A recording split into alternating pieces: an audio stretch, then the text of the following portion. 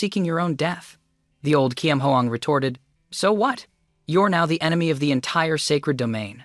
Do you think there's no one stronger than you here?" Then, a dominant figure appeared from behind the old man, calling Track Fam's name. This saint, on behalf of the sacred domain, will reclaim the demon emperor's relic. Triuthan, behind Track Fam, worried for his master. "This is bad, master. He's the strongest saint in the sacred domain." Yet Track Fam remained fearless. What righteous defender? What saint? You're just a bunch of vile hypocrites who covet a treasure. But before he could finish his sentence, a blade from behind struck Track Fam. It was Triuthan. He had betrayed his master. "Master, surrender." A wise man submits to the circumstances. Track Fam's eyes widened in shock. "Triuthan, it was you. You're the one who leaked the news, broke the defensive formation, and led them in." He couldn't accept it. "Why? I raised you since you were a child, treated you like my own son. Why did you betray me?" Triuthan's face was sinister. "Master, although your kindness to me is as heavy as a mountain, you shouldn't have cultivated the Kuyu Matluk alone. You guarded it like a vault, not letting me see it for even a minute." Track Fam stared coldly at his ungrateful disciple. "I can't believe a mere cultivation manual was worth more than all the years I spent raising and teaching you." Triuthan coldly withdrew his sword, and Track Fam's blood gushed out like a flood. He said coldly, "As long as what I do is right, I don't care if others judge me." Is this what a master teaches his disciple? Track Fam thought angrily. Triuthan. I originally planned to pass on my ultimate techniques to you. I can't believe you were in such a hurry. There's nothing trustworthy in this world anymore." Then he threw his head back and laughed loudly. "Well said." Track Fam's eyes radiated power as if he was about to self-destruct. "Today, even if I have to destroy the Ku Matluk, I won't let anyone have it." Everyone around felt the danger and shouted warnings. "Look out! He's going to self-destruct!" But it was too late. An immense power erupted from Track Fam, tearing through space and unleashing terrifying destruction. The scene then changes. A golden soul falls through the night sky. Below are numerous bodies, all having died gruesome deaths. Suddenly, the stream of soul entered the forehead of a young boy. It then seemed to awaken him. He opened his eyes and looked around. "Where is this? I am now." It was indeed Track Fam. He thought to himself, "To think that I, the great demon emperor, would end up possessing the body of a child." Suddenly, he glanced behind him, sensing danger. It was a pack of black panthers in the bushes. Spotting Track Fam, they ferociously charged at him. He just gave them a murderous glare and barked a single word: "Scram." All the panthers in the area, along with other fierce beasts, immediately turned tail and fled.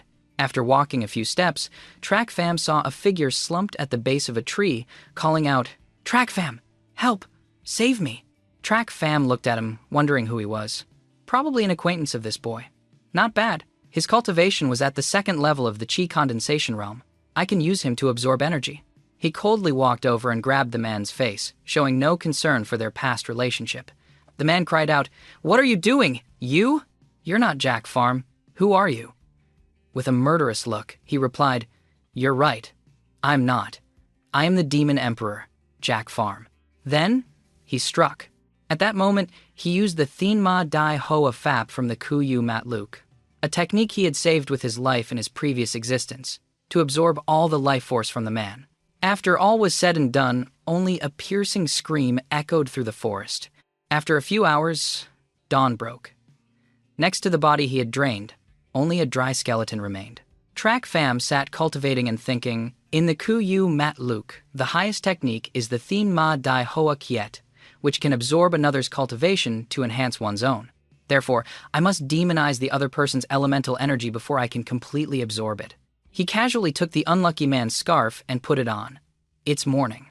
I can't believe it took a whole night to refine the power of a second-level chi condensation cultivator.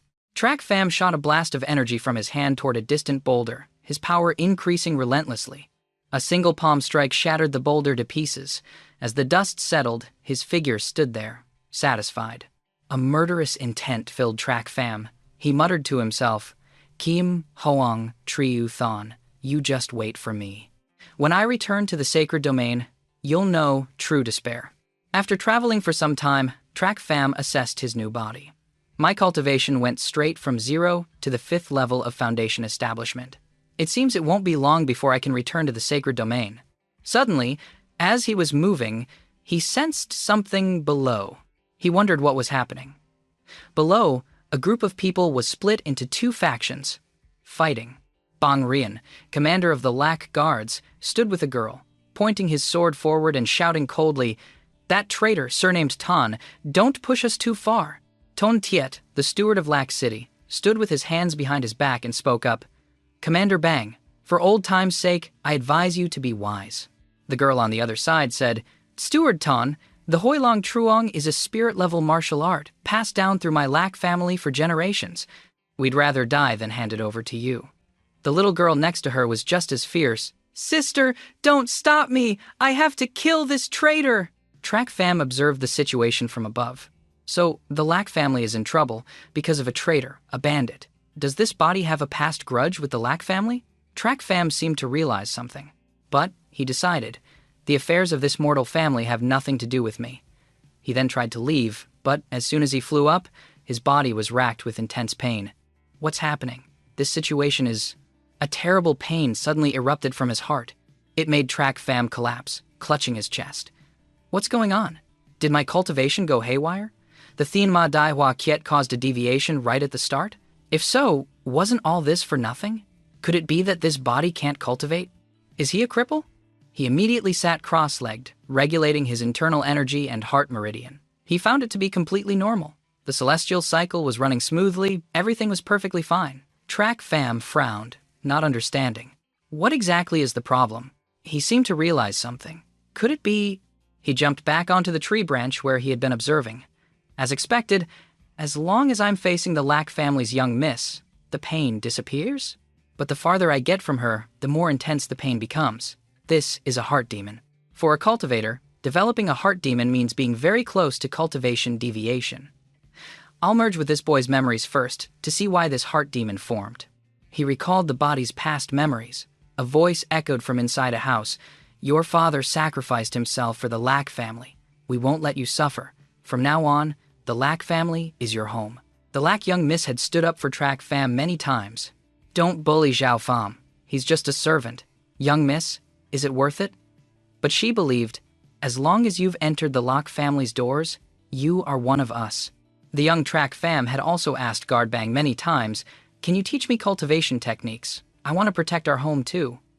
But Guardbang just gently patted his head and said, "Your body is too weak. It's too early for you to be a guard. I'll teach you some basic techniques to strengthen your health first." The young Track Fam was incredibly determined at that time. "I must work hard and become strong so I can protect the young miss and the Lac family." Then, a fire burned down the Lac family home. "Bandits! The bandits are here! Protect the young master!" Young miss. The gravely injured Track Fam lay in the young miss's arms, telling her to run, to take the young master, and escape. Track Fam hated his own weakness. He couldn't protect the Lac family. The stream of memories gradually closed. Track Fam realized, so that's how it is. He wanted to protect the Lac family. Therefore, if I betray them, it will trigger his heart demon. Damn it, why this kind of heart demon? Does this mean I have to be someone's servant for the rest of my life? I'd rather be killed than this. I, the great demon emperor, leader of the 8 emperors of the sacred domain, am being controlled by a mortal family. He punched the tree trunk in anger. This startled the people below. Then, Track Fam descended and coldly walked forward. A large brute saw this and shouted, "Who's there? Show yourself!" The Lac City side wondered, "Is that a reinforcement? It can't be, not this fast." Track Fam slowly approached. He told the young miss, "It's just a spirit-level secret manual. What's the big deal? Just give it to them. At worst, I'll just give you another one." Recognizing Track Fam, the young miss and her group were incredibly surprised. "I thought you were." He quickly interrupted. "I'm hard to kill. I didn't die." He silently assessed the other group. "These bandits are at least at the 6th level of Foundation Establishment. Steward Tan is at the 6th level of the Qi Condensation Realm." The other group saw him and laughed loudly. "I was wondering who it was. You've got some nerve, kid. You, the Lac family's servant of 15 years? With Track Fam's current strength, rushing in would be certain death." The Lac family members sighed in despair. "I've always thought this kid was a bit foolish. We really should find him a doctor." Track Fam thought to himself, "I need to find a way to break this siege." He said, "We have no choice. We have to fight them." Seeing this, the young miss called out worriedly. Track fam. Stop talking nonsense and get over here. The young miss is as kind as ever. She even wants to save a crazy servant. Hearing the man's mockery, the lack young miss asked, Steward Ton, won't you even spare a madman? He didn't answer, just coldly ordered his subordinates. Kill everyone beside her until she agrees to hand over the Huilong Trung. Fatty, do it! As soon as he finished speaking, the large fat man immediately lunged towards Track Fam. He stood still, observing and assessing his opponent. 7th level of Foundation Establishment, 2 levels higher than me. I can probably handle him, but I only have one chance. Just as the fatty swung his blade down, Track Fam let out a soft sneer. Then he pivoted, quickly grabbing the man's arm and twisting it 90 degrees, causing the blade to fall from his hand. He immediately caught the blade and swung it. He effortlessly sliced a line across the man's stomach, to the utter shock of everyone watching. Everyone was in the same state of jaw-dropping disbelief. What? Track Fam immediately made a decisive move. If not now, then when? He flew towards the lock young miss, grabbing her. I have to protect these two. What a hassle. Then, very quickly, Track Fam grabbed the young miss and the young master and fled, leaving the others behind. The guards, seeing this, also ordered each other. Stop them! Buy time for the young miss and young master! Steward Ton's face darkened with rage. You rotten brat! How dare you ruin my plans! Don't let me catch you. If I get my hands on you, I'll skin you, chop your bones, and make sure you die a horrible death. After running for a while, the two of them shouted loudly, Let me go! The lack young miss yelled, We can't just abandon them, I have to save them. The young master also scolded him, You servant dog, let us go! Track Fam threw them down at the base of a tree. The young miss was still stubborn. We have to go back. We can't let the Lack family's guards sacrifice their lives for nothing. He coldly asked her, What can you do if you go back? Can you defeat the bandits? Let's go, the enemy's about to catch up and you still have time to pull your young missus act on me. The young master added his 2 cents. Servant dog, is that how you speak to your master? Apologize to my sister, now. Track Fam gave him a cold look. You little brat! Believe it or not, I'll spank your bottom raw. The kid was still defiant. You dare? Servant dog? Then, looking at Track Fam's expression, it seemed he really did dare. And so, the young master's butt was spanked into a blooming flower. The only sound in the forest was the echo of smacks. A moment later, the siblings were rubbing each other's sore behinds while cursing Track Fam. You're so insolent, he replied with the same cold face. I only spanked his bottom a few times. Do you want me to spank yours too? If you don't run now, they'll catch up and kill you. By the way, is there anywhere nearby we can hide? Hearing this, the lack young miss thought for a moment then said, There's a farm nearby, but no other place to hide. West of Hakfong Mountain, there's a dense fog forest. People say that even the bandits living on Hakfong Mountain don't fully understand the terrain. Hearing her words, Track Fam pondered for a long time. He felt this place was quite safe and decided to take refuge there for now. Let's go. We'll head there. Carry your brother and lead the way. Fan Thuong was still fuming, but she had no choice but to obey him. She decided not to look at him and just walked straight ahead. She silently vowed, Once we're out of danger, I will definitely settle this score with you. Just you wait. After 2 or 3 hours, the 3 of them arrived at a forest shrouded in an indescribably gloomy fog. A vast whiteness swallowed the forest in peril. Track Fam looked at the scene before him as if lost in thought. Lac Fan Thuong saw him standing motionless and silent, thinking he was scared of the sight. My father once said the mountain lord of Hakfong's son is very powerful. No less than him. This is the misty cloud forest, shrouded in fog for years. No one who has entered has ever returned. Hiding inside is safe, but we might never get out. You take my little brother in first, I'll go block the bandits. Track Fam wasn't listening to her at all. He quietly scanned the surroundings. This is a good place to hide. Hearing Lac Fan Thuong's intention, he turned and said to her, I refuse. I'm not familiar with the terrain here. I need a guide. If you dare to leave, I will definitely strangle this little brat. Your deaths don't matter, but for me to die with you is not worth it at all. Why don't we finish off Steward Ton's group right here? What do you think? Hearing his words, she was terrified and took a few steps back. What on earth had driven him to become like this? She angrily shouted at him. With just you? Someone who hasn't even reached the chi condensation realm wants to kill a 6th level expert like Steward Tan? Even me and Guard Bang together couldn't defeat him. Don't go looking for death. He couldn't be bothered to argue with this young miss. Looking around again, he finally found a path to survival. He spoke to Lac Fan Thuong again. Young Miss Lac, do you dare to make a bet? If we win, Steward Tan's group will be buried here. Lac Fan Thuong looked at him in terror. What on earth does he want to do? Seeing her hesitation, he knew she could only rely on him. He gave a faint, smug smile. Give me the spirit stones you have on you. The last hope of the Lac family is in your hands. Lac Fan Thuong weighed her options. In the end, this was her only path. She took off the ring on her hand, her last remaining asset, and gave it to him, hoping it would be, as he said. If he dared to deceive her, she would not spare him even as a ghost. Holding the spirit stones, Track Fam felt a bit of excitement. He turned and disappeared into the vast fog, leaving behind only one sentence, "Wait for me here." The young Lac Master saw him leave and quickly said to his sister, "Sister, do you believe that servant dog?" Lac Fan Thuong shook her head slightly, saying with some difficulty, "Although he's disrespectful, his actions are helping us. That's better than those with honeyed words who stab us in the back when we least expect it." Track Fam slowly entered the misty forest. He assessed his surroundings. Eastern green dragon, western white tiger, southern vermilion bird, northern black tortoise, and the Keeleen rising in the center. The forest pierces the clouds and shatters the sky. This place is definitely a grand formation. Unfortunately, no one knows it. But this time, he came here to turn this place into a second heavenly demon peak. Holding the spirit stone, a bright light flashed as he moved through the forest, reciting an incantation.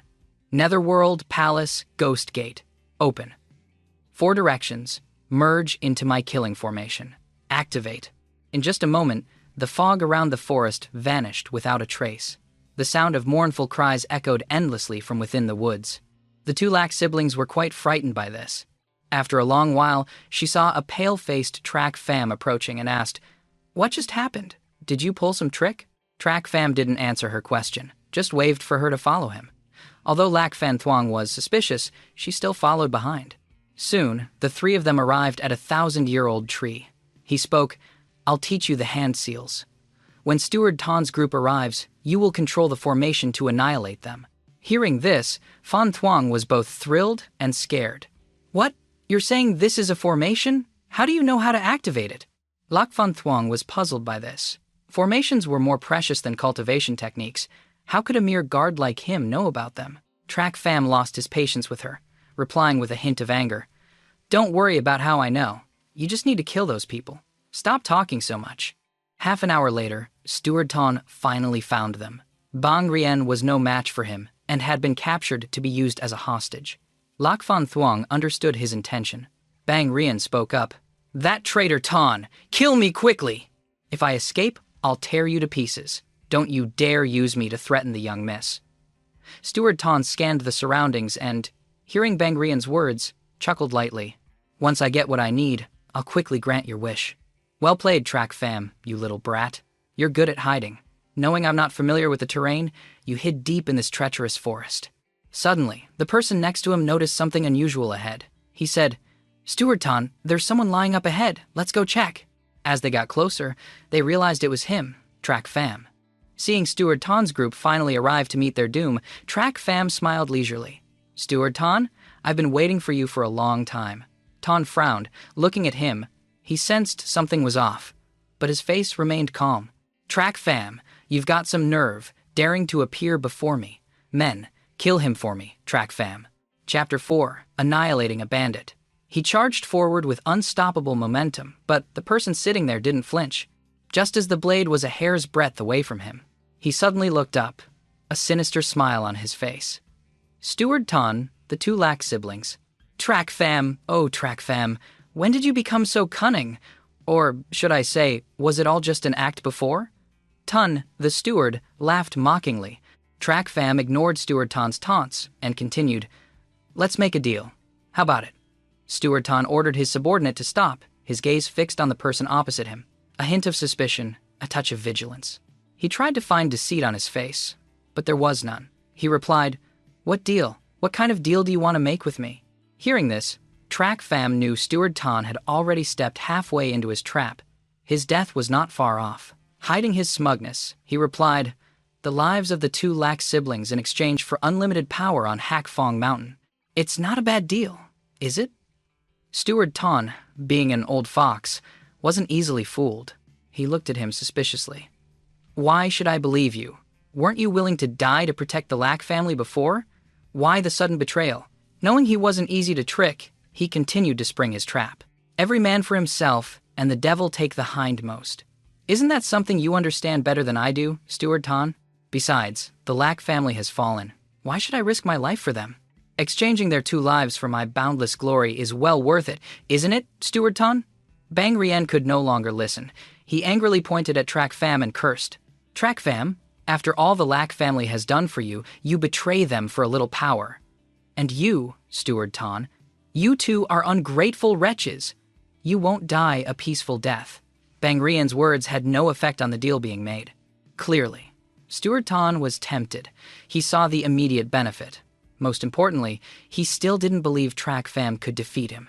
He immediately agreed to the proposal.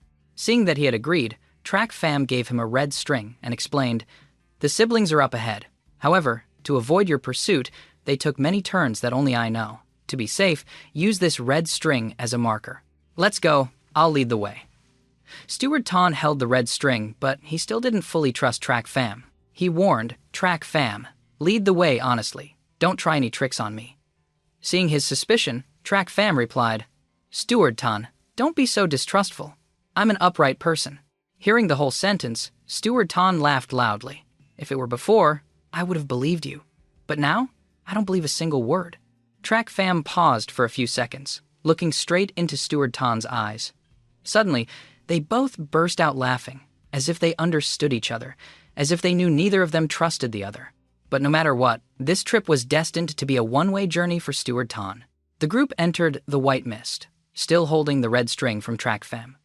Suddenly, he stopped. Steward Ton asked suspiciously, "What is it?" He had a bad feeling.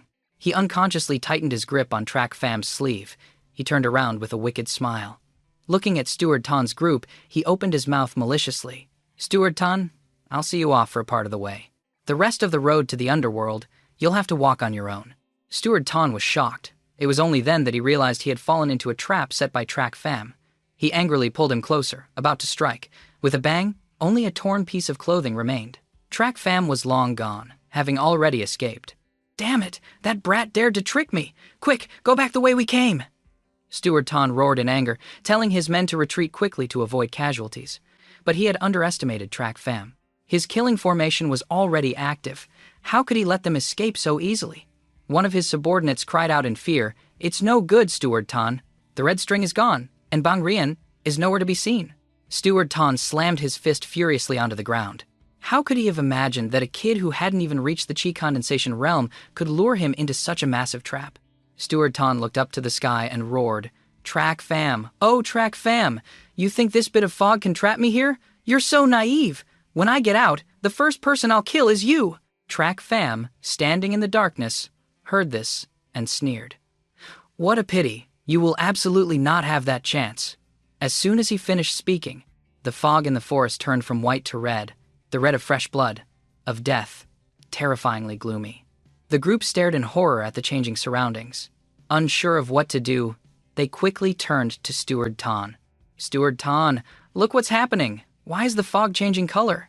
Stay on high alert. He must still be around here."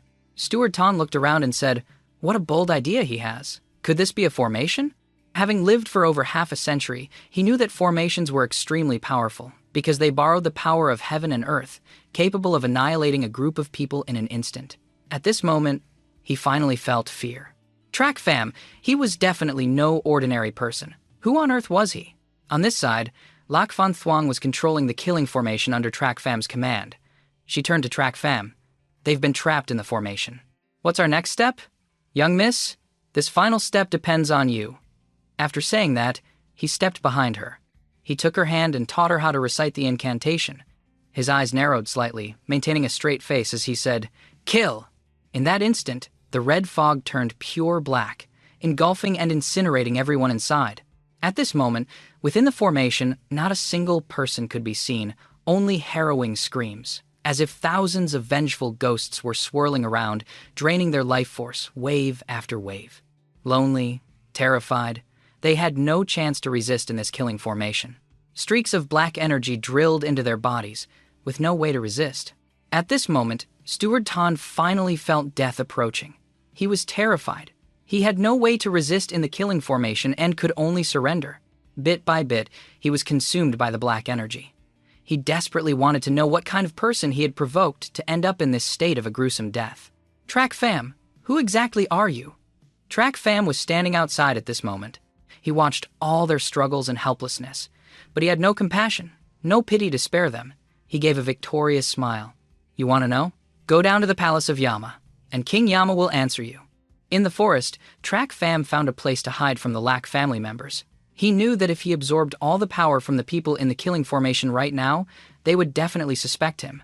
Having found a suitable spot, he began to recite the incantation, Return to dust, return to earth. The 9 nether demonic killing chi belongs to me. As soon as the incantation started, the killing formation immediately went out of control. The Lack family members were a bit surprised by this turn of events, not knowing why the formation lost control. On the other side, Track Fam continued to absorb the power. He sat in the fog. The black shadows rushed towards him like gusts of wind, and he just took it all in. His expression didn't change in the slightest. He continued to alter the incantation, activating the Thien Ma Dai Ho Kiet. In an instant, the black elemental energy in his body began to surge, rushing through his meridians, then moving to his dantian. In a flash, his cultivation began to increase dramatically. Foundation Establishment Level 6, Foundation Establishment Level 7, Foundation Establishment Level 8. Before he had time to adapt to the new source of elemental energy in his body, it continued to rise to Foundation Establishment Level 9, the peak of Foundation Establishment. It wasn't until his elemental energy reached the chi condensation realm that it showed signs of stopping. The killing formation he opened this time brought him a decent amount of demonized elemental energy. After absorbing all the elemental energy, he slowly opened his eyes, which were filled with joy. Compared to before, this breakthrough to the chi condensation realm had expanded his meridians much more. The elemental energy accumulated in his dantian was also 3 times larger than that of a normal chi condensation realm expert. He tested the power within him. Not bad absorption, it's pretty well refined. Now, he could control the demonic formation without needing that Lak Fan Thuong. Ultimately, it's always better to rely on yourself. Exhaling, he murmured an incantation, and the killing yin qi in his body began to recede. After the killing yin qi dissipated, he made a slight movement, and the fog immediately vanished as if it had never existed. He looked up at the sky. I've finally broken through to the chi condensation realm. I should practice some martial techniques. The Lack family members finally found him. Lack Fan Thuong saw him and shouted, Track Fam, where did you run off to? The formation suddenly went out of control. Oh, the fog is gone? She looked around and, not seeing any more fog, asked him with confusion. He didn't answer her question, just made up an excuse to brush it off. How could he reveal his secrets to others? He had been betrayed once. How could he make the same mistake again? It was probably due to insufficient spirit stones. The formation has many flaws, that's why it happened. But Steward Tan's group still died a horrible death. Not a single one survived. Lack Fan Thuong nodded upon hearing his explanation, not doubting his words in the slightest. At this moment, Bang Rian looked at Track Fam with some hesitation. But he suddenly clasped his hands and knelt down. I was reckless before. I didn't know you were setting a trap for them, so I said some offensive things. If you want to scold or beat me to vent your anger, I won't say a word of complaint. Seeing his action, Track Fam thought for a moment. Ultimately, he was still a loyal servant. He always gave his all for his master. He couldn't help but sigh, recalling his own past situation. If that Triuthon had even half the loyalty of Bang Rian, he wouldn't have ended up dead. Realizing he was dwelling on the past while Commander Bang was still kneeling, he spoke apologetically. Commander Bang, you are the commander of the guards. I am just a humble servant. How could I dare to blame you? Besides, this time it was all thanks to the young miss for setting up the formation. Hearing this, Commander Bang was overjoyed. As for the young miss of the Lack family, she was stunned for a moment, looking suspiciously at Track Fam. She didn't understand why he was hiding the fact that he was the one who activated the formation, but seeing his signal, she decided to go along with him this time. The young miss knows about formations? Heaven is protecting the Lack family. The day the Lack family rises again is not far off. After saying this, Commander Bang threw his head back and laughed loudly. Hearing this, Track Fam just smiled and offered no comment. The danger had passed. This time, he had to plan how to protect the two Lack siblings, and also find a way to leave without affecting the heart demon of that kid, Track Fam. It's really too troublesome. In this life, he would have to take it one step at a time. He couldn't let himself fall into a dangerous situation like before. He thought for a moment, then discussed with Commander Bang, "Now that the threat is gone, what are your plans?" "We originally planned to protect the young miss and take her to the Tai family for shelter. The young master has had a marriage contract with the young miss since childhood, so we should be able to rely on them." At this point, Commander Bang completely trusted Track Fam, honestly telling him all his plans. Hearing this name, Track Fam thought for a moment. The Tai family of Phong Lam City.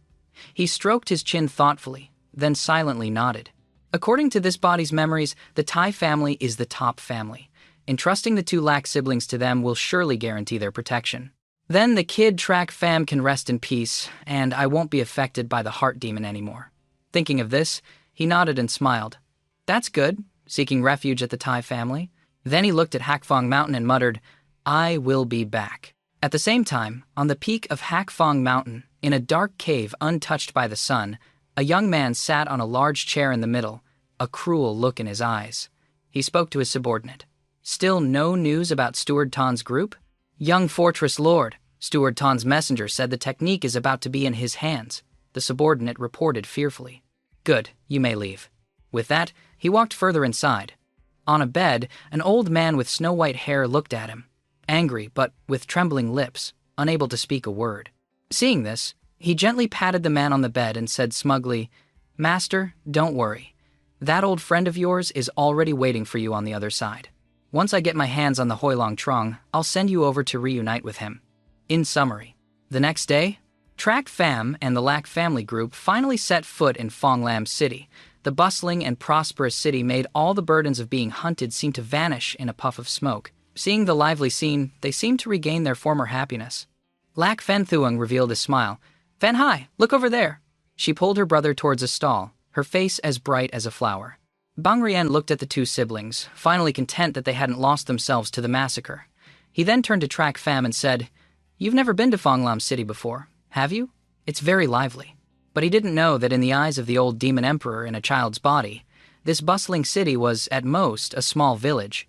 He smiled and nodded, offering no opinion, and asked again, "Aren't we going to the Tai family yet?" Lac Fan Thuong, who was walking ahead, heard his question and turned back with a happy reply. "We can't go directly to the Tai family. Van Hai and I will go pay a visit first, then you two can come." Hearing this, Track Fam frowned and muttered, "What a hassle." Bang Rien just gave a wry smile. "After all, we're relying on others. It would be a bit impolite to do otherwise." Unable to stand these formalities, he interrupted. "All right, you guys go first." Whether they went first or later, as long as the two Lack siblings were well taken care of, he would be free. He didn't mind waiting a little longer. But just then, he heard a child's voice cursing him from behind. "Servant dog, now that we're in Phong Lam City, I'll definitely have my brother-in-law deal with you. You just wait." Lac Fan Hai stood with his hands on his hips, warning him, "In your dreams." As soon as the young master finished speaking, he didn't hesitate to kick him straight in the butt, knocking him to the ground. He then smiled and said to him, "No need to wait for your brother-in-law. I'll deal with you right now, you little brat." Lac Fan Thuong saw this and quickly helped her brother up, glaring at him. "How could you pick on a child? It was your brother who was asking for a beating. Don't blame me." Track Fam glanced at her lightly, waved his hand and said, "Hurry up and get you two settled. Then you can kick me out. It won't be too late." Commander Bang, who saw everything, spoke up with some difficulty. "Brother Track Fam, look, he is the young master after all. Could you give him some face? How could you kick him?" Track Fam chuckled, shrugging indifferently and refusing to reply. He had never paid any mind to anyone. He was arrogant and haughty. How could he let himself become someone else's slave? He was only doing this because of the heart demon. He turned and walked away. Bang Rien knew he wouldn't listen to his words and helplessly followed. A moment later, the two of them arrived at a stall and suddenly heard an argument. Curious, they went forward to see. He saw a lady standing in front of a jade stall, arguing with the seller. The woman was dressed in white, her eyebrows curved like a bright moon. She looked incredibly gentle. Despite the shopkeeper's harsh words, she maintained a faint smile, not being rude, and gently stuck to her opinion. "This jade of yours is not real." The shopkeeper, having his stall criticized, couldn't hold back anymore and shouted at the woman, "Which eye of yours sees that it's not real jade? What do you know about jade? Go play somewhere else, kid. Don't interfere with my business." The woman smiled but firmly reiterated her opinion. "I really don't know anything about jade, but I saw a pure jade pendant once, and I know this one of yours is fake." This woman used such a strange reason to deny the value of the jade pendant. It was hard to tell if she was naive or just pretending. But looking at her smile, he still couldn't help but step in to help. "This jade piece of yours, just as this lady said, is definitely a fake. I have a way to prove it." The strange woman was stunned for a moment, looking at Track Fam thoughtfully. Finally, she nodded lightly and smiled. He looked at the crowd and said, "Everyone, help me find some sulfur and a basin of water. I can completely prove it's a fake." The crowd, wanting to see if they had been tricked by the dishonest merchant, immediately went to prepare. The shopkeeper was still trying to salvage some of his reputation. "Where did this brat come from? Everything I sell is genuine." Hearing this, he just smiled faintly. In his previous life, he lived in a city where the most common things were various types of jade. He would definitely make this man admit defeat. Right in front of everyone, he put the prepared ingredients into the water, then challenged the shopkeeper. "Put that jade pendant of yours in the water. It will prove whether it's real or fake." "Fine, I'll put it in." The shopkeeper was still confident. He didn't believe some water could prove if jade was real or fake. The moment the jade fell into the solution, it immediately changed color to red and even emitted a fishy, bloody smell. The shopkeeper was utterly shocked and stammered, "How can this be?" "What's so surprising? This jade of yours is simply a fake. Put it in the solution, and its true form is immediately revealed. Now, return it to the man." Also, what the lady said was not wrong. "This jade pendant of yours is worth at most 3 spirit stones." The woman continued to state her case. The angry crowd, realizing they had been tricked by the shopkeeper, immediately surrounded and beat him relentlessly. Ignoring the chaos behind them, the woman spoke to Track Fam. "You are very skilled, sir. I only knew it was a fake, but I had no way to prove it. Fortunately, you were here to help." Track Fam, seeing her about to leave, asked with confusion, "Miss, aren't you going to buy it? It's only worth 3 spirit stones." The woman gazed into the distance, a flicker of viciousness appearing in her eyes before vanishing, returning to her gentle demeanor. "No, I just wanted to point out the value of that jade piece to prevent others from being deceived." After saying that, she smiled and walked away. Commander Bang finally exclaimed, "What a strange woman! How could she fool a seasoned demon emperor like Track Fam?" Her vicious gaze couldn't escape his eyes. He muttered, "This woman is vicious, but still not experienced enough. Otherwise, this treasure would have fallen into her hands."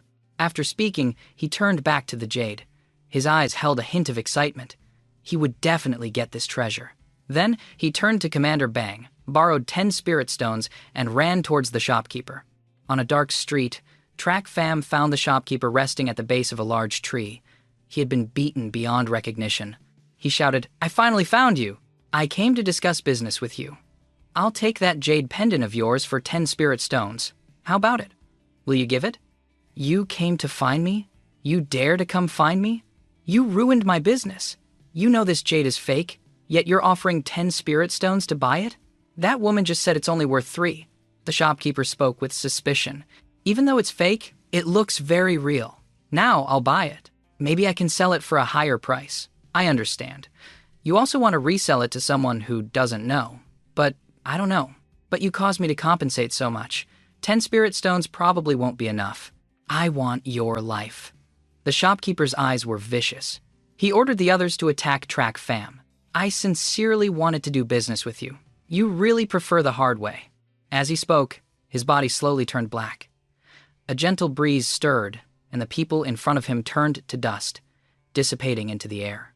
He was now at the chi condensation realm. These small fries were no match for him, not to mention he was a renowned demon emperor in his past life who had killed countless people. They were simply seeking their own death. After snatching the jade pendant from the alley, Track Fam went straight back to the inn to rest. As soon as he returned, he ran into Bang Rien. He returned the 10 spirit stones to him, then instructed, "I'm going back to my room to rest. Help me stand guard and don't let anyone in."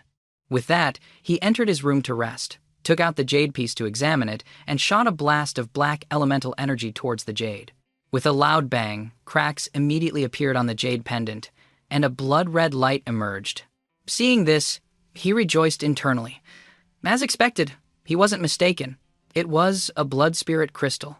Legend has it that the blood spirit crystal is a rare gem, formed from the accumulation of thousands of drops of essence blood, absorbing the spiritual energy of heaven and earth and the essence of the sun and moon over tens of thousands of years.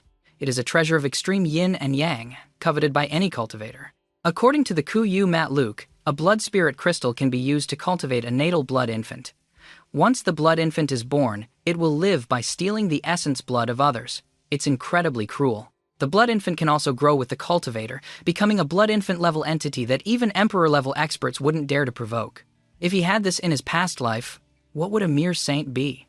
Unable to wait any longer, he excitedly cut his wrist and dripped blood onto the jade. I can't believe even the Kuyu Ma Day wasn't lucky enough to get this, and now it has fallen into my hands. The heavens are on my side.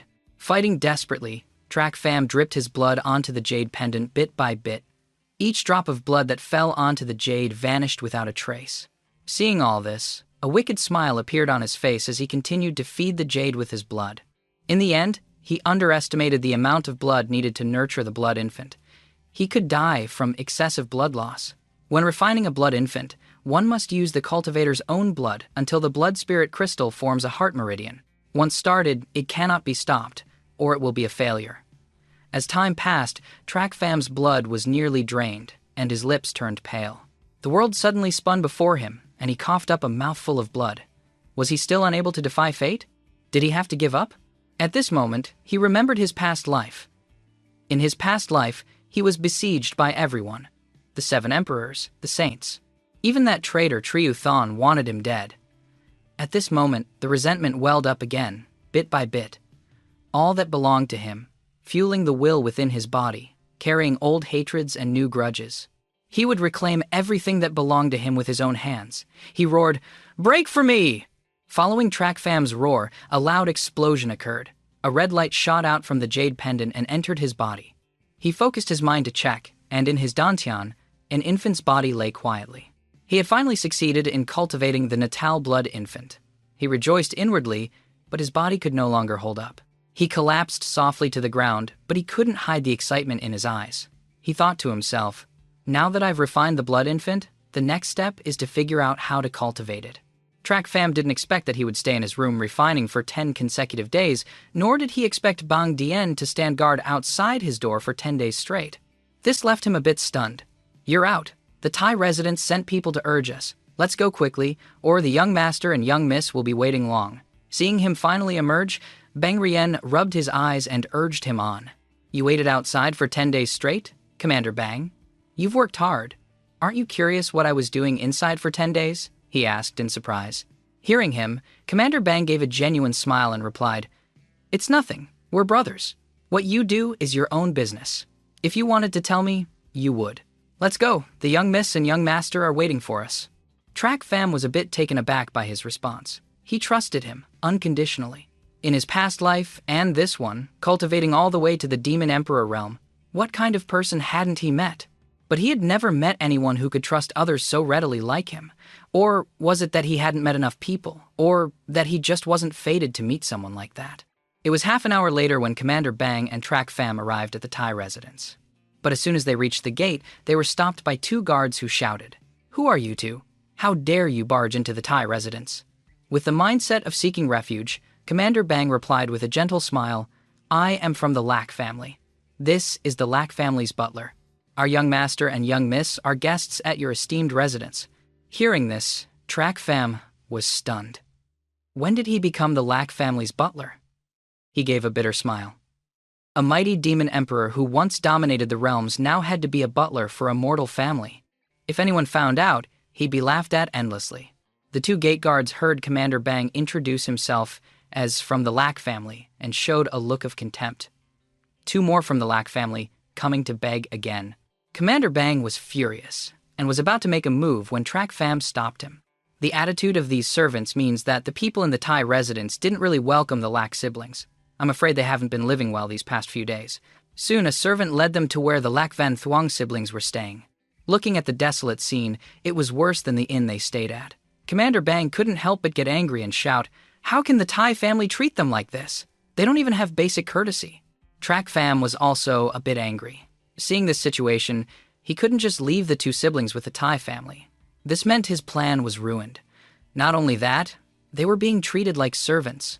"Let's go in and see." Track Fam silently entered the room, and Bang Rien hurriedly followed. In the room, only Lok Fan Hai was sitting on the bed, his eyes vacant. The room's furnishings were also very simple, with nothing but a table and chairs. Bang Dien felt a bit of pity seeing this scene. "Young master, I'm sorry I'm late. I've made you suffer." Track Fam looked at the scene without a trace of compassion, asking, "Kid, where's your sister?" "Sister went to ask young Master Tai for help," the young master replied timidly. "The Tai family's attitude is already like this, and she's still asking for help? Is your sister an idiot? Let's go. We'll go bring your sister back." After speaking, the three of them went to find Lac Van Thuong. In a small courtyard next to a clear blue stream, a handsome young master and a lovely lady were playing, their cheerful laughter echoing through the courtyard. Lac Van Thuong watched them exchange flirtatious glances. She couldn't bear it any longer and spoke up. "Brother Hu Din, I'm not asking you to fulfill our old marriage contract. I'm just asking you to speak to your father on my behalf, to help restore the Lac family." Hu Din, who was happily with the beautiful woman, was in no mood to entertain her. He replied impatiently, "I've made it clear to you, there's no relationship between us. Also, your family's problems have nothing to do with me, and I can't help." "That's right. If you know what's good for you, get lost. Brother Hu Din has long since stopped liking you." The young lady beside him chimed in with wide eyes. At this moment, Fan Thuong understood. The old ties between the two families had been completely discarded by the Thai family once the Lac family fell into ruin. But she had no other choice. To revive her family, for the Lac family to be as it once was, her only option was to beg him. "For the sake of our childhood friendship, I beg you to speak on my behalf, please?" Suddenly, a slap landed on Lac Fan Thuong's face. She was stunned, Ton Vu Phai's curses still ringing in her ears. "You little slut, stay away from him. And you, Brother Hu Din, if I find out you have anything to do with her in the future, I will absolutely not forgive you," Ton Vu Phai screeched shrilly. Lac Fan Thuong had lost all hope. What was her Lac family to do? At this moment, she truly needed someone to save her, to save the Lac family. Suddenly, a figure flashed past her, heading straight for where Tai Hu Din was standing. A punch landed on his face. The sudden event startled the two of them. When they came to their senses, they saw a young man standing in front of Lac Fan Thuong. He opened his mouth. "A pair of adulterers dare to ruin my plans. You think you're worthy? Who are you?" Con Vu Phai and Tai Hu Din looked at the person before them, utterly terrified. They were known as the geniuses of their families in Phong Lam City. Yet this person was at most their age. Yet when he arrived, no one noticed. He had already slapped them twice. What level was his cultivation at? At this moment, Bang Rien and Lac Van Hai finally caught up, helping Lac Van Thuong to her feet. Track Fam paid no attention to the two's questioning. He looked over at the young miss, her face covered in tears. The needle hurt a bit. He, the great demon emperor, how could he feel pity for this little girl? It must be the damn heart demon of that kid Track Fam. He sighed helplessly, reached out to wipe her tears, and said, "Let's go." Lac Van Thuong nodded in agreement. "I am the great demon emperor." Since things had come to this, they couldn't stay at the Thai family residence. They were about to leave when Ton Vu Phai's voice rang out from behind. "You hit someone and then just leave? There's no such thing. Lac Fan Thuong, where do you think you are? Coming and going as you please. If you don't kneel and kowtow to me 3 times today, none of you will leave this place. Don't forget you still have that little brother of yours." After saying that, she smugly thought that, in order to submit to the power of the Tai and Ton families and to protect Lac Van Hai's life, Lac Van Thuong would definitely kneel, as she said. Lac Van Thuong hesitated for a moment, then finally slowly closed her eyes and was about to kneel. Just as the adulterous pair was gloating over their success, Track Fam made his move. A gust of wind flashed by, and it was over before anyone knew what happened. No one had a clear view of the situation. Ton Vu Phai and Tai Tu Din were already kneeling on the ground, kowtowing. There were even bloodstains on the ground. The two of them gnashed their teeth, their eyes wide as they stared at the person who had struck them. "It's you again, you bastard. Now, even if you kneel before me, I will definitely not spare you." As soon as she finished speaking, Track Fam struck again. With 2 kicks, they were sent flying. Without even giving them a second glance, he said, "You want me to kneel? You think you're worthy? You're thinking too much." Just then, as Lak Van Thuong and Bang Dian were marveling at Track Fam's actions, an old, angry voice approached. Who has the guts to cause trouble at the Thai residence? Seeing the person arrive, a hint of joy appeared on Tai Hu Din's face as he shouted, "Father, your timing is perfect!" They're the ones causing trouble in our Thai residence. Unlike the cheerful Tai Hu Din, Lok Fan Thuong and Bang Dian were now extremely scared. They had caused trouble at the Thai residence, and now the master had appeared. They would surely not escape. As for Track Fam, he looked at the newcomer and carefully assessed him. Tai Vin appeared to be over 50, tall and imposing, exuding the aura of an expert. He looked at Tai Vin and said with a smile, "8th level of the bone-tempering realm." His words immediately stunned Tai Vin. He couldn't believe this kid could see through his cultivation. He glanced at the young man before him, whose cultivation was unfathomably deep. He smiled in return. "You have a good eye, young master. May I ask who you are?" "The butler of the Lak family, Track Fam," he answered confidently. The Thai family head was startled once again. He had long heard of the Lak family's butler, but he never expected him to be this young. He valued talented people. However, he knew there was someone here he couldn't afford to offend. He glanced at Ton Vu Phi. He spoke comfortingly, "Rest assured, with me here, I will definitely get justice for you." After speaking, he turned to the Lak Fan Thuong siblings. His expression changed and his voice deepened. "Fan Thuong, out of respect for our 2 families, I took you in, yet you caused trouble here." Track Fam didn't wait for Lok Fan Thuong to speak. He answered on her behalf, "An old man like you bullying a little girl. If you have something to say it to me directly. Fine. If you want to turn hostile, then don't blame me for being impolite. If you can withstand 20% of my power right here, I'll let you leave." "How about it?" Tai Vin said coldly. 20% of your 8th level bone tempering power is higher than a 9th level chi condensation expert. You clearly want to kill us. You're bullying us too much, Bang Rian replied angrily. Without waiting for them to argue further, Track Fam immediately made his move. A palm print appeared in the air. Tai Vin never expected that he would dare to strike first, and even managed to block 20% of his power. This young man was truly extraordinary. A 2nd level chi condensation expert managed to block 20% of my power. Not bad. But unfortunately, while you might have been lucky enough to escape death this time, others may not be so fortunate. Track Fam gave a strange smile, pointing at Tai Vin. "I've never believed in luck in my life. The only thing I believe in is my strength. Now look at your son. We can take his life whenever we want." Tai Vin lowered his head in alarm and examined himself. His eyes involuntarily contracted. There was indeed blood on his hand. How could a chi condensation realm expert injure him? He looked over at his son and saw that Hyo Din had suddenly coughed up a large mouthful of blood. He couldn't help but feel a pang of anguish. He asked Track Fam, "What in the world did you do?" "I'm just giving the Thai family head a little warning. I can crush your son's life whenever I please, so don't be reckless. Also, you showed us no courtesy today. We will definitely meet again in the future. Farewell." After speaking, he turned and pulled the Lak family group away, to their utter astonishment. In their minds, Track Fam should have died under Tai Vin's palm strike just now, but he survived and even got them out alive. This was too unexpected. Tai Vin was both surprised and furious. Letting them go now was like releasing a tiger back into the forest. There would surely be trouble in the future. He had to make a plan. This Track Fam could not be spared. He turned to Ton Vu Phi. "Vu Phi, this Track Fam, if we don't eliminate him, he will. In the future, he will definitely be a threat to the Ton family. You should find a countermeasure soon." Tai Vin was a cunning old fox. He wanted to use the Ton family to eliminate Track Fam. But this was exactly what Ton Vu Phi wanted. She had just suffered a loss and would definitely get it all back from Track Fam. "You're worried about your son's life, so you don't dare to touch him, but my Ton family isn't afraid. I will definitely avenge this." The 3 of them walked out of the Thai residence. Commander Bang and Lok Fan Thuong were still terrified. Only Track Fam remained calm. If you looked closely, you could see a hint of anger in his eyes. He was so close to settling the Lak siblings. He could have removed his heart demon and continued on his path, But all of this was ruined by the Tai family. He vowed that the Tai family would pay a heavy price for this. He now had to make plans for himself, while also looking after the two Lack siblings. He couldn't let anything happen to them, or his heart demon would affect his future path.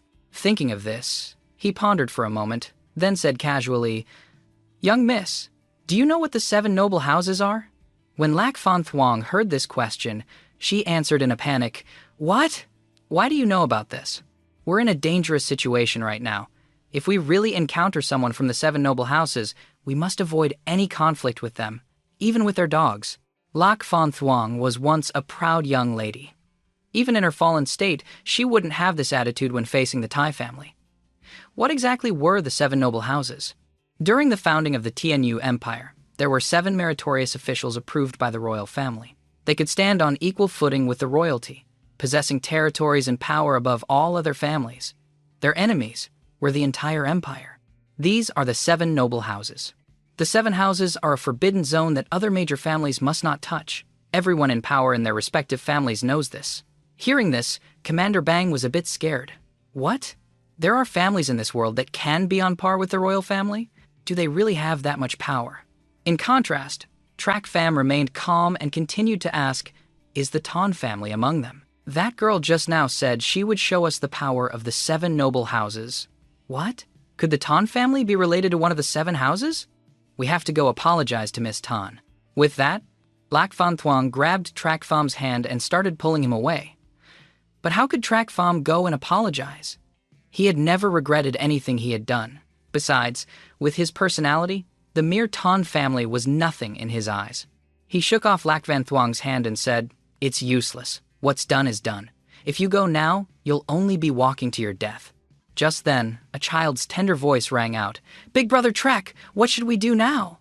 A bit surprised, Track Fam narrowed his eyes and asked, "Kid, you're not calling me a servant dog anymore? Big Brother Track saved my sister and me. I am incredibly grateful. From now on, you are my real brother, my brother-in-law. Please help us one more time." Van Hai spoke sincerely. Hearing his words, everyone was caught off guard. Track Fam was very pleased. "Very good. It's good that you know how to be grateful." Then he turned to ask Lok Fan Thuong, "Is there really someone from the 7 houses in Phong Lam City?" "Yes, the Flower Glimmer Pavilion, the #1 appraising family, is incredibly wealthy." Lack Fan Thuong thought for a moment, then named a family. Track Fam patted Van Hai's head and said, "Good, then let's go back to the inn first. Tomorrow, we'll go to the Flower Glimmer Pavilion." With that, he started walking back towards the inn, leaving Lack Fan Thuong and Commander Bang in a state of confusion. After a moment, the two of them ran after him, asking, "Why are we going to the Flower Glimmer Pavilion?" "To form an alliance," Track Fam replied softly. Hearing this, everyone was stunned. The 7 noble houses, the Flower Glimmer Pavilion, how could they form an alliance with them, a fallen mortal family? It wouldn't be that easy. The next morning, they set out for the Flower Glimmer Pavilion. In Phong Lam, city stood an ancient building, dozens of stories high, which gave people a sense of oppression. As soon as they arrived, they saw 2 guards at the gate, but the aura they exuded was intimidating. Track Fam was assessing them. "I can't believe even the guards have reached the peak of the Qi condensation realm. There was nothing to assess about them. They are truly one of the 7 great houses." Seeing them approach, the 2 guards warned, "Stop." Track Fam walked to the door. Seeing them block his way, he introduced himself. "Please inform your master. The young miss of Quy Van Manor, Lack Van Thuong, requests an audience." Seeing this, the 2 guards glanced at each other, feeling a bit strange. They had never heard of a Lack family in Phong Lam City. They said coldly, "Never heard of it. Our steward doesn't meet with nobodies." Lack Van Thuong, hearing these words from behind, knew it was expected. How could the 7 great houses easily form an alliance with others? But Track Fam didn't think so. He had lived 2 lives. What hadn't he experienced? He didn't hold back and said loudly, "Whether he meets us or not, you still have to inform your master. It's not up to 2 servants like you to make that decision. The 7 noble houses, such a great family, has this kind of hospitality? Seeing is truly believing." Track Fam saw them preparing to attack and took a few steps back, assuming a defensive stance. Just then, a charming voice called out, "Stop." Following the voice, a woman in a pure, white, gentle, and beautiful dress emerged from within. The two guards heard her and respectfully said, "Young miss, someone is causing trouble. I heard what you said just now. You were in the wrong. Guests are to be welcomed. You shouldn't be so rude."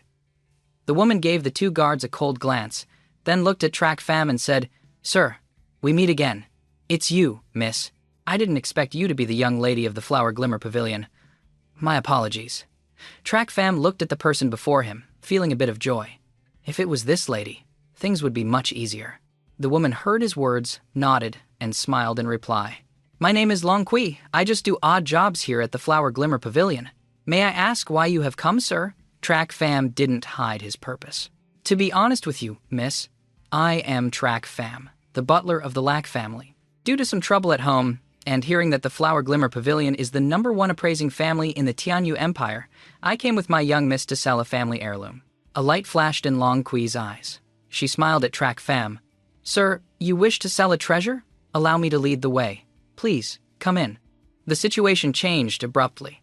The two guards were caught off guard, asking each other in confusion. Was that person a friend of the young miss? Impossible. How could the young miss have such a destitute friend? He said he came to sell a treasure. With his appearance, what valuable treasure could he possibly have? When they get kicked out, we'll teach them a lesson. Track Fam's group followed Long Kui into a room. The four of them sat down, and Long Kui smiled, saying, "I wonder what treasure you have, sir. Please take it out for me to have a look." Track Fam looked at her, his lips curving into a smile. This little girl may look inexperienced, but she's extremely shrewd. The incident outside the door, this girl clearly knew everything, but she wanted to use the two guards to probe him before intending to negotiate business. The person opposite her was a demon emperor who had dominated for decades. She was still too naive in front of him. Track Fam took out a scroll from his pocket. It flew out in front of her. The scroll looked like a fake, but when Long Kui saw it, she was slightly thrilled. Lack, Fan Thuong, and Commander Bang were also very curious. This was just a painting Track Fam drew last night. What was so precious about it to be considered a treasure? After a careful examination, hiding the excitement in her eyes, Long Kui slowly spoke up. "I wonder what price you are asking for, Sir Track Fam." "Miss Long is an expert. You name the price," Track Fam said with a smile. 200,000 spirit stones. What do you think, sir? Long Kui sensed that Track Fam was also an expert, so she had no intention of deceiving him and stated a price. What? 200,000 spirit stones. This number truly shocked Lok Fan Thuong, making her jump up from her chair.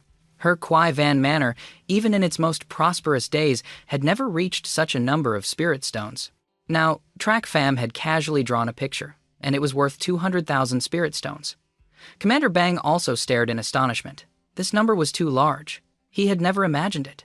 Seeing the two's reaction, Long Kui felt a bit contemptuous. She looked over at Track Fam, who was still sitting calmly. He smirked and she heard him say, 200,000 spirit stones. Miss Long, are you giving alms to a beggar? I'm not selling. Track Fam shook his head and laughed twice. Miss Long, if you're not sincere, then this deal is off.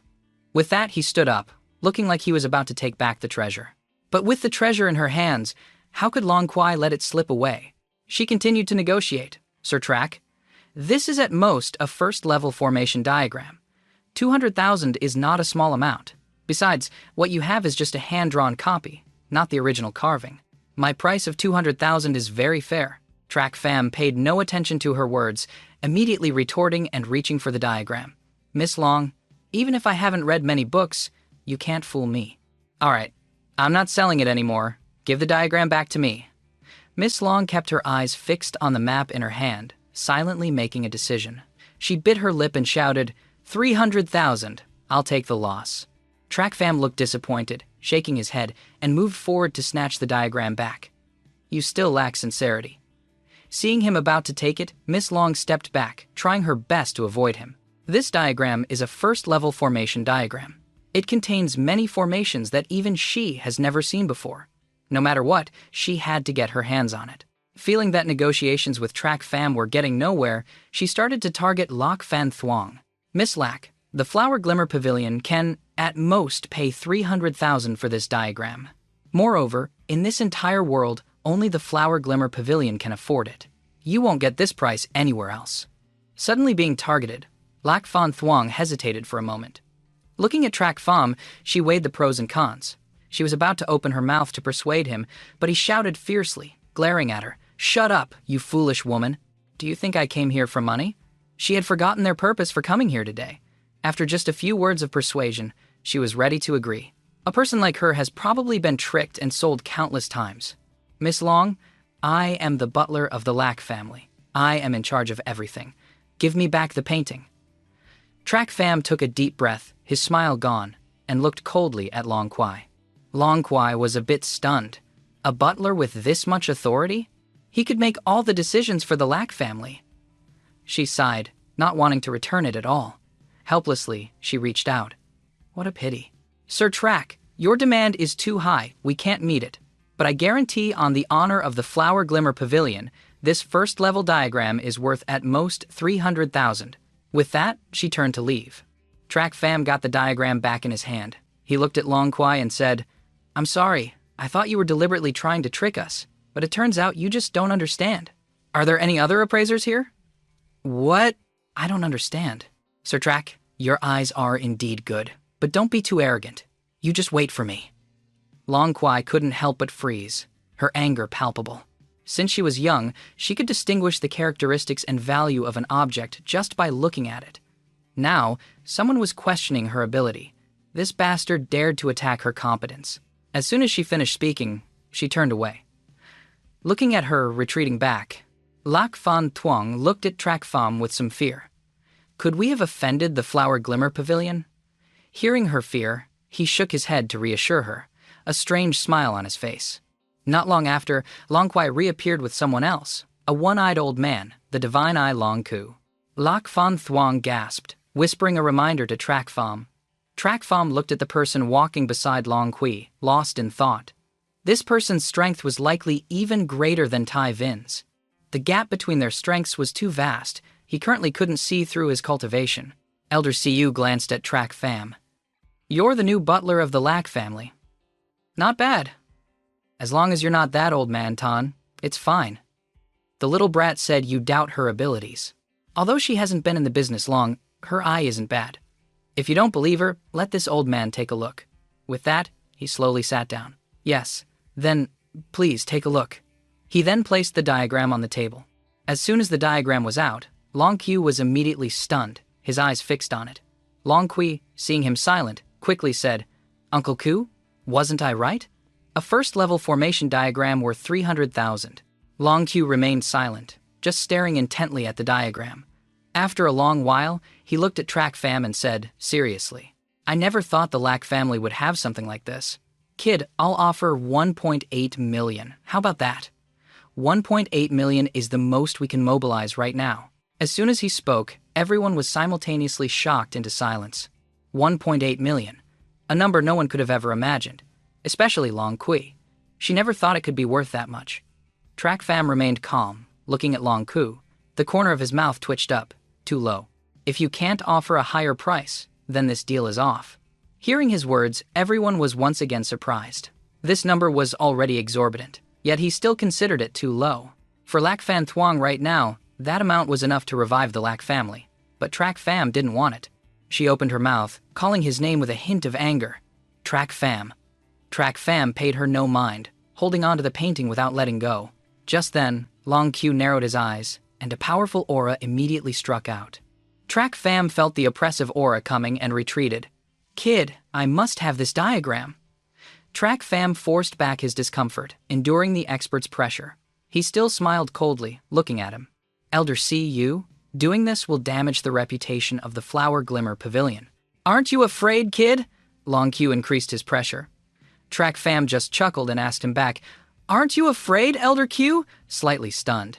Long Cu suddenly withdrew his aura and laughed loudly. "Good, a fine lad. With someone like you supporting the Lack family. The Lack family will soon be restored to its former glory." "All right, you didn't come here for money. Speak, what are your conditions?" Track Fam's lips curled up. He had won. He had successfully gambled his life and the reputation of the Flower Glimmer Pavilion. As expected of an old fox, his purpose for coming here was seen through by him. It was too much. He had also achieved his goal. It no longer mattered if he knew or not. Thinking this, he answered bluntly, 10 million. You can pay 1 million now. The rest can be paid slowly. Consider it a debt you owe us. Long Ku considered for a moment, then reached out and took the diagram, saying calmly, "All right, deal. The Flower Glimmer Pavilion owes you. Little Kwai, give them 1 million and see them out." With that, he immediately turned, and his figure vanished. Long Kwai hesitated for a moment, then followed Long Ku's instructions and gave the money to them. At the same time, Long Kwai was suspicious. Lak Fan Thuong and Bong Rien also looked at him with suspicion. In this negotiation battle, Trak Pham had actually won. He had casually drawn a diagram and received 1 million, plus a favor from the Flower Glimmer Pavilion. How on earth did he do it? But they didn't understand that the battle just now was a psychological contest between experts. The one with the stronger mentality would win. In another room, Long Kui gave the spirit stones to Trak Pham's group and went to see Long Ku. She asked, "Uncle Ku, isn't it just a first-level formation diagram? Why did you offer such a high price?" "Look carefully. That's an ancient formation diagram. It has been lost for a long time. I'm afraid this is the only one in the entire Tianyu Empire. 1 million and a favor is not a loss." Long Ku calmly answered her questions. Remembering something, he added, "Find a Keat and have him assign 4 or 5 experts to protect them. They just offended the Tun family." Long Kwai was thrilled to hear Long Ku's words. An ancient perception diagram, and the only one at that. Just how precious was this? Waking from her shock, Long Kui looked at Long Ku and replied, "Why do we have to protect them? Didn't you hear me?" "We owe them," Long Ku sighed in reply. After achieving the purpose of his trip, Trak Pham returned to the inn in a cheerful mood. His next step was to plan how to deal with the Ton family. He gave a wicked smile, a hint of excitement in his eyes. The Ton family and the power of the 7 noble houses behind them, he hoped they wouldn't make him wait too long. The next morning, he was sitting in his room resting and regulating his body when he suddenly heard Bang Rian's panicked voice. "It's bad, Trak Pham! The Ton family's people are surrounding us outside." Hearing this, he immediately stood up, his eyes excited as he replied, "They've finally come! I've been waiting for them. Let's go out together." Seeing him go out without a shred of fear, Commander Bang felt a bit of admiration. They were both servants, yet he had such an imposing aura. But he didn't know that inside Trak Pham's body was no longer the boy who was once loyal to the Lak family. He was now a demon emperor, feared by all, a demon emperor who slaughtered in all directions. Trak Pham, Lak Fan Thuong, and Commander Bang all stepped outside, looking at the aggressive crowd before them. Lak Fan Thuong spoke up, "Miss Ton, I wonder why you have come here today." "Lak Fan Thuong, don't play dumb with me. You know what you did, yet you shamelessly ask me? I came here today to settle the score with you, especially that brat Trak Pham." Ton Vu Phai spoke aggressively. Lak Fan Thuong looked at her, then turned to look at Trak Pham. Seeing his expression hadn't changed at all in the face of her aggression, if he wasn't afraid, then neither was she. She spoke again. "Miss Ton, my Lak family has been in Phong Lam City for hundreds of years. We can't be so easily wiped out. The Ton family has only been in Phong Lam City for a few dozen years. You should watch your words." Hearing Lak Fan Thuong's words, she became furious, glaring at Lak Fan Thuong and starting to gather elemental energy in her hand, intending to attack her. "Today, I'll show you what a phoenix with broken wings is worth." As soon as she finished speaking, she aimed a strike at Lak Fan Thuong. However, before she could strike, someone stepped forward to stop her. "Cousin, you." Ton Vu Zifai looked at her cousin in confusion. She only saw the young master give a faint smile. He didn't look at her, only at Lak Fan Thuong, and said politely, "Miss Lak, please forgive my cousin's rudeness. We came here today only to seek justice for her. As long as you hand Trak Pham over to me today, I guarantee the Lak family's safety. And if you're willing, miss, I'm prepared to help the Lak family rise again." "No need.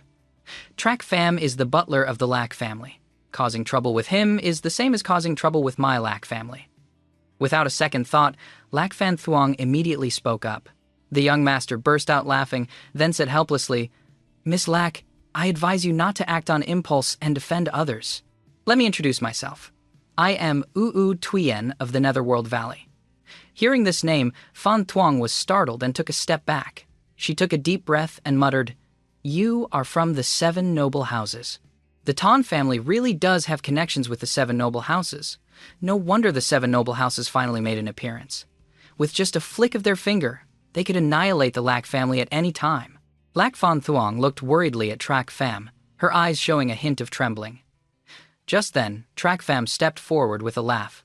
looking arrogantly at Yu Tuyen. I am Track Fam, the butler of the Lack family. What do you want?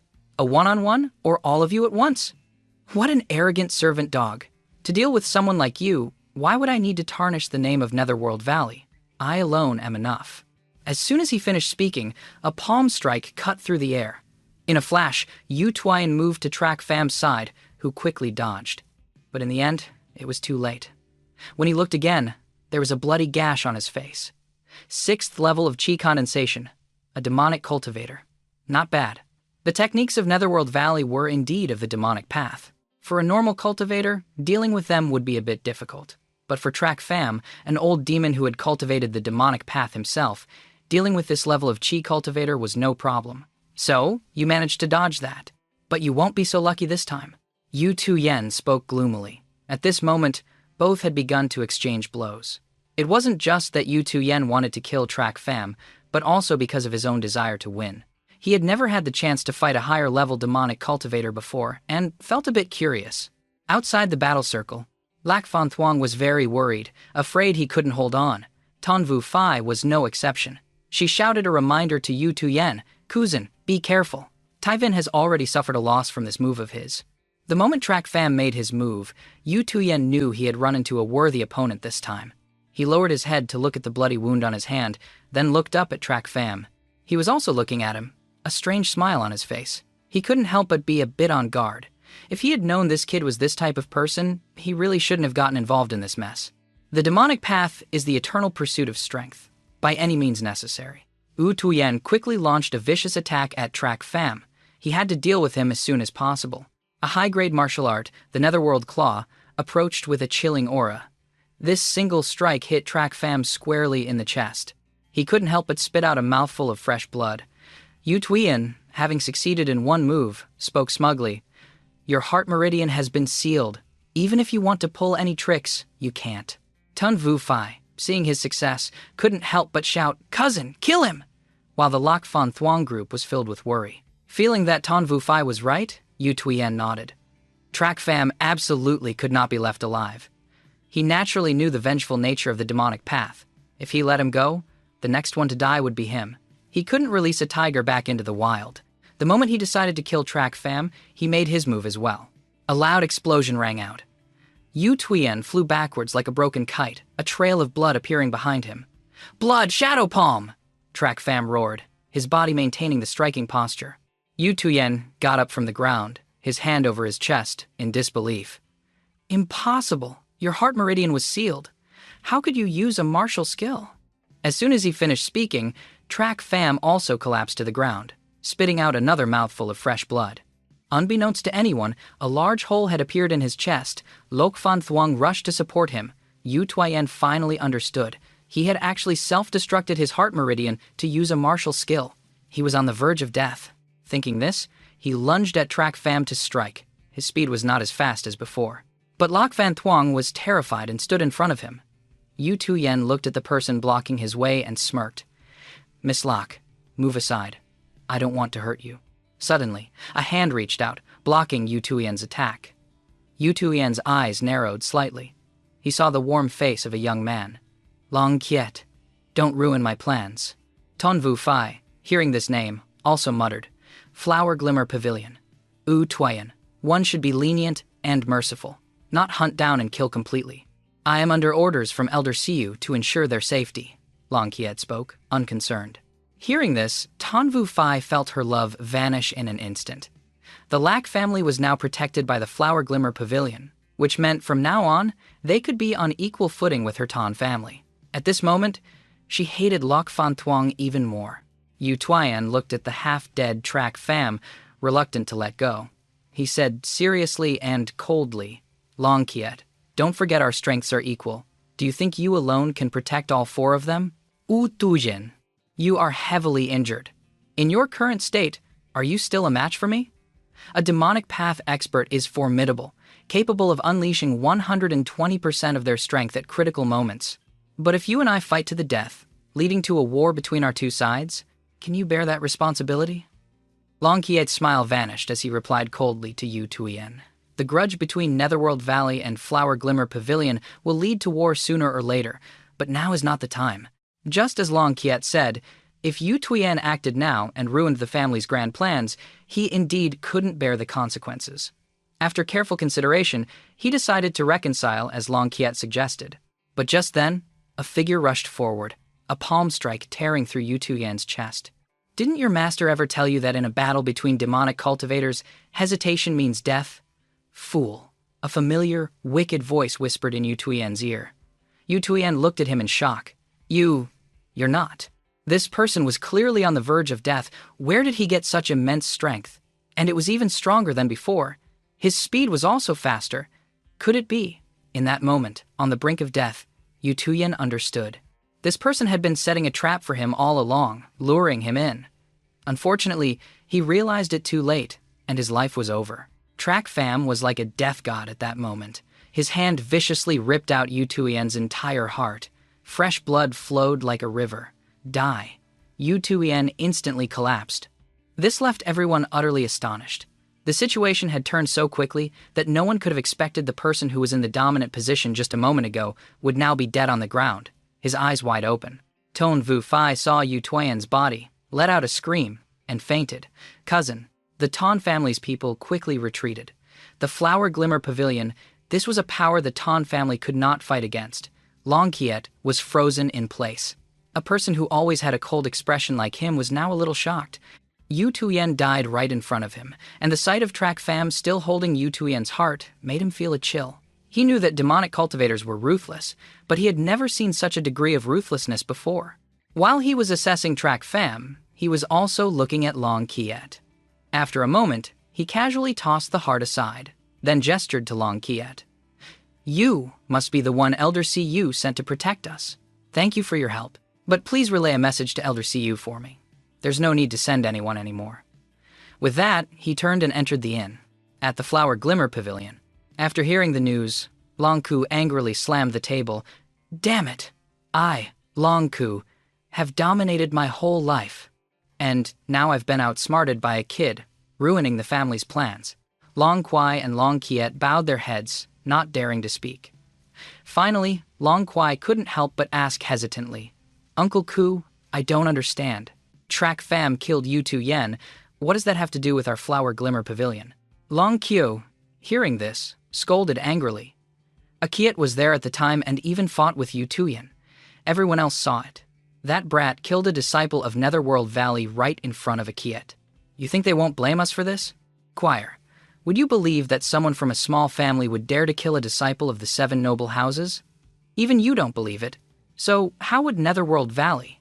They will definitely blame this on us, Long Kiet helplessly explained to Long Kwai. Hearing Long Kiet's explanation, Long Kwai exclaimed, We're so unlucky. Unlucky? No, that kid. He had planned everything from the beginning. He took advantage of a Kiet stepping in to mediate, then attacked with even more strength than before. He was clearly waiting for them to fall into his trap. He's plotting against both the Flower Glimmer Pavilion and Netherworld Valley.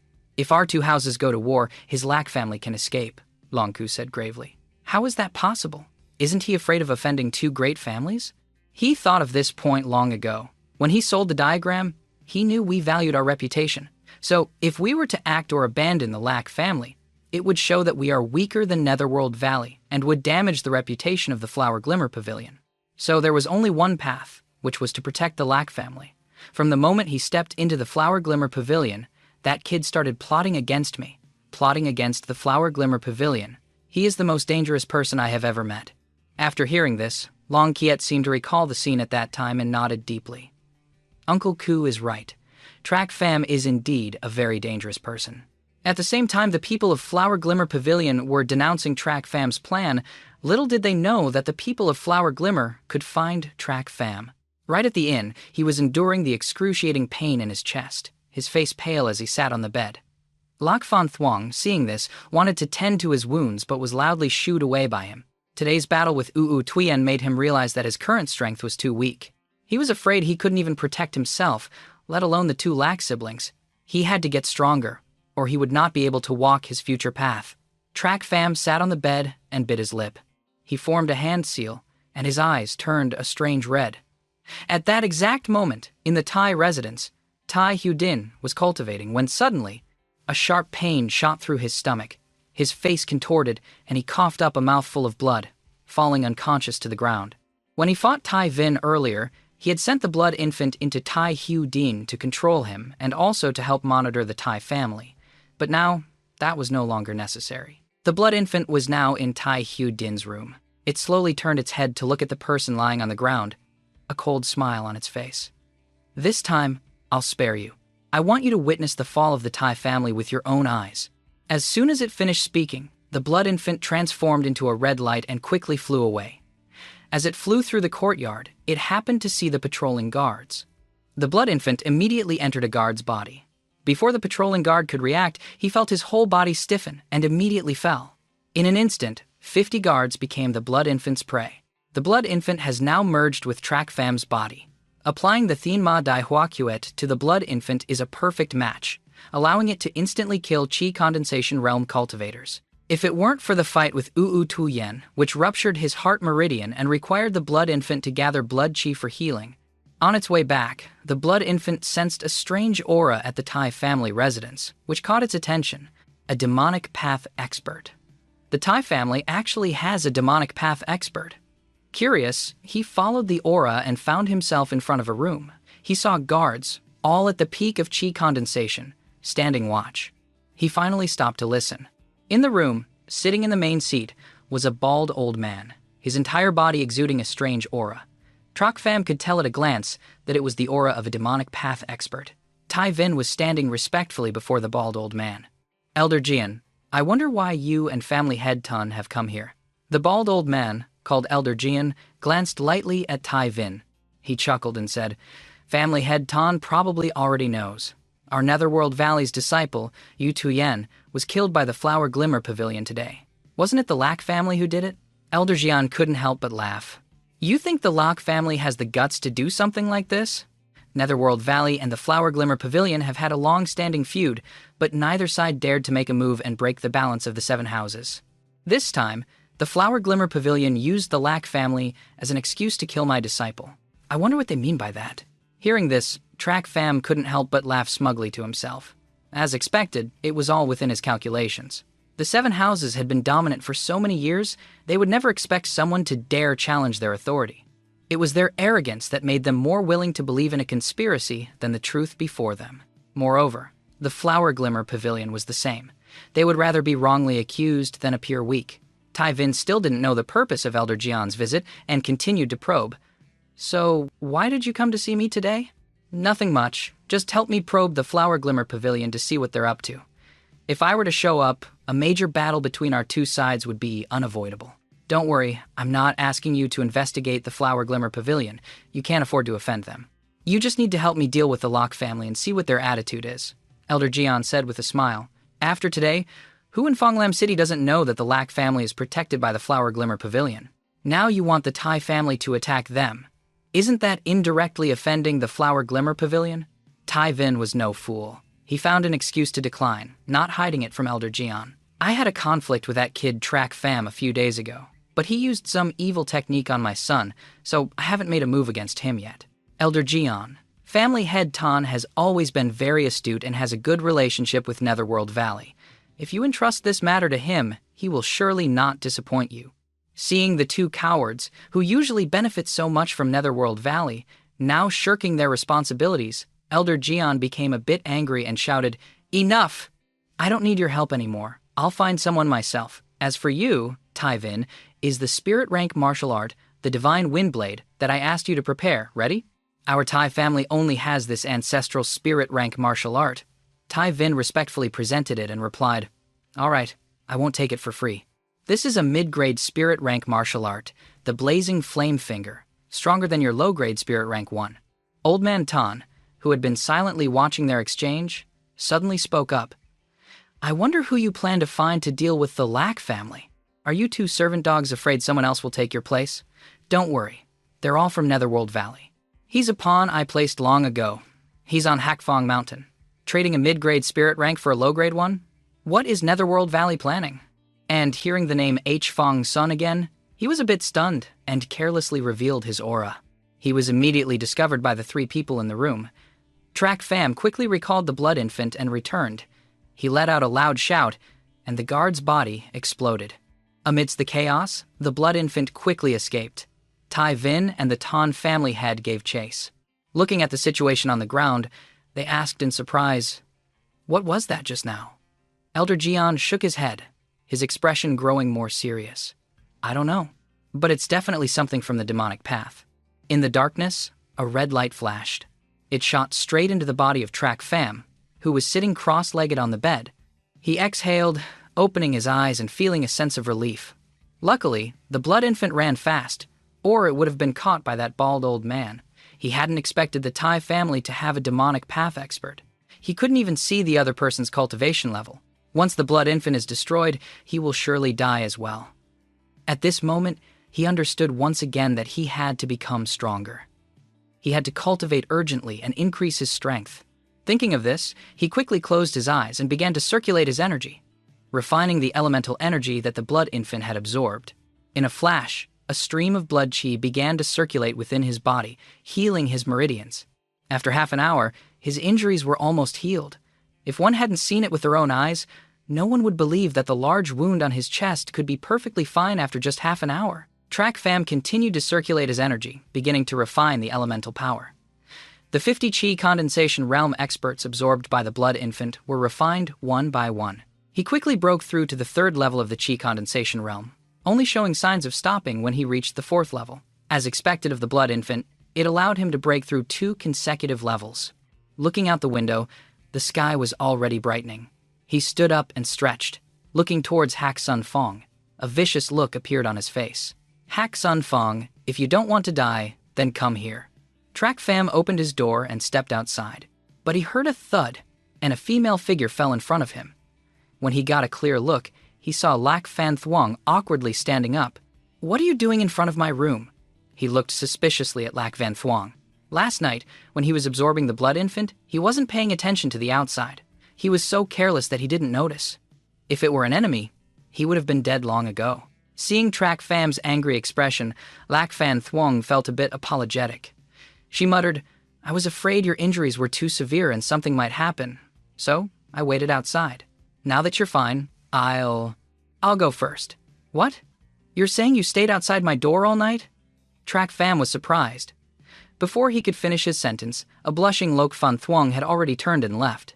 He looked at her retreating back, a warmth suddenly rising in his heart. By the time he realized the strangeness of it, he cursed the damn heart demon. "I, a great demon emperor, how can I be moved by such a small thing? It must be that kid's heart demon acting up." Just then, Commander Bang also arrived. Seeing him safe and sound, he smiled and said, "Brother Track, it's good that you're okay. You know, you were so badly injured last night, you scared us to death." The young miss stood guard outside all night, afraid something would happen to you. "Oh, where is the young miss?" He looked around but didn't see Lak Fan Thuong, so he asked. Seeing that he had just arrived, he was about to leave anyway, so he said to Commander Bang, "She left. You came at the right time. Come with me to the Flower Glimmer Pavilion." Commander Bang was a bit worried about his young miss and young master and stammered a reply. But the young miss understood his intentions.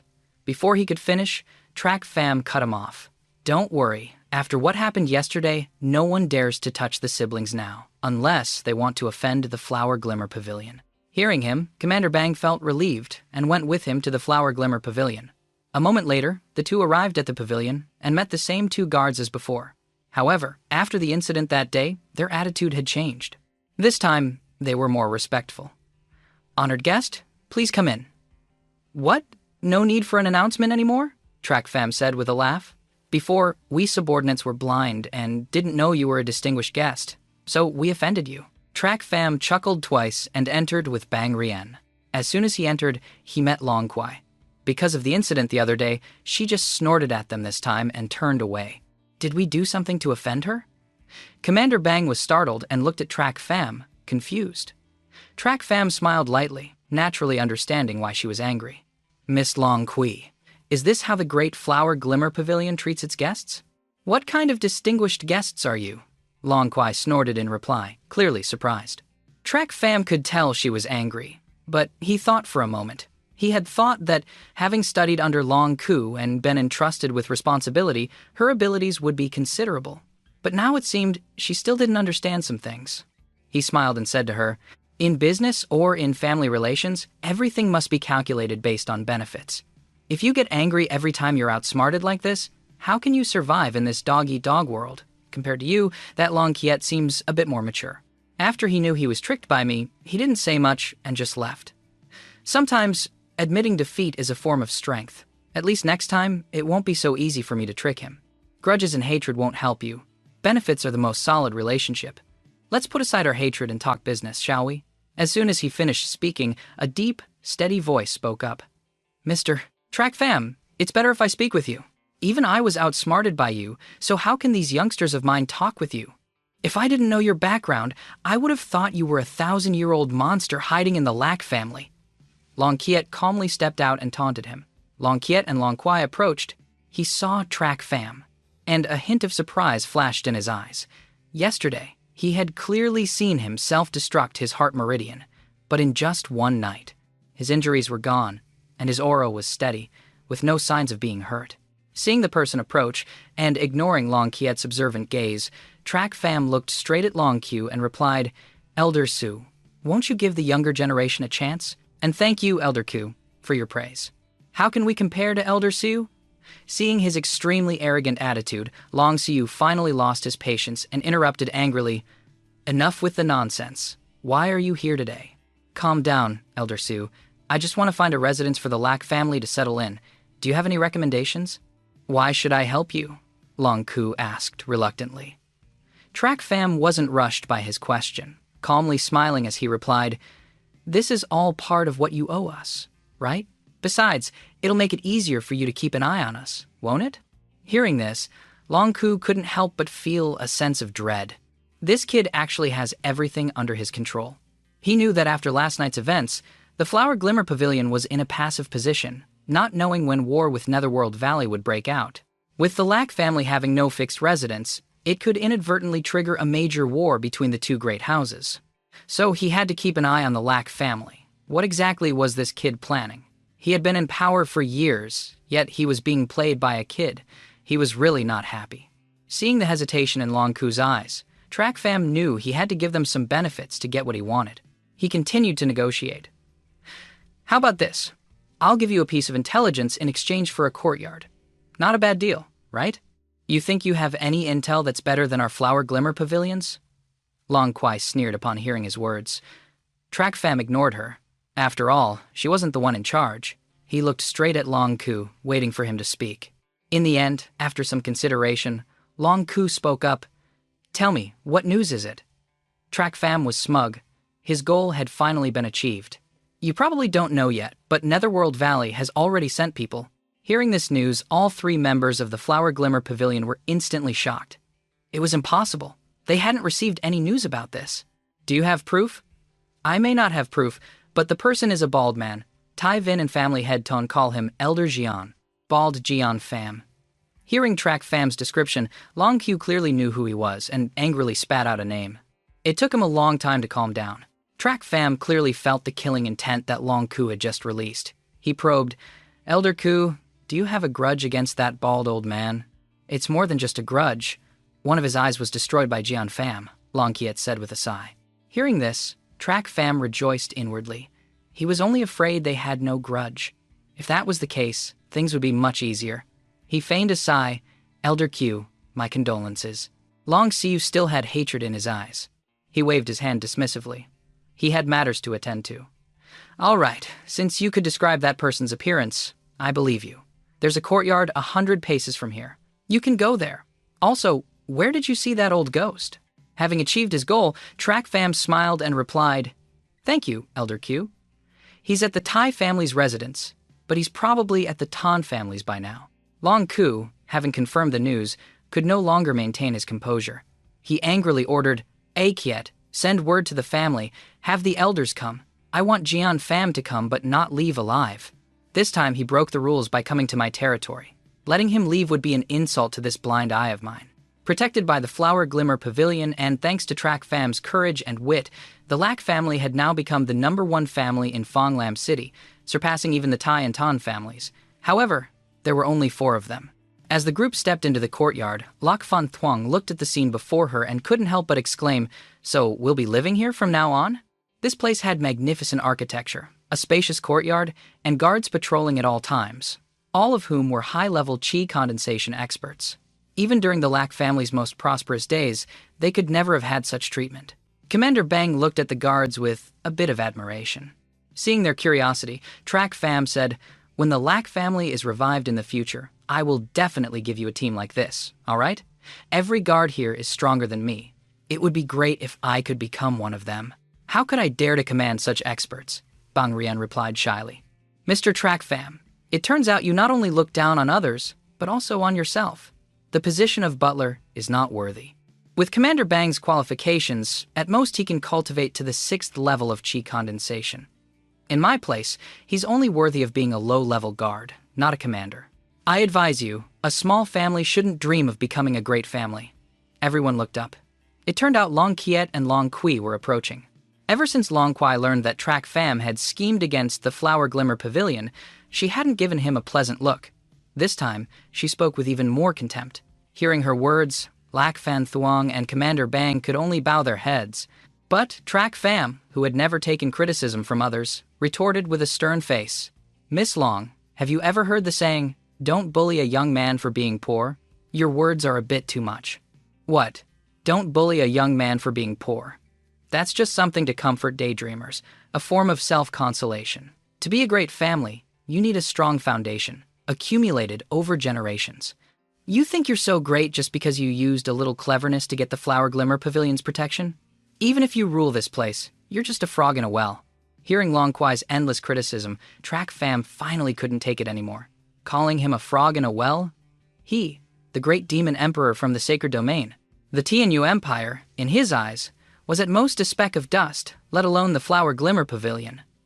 He turned grimly to Lok Fan Thuong. "Young miss, let me borrow some of your spirit stones."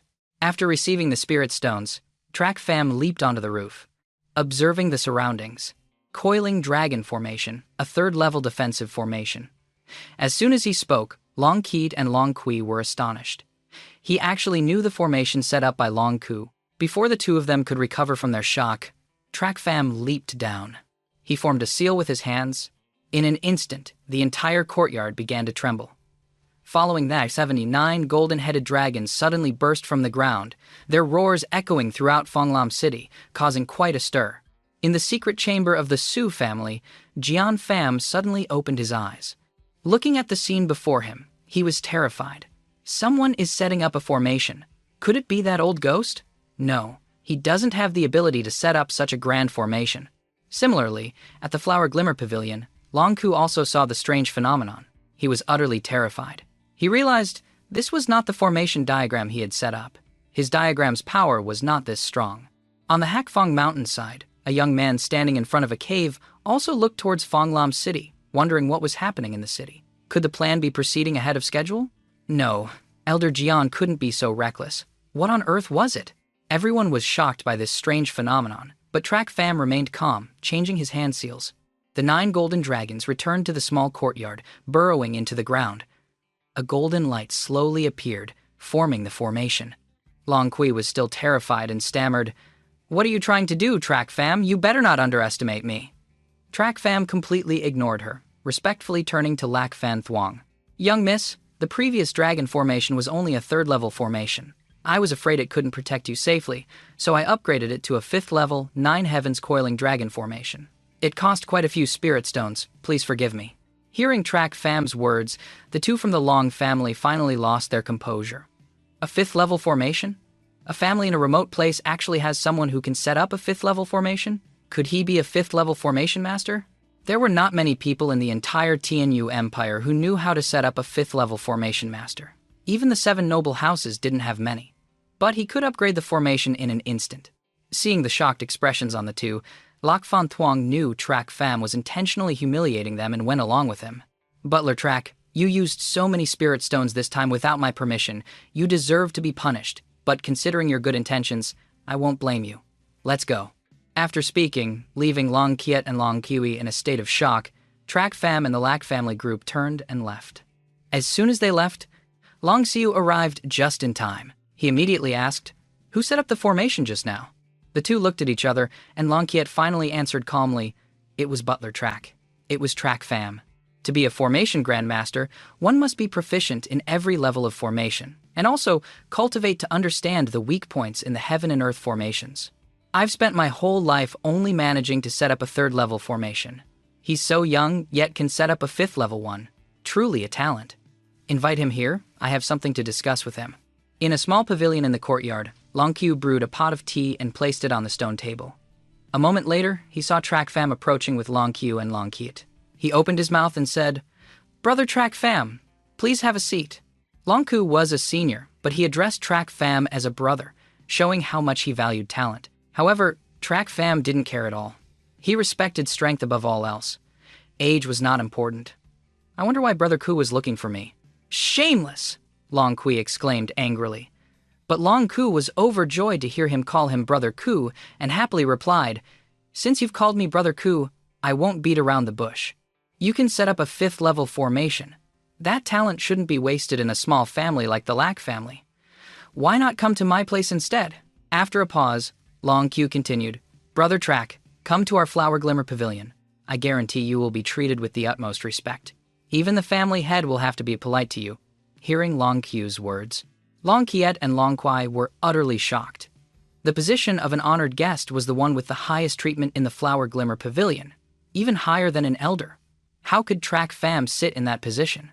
But Track Fam wasn't impressed. He showed no excitement and replied, "My conditions are not a problem, right?" It was just as he had expected. While setting up the formation, he had anticipated this. No family in the Empire wouldn't want to recruit someone who could set up a 5th level formation. Even the Emperor would have to be respectful. Of course, not a problem. As long as the Flower Glimmer Pavilion can do it, you can name any condition. Then I want her to serve me tea and wash my feet. That's not a problem, right? Track Fam teased, pointing at Long Kui. He said, "I'm just kidding, don't worry. Don't I already have a young miss in the Lack family? I don't want to serve another one. What I want is for the Lack siblings to live a peaceful life." Hearing his condition, the 3 from the Flower Glimmer Pavilion were stunned for a moment. With his strength, all the major families would want to recruit him. He could get any treatment he wanted. But he wasn't asking for conditions for himself, but for the Lack siblings. This was a bit unexpected. Long Q heard this and replied without hesitation, "All right, I agree. As long as the Flower Glimmer Pavilion exists, the Lack family will not only live a peaceful life, but their descendants will also be safe. Rest assured, from now on, you are an honored guest of the Flower Glimmer Pavilion. I will report this to the family. In 3 days, Akiet will take you to the family headquarters." Track Fam picked up his teacup, took a sip, and suddenly waved his hand. "I never agreed to be your honored guest." Long Ku was shocked. He suddenly stood up, looking angrily at Track Fam. "Weren't you just talking? Are you toying with me?" With a soft laugh, Track Fam suddenly looked seriously at Long Q and replied, "If this offer had been made before, I would have agreed without hesitation. The conditions would have been just as I said. But, Miss Long Kui, do you remember what you said before? 10 years. In 10 years, I will definitely make the Lack family surpass the 7 noble houses." As soon as he finished speaking, Track Fam drained the tea in his cup in one gulp, then turned and left. Looking at his back, Long Kwai felt a slight tremor in her heart. 10 years. He wanted to turn a small family into a great family, more powerful than the Flower Glimmer Pavilion. This was a fantasy. Although he had strength and intelligence, this was impossible. Yet, he expressed such confidence that it left her speechless. Long Q looked confusedly at Long Kwai and Long Kiet and asked, "Little Kwai, what did you just say to him?" Long Kwai said nothing, just stared at Track Fam's retreating back. Long Kiet hesitated for a moment, then told Long Ku everything that had happened. Understanding the situation, Long Q shook his head helplessly. "I've told you all, when you hit someone, don't hit their face. When you scold someone, don't touch their pride. You insulted the Locke family. No wonder he wants to prove himself like this. What a pity. You made us lose the chance to have a 5th level formation master as an honored guest. With a 5th level formation master presiding, we should still form an alliance with them." At the same time, after Track Fam left, he went straight to Lok Fan Thuong's place. On the way, he thought about many things. It was such a good opportunity. The Lack family would be protected by the Flower Glimmer Pavilion for life, and they would be safe. That way, his heart demon would be resolved. But Long Kui's words had ignited his competitive spirit. He had never bowed to fate. The demonic path goes against the heavens. One's fate is seized by oneself. Now he wanted to help the Lack family not just to resolve his heart demon, but also for his demonic path. If the heavens wanted to stop him, he would defy them and change his fate. His fate was his own, not heaven's. At that moment, he decided to turn that ruined family into the strongest great family in the world. Track Fam pushed open the door and entered. His face was filled with killing intent. Seeing him return, Lokfan Thuong and Bang Rien were startled. Gathering her courage, Lokfan Thuong asked, "Track Fam, why did Elder Siyu want to see you?" "He invited me to be an honored guest at the Flower Glimmer Pavilion," Track Fam replied casually. Hearing his words, Lack Fan Thuong was a bit panicked. She knew that with his strength, he could go much further and shouldn't be buried in a small family like the Lack family. But she was a bit reluctant to let him go. She forced a smile and said, "Then congratulations! You will surely have a bright future there." Seeing their sorrowful faces, he sighed lightly. "What? I refused him. Why?" Hearing this, everyone was startled, but deep down, they were overjoyed. "No reason. I'm going back to my room. Also, from now on, I am the great butler of the Lack family. I'm in charge of everything, don't interfere. Within 10 years, I will definitely make the Lack family stronger than the Flower Glimmer Pavilion." As soon as he finished speaking, he quickly disappeared, leaving the three of them standing stunned for a long time by his words. For 10 days, no one saw Track Fam. He was cultivating tirelessly, releasing his blood infant at night to absorb elemental energy, with the Tai family as his target. As a result, the Tai family was in constant turmoil for those 10 days, the number of guards in the residence dwindling daily. Track Fam had also tried sending the blood infant to the Tan family to absorb elemental energy. But the demonic path expert, Elder Jian, was there. After several close calls, he stopped going. Today, as usual, Track Fam released the blood infant to absorb elemental energy, but unexpectedly, he encountered someone unexpected scouting on the roofs of the Flower Glimmer Pavilion. He had the blood infant follow the figure to scout the situation. After a while, the figure stopped at an inn. The blood infant gently flew to the window to peer inside. In the room, a group of large men looked at the person in black. "Young miss, what did you find out?" A young girl next to them spoke up. Track Fam was surprised. A woman. He didn't expect Hak Sun Fong to look down on them so much as to send a woman to deal with them. Suddenly, the woman shouted, "Xiao Tui, bring me a brush!" The woman focused on drawing a map on the paper. In just a moment, the entire layout of the Flower Glimmer Pavilion appeared before them. Look carefully. This is the structure of the Grand Courtyard. This place is heavily guarded, and these 4 corners have bone-tempering realm experts stationed. The 4 of them quickly pointed to the map and assigned tasks to their subordinates. "Young miss, this is the Flower Glimmer Pavilion. How are we going to attack? I'm afraid we'll be dead before we even get through the door. Don't worry, we have the support of Netherworld Valley. We just need to take advantage of the chaos to rush in, capture Lack Fan Thuong, and kill the Lack family members." The young girl spoke viciously again. Hearing this, Track Fam was surprised. "What? Capture the young miss? Why would a woman want to capture the young miss?" "Young miss, there are some things you don't want to hear. But this concerns the lives of our brothers, so I must speak."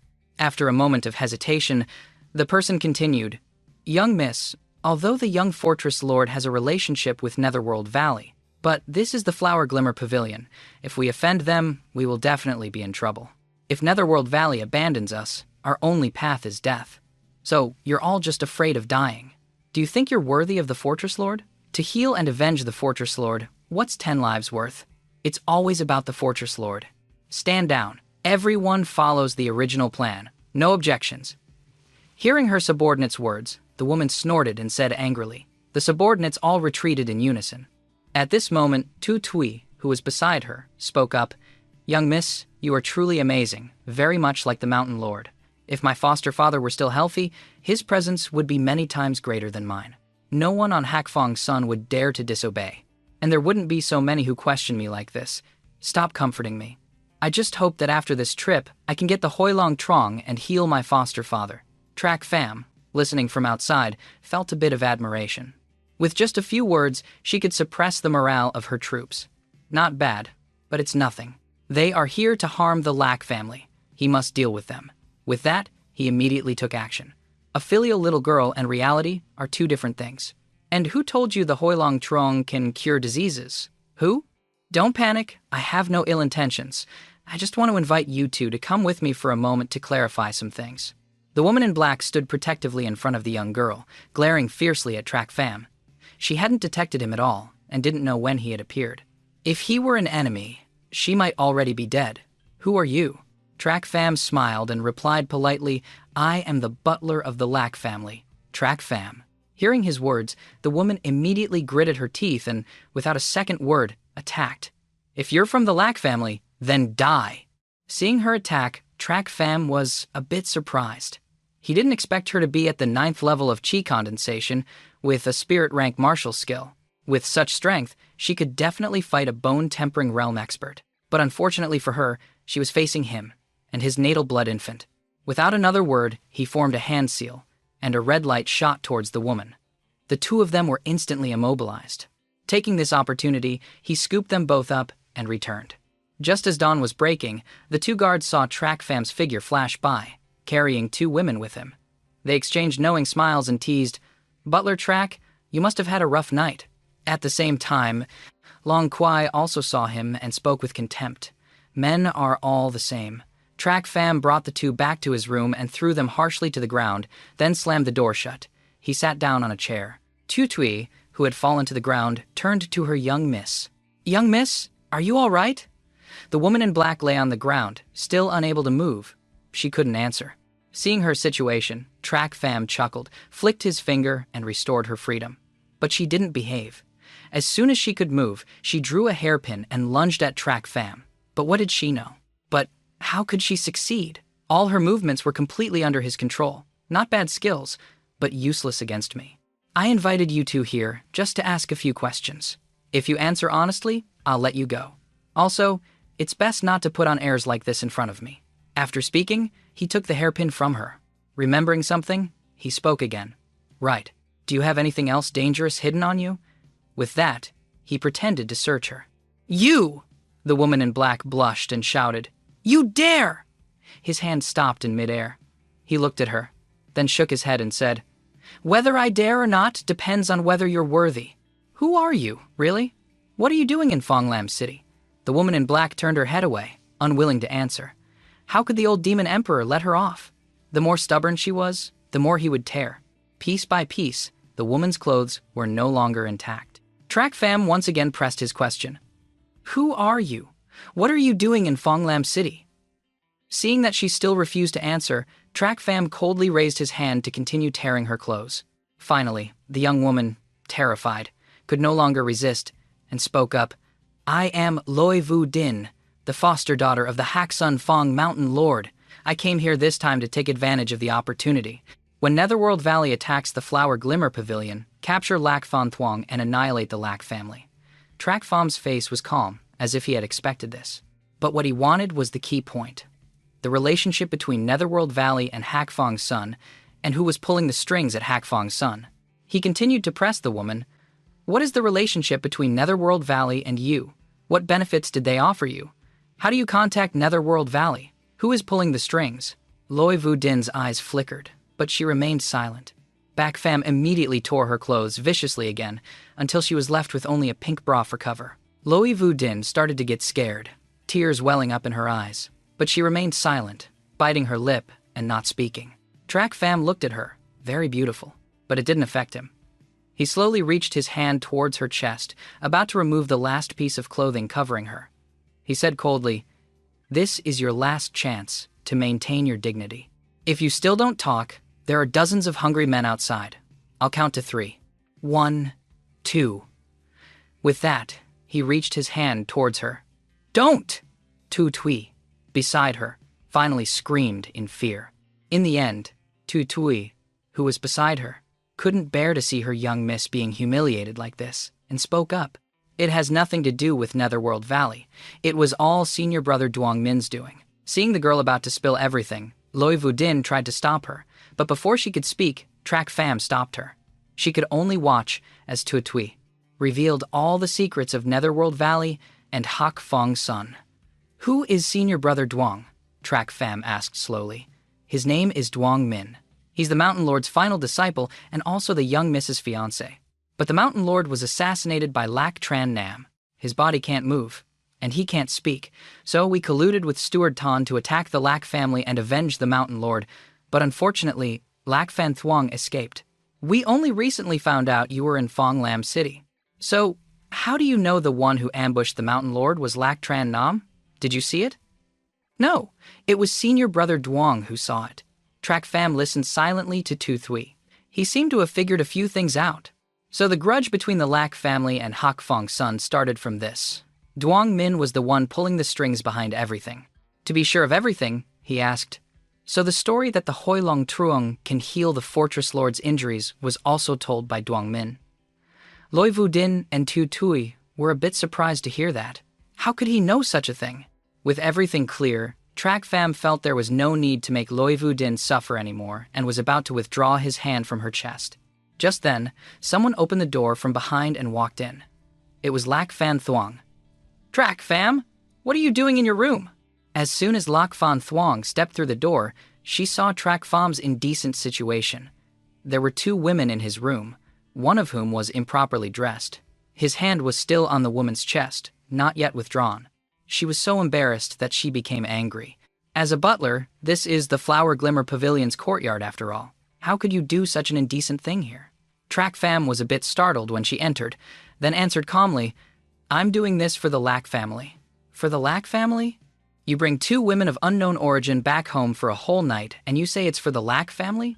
Didn't you say you wanted to become stronger? Didn't you want the Lac family to surpass the 7 noble houses, so what are you doing? Hearing her angry, scolding, Track Pham was startled. Lac Fan Thuong had always maintained the image of a proper, elegant, and gentle young lady. Now she was shouting to this extent. Why? Seeing this, he explained to her, they are from Hak Fong Sun. I just finished interrogating them. Hearing the words H Fong Sun, the anger in Lac Fan Thuong's body immediately flared up. She quickly gathered it in her palm and struck at Loi Vu Din. She shouted, Pay for my father's life! Seeing the impending fight, Track Pham immediately stopped Lac Fan Thuong and said, Wait a minute. The grudge between the Lac family and Hak Fong Sun is not that simple. It might all be the doing of the 7 noble houses. As soon as he finished speaking, Lac Fan Thuong immediately froze and looked at him. Loi Vu Din and Tu Tu did the same. They all knew that to the 7 noble houses, both the Lac family and Hak Fong Sun were nothing more than insignificant specks of dust that could be wiped out at any time.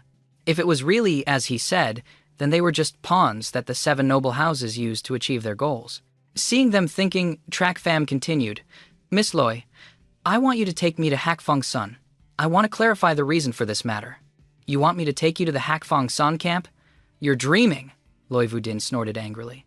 Seeing her unwillingness, Track Pham turned to Lac Fan Thuong. Young miss, lend me the Hoi Long Trong. What do you want to do? Although suspicious, Lac Fan Thuong still complied and gave it to him. She knew he had strength and didn't need this martial skill. He was also a 5th-level formation master.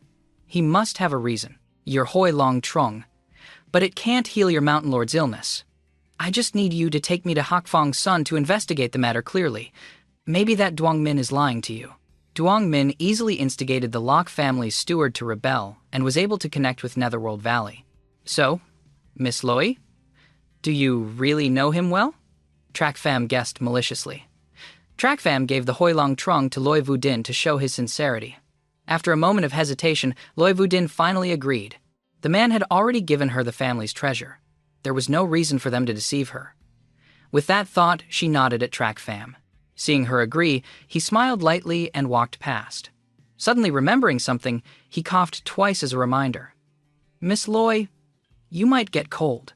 Reminded by him, Loi Vu Din finally remembered her clothes were in tatters. She had been talking to him this whole time. She was only wearing a single bra for cover. She immediately blushed, turned around, and scolded him, Get out! Fan Thuong and Tu Thua also realized this and pushed him out. As Track Pham was pushed out, he teased, Miss Loi, you should wear more clothes in the future. It might help a little. In a small forest, a woman in black and an old man walked side by side. The woman was tall and slender, with a face as beautiful as a flower. The old man's hair was streaked with silver, and he had a long tuft of beard on his chin. His eyes looked old, but they constantly flickered with a bright light. The two walked to the foot of a mountain. The woman looked at the distant peak, then glanced at the old man. Track Pham, you better behave. If I find out you have any ill intentions towards Hakfong's son, I will definitely not spare you." The old man looked up at the sky, laughed, and shook his head, saying, "Miss Loy, rest assured, I'm just here to investigate the situation, not for revenge. Besides, what can you do to me?" Loy Vu Din snorted and walked straight ahead. "And another thing, if Tu Tui loses even a single hair, you'll answer to me. Don't worry, I'm keeping Tu Tui as a life insurance policy." Also, Track Fam looked at her with a mysterious glint in his eye and said, "It's also for your own good. Good for me?" Loy Vu Din looked suspiciously at Track Fam. Seeing him shake his head without a word, she wisely didn't ask further. And so, the two of them walked up the mountain side by side. Halfway up the mountain, they encountered the gatekeeper of Hakfong's son. "Who goes there?" "Oh, it's the young miss. You're back. Weren't you in Fonglam City?" Hearing his question, Loy Vu Din immediately gave the man a sharp glance and answered arrogantly, "I had some business, so I came back." With that, she walked straight up the mountain. Track Fam looked at the man who had blocked their path, then at her, and said meaningfully, "That's Duong Min's man. Your trip to Fonglam City was a secret, yet even a guard at the foot of the mountain knows. Just you wait. When we get to the top, Duong Min will surely be there to welcome us." Loy Vu Din was slightly startled. She pondered his words, her brows furrowing. She had trusted Duong Min completely, but these past few days, Track Fam had been pointing out unusual things, and she was starting to have her doubts. Soon, the two had passed through several gates and finally reached the mountain peak. The H Fong Son camp was now in front of them. As the two were about to enter, a figure appeared. A young man. His handsome face had a wicked look. As soon as Track Fam saw him, he knew this was Duong Min. He turned and whispered smugly to Loy Vu Din, "See? Your every move is reported to him." But Loy Vu Din was not happy to hear that. She finally started to believe Track Fam's words. It was highly likely that Duong Min was the one pulling the strings behind the feud between the Lack family and Hakfong's son. Biting her lip, she walked towards him with a complicated expression. "Vu Din, weren't you in Fonglam City? Why did you suddenly come back? And who is this?" Duong Min shifted his gaze to Track Fam and asked Loy Vu Din with a smile. Loy Vu Din hesitated for a moment. After probing, she said, "Senior brother, the Flower Glimmer Pavilion is not easy to deal with. The people from Netherworld Valley are not reliable. This operation is really too dangerous, so I ordered them to stand by for now and observe the situation." Hearing this, Duong Min's expression suddenly changed. He even exuded a hint of killing intent. "Vu Din, junior sister, master, was like a father to me. For his sake, what does sacrificing my life matter?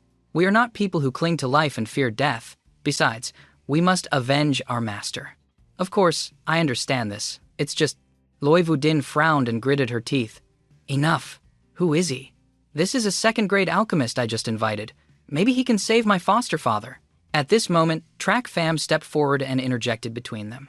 "I have traveled the world and can cure all kinds of diseases, even difficult and chronic illnesses. As long as I take action, they will be cured." Duong Min didn't wait for him to finish, waving his sleeve and saying angrily, "Junior sister, he was severely injured by the Hoilong Truong. Only the Hoilong Truong can cure him. Don't you believe me?" Hearing this, Loy Vu Din thought about her time with Duong Min. A hint of hesitation arose in her heart. Track Fam once again stood between them and said, "Little brother, give me a chance. I really can. Get lost." Duong Min was furious and couldn't help but attack, striking at Track Fam. He felt the palm strike, but for the sake of the act, he gritted his teeth and took it. He was sent flying. He stubbornly spoke up. "If you don't want me to, then don't. Why hit me? An old man like me can't take a hit like that from you. Miss, I don't dare to treat him. It's really not easy to do business with bandits." "What did you say?" "I invited this gentleman. If you want to hit someone, hit me." Lac Van Thuong quickly intervened. "Fine. If you want him to treat him, then so be it. If he does anything to Master, I will definitely not spare you." With that, Duong Min waved his sleeve and left, not even glancing at Loy Vu Din. Loy Vu Din was ignored by Duong Min and gave Track Fam a resentful look. "It's all your fault. Senior brother isn't talking to me anymore. I shouldn't have believed you. Miss Loy, didn't your foster father teach you how to judge people? Judge people by what they do, not just what they say. Just now, he deliberately didn't let me treat him because he wasn't sure of my strength, but he struck me to test me. Seeing that my strength was average, he agreed to let me treat him. Don't you think he's suspicious in every way? Loi Din was startled. She recalled Dwangmin's actions again. It was just as Track Fam said. As he left, she thought she saw him give a faint smile. Could it be? After that, Loi Din didn't dare to think further. She could only control herself from acting rashly, and her expressions were all taken in by him. Track Fam stood up and patted her on the shoulder. Let's go. I'll go check on your foster father. You're just a fool. Acting is all you're good for. What do you know about treating illnesses? The act must be played out completely, and besides, the play isn't over yet. As soon as he finished speaking, Track Fam went straight in, with Loi Din following closely behind. The two of them walked together. Upon entering the room, they saw Dwangmin sitting by the Mountain Lord's bed, pretending to be a good little disciple. Unfortunately, at this moment, Loi Din no longer dared to trust him. You swindler! Master! If anything happens to me, I won't forgive you! Dwangmin saw the two of them playing and viciously slammed the bowl of porridge on the table, glaring angrily at them. Track Fam chuckled to himself and slowly walked over to the old man lying on the bed to check his injuries. As soon as he touched his hand, he was a bit stunned. A deep smile appeared on his face. Your master doesn't have any external or internal injuries, but rather, Track Fam had just finished speaking when Dwangmin couldn't wait any longer. A murderous glint flashed in his eyes. He never expected that the person before him, only at the 4th level of the Qi condensation realm, could discover his plot against Loi Din. She didn't believe he could diagnose any illness. It was just an act. He has been possessed by a foreign object, Track Fam continued, rubbing his nose. Suddenly, the corner of the table was broken by Dwangmin. The old man on the bed seemed to want to say something to them, but unfortunately, he couldn't speak. The man was clearly a bit agitated. He spoke incoherently. Dwangmin aggressively approached Track Fam, grabbing him with one hand and almost making him fall. This action stunned Loi Din. Senior brother, what are you doing? Dwangmin's eyes revealed a wicked look. He turned his head towards her and said coldly, Are you hiding something from me? Junior sister, where's that tui of yours? Loi Din was slightly startled, hesitated for a moment, then quickly shook her head and said with a smile, I sent her out on an errand. Seeing her expression, he knew she must have found out something. Without waiting for her to answer, Dwangmin viciously struck her with his palm. Unable to react, she was sent flying, a trail of blood on her face. Immediately after, Dwangmin pressed a round block, and a large hole immediately appeared in the room. In an instant, both Track Fam and Loi Din fell inside. Seeing this, Loi Din immediately understood and questioned Dwangmin. Dwangmin? So, this was all you're doing? Junior sister, I felt something was wrong when you returned this time, and you even brought a second-grade alchemist with you. As expected, you've started to suspect me. Hearing him speak, Loi Din couldn't help but feel indignant and a little heartbroken. She shouted, Why did you do this? My foster father has been nothing but good to you. Dwangmin laughed coldly, ignoring her question and replying casually, So what if he was good to me? I came here with a purpose. I didn't want to act so soon against you, but I didn't expect you to bring an alchemist here, ruining my plans. Hearing these words, Loi Din immediately burst into tears. She had trusted him so much, only to be plotted against by him, and he didn't even want to spare her life. Track Fam watched from the side, shaking his head helplessly, without a shred of pity for her. Who could she blame? Now she could only blame herself for having poor judgment. But since he was acting, he had to play his part fully. Little brother, if you have a grudge, you can settle it yourselves. We are innocent, let me go. Haha, you fraud. If it weren't for you, whether I kill you or not wouldn't matter. Unfortunately, who told you to diagnose the cause of that old man's illness? Cause? What cause of illness? I just felt that he had been lying down for a long time and his body had produced toxins, so I was going to give him some laxatives. Hearing this, Dwangmin was startled and surprised. He actually didn't know, which made him act rashly and reveal his plan. Damn it, this old man, putting on an act and ruining my plans. When I'm done with my business, I'll deal with you all. Guard this place for me. No one is allowed in. Let me go! I'm innocent! Track Fam stubbornly called out. Seeing him leave, he stopped acting. He turned to look at Loi Din and saw her curled up in a ball, her eyes filled with tears. Women are all like this. They always put their whole heart into the person they love, only to have their lives used in schemes, suffering deep pain. He stroked his chin and said with a smile, You're in the same boat as my young miss. You two can exchange notes in the future to learn from your experiences. Whether we can get out of here alive is a problem. What future is there to talk about? Loi Vudin glanced at him. He said coldly. Track Fam smiled, his face full of confidence. It's all part of the plan. We can get out tonight. If you want to die, you can kill yourself right now. Even if I die, I'll drag you down with me, Loi Vudin shouted. After a while of silence in the pitch-black cave, Track Fam, who was resting with his eyes closed, suddenly opened them. He looked at Loi Vudin sleeping peacefully on the ground and felt relieved. Fortunately, she didn't cause any trouble, or he would have had to deal with her.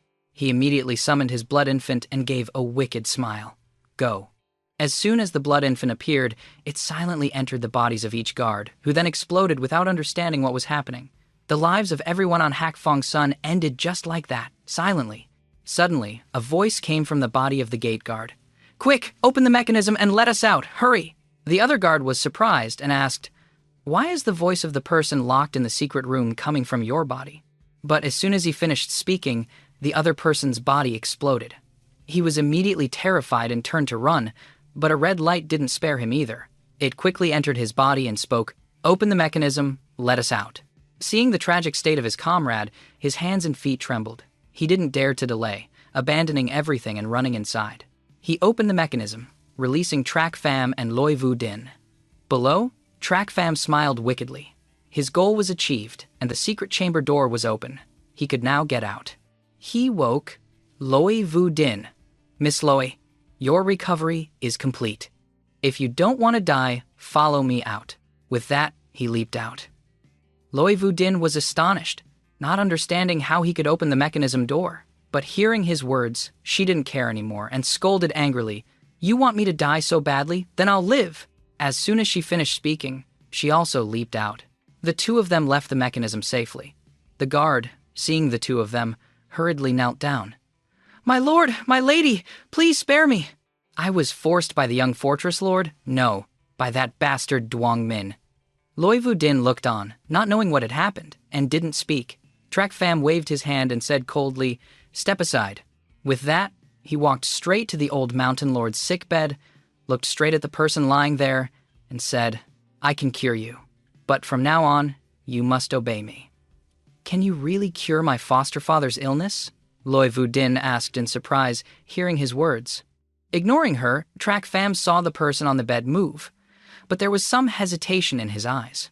He knew what the man was hesitating about and said, don't worry, I won't let anyone harm your family. I am the butler of the Lack family. We have a common enemy. I need a bone-tempering realm expert.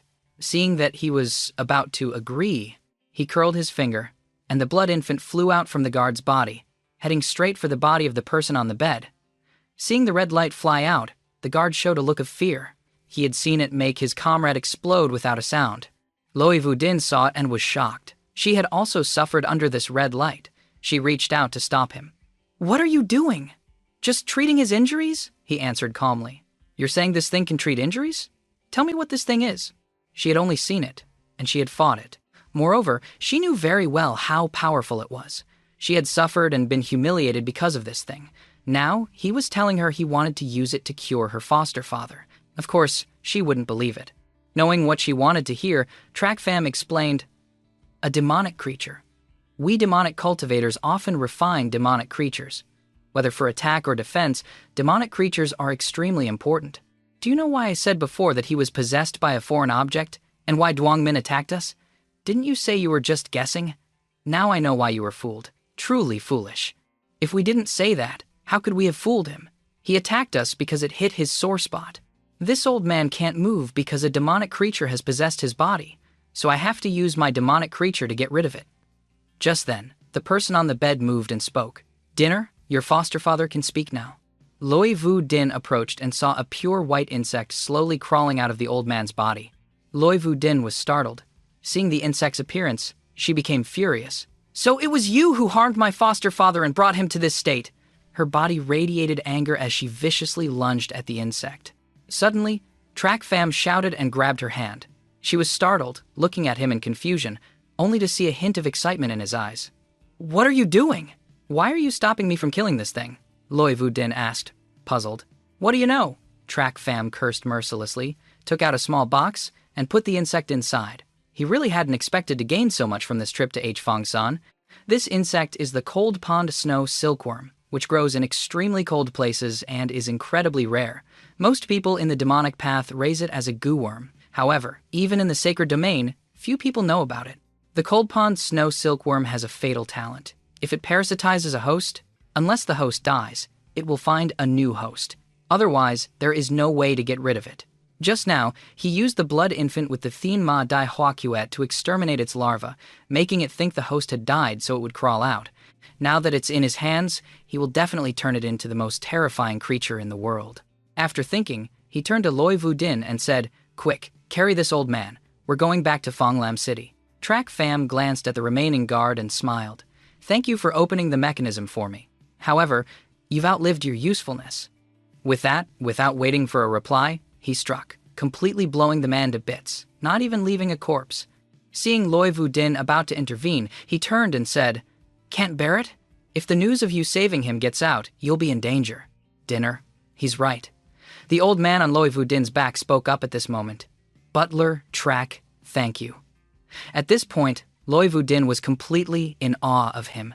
Who would have thought he was such a ruthless and terrifying killer? Moreover, on the way, she had seen clearly that over 300 to 400 people had died without a sound. No one knew how they died or when they died. No one knew for sure.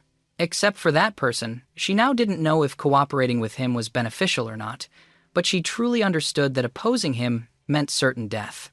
After 10 days, Track Pham, along with Loi Vu Din and the old man, had secretly snuck into the Lack family's courtyard at the Flower Glimmer Pavilion. They had been gone for 10.5 days, but fortunately, Track Pham had made arrangements before leaving. The Hfangsan people on the other side didn't make a move, so the Lack family was still safe. A moment later, in a small room, only Tutu's scream was heard. The door opened, and a tearful Tutui rushed forward to hug Loi Vu Din. "Young miss." Seeing her cry, Loi Vu Din wiped the tears from her face and comforted her. "Silly girl, they didn't make things difficult for you, did they? Young miss, rest assured. In the Lack family, apart from that scoundrel Track Pham, everyone else is very nice," Tutui replied, shaking her head. Hearing his name mentioned, Track Pham spoke up. "Little girl, you shouldn't speak ill of people behind their backs. Be careful, or I'll deal with you." Immediately after, 3 more people followed Track Pham, Lack Van Thuong, Commander Bang, and Lack Van Hai. The 3 of them snickered when they heard Tutui, but Lack Van Hai naively spoke up. "Little girl, you're doomed. My big bro Track likes spanking people's butts the most. You dare to speak ill of him, watch your butt." Hearing this, Tutui was startled. Remembering his ferocity when interrogating her young miss, and with Lack Van Hai's words, she quickly hid behind Loi Vu Din. Track Pham, hearing this, rolled his eyes. So this was the fierce image they had of him. Lack Van Thuong and Commander Bang glanced at each other. They knew this person was sharp-tongued and ruthless in his actions, but he had always protected them with all his might. He had his warm side too. After a moment of chaos, a moved voice suddenly spoke up. "This is Van Thuong? Then you must be Van Hai. Heaven be praised, both of Tran Nam's children are safe and sound." "Senior, I don't know who you are," Lack Van Thuong asked, looking at the old man in surprise. "This is the Fortress Lord of Hfangsan, the leader who led Hfangsan to annihilate the Lack family." Hearing these words, Lack Van Thuong was startled, and her expression gradually darkened, her face filled with killing intent. Loi Vu Din, seeing this, quickly stood in front of her foster father, afraid this young miss would harm him. But at this moment, the old man slowly pulled Loi Vu Din to the side and said, "Din Her, step aside. The Lack family's matter is my fault. Kill me or cut me as you wish, I have no complaints." "Foster father, Mountain Lord," Loi Vu Din and Tuthui cried out in unison. The old man ignored them and continued, "This is what I owe the Lack family. You all stay out of it." Lack Van Thuong was startled. She looked at the man with limited mobility kneeling before her, her hands and feet frozen, not knowing what to do. Just then, Track Pham immediately stepped in to mediate. This old man was tricked by Duong Min and was left paralyzed. He's only just recovered. The Lack family massacre had nothing to do with him. Then why didn't you say so earlier? Lack Van Thuong, holding back a mountain of anger, looked at Track Pham and questioned him. Track Pham stroked his chin and said calmly, "This old man was blind and let a wolf into his house, which led to the Lack family's tragedy. It's reasonable for you to kill him for revenge. Lak Fan Tuong looked at him helplessly, unable to accept his reasoning. She quickly ran to the old man's side to help him up. "Senior, you were also a victim. It's not your fault." "No. Tron Nam and I were sworn brothers, but the Lak family suffered because of me. It's my fault," the old man said painfully, startling Lak Fan Thuong. She looked at Lak Fan Hai, and seeing her little brother shake his head, she asked again, "Senior, why have I never heard my father mention you?" Taking a deep breath, the old man said with emotion, "The Lak family is a prestigious one. I came from a bandit background. How could I dare to aim so high? It's just that I met your father and felt like I had found a kindred spirit, so we became sworn brothers. To avoid affecting the Lak family's reputation, we could only meet in secret. Moreover, the Loei family's ancestral teachings forbid us from being enemies with the Lak and Tai families. My father told me before that no matter what happened, we must live and die with the Loei and Tai families. I know about the Tai family. I just didn't know the Loei family was you, Senior," Lak Fan Hai said in surprise.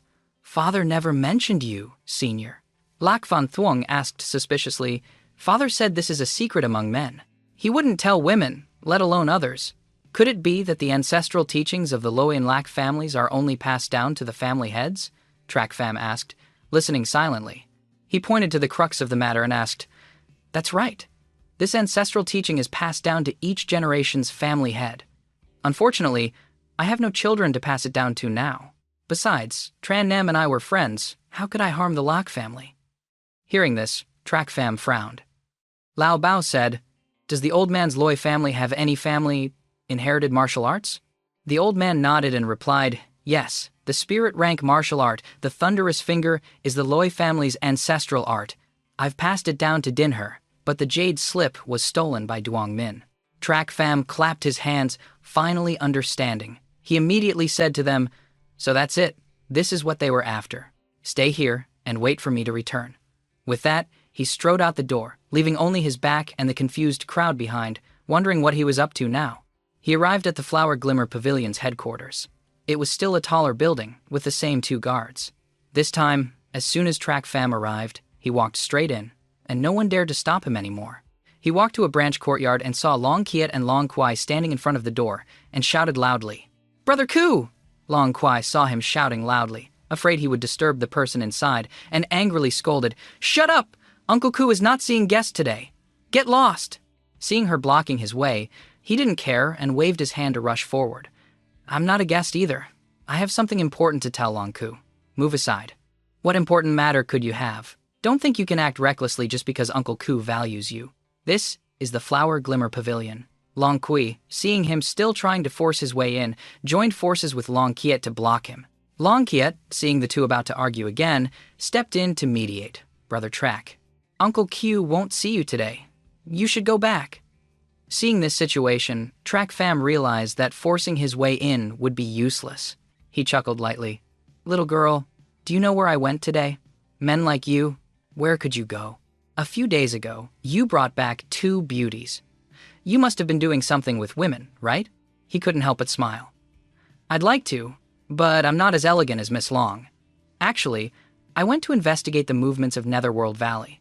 They're going to attack the Flower Glimmer Pavilion soon. Don't blame me for not warning you then. Tell Brother Ku for me that I'm taking the Lak family into hiding to avoid being implicated when Netherworld Valley destroys you." With that, Trak Pham immediately strode back towards the branch courtyard. Long Kwai wanted to curse at him.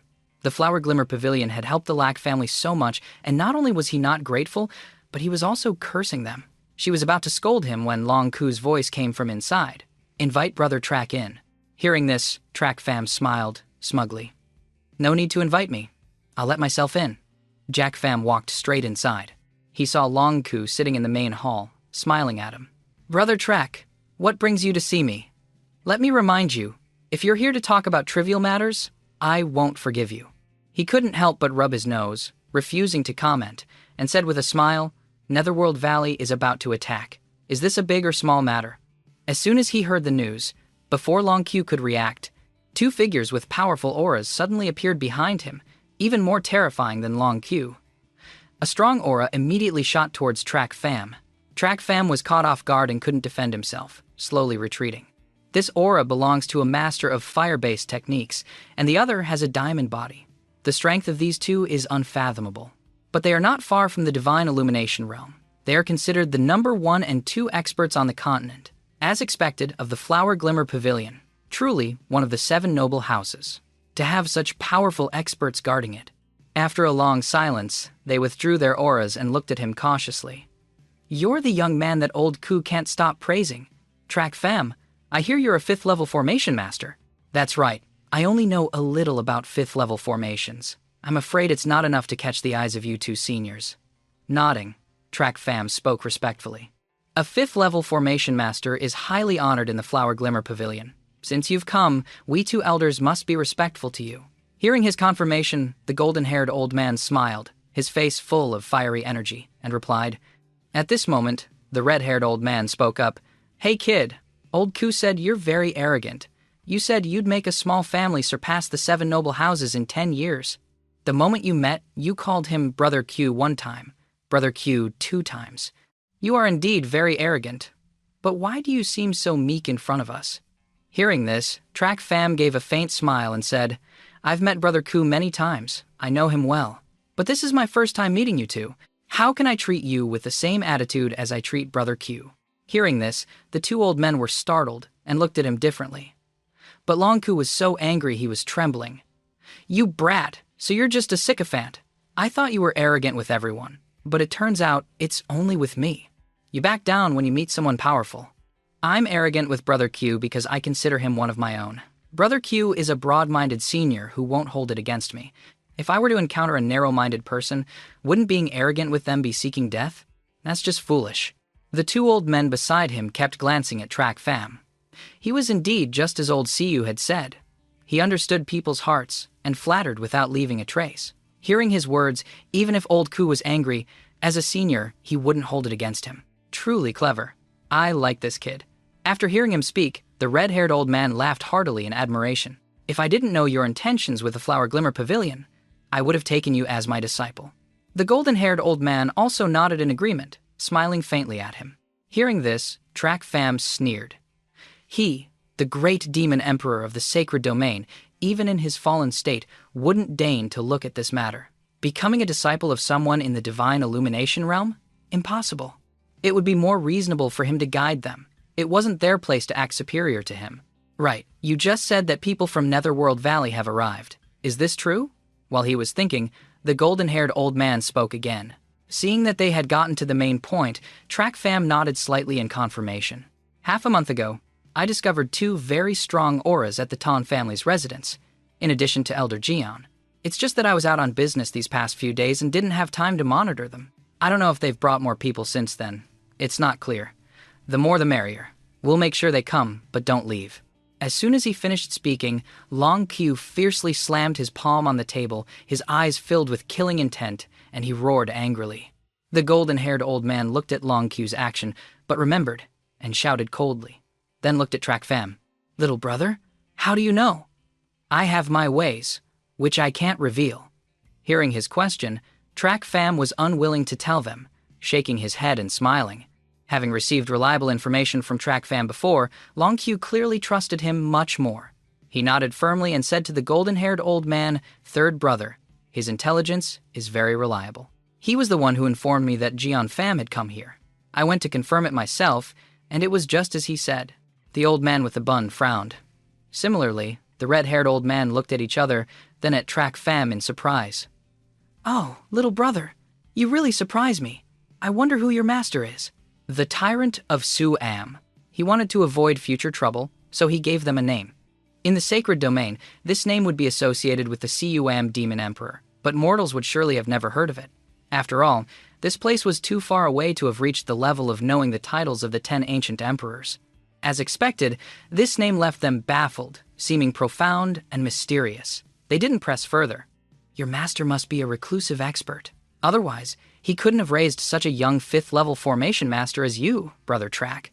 Track fam still hadn't forgotten his purpose for coming here. One was to give them information, and the other was to trade it for some benefits for the old mountain lord. He really needed a bone-tempering realm expert to work for him.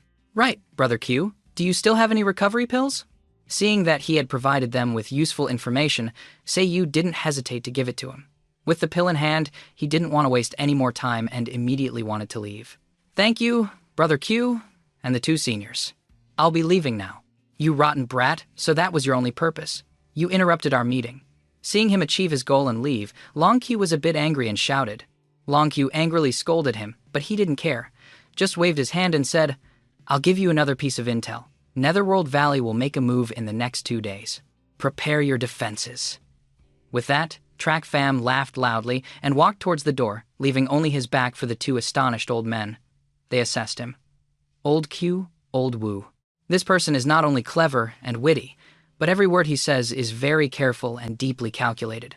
At such a young age, he is already proficient in strange arts. I wonder which expert's disciple he is.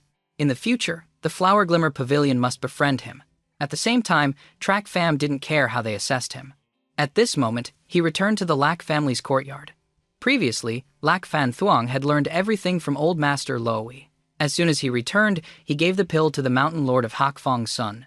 "Take this quickly. It will help you recover faster." "What is it?" Loi Vu Din asked in surprise. "A recovery pill." Loi Vu Din was startled. A recovery pill was a 9th grade pill. It would take tens of thousands of spirit pills to buy one. A year's worth of plunder from her Hak Fong wouldn't be enough. The Lac family was so rich. Vu Din assessed. "Sister Vu Din, don't worry. The Flower Glimmer Pavilion owes us 10 million. A 3rd grade pill is just the interest." Seeing Loi Vu Din's surprise, Lac Fan Thuong went over and patted her on the shoulder. "The Flower Glimmer Pavilion owes them so much. No wonder they're protecting them." "Wait a minute. Kwai Van Manor has so much money? Why are they getting richer the more we rob them?" Only Track Fam rolled his eyes helplessly and muttered women twice. At the same time, in the secret chamber of the Ton family, Duong Min was respectfully clasping his hands in a salute to Elder Jian. Elder back. Elder Jian glanced at him and said, "You've been hiding on Hak Fong's son for over 10 years. You've done well. But this time, why did you entrust the operation to a little girl?" With a faint smile, Duong Min said confidently, "It was just a small accident, nothing to worry about." As soon as he finished speaking, a green light flashed past Duong Min's face, leaving a bloody streak. Fresh blood slowly trickled down. Staring at him intently, Elder Jian finally spoke. "The family has been preparing this Dark Moon plan for over a decade. If you mess it up, I won't spare you. Now, step down. The operation will begin in 3 days. No one from the Lac family is to be spared, especially that Track Fam. Although the Flower Glimmer Pavilion used him, he is the one who stained your junior brother's blood. His crime cannot be forgiven." Duong Min, waking from his surprise after Elder Jian's attack, bit his lip and bowed. Yes. In Track Fam's small courtyard, he sat on his bed quietly cultivating his chi. Just a little more, and he could break through to the 5th level of the chi condensation realm. Unfortunately, his elemental energy was insufficient, and he was stuck at the peak of the 4th level, unable to break through. If he had known this, he would have absorbed more elemental energy on H. Fong's son. He knew the great battle between the Flower Glimmer Pavilion and Netherworld Valley was fast approaching. If his strength was not enough, he would be in danger. He couldn't conveniently send out his blood infant either. In the end, he shook his head and muttered, "I'll just have to bear with it. They're about to fight soon." But as soon as he finished speaking, he felt a powerful aura approaching. He gave chase. After a while, he saw Long Q's figure hovering in the air. Filled with killing intent, opposite him, he saw Jian Fam facing Long Q. Seeing them release their auras, Track Fam knew his guess was correct. They were both heavenly profound realm experts. This situation was clearly the Flower Glimmer Pavilion surrounding Jian Fam, determined to fight to the death and ensure he never returned. He smiled, smugly. Track Fam's goal was finally achieved. The Flower Glimmer Pavilion and Netherworld Valley were fighting to the death, which meant the Lac family was safe. All he had to do now was watch the show. As he was thinking, Track Fam sensed someone approaching. Turning around, he saw Lac Fan Thuong and Bang Rien behind him and shouted at them to go back. "What are you doing out here? Go back!" With those heavenly profound realm experts up there, a casual wave of their hand could kill them. For now, with Old Man Loi in their room, they were temporarily safe. Coming out here was just asking for death. Seeing his anger, Lac Fan Thuong wisely retreated, not forgetting to remind him, "Track Fam, be careful." Track Fam said nothing, just gave a slight nod. Then he ignored her and looked up at the sky. At this moment, Long Q was wicked, staring intently at Jian Fam, radiating killing intent. He coldly shouted, "Gyan fam, you've got some nerve, coming to my territory to cause trouble. Long Q, someone from your Flower Glimmer Pavilion killed Netherworld Valley's disciple, Yu Tuyen. Shouldn't I be allowed to come and demand justice?" Fam, hearing Long Q's question, disagreed and spoke up. "Justice? What do you people from Netherworld Valley know about justice? Who was it that schemed against me and lured me to Lakdiep City? Who was it that set a 3-on-1 trap and destroyed my Tuloi Kimnan?" Hearing this, Track Fam finally understood. The grudge between them started from this, and he hadn't expected the Tuloi Kimnan to still exist in the mortal world. Legend has it that the Tuloi Kimnan was one of the 3 strongest among the 10 ancient emperors, the divine eye of the heavenly emperor, capable of emitting a golden light. The divine thunder of annihilation could burn the souls of even high-level experts with a single glance. He never thought such an ancient artifact would remain in the mortal world to be cultivated by a mortal. With such a precious treasure destroyed, it was perfectly reasonable for Long Ku to want to kill Jian Pham. Jian Pham, hearing Long Ku's words, shamelessly laughed smugly. "You were a fool. Who can you blame? You used to be a big shot in the Flower Glimmer Pavilion with your Tuloi Kimnan, but now, without it, you've retired, a great elder reduced to guarding this remote border." Long Ku gritted his teeth, his entire body erupting with a dense killing intent, and shouted loudly, "Nonsense! Jian Pham, I will never rest until one of us is dead." As soon as he finished speaking, he charged straight at Jian Pham, forming a seal with his hand. A golden dragon head appeared. A mid-grade spirit rank martial art, the Soaring Dragon Claw. A dragon's roar echoed through the heavens and earth as it bared its fangs and claws, attacking Jian Pham. With just a flick of his hand, black chi shot out from his sleeve. It bound the dragon head that was shaking the heavens and earth, and with a squeeze, the dragon head vanished in an instant. Seeing this, Jian Pham sneered disdainfully. "You used to be a dragon with the Tuloi Kimnan. Now the title of Divine Eye Long Ku is gone forever." As soon as his words fell, a palm appeared before his eyes. "The Flower Glimmer Claw, a mere spirit rank martial art. What can it do to me? Besides, it's a mortal rank martial art." The corner of Jian Pham's mouth curved into a strange smile. He then threw Long Ku away, sending him tumbling to the ground. At the same time, a golden-haired old man and a red-haired old man appeared. Seeing the newcomers, Jian Pham showed a look of surprise. He had fallen into their trap. Long Ku's long claw was not meant to kill him, but to trap him in an encirclement so he couldn't escape. At this moment, Long Ku charged in desperately, determined to kill Jian Pham even if it meant sacrificing his own life. As long as he could get his revenge, he had no regrets. A beam of sword light appeared in his hand. The golden-haired and red-haired old men below were shocked. Seeing him like this, they quickly rushed into the battle. Suddenly, just as the golden-haired old man was a step away from taking Jian Pham's life, a purple light suddenly appeared, blocking the old man's attack. Caught off guard, the old man was sent flying, spitting out a mouthful of blood. The red-haired old man was startled and quickly moved to support him. The golden-haired old man's eyes narrowed slightly as he stared intently ahead. He looked at the creature on Jian Pham's shoulder. It was the devouring ghost crow. Track Pham, watching from below, was also startled. His brows furrowed.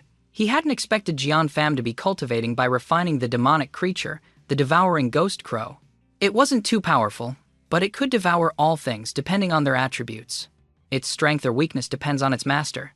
It's a pity such a demonic creature fell into Jian Pham's hands. He looked at it again, and his eyes lit up with joy when he saw what was in its eye. The thing in its eye was the third heaven's violet thunder fire eye. Unable to hold back any longer, Track Pham laughed with excitement. "Interesting. The heavens are helping me. Now I have something to do. That's my Tuloi Kimnan!" "Impossible." Long Ku stared at the familiar object in the crow's eye, stunned. He had once dominated with it, and now it had been stolen by Jian Pham and used on a demonic creature as a weapon against him. Anger surged, and the killing intent radiating from Long Ku grew even denser. He wanted to kill that Jian Pham even more. Jian Pham, seeing Long Ku's grim expression, laughed smugly. "Long Ku, you didn't expect this, did you? Your Tuloi Kimnan has been refined onto this demonic creature by me. Today, if you want to kill me, you'll have to get past your own divine eye first." As soon as he finished speaking, he formed a hand seal. The ghost crow immediately attacked Long Ku. "Old Ku, be careful!" the golden-haired old man shouted. He reacted in time to block with the bright sword formation. But with a loud bang in the sky, Long Ku was struck by wave after wave of lightning, sent flying in a flash, spitting out a large mouthful of blood and losing consciousness. Seeing him injured, the golden-haired old man and the red-haired old man both became anxious. They worriedly went to his side. They both understood that as long as they dealt with Jian Pham, the ghost crow would lose its controller and its power. With that thought, they charged towards Jian Pham and continued their attack. Jian Pham, confident in the demonic creature on his shoulder, was not afraid as he watched them charge.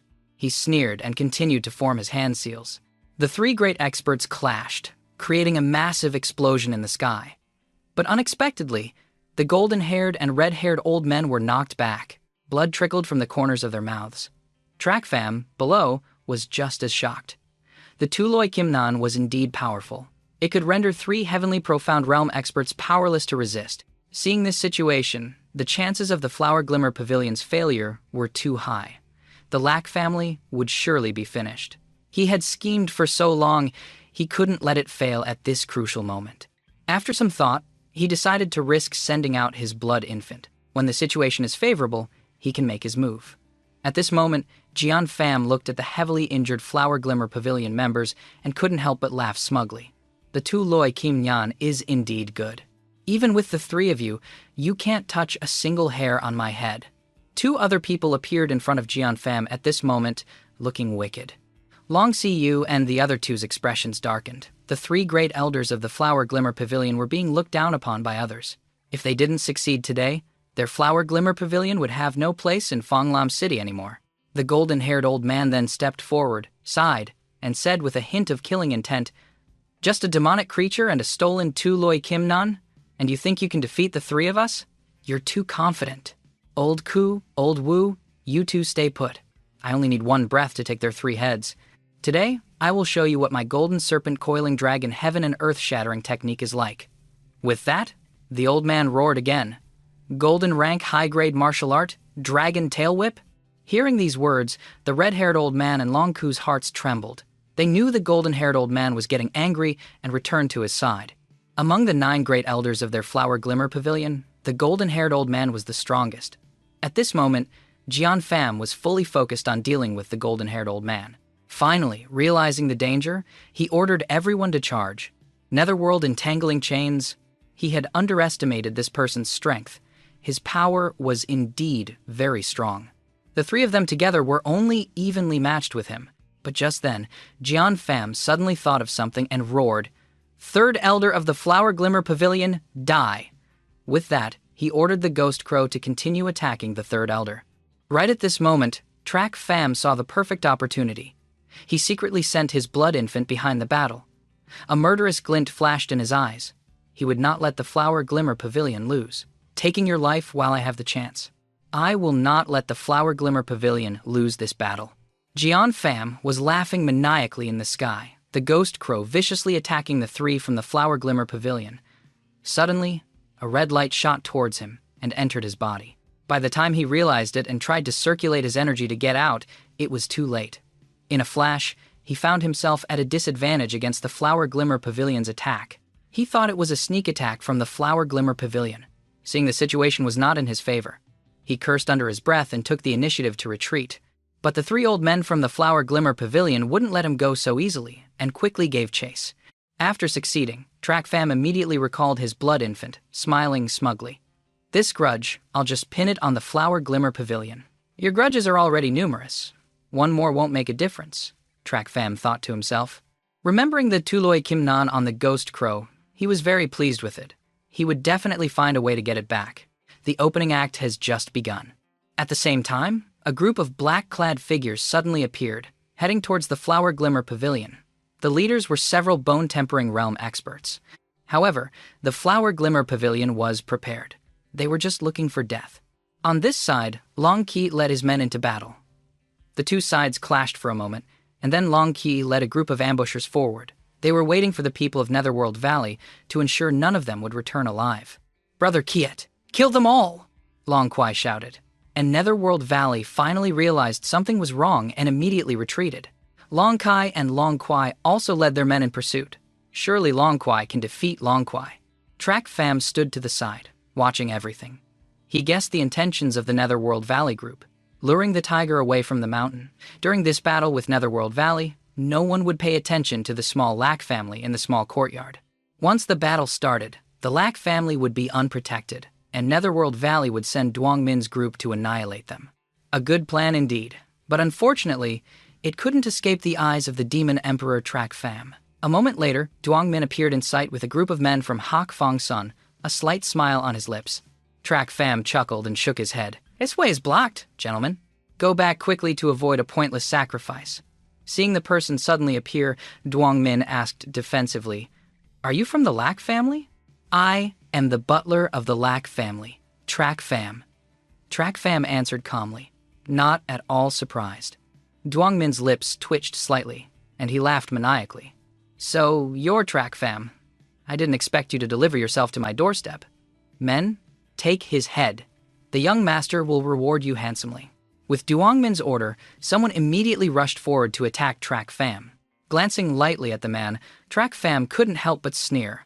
"A mere second-level chi condensation realm weakling wants to face me?" With a shout, he struck, directly using the Thien Ma Dai Hoa Keat. The man instantly exploded, not even a corpse remaining. Track Fam's single move surprised Dwangmin. He actually used a supreme demonic art. "Who are you? How can someone like you exist in the Lack family?" Little brother, I am just a wandering swindler. Don't you remember?" Track Fam said mockingly. "It's you! Where are the other two? If you say don't know, then you don't know. Since I'm here, they're obviously here too." Hearing this, Dwangmin was furious, regretting not killing the two of them and ruining his plans. Seeing him about to attack again, Track Fam replied with a bit of horror, "You regret not killing me, don't you? You don't dare to make a move because you haven't seen Tu Tui. You were able to lie in ambush at Hakfang Sun for so long, which shows you're very cautious. Until you confirm the whereabouts of the maid beside Miss Loy, how would you dare to make a move? Am I right?" His eyes couldn't help but narrow. The person before him seemed to know his every thought. Bit by bit, he completely understood his every move. This person was too dangerous. He definitely could not be spared. With that thought, he attacked Track Fam, unleashing the power of the bone-tempering realm to kill him. He laughed at me. "I'm not that weakling, Tuyen. I definitely won't let you turn the tables." As soon as he attacked, Dwangmin used the Loy family's ancestral, low-grade spirit rank martial art, the Thunderous Finger. Track Fam paid no attention to the aggressive attack coming towards him, a strange smile on his face. His finger suddenly curled, and with a bang, a golden light appeared around him. As soon as Dwangmin touched it, he was sent flying, coughing up a large mouthful of blood. Track Fam looked at the injured man and said coldly, "You're a bit stronger than Tuyen, but you're both just weaklings. There is only one path for weaklings: death."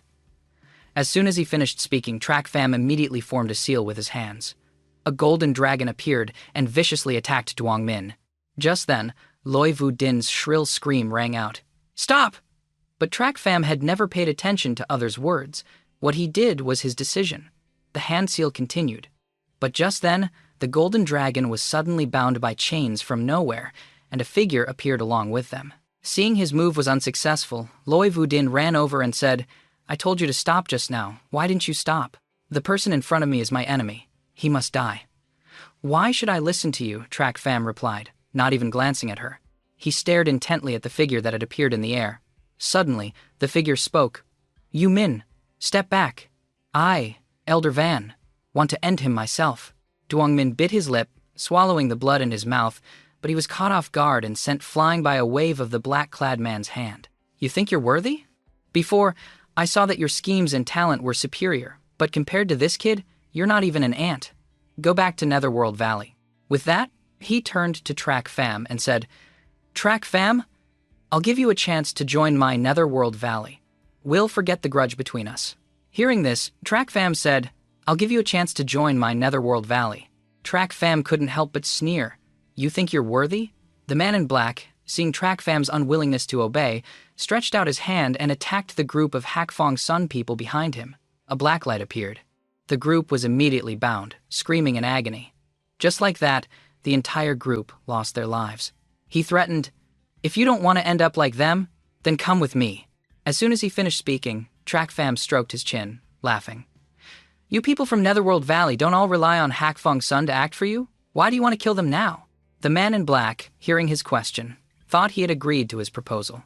He laughed heartily and said, "A clever person like you surely knows why. The matter has been exposed, and they are no longer useful. There's no need to leave behind any trouble for them to find evidence." Track Fam frowned. They? Who are they? The man in black smiled calmly and said, "You'll know once you join Netherworld Valley." Track Fam couldn't help but laugh loudly and shake his head. He pointed at Dwangmin behind him and sneered maliciously. "In my eyes, you are just like him, and in your eyes, you're not even ants." The man in black, hearing his words, couldn't help but get angry. "You're not afraid of death, so I'll grant your wish." As soon as he finished speaking, he attacked Track Fam, even though he was at a disadvantage. But Track Fam wasn't flustered. He calmly formed a seal in his hand, and a golden beam of light immediately appeared, blocking the palm strike. Dwangmin, watching from behind, couldn't help but stare in envy. Dwangmin was known as a genius in Netherworld Valley and was heavily relied upon for major plans. But now, he was being cast aside just because of Track Fam's appearance. Wiping the blood from his eyes, he glanced at Track Fam with a murderous glint.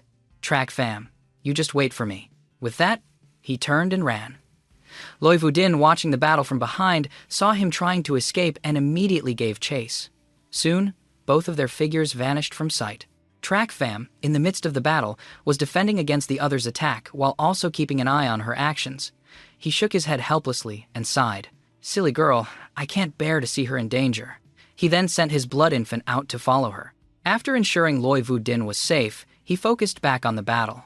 Outside the protective barrier, the old man in black was still attacking him with all his might. He couldn't afford to be careless. The man in black continuously launched 3 palm strikes at Track Fam, but they were all blocked by the hand seal Track Fam held. After a while, unable to gain the upper hand.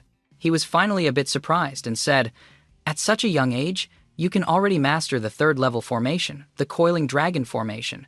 Your talent is not bad. Unfortunately, you met me today." The strength of a heavenly profound realm expert is not something a chi condensation kid like you can imagine. After speaking, the man in black continued to strike at Track Fam. Track Fam formed seals one after another. A series of golden lights appeared, and the 5th level 9 Heavens Dragon coiling formation officially activated its attack. The old man in black no longer underestimated him. This was not a normal coiling dragon formation. With just a little carelessness, he would lose to Track Fam. Very good. You can actually create a 5th level formation. I'll ask you one last time. Do you want to come to Netherworld Valley or not? That rundown place of yours can't contain me. Seeing his stubbornness, Track Fam said mockingly, "All right. In that case, today, I will definitely not let you survive." With that, a murderous glint finally appeared in the eyes of the man in black as he charged towards Track Fam. Seeing his killing intent, Track Fam wasn't flustered. He was the demon emperor of the sacred domain and had been through many storms. The killing intent of others had little effect on him. He calmly changed his hand seals, fully prepared to face the killing blow. The 9 golden dragons now burst from the ground, charging towards the man in black like the wind. The man in black hadn't even reached where Track Fam was standing. He was blocked by the 9 powerful dragons. He fought with all his might, but their strength was too great. He was thrown far away, and then coughed up a mouthful of blood. He never would have thought that a 5th level formation could be so powerful. Seeing this, Track Fam couldn't help but smile smugly. With just this level of strength, you can be an elder? Hearing this, the man in black immediately flew into a rage. He couldn't believe a mere chi condensation realm kid could make him so disheveled. If the people of Fonglam City found out, he would have no place to stand anymore. "Kid, even if you kneel and beg me this time, I will absolutely not spare you." The eyes of the man in black gradually turned red, and a round object appeared in his hand, radiating a wicked aura. Seeing the object in his hand, Track Fam was surprised, and his expression gradually darkened. A demonic treasure. An elder of Netherworld Valley using a demonic treasure to deal with a chi condensation junior? Aren't you afraid of losing face? Hearing this, the man in black wasn't ashamed and laughed loudly. How can a dead man tell tales? Track Fam immediately became serious. He had originally intended to provoke him into retracting the origin wheel, but an unexpected turn of events occurred. As expected of a demonic path expert, shameless, they always achieved their goals by any means necessary. This was why demonic path experts were unwilling to confront their fellow cultivators. Besides being fierce and cruel, the demonic path had no shame. Once a battle started, there would be no negotiation. There was only a life and death battle. But he knew. He was also of the demonic path, so if it were him, he would have done the same. Just then, the man in black launched another attack at Track Fam, shouting, "Kid, die!" Seeing the situation was not good, Bak Fam once again formed a hand seal. 9 golden dragons charged towards the man in black. But the man in black had a treasure in his hand, and his speed was much faster this time. In a flash, he passed the golden dragon. With a swish, the 9 dragon heads were severed. Track Fam was a bit stunned. He was too fast. When the 9 golden dragons attacked, not even a shadow of him could be seen. He had the help of a demonic treasure. Another silver light approached, appearing before his eyes, along with the man's shout. The man in black gave a smug, wicked smile. "Kid, you can't escape this time." Gritting his teeth, Track Fam finally got a clear look at the sharpness of the demonic treasure and said, with a laugh, "A 3rd-grade demonic treasure." The man in black nodded and said, "Not bad eyes. To die under a 3rd-grade demonic treasure is your fortune." Seeing this situation, Track Fam's mind raced. He waved his hand and said, "Wait, if I agree to join Netherworld Valley now? It's too late." The man in black laughed loudly and sent the crescent moon wheel towards Track Fam. A hint of unwillingness appeared in his eyes. He was going to die in this place. Just then, a clap of thunder sounded. When he opened his eyes, he saw Old Man Lowy standing in front of him, a trail of fresh blood dripping from his arm. Opposite him, the man in black was a bit surprised and said coldly, "Who are you?" "Hak Fong Son, Loy Vantin. Daring to deal with the Lack family makes you my enemy," the old man shouted, his entire body crackling with lightning. Track Fam looked at the person shielding him with a bit of doubt. "You've recovered your strength?" "Thanks to Track Fam, not only have I recovered, but I've also broken through to the heavenly profound realm," Loy Vantin answered calmly. Hearing this, Track Fam was overjoyed. At this moment, he needed an expert's help. "Old Man Loy, listen to my command. This time, we'll take his life. I've broken your formation. Plus, an old man who just broke through to the heavenly profound realm is no match for me." The man in black, hearing Track Fam's words, found it ridiculous and spoke up. Track Fam smiled strangely at him. "That's not necessarily true. I've always been unpredictable when using people, and never more so than now. Old Man Lowy, charge." As soon as he finished speaking, Loy Vantin quickly attacked. He used the thunderous finger to strike at the man in black. On the other side, Track Fam formed a hand seal and activated the formation again. The man in black, seeing him reactivate the formation, became wary. His formation was always strange. To win, he had to deal with him first. With that thought, he attacked Track Fam. But Loy Vantin kept blocking him. The clash of heavenly profound realm experts shook the heavens. Just as Loy Vantin was at a disadvantage, a strange phenomenon suddenly occurred. Track Fam took advantage of the opening when the man in black was attacking Loy Vantin to immediately form a hand seal, muttering, "Let me show you the true power of the 9 heavens coiling dragon formation." Track Fam suddenly roared, and 9 golden dragons appeared again, transforming into a golden light that surrounded him. After a moment, a roar shook the heavens and earth. It shot straight towards the man in black to attack. By the time the man in black realized the danger, it was too late. He was already surrounded by the giant dragon. Along with his screams and the dragon's roar, a massive explosion occurred in the sky, illuminating the entire area. A heaven-shaking explosion, the giant dragon exploded, its golden light illuminating the sky of Fanglam City. With that, the body of the man in black also vanished, turning to dust.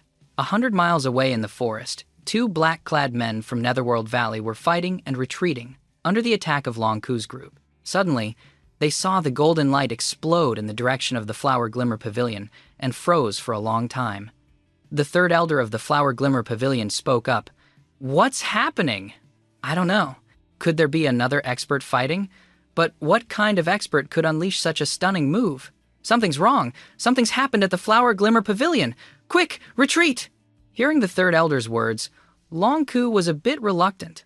Jian Pham had taken the opportunity to escape, and his revenge was still not taken, but the safety of the Flower Glimmer Pavilion was more important, so he retreated back with them, and the 2 men in black had just escaped the pursuit of Long Ku's group. They looked towards Fanglam City for a long time, and after some thought, they finally decided to retreat, leaving the man named Elder Van behind to his fate. On this side, Loy Vantin, having directly witnessed the stunning scene, was dumbfounded with shock. He had originally thought he would have to trade his life for theirs, but he never expected Track Fam to only need him to buy time. In such a short period, he could unleash a heaven-shaking move, killing a great heavenly profound realm expert without even leaving a corpse. At this moment, he finally understood just how terrifying Track Fam was. Just as Loi Van Tien was still in shock, Track Fam thought of Loi Vu Din and turned to him. "Old man Loi, please take care of the Lack family. I'm going to find Miss Loi." Hearing that he was going to find Loi Vu Din, Loi Van Tien nodded in agreement. "All right, as long as I have a breath left, I won't let anyone touch the Lack family. You can rest assured." Seeing him like this, Track Fam was also relieved and smiled as he went to find Loi Vu Din. "It's been so long, and only 4 have shown up. There probably aren't any more coming." He left Loi Van Tien. With a heavenly profound realm expert here, the Lack family should be safe. Now he had to go find that foolish girl Loi Vu Din, afraid she would suffer at the hands of Duong Min. Thinking of something, Track Fam tried to move towards the man in black from before to retrieve the demonic treasure. A third-grade demonic treasure was right in front of him. It would be a waste not to take it. At the same time, in a forest not far from Fenglam City, Duong Min, after escaping the battle at the small courtyard, had run all the way here.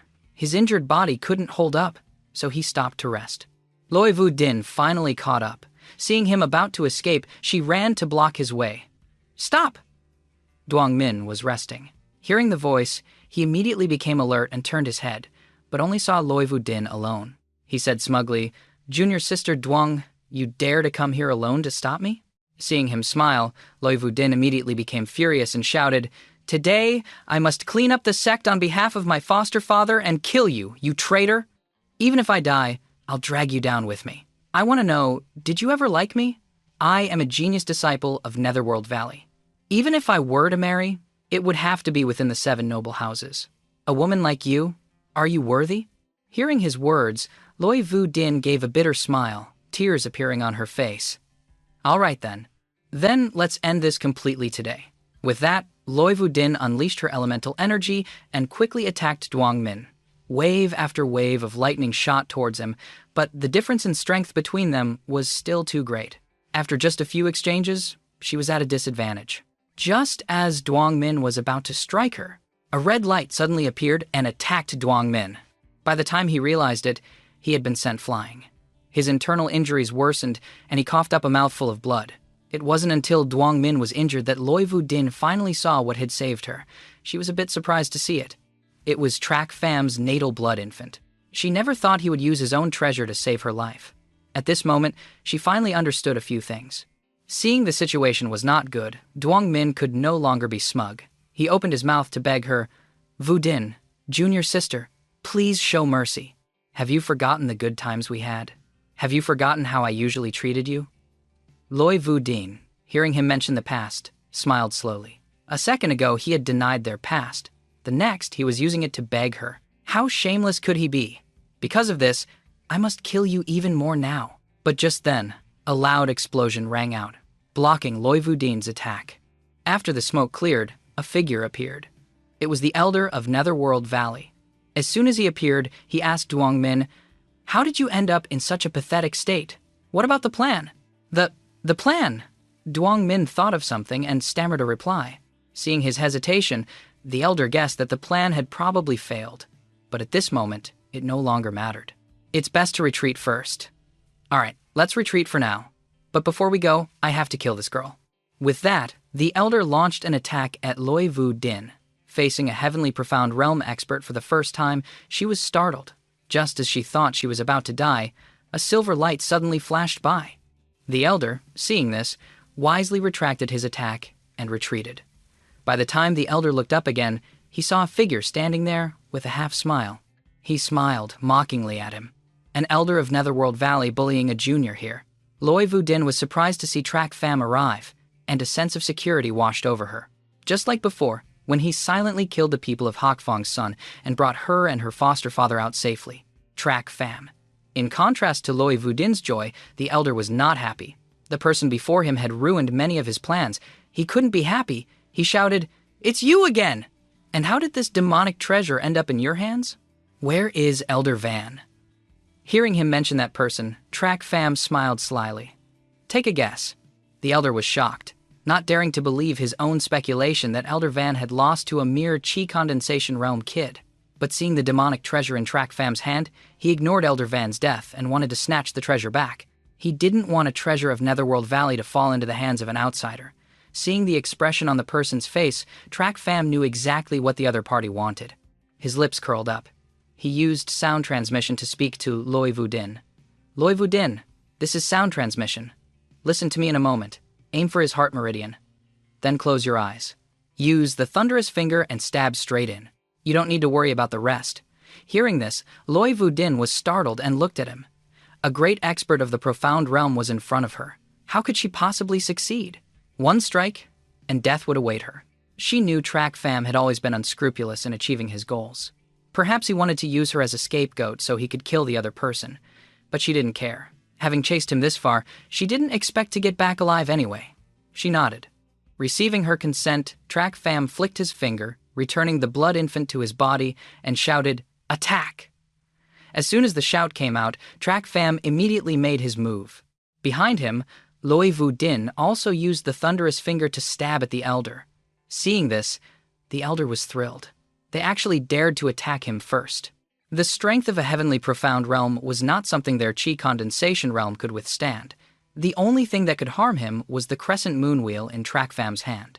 But he had forgotten that Elder Van of Netherworld Valley, just a few hours ago, had also fallen at the hands of a chi condensation realm expert because he was too arrogant. Having determined his target, the Elder focused his attack on Track Fam, ignoring Loi Vudin behind him.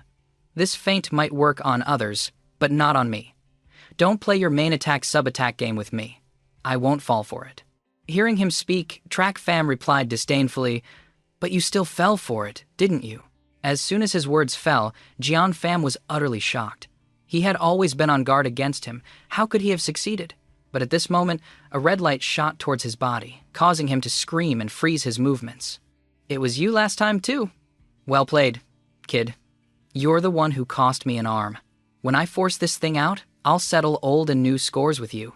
While talking to Track Fam, the Elder had gathered his elemental energy, intending to force the blood infant out. Track Fam, seeing this action, once again revealed a strange smile. "Elder Jian, you've fallen for it again." As soon as the words fell, Loi Vudin, from behind, charged forward with her thunderous finger, stabbing straight into Jian Fam's heart. He looked at Track Fam in horror, unwillingly, blood continuously flowing from his mouth. Track Fam chuckled lightly, not much different from Jian Fam. He was also heavily injured, but a wicked smile remained on his lips. "Elder Jian, you guessed wrong. The main attacker this time wasn't me. You thought only the crescent moon wheel in my hand could injure you, but unfortunately, you forgot that your heavily injured body is not what it used to be. And you gathered all the elemental energy in your body." After hearing him speak, just before he died, Elder Jian finally understood just how deep this person's schemes ran. He was truly terrifying. But if Track Fam wasn't ruthless, the one who died would have been him. One wrong step, and he would be doomed forever. Fate forced him to be unscrupulous. Track Fam's internal injuries were severe. Unable to stand, he immediately leaned against a tree to rest. Loi Vudin looked at him. She now understood how wrong she had been. He was using himself to give her a chance to live. Thinking this, she sat down beside him and sincerely apologized. "Track Fam, I'm sorry." Track Fam looked at her and shook his head helplessly. "This has nothing to do with you. My blood infant was heavily injured just now, so my internal energy was affected. Go see what you can get from him. An Elder of Netherworld Valley must have a lot of good stuff." Loi Vudin was shocked to hear Track Fam's words. She had thought it was just his treasure, but she never expected it to be linked to his life force. Yet, at a critical moment, he had used it to protect her. At this moment, a warm current flowed through her heart, mixed with a bit of guilt. Loi Vudin followed Track Fam's words and went to Elder Jian's side, quickly searching his body. Many items immediately appeared in front of her. Track Fam, watching her actions, clicked his tongue in admiration. As expected of a bandit, her technique was 10/10ths perfect. After collecting everything, Loi Vudin brought it to Track Fam, her eyes shyly cast down, which surprised him. She had never acted so strangely before. He just glanced at her once, then focused on the treasures collected from Jian Fam. As expected, he found a jade slip. It was indeed the Loi family's low-grade spirit rank martial art, the Thunderous Finger. There was also a low-grade spirit rank martial art of the Chai family, the Divine Wind Kick. Although he didn't know what secrets these two families' inherited treasures held that made Netherworld Valley go to such lengths to obtain them, he would take them for now and figure it out later. A moment later, Track Fam looked at Loi Vu Din and casually handed her a ring, saying, "For you. According to the bandit's code, I get half. You can keep the rest." Loi Vu Din was shocked to see him casually toss such a precious item to her. "That old man was killed by you. You should keep these things. Although the Lack family has money, if you keep this up, no amount of money will be enough for you, Track Fam," he said nonchalantly. "I don't need these things. I can get as much of this junk as I want. If you don't want to take it, I'll just throw it away." Loi Vu Din felt like she was going to die of anger. He considered such precious items as junk, and what's more, he said he would throw them away without a second thought. "Don't throw them away, we'll take them." Track Fam suddenly burst out laughing. He shook his head helplessly at her. After collecting what he needed from the bag of treasures, he wanted to go back. "All right, let's go back. We've been fighting all night. I should probably go talk to the Flower Glimmer Pavilion. Help me back." With that, he put Jian Fam's body into the jade slip. He walked over to Loi Vu Din and put his arm over her shoulder, letting her support him back. Just then, he suddenly thought of something and asked, "Where's that bastard Duongmin?" Hearing his words, she finally remembered. She had chased after Duongmin to kill him, but unfortunately, he had escaped. Track Fam had guessed as much since he couldn't find him. The man had already fled, but the next time they met, he would definitely kill him. On this side, the three from Long Ku returned together, standing before the inner gate of the Flower Glimmer Pavilion. Due to the stunning events earlier, they were a bit worried about Long Keat and Long Kwai and were about to go in to check. Just then, the two of them appeared. Third uncle, fifth uncle, ninth uncle. The third elder looked at the two arrivals and spoke up. "Little Kui, Akiat, how was the situation yesterday?" Reporting, third uncle. "Yesterday, just as we predicted, after we went after the three elders of Yumin Kok, they mobilized a large force to attack us. But we were prepared. They're all dead. Only a few bone-tempering realm experts managed to escape." Long Kwai calmly relayed the situation. Hearing this, Long Ku and the others laughed. This was a huge victory, a crushing defeat for the people of Yuminkok. "Excellent. Tu Kwai and Akiat have improved significantly. They can lead our guards to wipe out the enemy." The fifth elder chimed in with a laugh. "Third brother, we must make sure to praise their accomplishments in front of the clan master when we return." Third elder then remembered last night's disturbance and asked, "That's right. What was that massive commotion last night? Do you two know?" Hearing this, Long Kwai and Long Kiet were stunned. They glanced at each other, then both shook their heads. The three elders were now suspicious. The sound was earth-shattering, yet they had no idea who caused it. Suddenly, Long Ku remembered the Laksa group and said to the third elder, "Right, isn't Laksa staying in that other courtyard? Let's go ask them, and we'll find out." The third elder thought for a moment and nodded. The three of them headed towards Laksa's courtyard. Hearing Laksa's name, Long Kwai scoffed contemptuously. With such a big battle yesterday, they were probably hiding and didn't dare to come out. What could they possibly know? Soon, the group from Tiem Long Kak arrived at Laksa's courtyard. The moment they stepped inside, they were startled. They actually sensed the aura of a heaven-profound realm expert. Since when did the Lack family have such a powerful guardian? Long Ku looked at the man with suspicion. "And you are, my friend?" Loi Van Thien saw the three approaching and knew they were from Team Long Kak. Not daring to be rude, he quickly replied, "I am from Hak Fong's son." Loi Van Thien said, "I have long heard of Tiem Long Kak's reputation. It's an honor to finally meet the three esteemed elders." Long Ku understood immediately. He knew all the powers surrounding Fong Lam Han, and for a heaven-profound expert to suddenly appear with the Loi family meant they could now stand firm in the city. Long Ku saw everyone gathered in front of a room and asked with suspicion, "Master Loi, what is everyone gathered here for?" Loi Van Thien sighed. "Our steward Chak was gravely injured last night. His life hangs in the balance." "What? This place was also attacked yesterday?" Third elder shouted in shock. He thought Yumin Kok had only attacked Tiem Longkak. He never expected them to split their forces in three directions to attack everyone. Truly vicious. Hearing that Chak Pham was injured, Long Kwai spoke with disdain. Wasn't Chak Pham incredibly arrogant, saying something about surpassing the 7 houses in 10 years? Today, a mere group of grunts managed to injure him so badly his life is uncertain. How useless. As soon as she finished, everyone turned to look at her.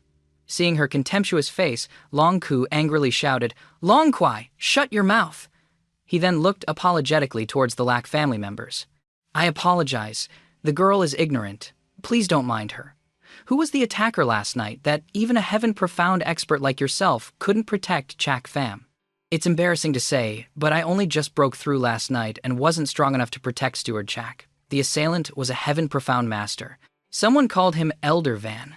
Loi Van Thien ignored Long Kui and answered, "Long Ku." "What? The cloud coverer, Yu Van Thon? Yu Min Kok actually sent him to make a move? Brother Loi, you're truly skilled. You must know, Yu Van Thon is one of the 12 elders of Yu Min Kok. He entered the Heaven Profound realm over 10 years ago. For you to force him back right after your breakthrough is already an amazing feat."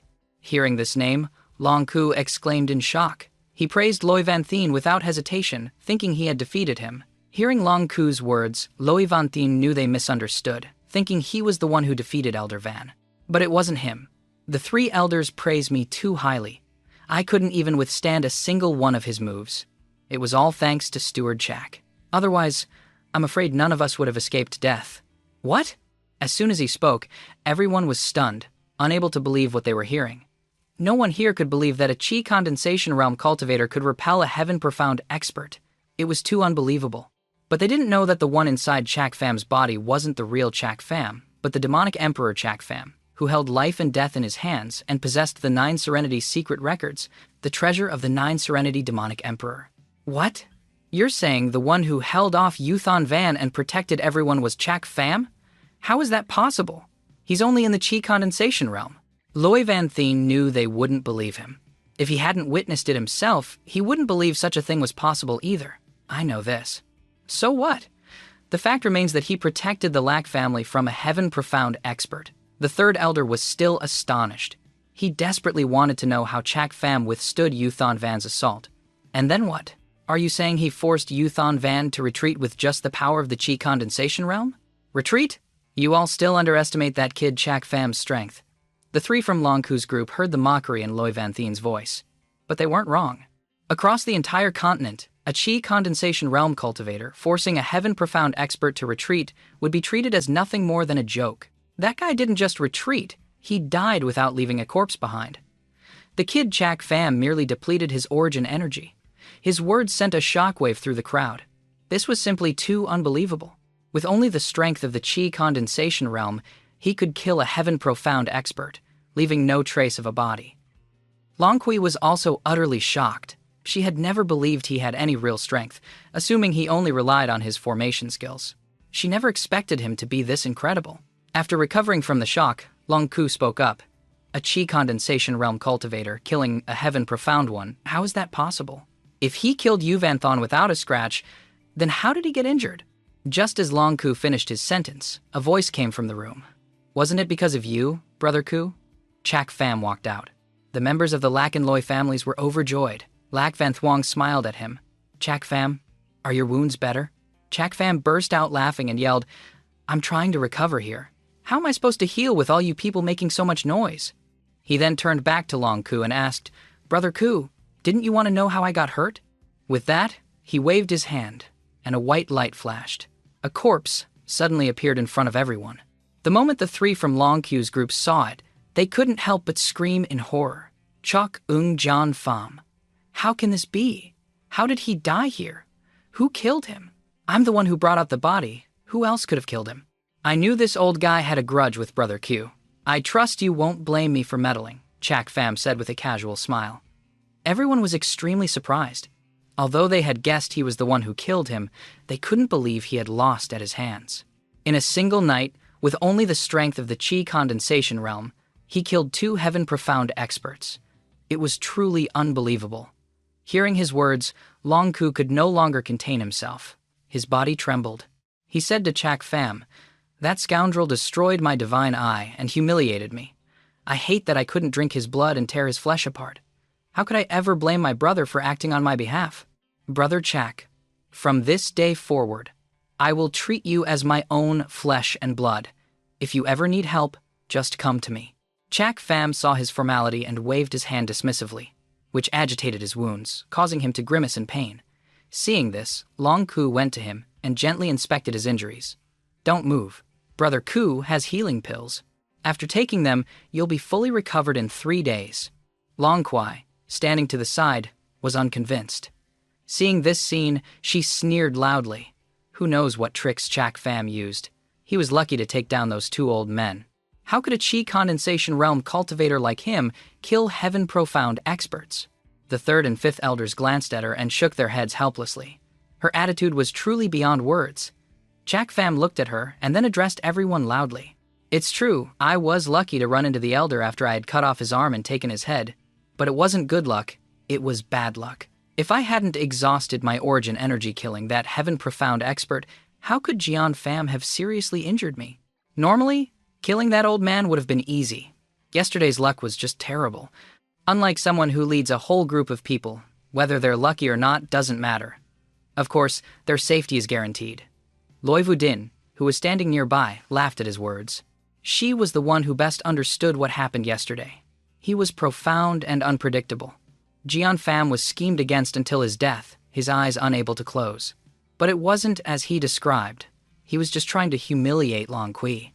The 3 elders, including Long Ku, also smiled at his words and shook their heads. They knew he definitely had his own methods, but the fact that he killed 2 heaven-profound experts proved his strength. Long Ku, you stay here for now and help Brother Shak heal. I'll send a few hundred more guards to protect the courtyard. Old Fifth and I will go back and report to headquarters. The clan master must be informed of the situation here. Long Kiet nodded in agreement. But Long Kiet and Long Kiet were stunned. The 3 elders of TM Long Kak were calling Chak Pham their sworn brother. At that moment, the quick-witted Chak Pham chimed in, 3rd brother, 5th brother, take care. The 3rd and 5th elders heard him call them brother so smoothly. They glanced at each other, not knowing whether to laugh or cry, and shook their heads.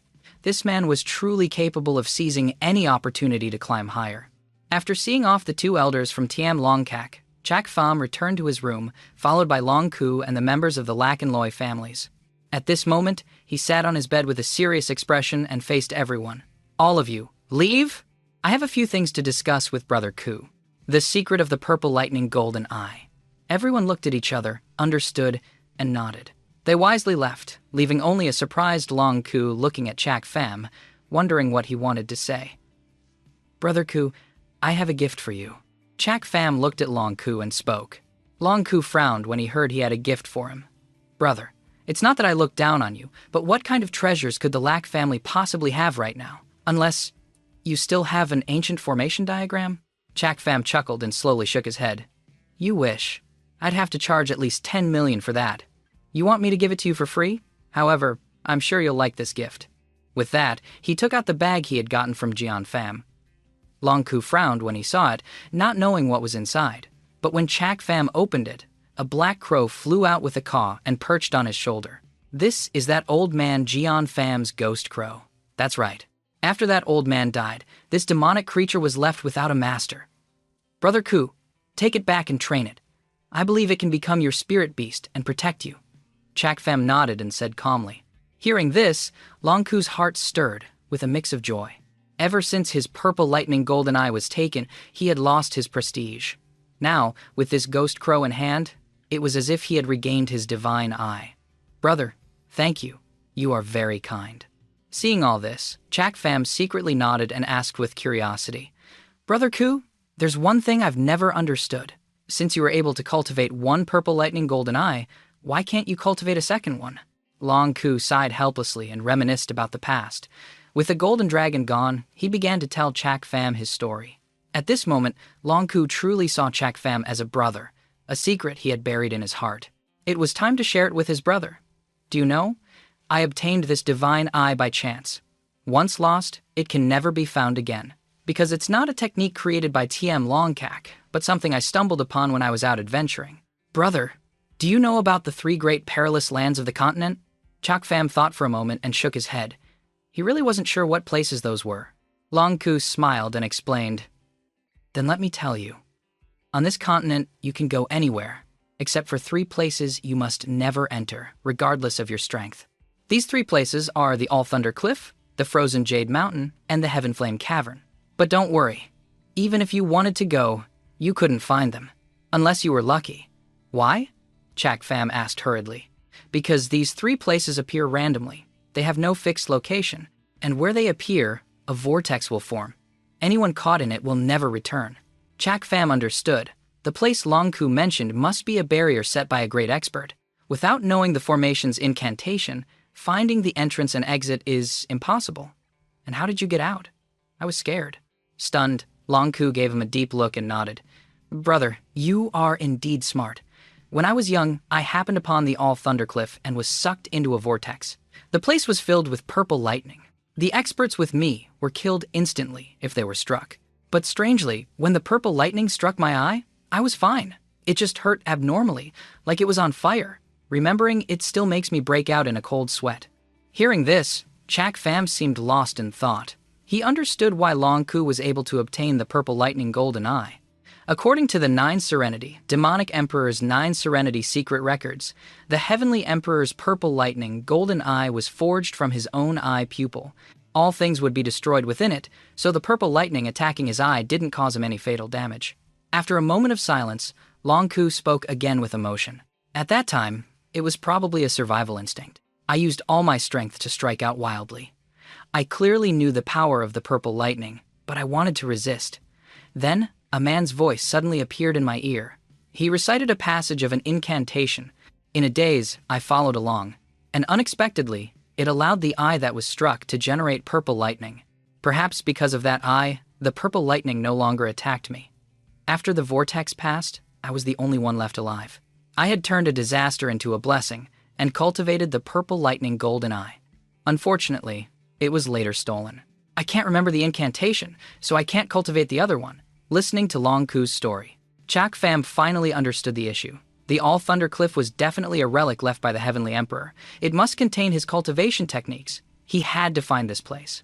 As long as he had the Heavenly Emperor's techniques, plus the 9 Serenity Demonic Emperor's 9 Serenity secret records, the inheritances of the 2 strongest of the 3 ancient emperors would be in his hands. No one in this world could be his opponent. No one would have ever guessed that the relics of an emperor-level expert would appear in the mortal realm. This time, his reincarnation through possession was a blessing in disguise. He hadn't lost out. After learning the truth from Long Ku, Chak Pham decided to go into seclusion to recuperate. A month passed quickly. At the Lac family's courtyard within Tiem Long Kak, Chak Pham finally emerged. His seclusion this time lasted nearly a month, but the gains were significant. His cultivation and his blood infant finally broke through to the 5th level of the Qi condensation realm. It was just a pity that he couldn't absorb the origin energy of the 2 heaven profound experts. Otherwise, he might have broken through again, reaching the bone-tempering realm. As soon as he stepped out, Chak Pham met Tutu. But when she saw him, she let out a cry of, "Steward Chak!" Then she ran away. Seeing this, Chak Pham was surprised. Had he changed in some way during his seclusion that made this little girl see him and run? He wasn't some man-eating monster. He couldn't be that scary. After a pause, he suddenly remembered their first meeting. He finally understood that he had been too rude, leaving a psychological scar on the poor girl. While Chak Pham was wondering if he had been too cruel to Loi Vu Din and Tutu, Commander Bang also came over and saw him. He called out loudly, "Brother Chak, have your injuries fully recovered?" Hearing this, Chak Pham nodded and said with a smile, "Old Bang." Before he could finish, Commander Bang suddenly thought of something and also turned and ran. Chak Pham was once again left standing there, stunned. What on earth was going on? Tutu running was one thing, but even Commander Bang fled at the sight of him. Based on his judgment and past battles, their actions must have a purpose and some benefit, but he couldn't figure out why they were so afraid of him. Just then, a gentle, shy voice sounded from behind him. "Steward Chak, thank you for saving me that day. This is a small token of my appreciation. I hope you'll accept it." Turning around, he saw it was Loi Vu Din, holding a bamboo basket. Her face was bright red, and her strangely shy behavior made Chak Pham a bit suspicious. He spoke up, "What's this for?" Just then, a fragrant aroma wafted from the bamboo basket, making Chak Pham exclaim in admiration. He said cheerfully, "It smells amazing. Where did you buy it?" "There's a restaurant this good in Phong Lam Than. It's not bought. My lady spent an hour every day cooking it. She was waiting for you, so that Steward Chak could taste it as soon as he came out of seclusion." Tutu quickly answered. Hearing Tutu's words, Chak Pham was surprised. She had learned to cook and waited for him every day. He was a little touched. He smiled and thanked Loi Vudin. "You're too kind. I'll accept this gift," seeing him take the basket. Loi Vudin was overjoyed. Her daily efforts had not been in vain. She waited for him to come out of seclusion. She blushed again and said shyly, "Steward Chak, your injuries have just healed. You need to take care of your body. Please go back and eat quickly. It's not good for your health if it gets cold." With that, Chak Pham didn't think anymore. He went to his room to eat. With his chi condensation realm cultivation, not eating for a month had indeed made him a bit hungry. Since she had been so kind, he couldn't refuse her goodwill. As soon as he entered the room, Chak Pham laid the food on the table, ready to eat. Loi Vudin watched him from the side, secretly happy. Suddenly, there was a knock on the door. Lac Van Thuong and Commander Bang opened the door and entered, surprising the three of them. As soon as she entered, Lac Van Thuong saw Loi Vudin was also there. She looked at the food in front of Chak Pham and said mockingly, "Oh, I didn't expect someone had already made breakfast for Steward Chak. It seems my worries were in vain." With that, she forcefully placed a bamboo basket on the table and continued, "Steward Chak, this is a dish I personally made for you. I hope you will take care of your body." Commander Bang, standing beside her, looked a bit worried at her expression and remained silent. Chak Pham, on the other hand, was a little surprised. Lac Van Thuong was usually gentle and virtuous. Why was she so irritable today? Looking at her basket, then at the food on the table, he couldn't help but sigh and say, "But I already have some. I'm not a rice bucket. Why would I eat so much?" As soon as he finished speaking, he saw anger flash across Lac Van Thuong's face. His intuition told him she was about to get angry. Disagreeing would be dangerous, so he reluctantly said, all right, I'll eat both, okay?" He carefully opened Lac Van Thuong's basket. He didn't know. But when he saw the food inside, he swallowed hard. His face stiffened, and he stammered as he pointed to the other food. He said, "I think I should eat this one instead." As soon as he said that, Lac Van Thuong became furious. "You just said you'd eat both." After speaking, her face fell, showing a hint of grievance. In contrast to her anger, Loi Vudin was extremely excited. Chak Pham looked at Lac Van Thuong's expression. He suddenly felt guilty and said, "All right, if I have to eat it all, I'll eat it all. Eat mine first." Lac Van Thuong and Loi Vudin spoke in unison. Then they unconsciously looked at each other, competing. A young girl's heart is like that. They had gone to the trouble of cooking for him, so they both wanted him to eat their food first. Seeing this situation, Chak Pham was a little thoughtful. He didn't know what had caused the two of them to be at odds. Before his seclusion, they were fine. But now they were like this. He couldn't help but wonder. After thinking for a while, Chak Pham decided to wave his hands and choose the food that would ensure his survival first.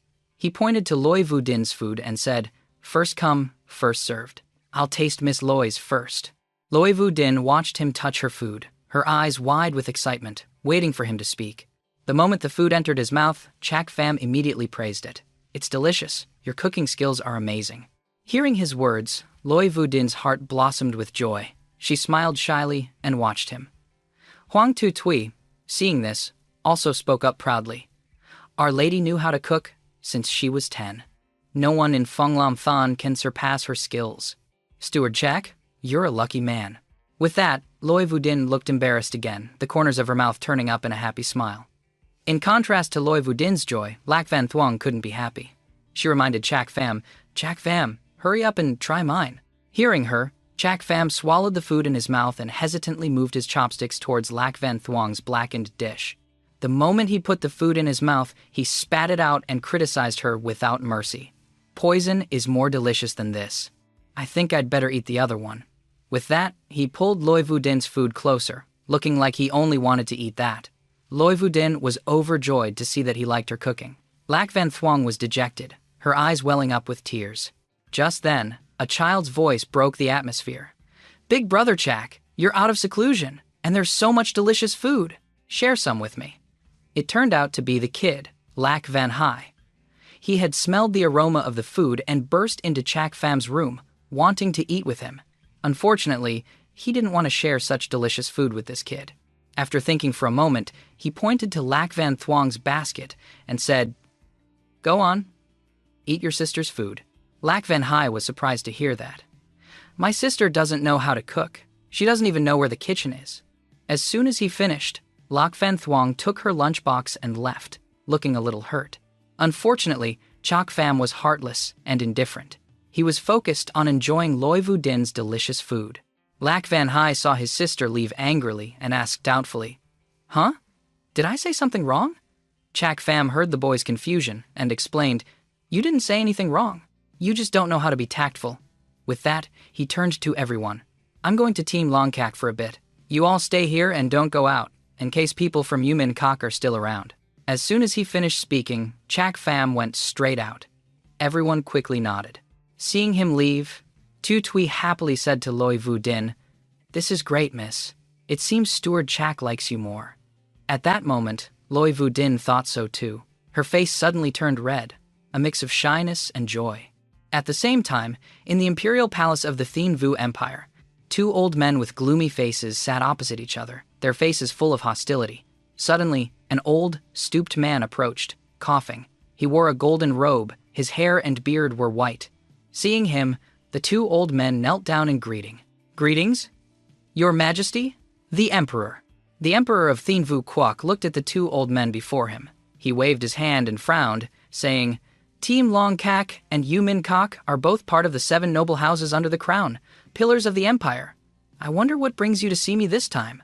Before the other could answer, the man in black hurriedly cupped his fists and reported, "Reporting to Your Majesty, a month ago, Team Longcack killed 2 great elders of my ManhwaCapped. Team Longcack has violated the agreement of the 7 houses.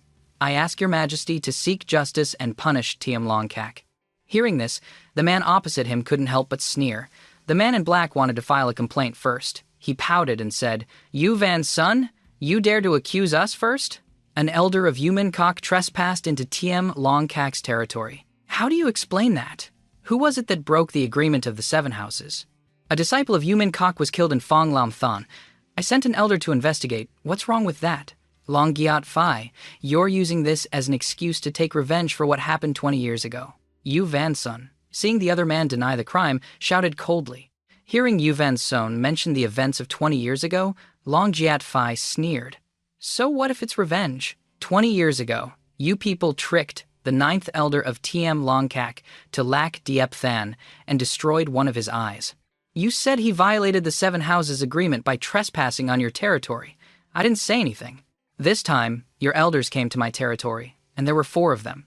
You claim it was just for an investigation." Seeing the conflict before him, the old emperor could no longer bear it and let out a cold shout. "Enough. Both sides are at fault in this matter. By my decree, Team Longcack will withdraw from Phong Lam Thon. From now on, it is no longer your territory. Furthermore, no one from ManhwaCapped or TM Longcack is to set foot in Phong Lam Thon ever again." "Your Majesty!" The 2 men were shocked to hear the emperor's decree. They couldn't believe the emperor would make such a decision. The old emperor above did not agree with them and cut them off with a wave of his sleeve. "It is decided. From now on, I don't want to hear any more rumors about the 7 houses fighting among themselves. All of you, withdraw." At this point, they had no choice but to obey the king's will. They unwillingly bowed and left. After the 2 had gone, a glint flashed in the emperor's eyes as he said calmly, "People from ManhwaCapped have come to Phong Lam Thon again. It seems they've learned of the 1,000-year-old secret order." But unexpectedly, a hoarse voice came from behind the emperor. "The imperial city is a place of intrigue, with spies from all the major powers everywhere. You should have known this long ago, Your Majesty." Hearing the other person's meaning, the emperor nodded and said with a smile, "It seems it's time to start the plan. The jade will shine." After leaving the courtyard, Chak Pham went straight to Tiem Longcack. It didn't take long for him to arrive at the entrance.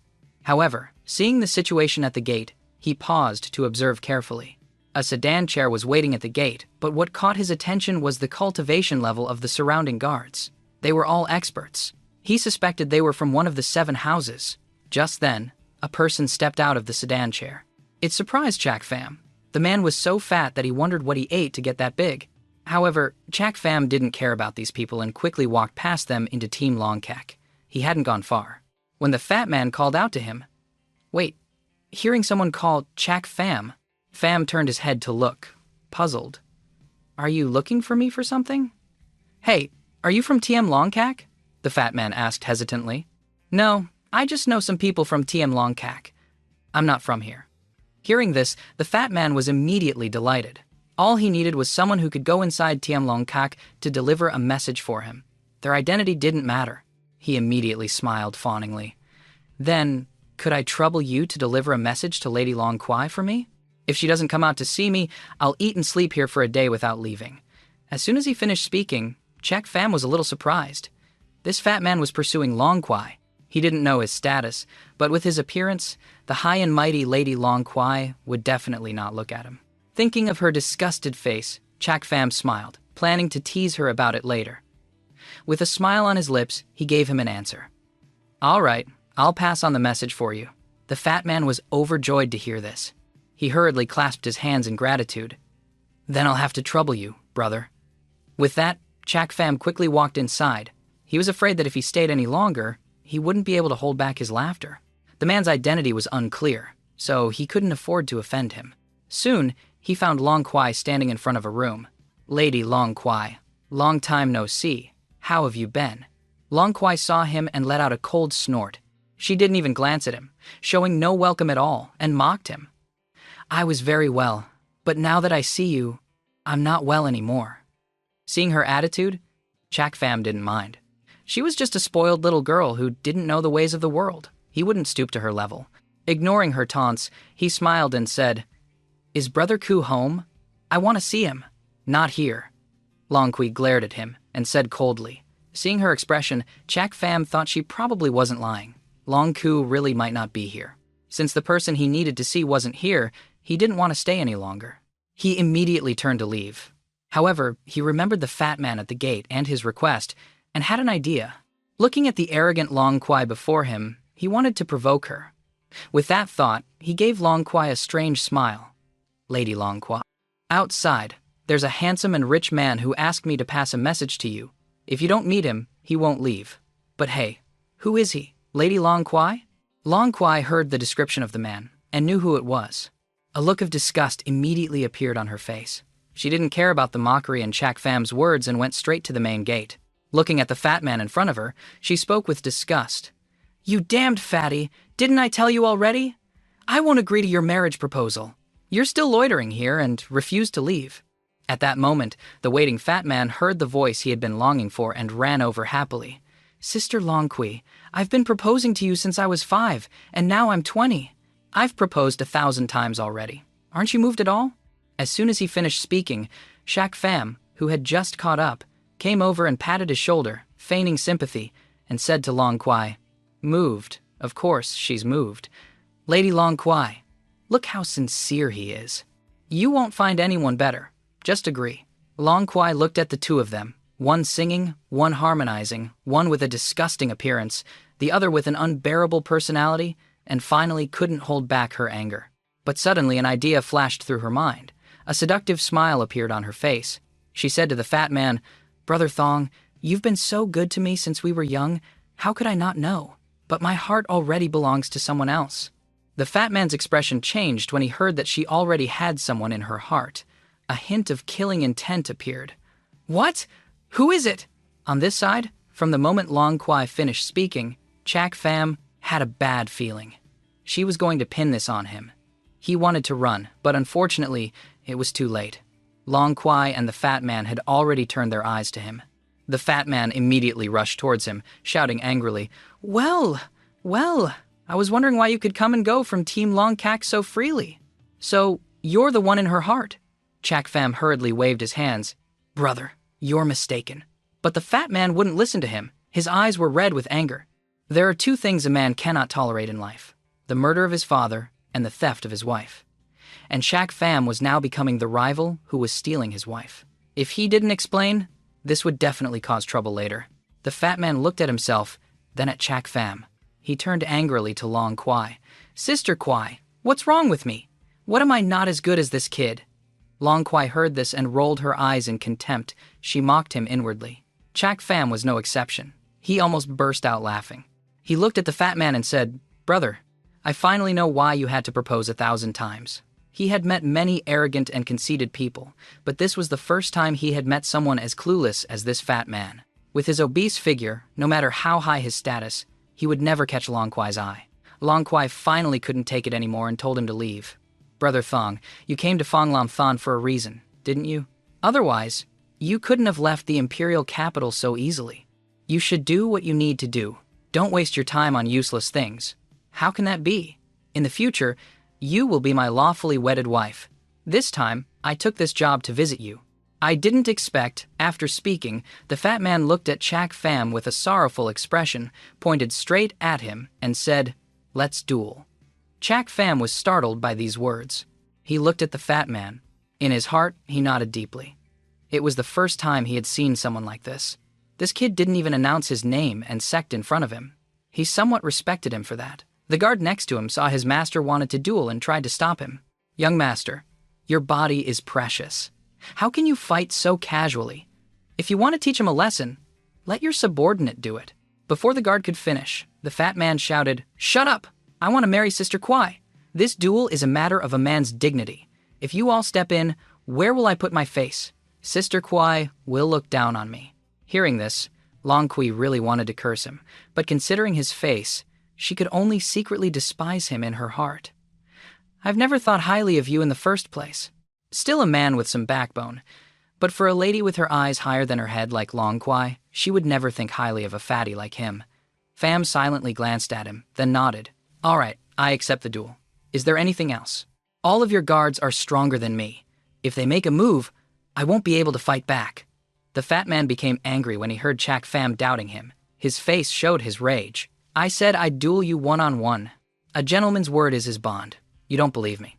Shaking his head slightly, Chak Pham said nonchalantly, "Of course I believe you, but if the master is beaten, won't they come to help? At that point, I'm afraid even your orders won't work." The fat man thought for a moment.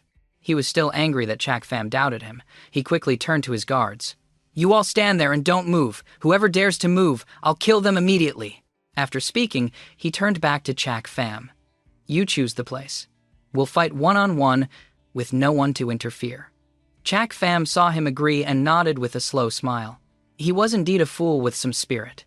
Long Kui knew Chak Pham's strength and schemes. She frowned and followed behind them, worried. "You really want to fight? Let me tell you, if he gets hurt, Team Longkak won't be able to protect you." Chak Pham heard her and didn't comment, but he still wanted to say one thing to her. He's actually a good guy. Long Kui was startled by his words. She didn't understand what he meant. But on the other side, the fat man saw the two walking intimately side by side and couldn't help but get angry. "Kid, you just wait. I'm going to beat you to a pulp." But Chak Pham just laughed loudly. He didn't care much. Compared to an old demonic emperor like him, if he wanted to kill him, this fool would have died countless times. A while later, Chak Pham, Long Kui, and the fat man entered a deserted forest. Long Kui had kindly reminded him, but he didn't listen. Worried, she decided to follow. Along the way, Chak Pham had his blood infant scout the area. Although he said he trusted this fool, being cautious was never a bad thing. Feeling they had gone far enough, the three of them stopped. Chak Pham said to the fat man, "Kid, you're not bad. You didn't even bring a single guard." The fatty pouted arrogantly. He shook his head and said, "I keep my word. Besides, this concerns Sister Kwai's marriage. I have to make you lose convincingly." A strange smile appeared on Chak Pham's lips as he looked at him. "Aren't you afraid I've set up an ambush here?" Hearing this, the fat man was startled and looked around cautiously. However, he shouted loudly, "I came here alone. If you dare to do something so despicable, will Sister Kwai think highly of you? Even if I get beaten up, I'll still be the winner." "Ha ha ha. You're a very straightforward kid. I like it. Then let's decide the winner and loser." Chak Pham laughed loudly. But as soon as his laughter died down, the fat man threw a punch. He attacked him. It was a bit surprising, but he still managed to dodge, retreating a few steps. He looked at the fat man and said, "Kid, you act all righteous, but you resort to a sneak attack. You've changed." He was angry, but the fat man didn't feel he had done anything wrong. He pouted and said, "Didn't you say to start? It doesn't count as a sneak attack." Chak Pham glanced at him after he spoke and secretly admired him. This guy looked foolish on the outside, but he was so cunning on the inside. However, the demonic path's principle was to use any means to achieve one's goal. His attack within the rules of the fight was right up his alley. He liked it very much. Seeing Chak Pham remain silent, the fat man said with a hint of pride, "Stinking brat, are you scared now? With just this little bit of skill, you want to steal my Sister Kwai?" At this, Chak Pham, instead of getting angry, burst into hearty laughter. Ha ha ha, not bad, you're right. With that, his expression suddenly changed. He pointed at Long Kwai and shouted, Long Kwai, why are you taking off your clothes? The fat man heard Chak Fam's shout. Although he knew he might be tricking him, he couldn't help it. He turned his head back. The result was that he was tricked. Taking advantage of his distraction, he attacked him. He couldn't have tricked him. Caught off guard, he was forced back. Behind them, when Long Kwai heard this, she gritted her teeth. Her whole face turned red. She looked at him and cursed him as shameless. Chak Fam smirked in response. You flatter me. You flatter me. Chak Fam smirked in response. In an instant, the fat man was enraged by Chak Fam's actions. He was angry not only because he had been sneak attacked, but also because he had used Long Kui to trick him. He cursed. You despicable brat. You dare to insult Sister Kwai. I will definitely teach you a lesson. Seeing his anger, Chak Fam didn't care. He shook his head and said with a smile, I was just exaggerating a little. You shook your head at my words, but what were you thinking in your head at that moment? Weren't you also insulting your great Lady Long? The fat man was stunned by Chak Fam's words. He was right. Although he had been disrespectful to Long Kwai just now, for a moment, he too had had improper thoughts. If Chak Fam had insulted Long Kui, then he was no exception. The only difference was that Chak Fam used words, and he used his thoughts. He thought, the two of them were the same. Neither had the right to blame the other. With that thought, the fat man said to Chak Fam, Kid, I won't pursue what happened just now. Now I'm going to get serious.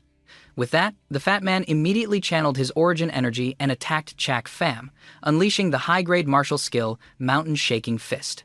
Kid, if you don't want to get hurt, get out of the way. But if you run, it means you admit defeat. If this punch lands, you'll definitely die if you can't block it. However, his opponent was Chak Fam, the man who could kill two great Heaven Profound experts. In his eyes, he was just trash.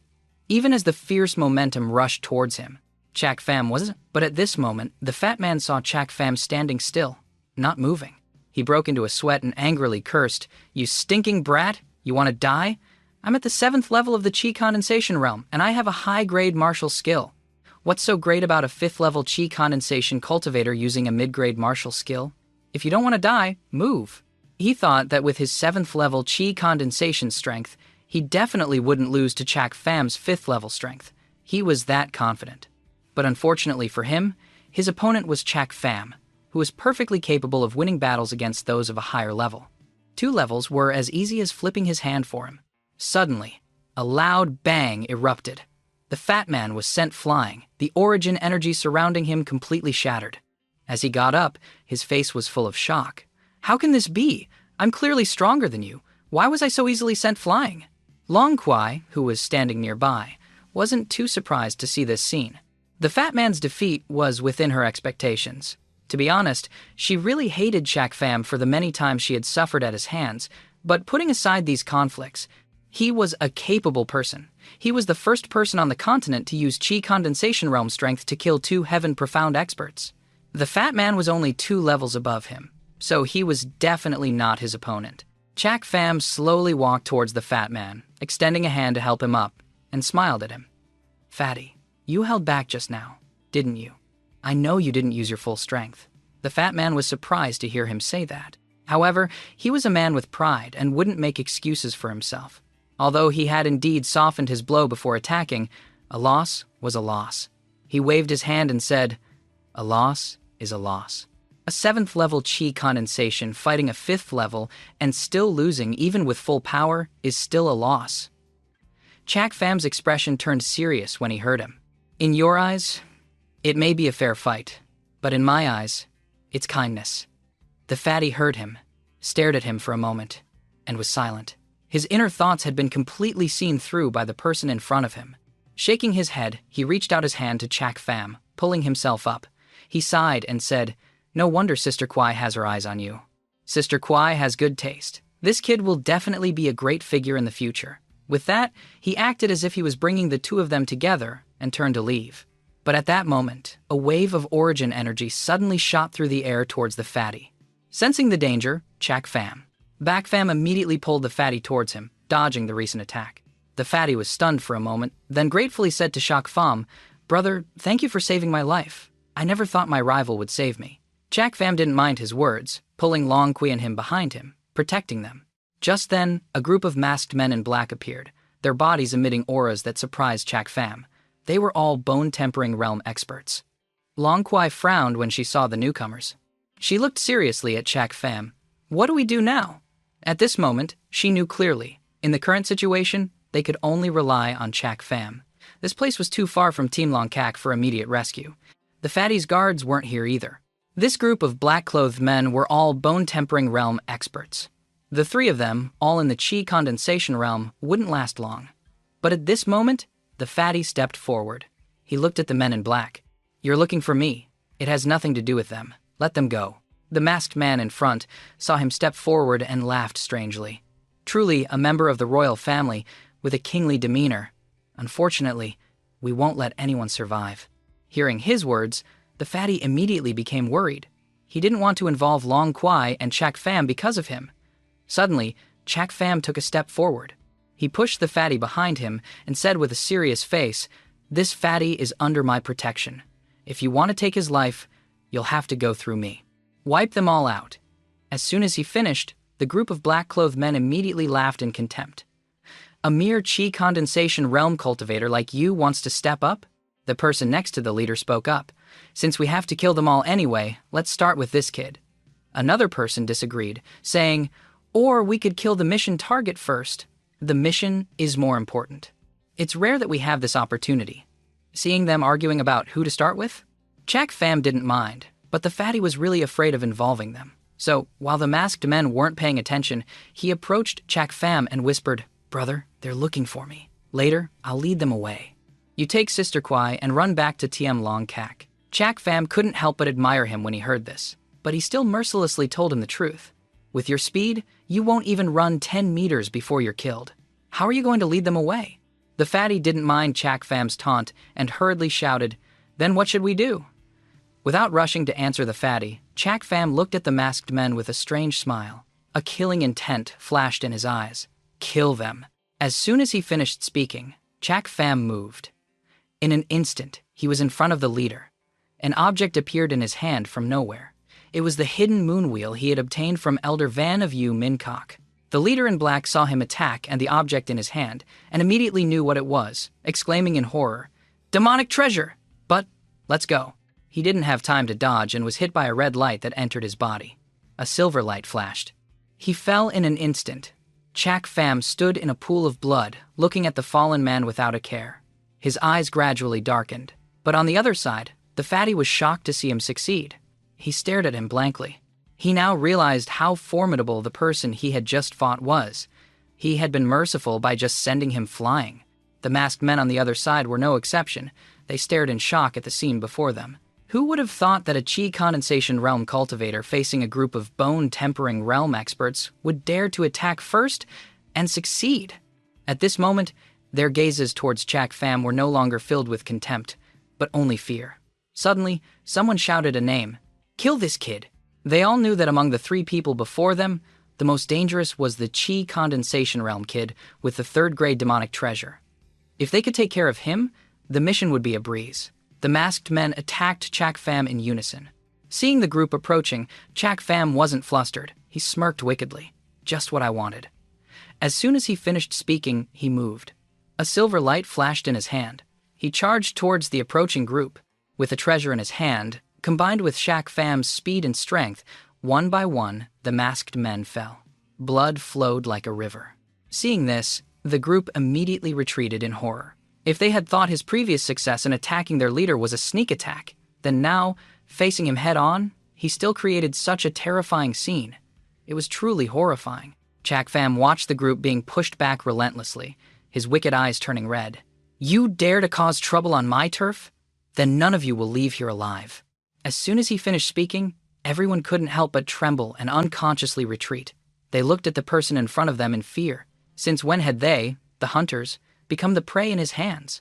One of the masked men spoke up. "Everyone, don't be afraid. Charge. He's just a little chi condensation realm brat.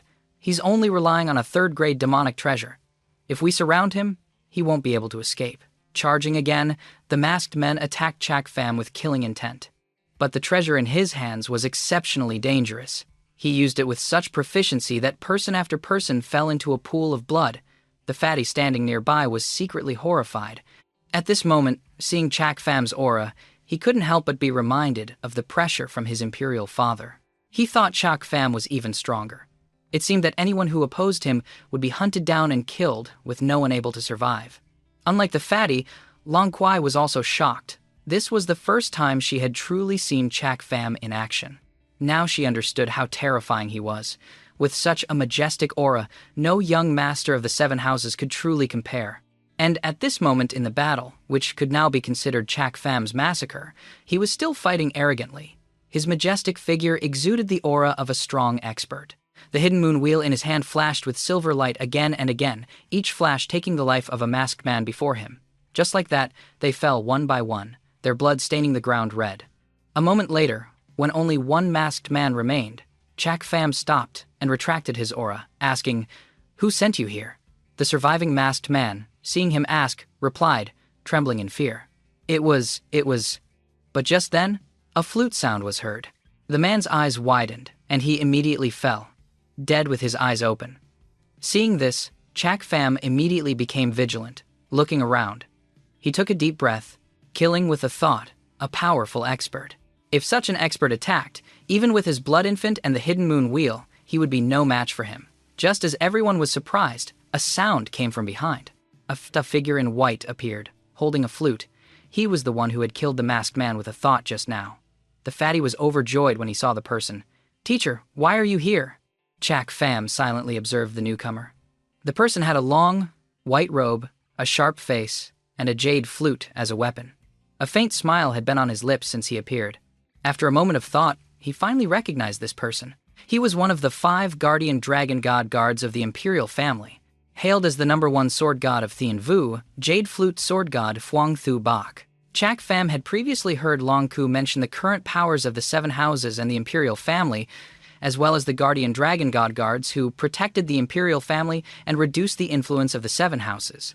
Indeed, with such a powerful expert guarding it, it was no surprise that the imperial family could suppress the 7 houses. As soon as he finished speaking, a hearty laugh rang out. At the same time, Long Ku also appeared from behind a tree. "See, I wasn't wrong, was I? This kid has a sharp eye. I only mentioned it once, and he recognized you immediately." Long Kui was overjoyed to see Long Ku appear and ran to him, calling out, "Ninth uncle! When did you and Senior Phuong arrive? Why didn't you come sooner?" Long Ku chuckled at Long Kui's question.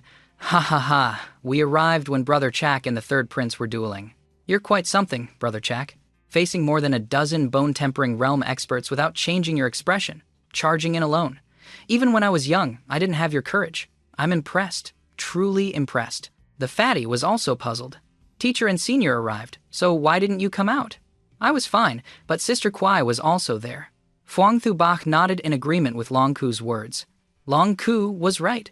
He was not only intelligent, but also powerful and courageous. Who would have the confidence to face more than 10 bone-tempering realm experts with only chi condensation realm strength and not retreat? Moreover, he successfully wiped them all out. Thinking this, he looked at Chak Fam and said, "If I had intervened from the beginning, wouldn't I have missed a good show? Besides, I wouldn't have been able to witness the skills of this talented young man." Hearing Phuong Thu Bach's praise, Chak Fam wasn't too pleased and bowed slightly. "Senior, you praise me too much. But why did you kill that person? Could it be—" As soon as he finished, Phuong Thu Bach shot a sharp look at him. His face darkened, a hint of warning in his tone. "Young man, you are very smart, but with your current strength. Being smart isn't necessarily a good thing." Hearing his words, Chak Fam understood the warning in his tone. He was warning him. The power struggles of the imperial family were not something he could interfere with now. Killing that person was also a way of protecting him. He hurriedly nodded in understanding. He said to Phuong Thu Bach, "Junior understands. I will forget what happened today." As soon as he finished speaking, Phuong Thu Bach knew he understood his meaning. He was indeed, as Long Ku had described, a man of few words but great understanding, who knew when to advance and when to retreat. Truly very smart. He looked at Chak Fam and said with a smile, "I didn't expect that besides the 7 houses, there would be someone as formidable as you in the secular world. If you didn't belong to the demonic path, you would be a good match for me. I would definitely take you back and teach you for 2 years. Your future would be limitless." His words came as a shock to the fatty and Long Kwai. Everyone in the 7 houses knew that Phuong Thu Bach had a bad temper and looked down on everyone. He didn't even give the emperor face. He had previously taught the fatty a few moves only because the fatty had kowtowed to him for 3 consecutive years. He had agreed then but refused to take him as a disciple. That's why the fatty called him teacher and not master. But now, Chak Pham had only met him once, and he already wanted to take him as a disciple. If not for their different cultivation methods, perhaps Chak Pham would have become the first disciple of the sword god. Just like that, the people of the 7 houses would have to make way for him when they saw him. This was truly an enviable opportunity. However, Chak Pham shook his head helplessly at this. He laughed. With his previous cultivation as a demonic emperor, the only person he could accept as a master would have to be at least an emperor-level expert. So, these mortals, he really didn't care about them. Phuong Thu Bach looked at Chak Pham again, a little reluctant to leave with the fatty. "Long Ku, 3rd Prince, I still have official business. I'll take him with me first." After speaking, he and the fatty quickly disappeared. So fast. As expected of a divine illumination realm expert, Chak Pham took a deep breath and exclaimed. He was truly determined in his heart. He had to quickly cultivate to the divine illumination realm, so that he could walk freely on the continent as he once did. At this moment, Long Ku walked up to Chak Pham with a serious expression and said, "Brother Chak, come with me to Team Long Kak. I have something to give you." Hearing this, the corners of Chak Pham's mouth lifted slightly. He seemed to know what it was, and nodded slightly, following Long Ku. A moment later, they had entered Tiam Long Kak. Long Ku immediately sent Long Kwai out. Even though she was unwilling, she had to obey. After she left, Long Ku took out a piece of animal hide from his clothes and gave it to Chak Pham. He took it and opened it. The 2 words Alliance Oath appeared before his eyes. After reading the contents, Chak Pham put it away, a satisfied smile on his face. As expected, it was all within his calculations. What he wanted was for Tiam Long Kak to form an alliance with the Lac family, to become their backer and help the Lac family unconditionally. With this, no one would dare to touch the Lac family. In this way, his inner demon could be resolved, and he could focus on developing his own power. Long Ku was surprised by the expression on Chak Pham's face and asked, "I have a feeling you already knew about this." Chak Pham glanced at Long Ku and smiled mysteriously. His plan from the beginning was to obtain this alliance oath. Every step had a purpose. From the first day he came to Tiam Long Kak to all the subsequent events, he had planned it all himself, step by step. What he wanted was to make the Lac family an ally of Tiam Long Kak. A moment later, Chak Pham, holding the alliance oath, said to Long Ku, "I'll take this back for the young lady to sign." Seeing him about to leave, Long Ku quickly stopped him. "Wait, sign it here. Sign it now. Our clan master's intention is that this alliance agreement is not to be signed by the Lac family, but by Chak Pham. Chak Pham is the ally of Team Long Kak. This is the clan master's original words." Hearing this, Chak Pham was surprised. However, their clan master was indeed insightful. He smiled. "Your clan master is truly a hero." Late at night, Chak Pham returned to the Lac family's courtyard. As soon as he entered, he met Commander Bang. He opened his mouth and asked, "Old Bang, where's the girl? I need to talk to her." When Commander Bang heard he was looking for Lac Van Thuong, his expression froze. He said helplessly, "I'll take you to her." Chak Pham was a little stunned by Commander Bang's reaction. He followed silently. In a moment, the 2 arrived at the kitchen door. He looked at Commander Bang with confusion, only to see him point inside. He walked over with suspicion. At this moment, the kitchen was a mess, with things scattered everywhere. Lac Van Thuong had fallen asleep in the kitchen. Commander Bang sighed when he saw her. "The young lady has been here from morning till night, even asking the kitchen staff for advice. She's exhausted now. I know you're a capable person, Steward Chak, so you don't care much for the young lady and young master. But the young lady has been practicing hard in the kitchen for a month just so you could have a good meal when you came out of seclusion, only to be met with your harsh words. Any girl would be heartbroken." Chak Pham didn't listen to him and went straight to Lac Van Thuong. Looking at the blackened food on the stove, he couldn't help but shake his head. She really has no talent. But while his mouth said that, his hand still picked up a piece and put it in his mouth. Commander Bang disagreed with him and came over, picking up a piece of food and putting it in his mouth. "Even if she's not a skilled cook, you should still give her some face, right? Like me, I just swallow it. It's not that hard. But as soon as he swallowed a piece, he spat it out and said apologetically, Steward Chak, maybe we should forget it. It's really hard to eat. I was wrong to blame you. But Chak Pham didn't care, and continued to put piece after piece into his mouth and swallow. Seeing this, Commander Bang's face immediately turned ugly. Don't eat any more, Steward Chak. What I ate just now was really hard to eat. A smile appeared on the corner of Chak Pham's mouth as he ate every last piece of the food Lac Van Thuong had made.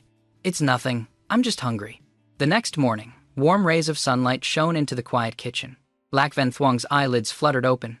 She looked around and realized she had slept in the kitchen last night. She smiled bitterly. She looked at the stove with a hint of grievance, wanting to find the food she had made yesterday, but it was gone. She then noticed a piece of clothing on her. She slowly looked down and saw Chak Pham sleeping peacefully below. She covered her mouth in surprise. Last night, she had actually slept in the same place with him. She couldn't help but feel a little shy. She unconsciously moved closer to him, her face turning redder and redder with embarrassment. Miss Steward Chak. Just then, Commander Bang's voice suddenly rang out, startling Lac Van Thuong. She quickly leaned against Chak Pham and pretended to be asleep. Just then, Chak Pham also woke up from his dream. Hearing Commander Bang's call, he opened his mouth. Old Bang, what's the hurry? As Commander Bang stepped into the kitchen, his eyes fell upon his young lady leaning against Chak Pham's shoulder, sleeping peacefully. He noticed her face was slightly red and looked a bit unusual. He asked, Brother Chak? Miss? Hearing this, Chak Pham immediately turned to look at Lac Van Thuong. Seeing her face flushed red and her body trembling, he couldn't help but press his forehead against hers. The heat radiating from her body surprised him a little. Last night, he had intended to carry her back to her room, but he was afraid of waking her, so he decided to sleep here for the night. He didn't expect her to fall ill after just one night. Old Bang, whatever it is, let's talk about it later. I'm taking the young lady back to her room to rest. With that, Chak Pham picked up Lac Van Thuong and went straight to her room. But Commander Bang hurriedly stopped him. No, Brother Chak. Someone wants to invite the young lady to the mansion. We absolutely cannot offend them. Seeing that he wanted to stop him from leaving, and looking at Lac Van Thuong's condition, he said angrily, Who can't we offend? Even if it's an invitation from Team Longcack, we're not going. Don't you see your young lady is unconscious? How can she go? At most, I'll go see him later. Commander Bang saw his anger, but the person who had come was also someone they couldn't afford to offend. He said anxiously, Brother Chak! Steward Chak! This person said the young lady must show her face. He brought the Imperial Golden Token. Chak Pham was startled. The Imperial Golden Token? People with the Imperial Golden Token are all Imperial Guards. Even the head of the 7 houses would have to come if summoned, otherwise it would be a crime of defying an Imperial edict. The lightest punishment is death, the heaviest is the execution of 9 generations of the family. However, he knew, thinking about what happened last night, he wouldn't dare to do anything to us. He narrowed his eyes, thought for a moment, and said coldly, Old Bang, you tell him the young lady is not well. Tell him to come back tomorrow. Hearing this, Commander Bang was shocked and couldn't help but take a deep breath. The other party had come on the Emperor's orders. To turn them away like this, I'm afraid, but seeing him hesitate, he was certain that the visitor was one of the fatty's men. He definitely wouldn't kill innocent people. Knowing Commander Bang's thoughts, Chak Pham shouted again, Just do as I say, hurry up! Suddenly, Lac Van Thuong cried out and broke free from Chak Pham's arms. She said seriously, Wait, Commander Bang, tell that person to wait a moment. I'll be ready to go soon. Commander Bang obeyed, and with a whoosh, he felt a wave of relief. If Lac Van Thuong hadn't woken up in time, he was afraid that with Chak Pham's personality, he would have definitely offended that person, and they would have been powerless to resist. Chak Pham glanced at Lac Van Thuong, thinking deeply. She had been unconscious just a moment ago, but now she was suddenly awake and alert. He couldn't help but find it strange. Chak Pham once again understood that he couldn't comprehend women's temperaments. Lac Van Thuong glared at him and said, Steward Chak, don't be so emotional. We can't afford to offend the people of the Imperial family. With that, she hurriedly disappeared, leaving Chak Pham standing there, surprised. Shaking his head helplessly, he went straight to the reception room. Upon entering, Chak Pham saw the person who had come to invite them. He was dressed as a servant, but his strength was at the peak of the chi condensation realm. As expected, he was one of the fatty's men. The person saw Chak Pham approach. He stood up and cupped his fists, his face arrogant and his eyes showing clear contempt. Whether intentionally or not, he revealed the imperial golden token in his hand and said, "You must be the chief steward. My master invites you and Miss Lack to the mansion for some business." Jack Pham saw his attitude and couldn't help but snort coldly. A mere servant dared to be arrogant in front of him. In his prime, he had roamed freely. This man probably wasn't even born then. Without even glancing at the man, Jack Pham walked straight to the main seat, crossed his legs, and said, "The fatty isn't hurt, is he?" Just as the man was about to get angry, he heard these words and his eyes widened in surprise. This person dared to call his master fatty, thinking that he had a relationship with his master. In an instant, the contempt in the man's heart disappeared. He fawningly said, "My master returned last night and didn't mention any injuries." Jack Pham looked at him with respect. In his heart, he laughed coldly. "Really?" He was probably too embarrassed to say it. "I hit him 30 times yesterday and kicked him more than 10 times. It would be strange if he wasn't hurt. Am I right? That kid is just putting on a show because he's afraid of you all laughing at him." Ha ha ha. "Oh, right. That old man Phuong Thu Bach is still angry, isn't he?" Hearing this, the man finally believed that the person in front of him really did know his master. Phuong Thu Bach had brought the fatty back yesterday, so he knew Phuong Thu Bach was there. But this person also knew. He stammered in reply. I don't think so." "That's good then. Yesterday, old man Phuong wanted to take me as his disciple, didn't he? If I hadn't been so unyielding, he would have taken me away. Now that you say that, I'm relieved." Jack Pham pretended to sigh. "Luckily," he said. The man's legs trembled when he heard this news, and he fell to the ground, unable to stand. The person in front of him not only knew his master but was also being considered as a disciple by Phuong Thu Bach. No matter who he was, with this status alone, he couldn't afford to offend him even if he had 10 lives. Seeing the man's terrified expression, Jack Pham was pleased. He had a satisfied look on his face. Daring to be arrogant in front of him, this person wasn't qualified yet. Outside Phang Lam Thon, in a remote mountain forest, there was a secluded courtyard. It wasn't very large, but it exuded a quiet and elegant atmosphere. Outside, the guards were all bone-tempering realm experts. The man brought Jack Pham's group of 4, the 2 siblings and Commander Bang, to this place, bowed, and said, "Steward Jack, Miss Lack, please come in." Soon, everyone arrived at a small courtyard. From a distance, they saw members of the Thai family and the Loy family sitting with the fatty. Jack Pham immediately understood why they had been summoned today. He quickly took a step back, pushing Lac Van Hai and Lac Van Thuong forward. He touched his nose and said, "This is a meeting of the 3 families. You're in charge." Lac Van Hai looked at him, not understanding. But Lac Van Thuong, although she usually didn't pay attention, understood his words. After the recent events, everyone in Phang Lam Thon knew that the person in charge of Laksa now was Steward Chak Pham. Therefore, the imperial family would also consider Chak Pham to be the true master of Laksa. He wanted the Lac family to become famous, and for everyone to know that the master of the Lac family was still a Lac. Thinking of this, she couldn't help but be moved and sincerely thanked him. The man led the 3 to the front of the courtyard. He bowed respectfully and gestured for them to enter. His attitude was as respectful as if he were addressing his own master. But seeing this, the fatty and the others were stunned. The imperial guards had always been arrogant, looking down on everyone except the royal family, even towards the 7 houses. Their attitude was arrogant. But today, this respectful attitude towards the Lac family, what was going on? Everyone was puzzled. This kind of treatment was something that no one in Phang Lam Thon didn't admire. While everyone was assessing the situation, the 4 of them had already stepped into the courtyard. Lac Van Thuong looked at the fatty and slowly bowed her head in greeting. The commoner Lac Van Thuong greets the 3rd prince. Jack Pham, who was beside her, helped her up, his face as calm as ever. The fatty looked at her and Jack Pham, not sure if it was right or not. He casually waved his hand and invited them to sit. Lac Van Thuong and Lac Van Hai, as well as their opposite, sat down at the same time. Commander Bang and Jack Pham stepped back. The fatty nodded in approval at his actions. He had both strength and merit, but he wasn't arrogant and remained loyal to his master. Phuong Thu Bach, on this side, also nodded in admiration. The 3 families were all present. Remembering the purpose of his visit to Phang Lam Thon, he took a breath and spoke. "Today, I, the prince, have invited the 3 masters here on my father's orders to fulfill the 1,000-year-old destiny of our 3 families.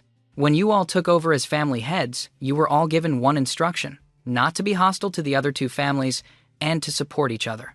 At the same time, the three families were not to leave Fong Lam Thon until the radiant pearl emits its light. Haha, actually, all of this was an agreement between the founding imperial family and the three family heads from 1,000 years ago, called the Radiant Pearl Decree. The Lak, Tai, and Loi families, along with the 7 houses, were all founding meritorious officials. As soon as the fatty finished speaking, Tai Vin and Loi Van Thien glanced at each other, then looked at the fatty. Lak Van Thuong looked at Lak Van Hai and saw her younger brother nod. A look of suspicion appeared in her eyes upon receiving this shocking news.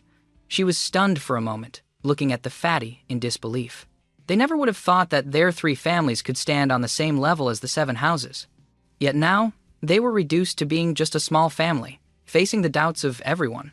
A hint of guilt appeared on the fatty's face as he continued, "I'm sorry, the Vu Van family owes you all. Back then, when the Thien Vu nation was just established, its foundation was unstable, and the common people were in chaos. Therefore, the founding emperor sent 7 founding meritorious officials to various places among the common people to quell the chaos, giving them enough authority even on par with the royal family.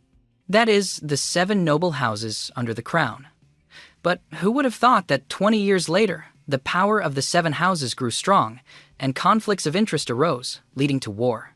At that time, the royal family couldn't control them and had to cut back their power. In the end, they knew they wouldn't gain any benefits, so they stopped fighting. But after that great war, which caused immense suffering and weakened the nation's strength, they were even in danger of losing the country. But what does this have to do with our 3 families?"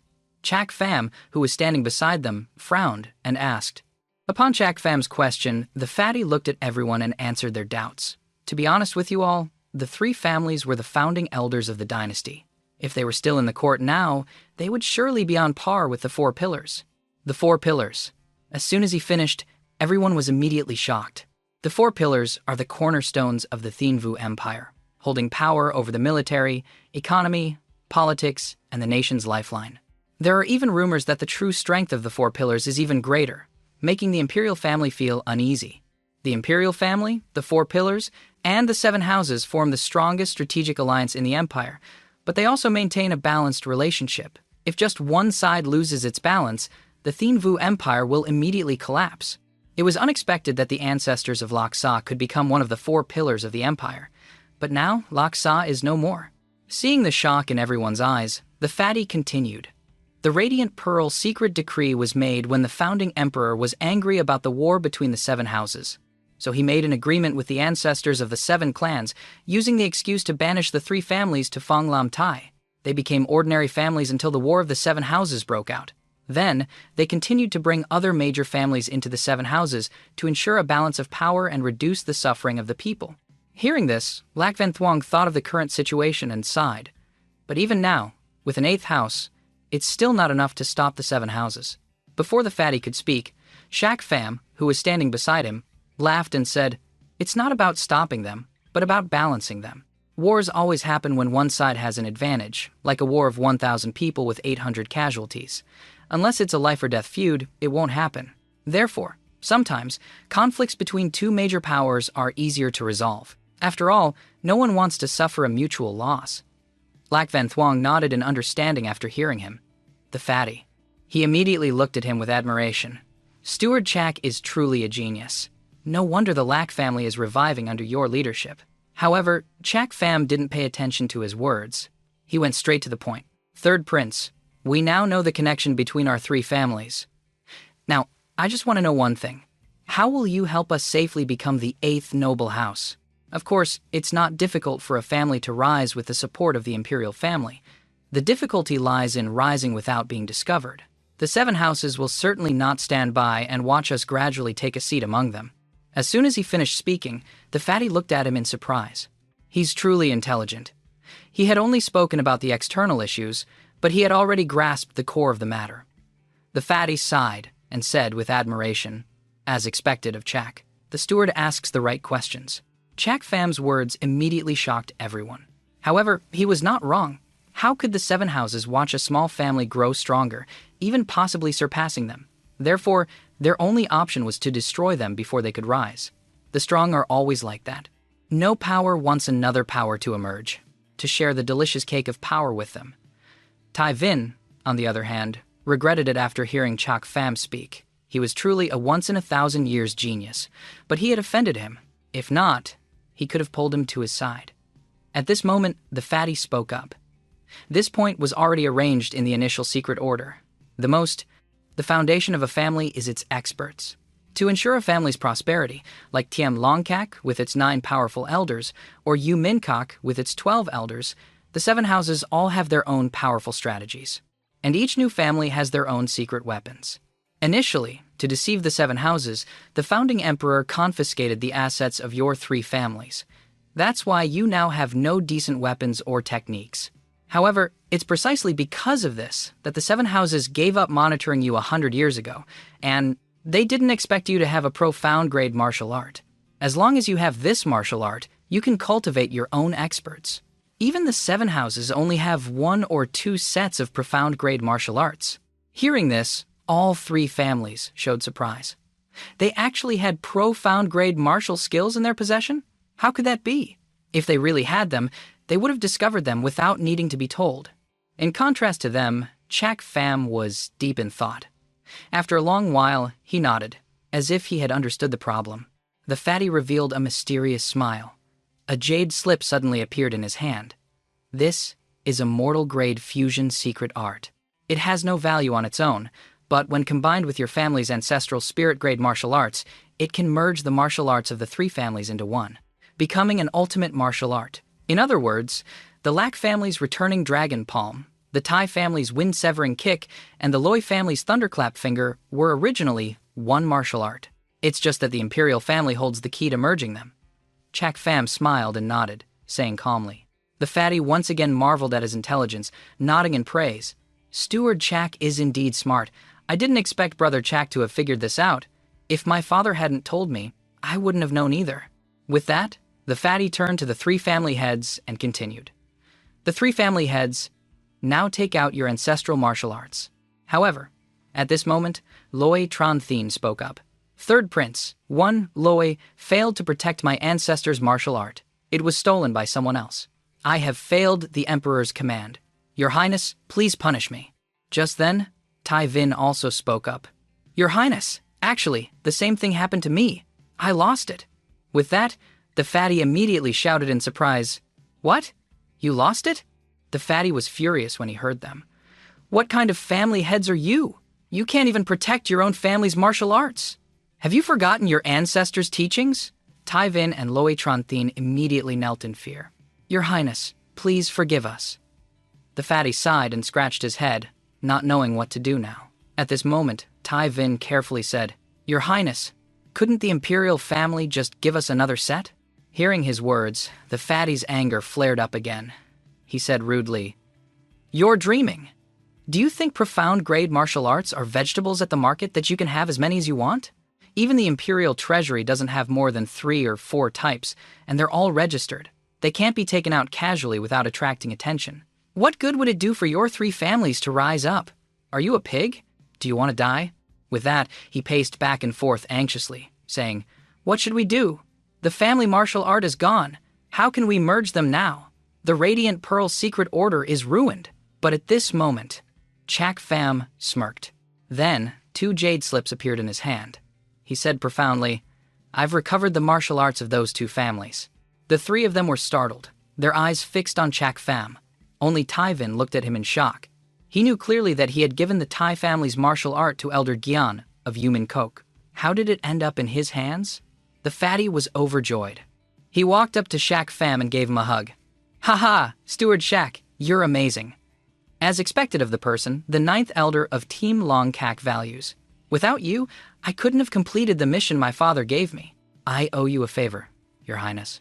Chak Pham smiled faintly and didn't comment. He shook his head.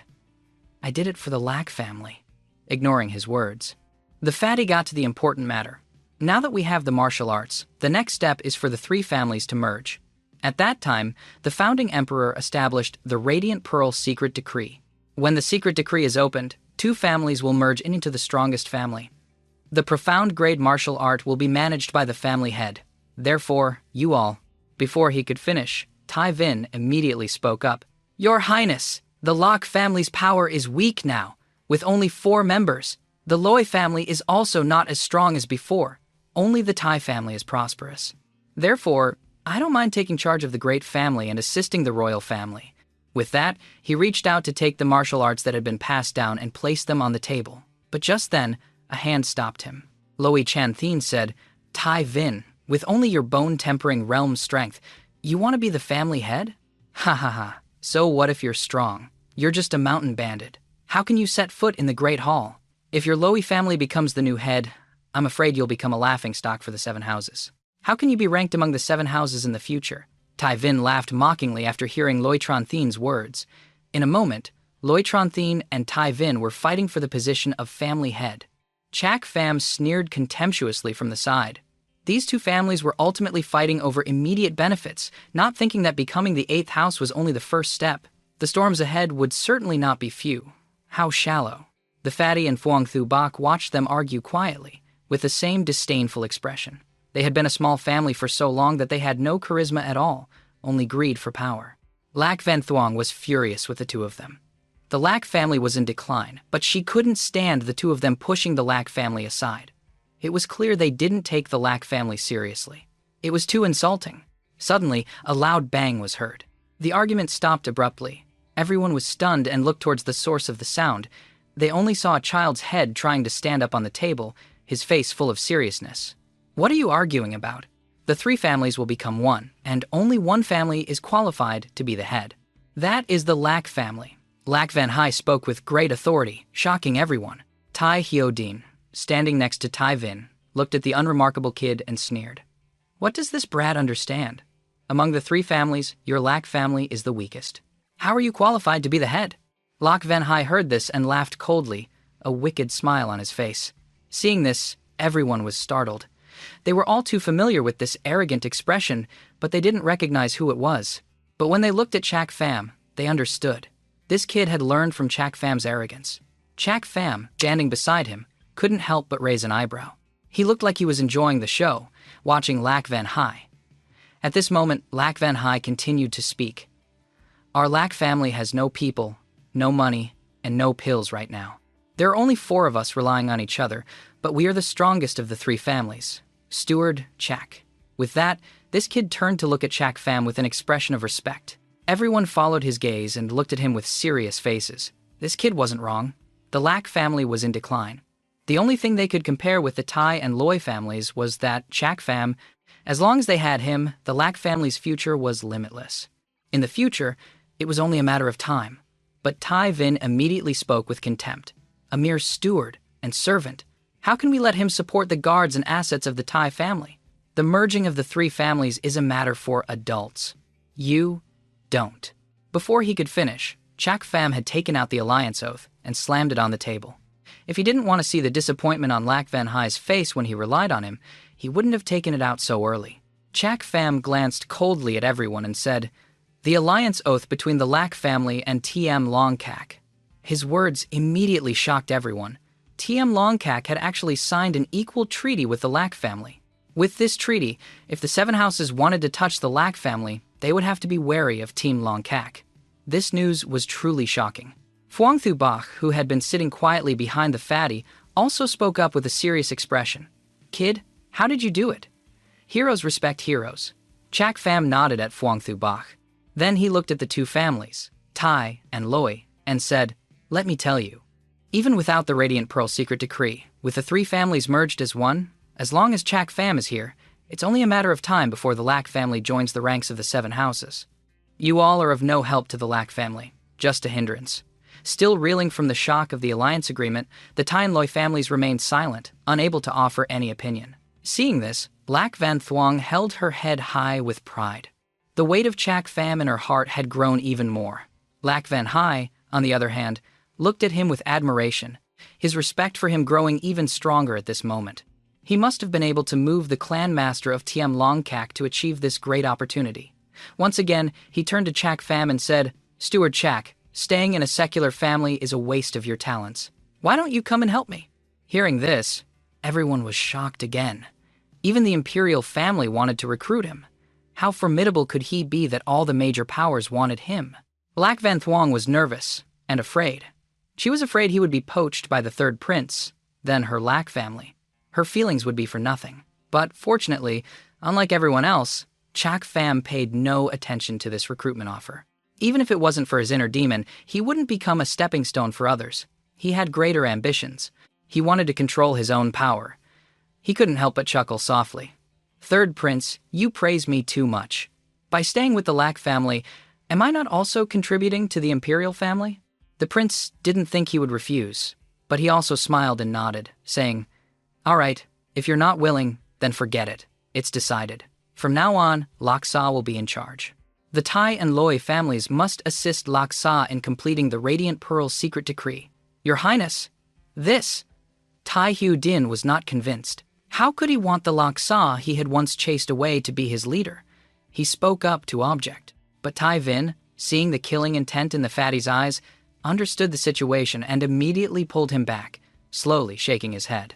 Tai Vin knew that just with that one alliance agreement, Chak Pham had successfully gained the trust of the imperial family.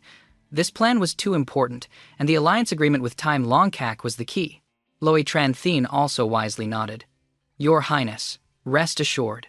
In the future, I will definitely assist Van Thuong and Van Hai. The Lac family's return to glory was lost because of me. I am willing to spend the rest of my life in service to atone for my sins. Seeing that everyone had submitted, his mission was considered complete. He nodded and waved his hand, saying, all right, if there are no other objections, then let's proceed. Seeing the fatty's intention to dismiss them, everyone immediately bowed and took their leave. At this moment, the fatty turned to Chak Pham and said, Steward Chak, please stay for a moment. After everyone had left, the fatty and Chak Pham went to a nearby forest. Chak Pham was very curious as to why he had been called out here. Unable to guess, he finally spoke up. Third Prince, are you planning to? Before he could finish, the fatty, who was walking ahead, turned and interrupted him. No need to say anything, just follow my lead. With that, he pointed to the sky and said loudly, I, the third prince of the Thien Vu Empire, Vu Van Thuong, swear to the heavens, from this day forward, to become sworn brothers with the steward of the Lac family, Chak Pham. We will live and die together, with no regrets, Chak Pham. Dak Pham stood beside him, a little too surprised. He wanted to become sworn brothers with him without a word. However, this was not a bad thing. He looked at Vu Van Thuong, then immediately pointed to the sky and swore, I, the steward of the Lac family, Chak Pham, swear to the heavens, today I become sworn brothers with the third prince of the Thien Vu Empire, Vu Van Thuong. If he betrays me, I will betray him. With that, Vu Van Thuong frowned as he looked at him. He actually made such an oath. He was too cautious. Brother, you're too careful. Hearing Vu Van Thuong's words, Chak Pham didn't mind and smiled. Fatty, it's not that I don't trust you, but the martial world is treacherous. Vu Van Thuong didn't mind his words. He let out a sigh of relief. Call me whatever you want. Anyway, after becoming sworn brothers with you, my mood has improved. Do you still remember our promise from yesterday? Whoever loses will no longer pursue Sister Kwai. But I can't do it. After becoming sworn brothers with you, I can't bully my brother's wife. So I'll completely give up hope on her. Chak Pham frowned and shook his head helplessly. He still thought he and that girl Long Kwai had a relationship. What a guy.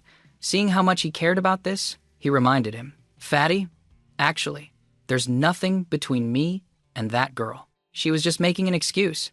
Vu Van Thuong heard this. He was overjoyed and his eyes widened with excitement. What? Are you telling the truth so I can still pursue her? Oh, brother, you're truly my brother. Ha ha ha. Chak Pham looked at his excited expression and revealed a wicked smile. Go on. It's best if you annoy that girl to death. But, Fatty? What is the real content of the Radiant Pearl Secret Decree? His excitement suddenly vanished. Vu Van Thuong fell silent and looked at Chak Pham. He said cautiously, Brother, didn't I just tell you? Chak Pham looked at him, not wanting to speak, and said charmingly, The plan is very detailed, and the goal is very legitimate, but the ambition of this plan is too small. So small that it doesn't seem like it was set by the founding emperor. Chak Pham knew clearly that any founding emperor would have a heroic spirit. To set up a 1,000-year hidden plan just to restrain the 7 houses and balance their power. No matter what, he didn't believe it. The plan was good, but it couldn't deceive someone like him who used schemes to control life and death. Vu Van Thong smiled awkwardly. He shook his head helplessly. I don't know about this either. In short, I received the imperial edict to complete this secret order. Chak Pham still stared at him, trying to see the deceit in his eyes, but there was none. Perhaps he really didn't know, or he was too good at acting to fool his sharp eyes. He chuckled softly and continued, if the secret order was hidden for 1,000 years, how did ManhwaCapped know? Now that I think about it, everything ManhwaCapped has done has been to obstruct this secret order, which makes one suspicious. Perhaps they're afraid of an imperial investigation. Vu Van Thong also pretended to frown after hearing this. He said suspiciously, logically, that's right, but there are too many spies in the imperial city. The secret order might have been leaked. Chak Pham's eyebrows furrowed, and he smiled and shook his head.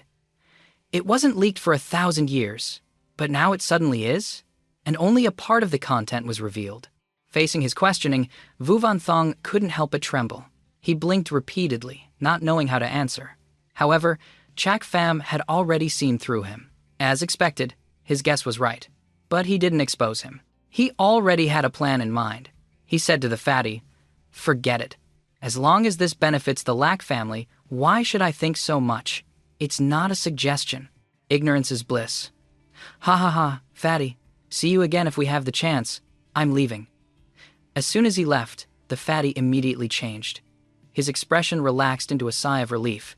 This person was too terrifying, and also really smart. In the courtyard just now, he thought they all believed this plan. But it turned out he was waiting to clarify things, not believing it at all. He listened for a bit and immediately guessed something was wrong. This person was truly a genius. At the same time, Phuong Thu Bach also appeared from hiding. He looked in Chak Pham's direction and said, the more I look at this kid, the more he resembles someone. Vu Van Thong was puzzled. He really couldn't see who he resembled. Teacher, who do you think he looks like?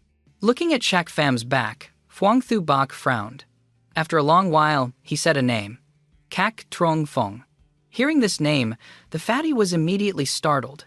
He never would have expected this name. His eyes were full of doubt. What? One of the four pillars, Prime Minister Kak Trong Phong? You're talking about Chak Pham. Phuong Thu Bach nodded, but Vu Van Thong's confirmation was full of meaning. He glanced at him and smiled deeply. Thonger, becoming sworn brothers with him, might be the best choice you've made in your entire life. One day, he will become your four pillars, helping you rule the world.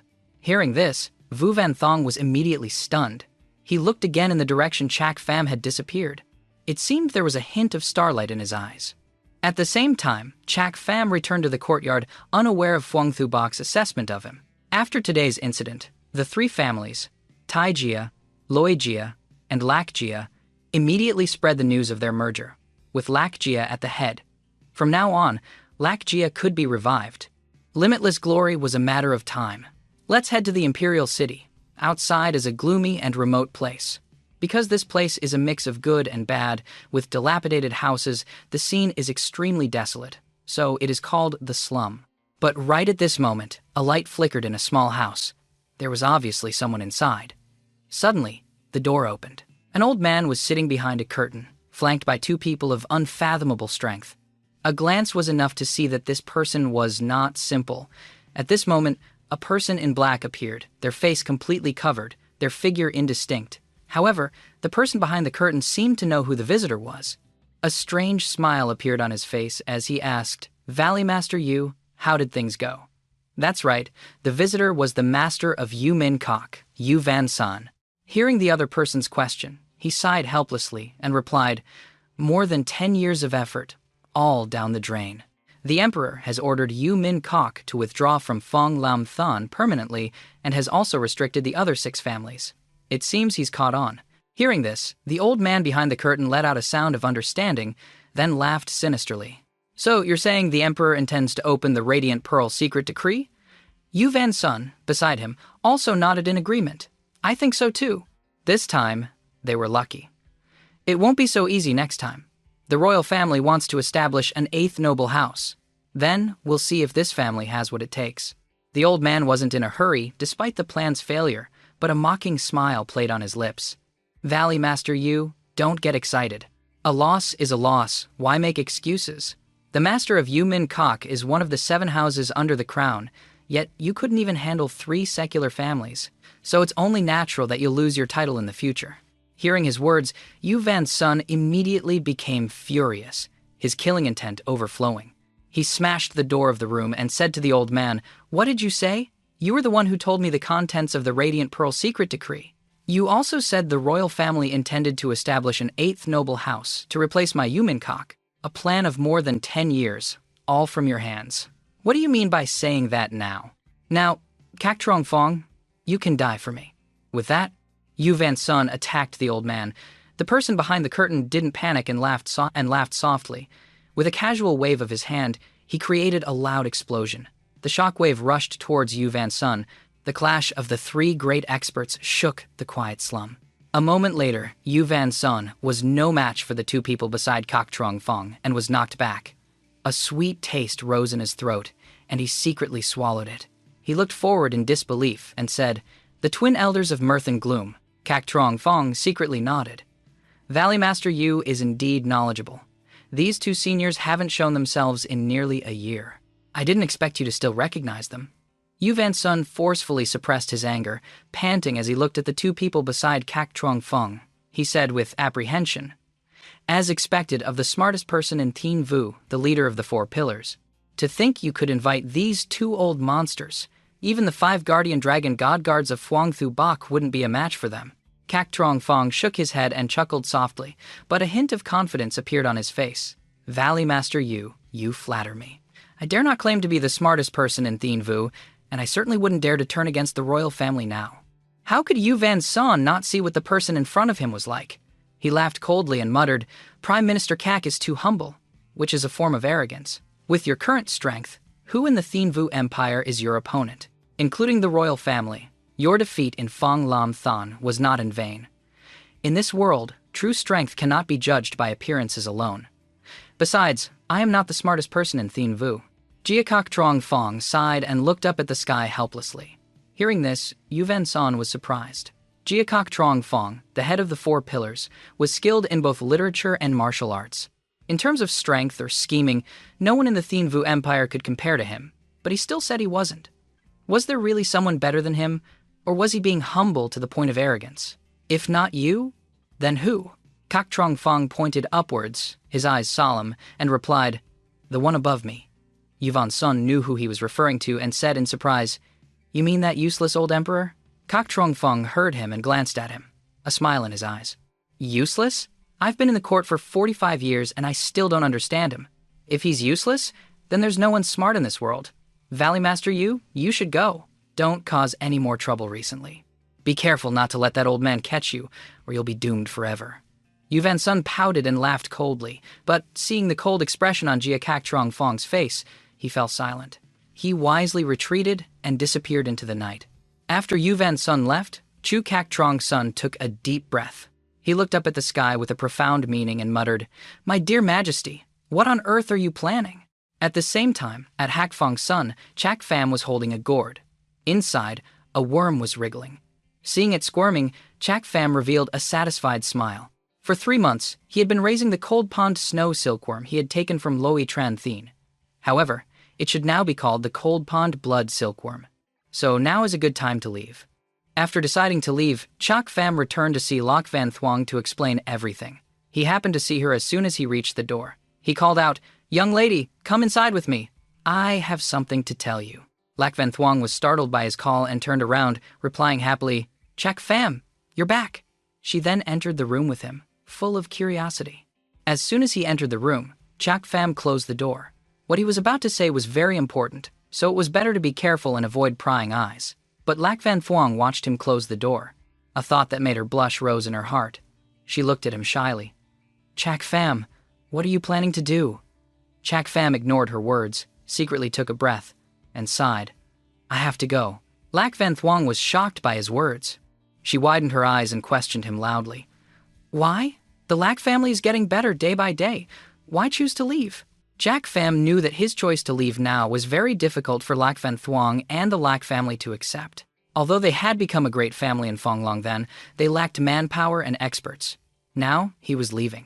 They definitely couldn't accept it. However, his departure would be beneficial to them in the long run, so he chose to ignore Lac Van Thuong's feelings and said calmly, "For the safety of the Lac family, the Lac family will not be in danger for a short time.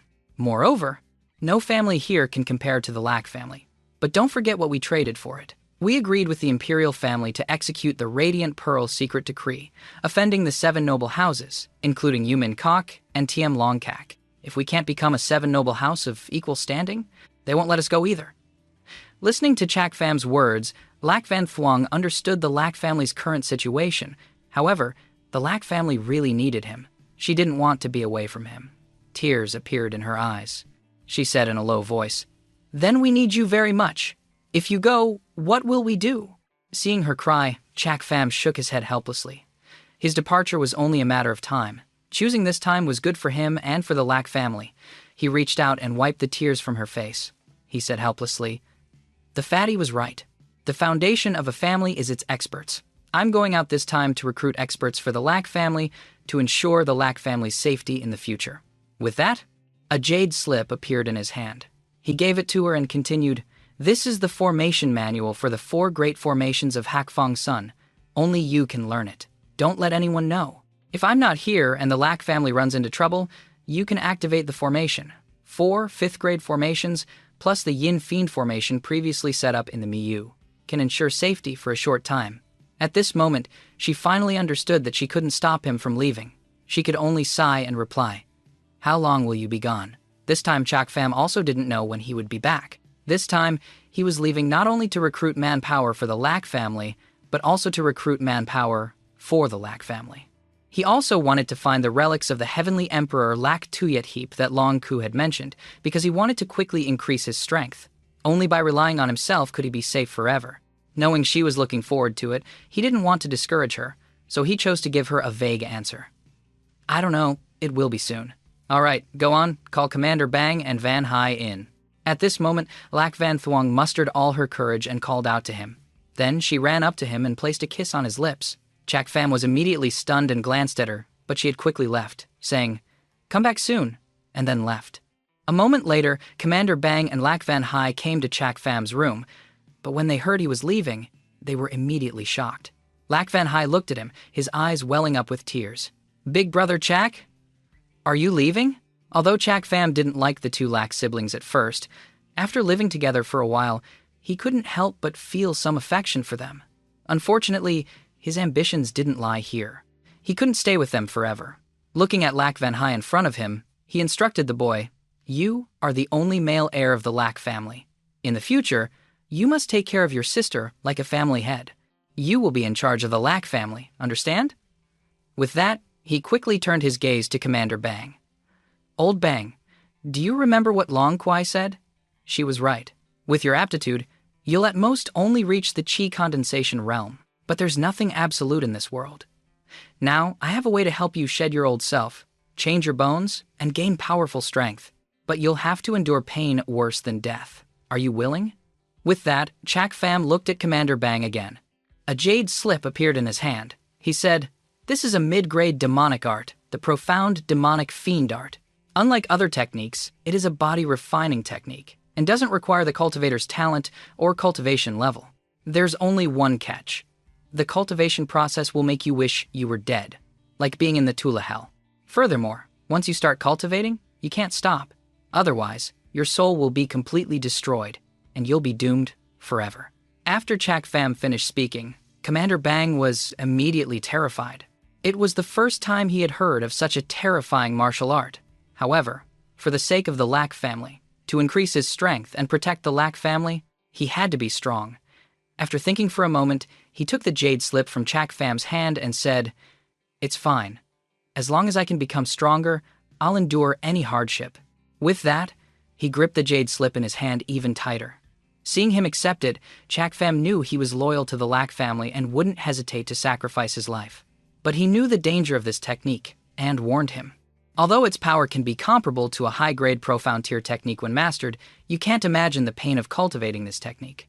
Many demonic path experts don't dare to touch it for that reason. You might die from the excruciating pain during the cultivation process, so think carefully. Hearing this, Commander Bang waved his hand, a look of pain on his face. "Brother Chak, The most painful thing in my life was watching my master die in front of me, but I couldn't do anything. Now, my only wish is to protect the young lady and young master. Brother Chak, thank you for giving me this opportunity. I will definitely not regret it. Chak Fam's heart couldn't help but tremble. He nodded slightly, a look of respect in his eyes. I hope the next time I return, I'll see a strong old Bang, not your corpse. Haha, don't worry, I'm not that easy to kill. Brother, come back soon. Commander Bang laughed loudly, his eyes moist. After bidding farewell to Chak Fam and giving his instructions, Chak Fam had Commander Bang and Lak Van Hai leave, then had Loi Vu Din come in. Since he was leaving, he had to arrange everything properly to be at ease. As soon as she entered, Loi Vu Din saw Chak Fam standing there resolutely. Sensing her presence, he smiled and said, Miss Loi, how is the task I entrusted to you? Loi Vu Din blushed and nodded, saying, Big Brother Chak asked me to find 600 children around 16 years old. I've found them all. They all have good aptitude and are waiting for your instruction. Chak Fam was surprised. She had actually understood his methods. He glanced at her and nodded secretly. Why did you know I would train them? Loi Vu Din smiled and answered confidently, From what I understand of you, you're not kind enough to pity these orphans. So I guessed you must want to train them to be guards for the Lak family, which is why you asked me to bring them back. Hearing this, Chak Fam snorted coldly. Kindness. He had once taken in a person with kindness, but in the end, he was betrayed. People's hearts are deceitful. After experiencing betrayal in one life, he would certainly not make the same mistake again. Thinking of this, a jade slip appeared in his hand. He gave it to Loi Vu Din and said, Miss Loi, this is the mid-grade spirit tier technique, the shadow concealment art. Take it and cultivate it. Then, choose trustworthy people to pass it on to, and organize a shadow team to secretly protect the family. Train those 600 children first. Follow the method I taught you. The lower ranks will be assigned to the regular guard team, the middle ranks to your shadow team, and the upper ranks with strong wills will be given to Old Bang. Secretly train them. Pass on my message to him, and he will know what to do. Remember to like and share this video to support my channel. Accepting the jade slip from Chak Fam's hand, she looked at him intently and said, Why don't you do it yourself? Hearing her question, Chak Fam answered honestly, I'm preparing to leave. Hearing his words, Loi Vu Din was surprised. Everything was going well, yet he chose to leave. She asked doubtfully, Why? Chak Fam heard her question and shook his head helplessly. He had no choice but to explain the reasons to her. After Loi Vu Din heard him, she was a little disappointed. She didn't want him to go. However, she knew he was a man of his own mind. She tolerated it. If he had made up his mind, no one could stop him. She nodded and decided to leave. But before she left, she managed to leave a fleeting kiss on Chak Fam's face and a sentence, I'll wait for you, then quickly ran away. Chak Fam was once again stunned by such a situation. First, it was Lak Van Thuong. Now it's Loi Vu Din. He couldn't help but wonder, do all young girls like this? After arranging everything, Chak Fam finally left with peace of mind. The next thing was to determine his route. Since ancient times, spirit beasts have been indispensable for improving one's cultivation. Righteous path cultivators use them as spirit pets, while demonic path cultivators use them to refine into demonic creatures. Therefore, the first place Chak Fam decided to go was the 10,000 Beast Mountain Range. However, this place had to pass through the territory of Yu Min Kok, so he had to be careful. At this moment, Chak Fam had arrived at Thon Min Thon. He wore a black robe that covered him, and his whole body exuded a gloomy aura. As soon as he reached the city gate, he was stopped by two guards. Where's your pass? Chak Fam wasn't flustered. He calmly reached into his clothes and took out a jade pendant. The golden token was engraved with the character Yu. The two guards looked at the golden token, nodded slightly, and opened the way for Chak Fam to enter the city. Seeing them make way, Chak Fam quickly stepped inside, a strange smile on his lips. Even with Yu Min Kok on high alert, Chak Fam still had a way to get into the city. In order to find a spirit beast, he had decided to go to the 10,000 Beast Mountain Range. However, this place had to pass through the territory of Yu Min Kok, so he was currently in disguise to enter the city. If his identity was exposed, with the enmity between him and Yu Min Kok, he would definitely be in danger. Just as he was thinking about his next move, a figure came and threw themselves into his chest. Chak Fam looked down at the person's appearance and thought it was a beggar. He was stunned for a moment. Just as he was about to push the person away, the person opened their mouth and begged, "I beg you, don't say anything." Hearing the person's plea, he frowned but didn't push them away, silently hiding them. Just then, a group of soldiers, all in the chi condensation realm, came running, looking for someone. After not finding them, they took the person away. They then left. After the soldiers left, the little beggar finally poked his head out, looked around, and let out a sigh of relief. He patted his chest and said, "That was scary. I was afraid I wouldn't be able to run. Big brother, thank you." Chak Pham said nothing. He glanced at him and quickly moved away. The current situation was quite dangerous. It was better to avoid trouble. The beggar jumped to his side again. "You're from outside the city, right? Can you take me out? Please." Unable to bear him jumping around, he said coldly, "If you want to, you can go out of the city yourself. You don't need proof." Seeing him refuse, the beggar, he bit his lip and said hesitantly, "To be honest, I stole something of theirs. If they find out, I'm definitely done for. Can you please take me out?" Chak Pham couldn't help but chuckle softly. He exposed the person in front of him. "You're 15 to 16 years old and already at the 4th level of the chi condensation realm. At your age, you're not that weak. A commoner wouldn't have this level of cultivation. Are you sure you're a beggar? That's too much. Even if you're telling the truth, why should I help you? I don't get anything out of it." With that, he walked straight ahead. Hearing this, he was right. The little beggar felt he could no longer deceive him and stopped pretending to be pitiful. His mind spun as he asked, "You want to go to the 10,000 Beast mountain range, right?" Hearing him mention the 10,000 Beast mountain range, Chak Pham decided to stop and turned to look at him, waiting for him to continue.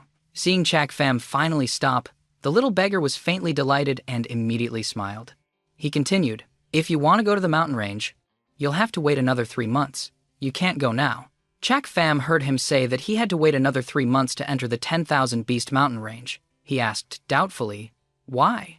The little beggar raised his eyebrows smugly. He excitedly came to Chak Pham and told him, "Let me tell you, the 10,000 Beast mountain range is about to have diamond quicksand. So for the next 3 months, manhwaCapped will seal off the 10,000 Beast mountain range. No one is allowed in. Let's make a deal. If you're willing to take me out of the city, I'll take you into the 10,000 Beast mountain range through a small path. When the diamond quicksand appears, we can take the opportunity to steal some." Hearing him mention diamond quicksand, Chak Pham was startled. Diamond quicksand is known as a rare material for refining 5th-grade spirit weapons. More importantly, it is very compatible with his life-bound blood infant. If he uses it to temper his body, he won't have to be afraid even if a heaven-profound expert attacks him. Such an important thing. manhwaCapped would definitely guard it carefully and not let anyone touch it. If someone led the way, his success rate would also be higher. So he could make a deal with this little beggar and use him to get into the 10,000 Beast mountain range. Thinking of this, Chak Pham decided to cooperate with the little beggar in front of him. He nodded and said, "Deal," the little beggar in front of him. Seeing that he had agreed, the beggar was overjoyed and jumped in front of him. He laughed excitedly. "Haha, that's great. I can finally get out. Right?" "Oh, right, big brother. My name is Nung. And you?" Chak Pham heard him ask and replied seriously, "Chak Pham." When he said this name, he was a little worried. manhwaCapped and that Duong Min knew his name. With the enmity between him and manhwaCapped, if they knew he had set foot in this place, they would definitely come to kill him. But who would believe him if he said it? Just as the beggar was leading Chak Pham into an alley, a group of people suddenly appeared. The leader shouted at the beggar, "Nagur, have you caused enough trouble? Let's go home." Hearing the newcomer's voice, the beggar unconsciously stepped back, bowed his head, and muttered, "Big brother Chak, save me."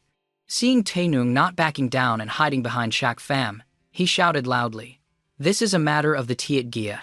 If you don't want trouble, please step aside." Chak Pham looked at the group in front of him. They were all chi condensation realm experts, well-dressed, and definitely not from an ordinary family. However, he had said he was from the Tiat Gia. Chak Pham was surprised. The Tiat Gia was the #1 family in Thon Minh City. They have a heaven-profound realm expert guarding them. But Yumin Thon is controlled by manhwaCapped. The Tiat family is at most a small family. He didn't care much. He looked down at the begging little beggar and couldn't help but chuckle softly, reaching out to pull him into his embrace. The person from the Tiat family was terrified when he saw him hugging the little beggar. He shouted, "Kid, what are you doing?" Seeing his anger, Chak Pham didn't care. He said nonchalantly, "From now on, He's my person. If you want to touch him, you'll have to go through me." Hearing this, the person from the Teat family became even more furious. His eyes were filled with anger. "This is ridiculous. Before coming to Thonmin City, didn't you inquire about who our Tiet family is? You still dare to offend us." Chak Pham sneered and said, "Of course I did. But the Tiet family is just a dog of Yu Min Kok and Than Min Than. Do you think I came to the 10,000 Beast mountain range to pay attention to a dog instead of the rare spirit beasts there?" But the little beggar in his arms suddenly got angry, pushed Chak Pham away, and said loudly, "Don't talk about the Tiet family like that." Chak Pham was stunned and blinked at his outburst. He didn't understand. He was clearly venting his anger for him, yet he had the nerve to scold him. While Chak Pham was feeling annoyed, the leader of the Tiet family on the other side shouted loudly, "Men, seize them!" As soon as he finished, a group of guards behind him immediately stepped forward and attacked Chak Pham. Seeing this situation, he didn't care at all and laughed coldly. They were at most at the 6th level of the Chi condensation realm and couldn't hurt him at all. He looked at them with contempt, pouted, and didn't retreat or advance.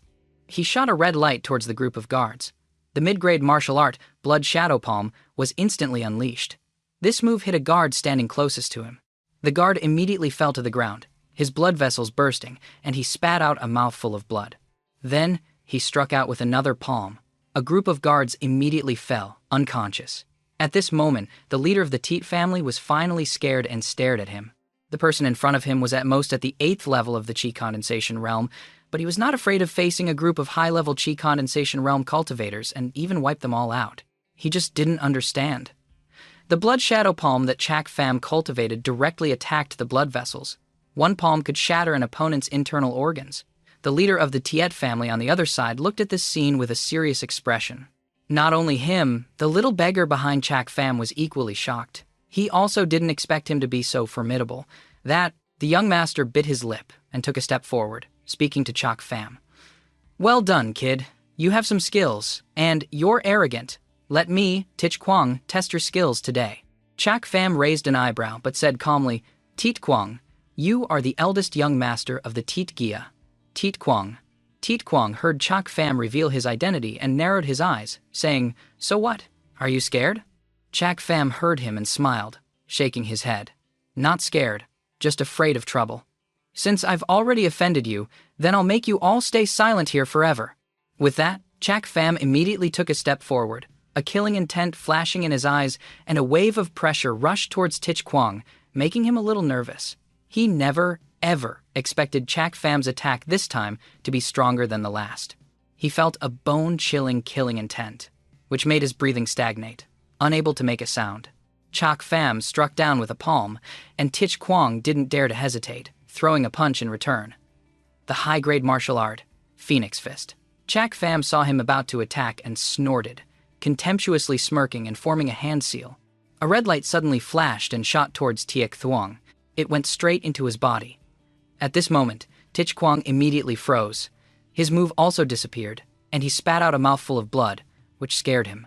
At this moment, Chak Pham approached him, a killing intent in his eyes. He said, "Young Master Tiet, rest assured, after you die, I will send your subordinates down to accompany you. No one will survive.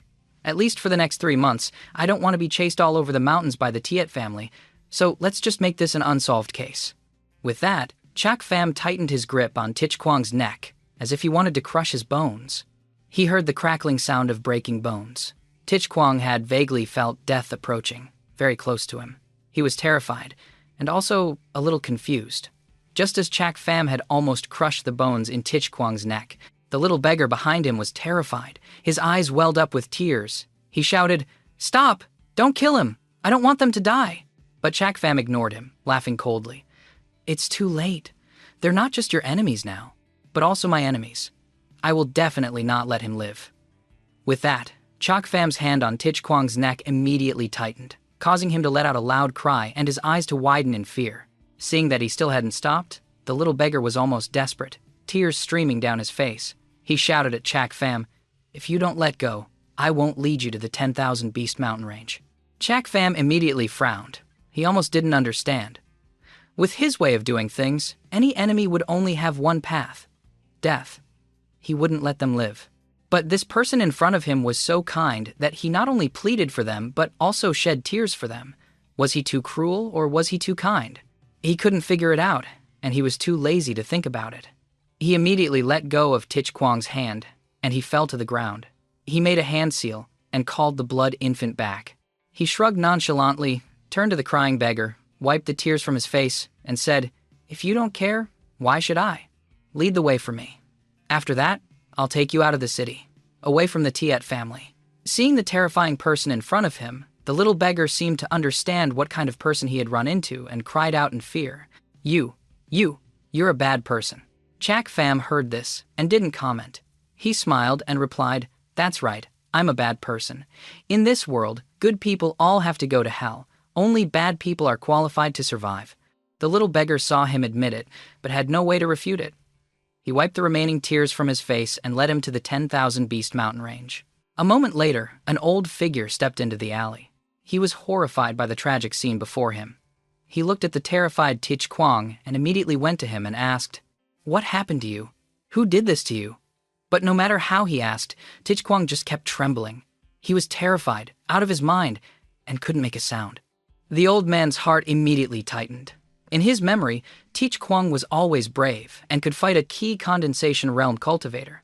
To be so scared, what kind of expert had Tich Kwang encountered? But no matter who it was, offending the Tiet family in Thon Bin City was a dead end. At the same time, Chak Pham and the beggar had reached the forest. They saw a group of guards whose strength was all at the bone-tempering realm or above.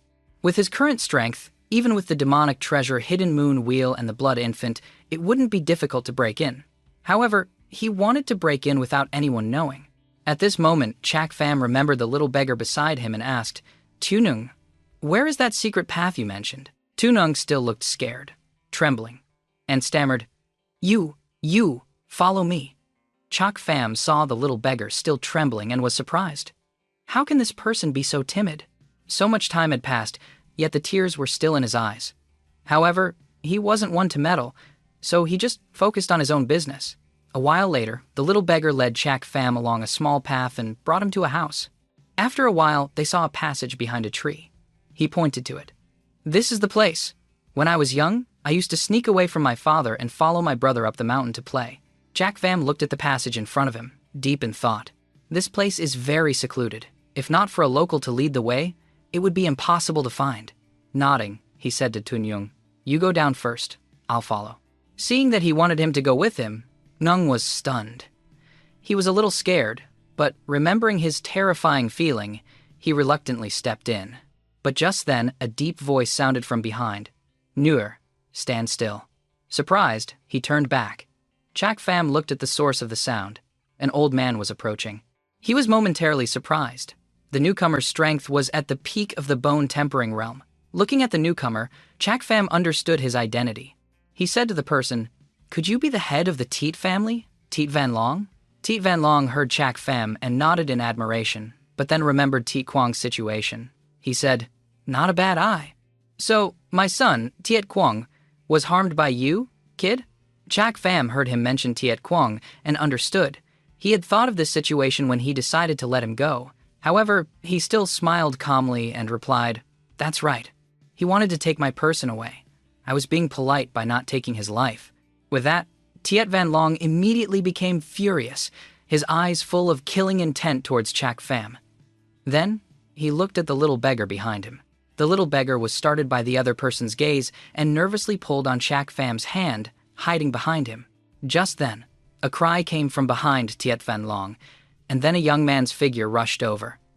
Seeing the little beggar, he laughed loudly. "Well, what did I say? Nuwanger is definitely here. Let me catch her and bring her back."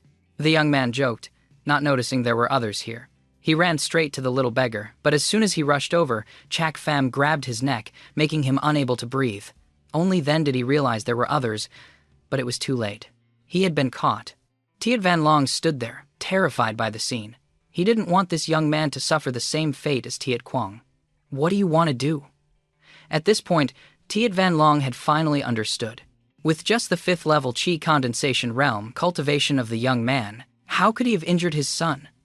He had trained him in the family's most refined techniques, but this person, at a glance, had clearly been through countless bloody battles. He was ruthless and cruel, so his son was no match for him.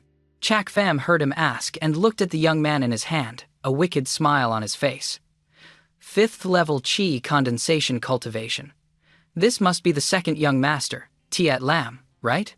Tiet Van Long heard this and shouted loudly, "What do you want to do? Let him go, or I will definitely not let you off."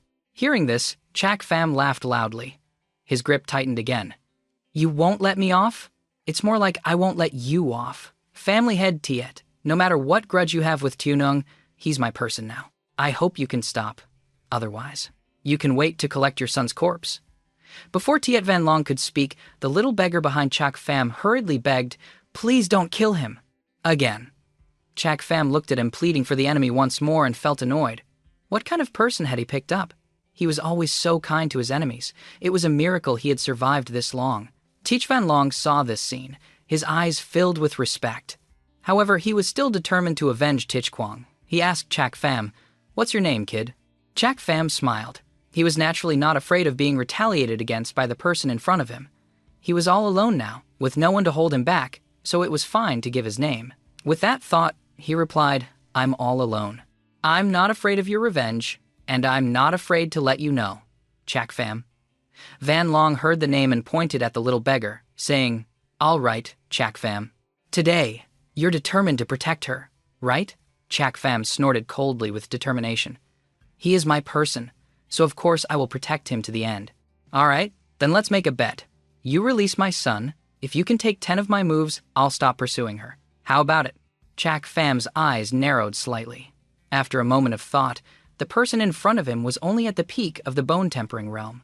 He had a demonic treasure in his hand and a blood infant. He could even take on a heaven profound expert, let alone a mere bone-tempering realm cultivator. With that thought, he let go of Tiet Lam and threw him towards Tiet Van Son. "Aren't you afraid I'll go back on my word, kid?" Tiet Van Son was surprised that he had released Tiet Lam so easily and asked with curiosity, "I want to kill him, but you can't stop me." Chak Pham sneered in reply. Tiet Van Long was furious and snorted coldly.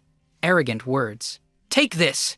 With that, Tiet Van Long immediately rushed towards Chak Pham, his powerful aura creating a wave of pressure. However, Chak Pham was not frightened and also rushed forward. The hidden moon wheel appeared in his hand and he attacked Tiet Van Long. Tiet Van Long was shocked when he saw the object in Chak Pham's hand. He knew it was a third-grade demonic treasure, but he never would have imagined that it could unleash such power in the hands of a Chi condensation realm cultivator. Seeing him stunned for a moment, Chak Pham smiled strangely. He then sent out his blood infant. It entered Tiet Van Long's body, and he was immediately sent flying. Chak Pham immediately smirked. "I win." But just then, a strange change occurred. A faint golden light enveloped Tiet Van Long's body. The blood infant was immediately repelled. Shocked, Chak Pham observed Tiet Van Long and realized what it was, muttering, "A second-grade defensive demonic treasure."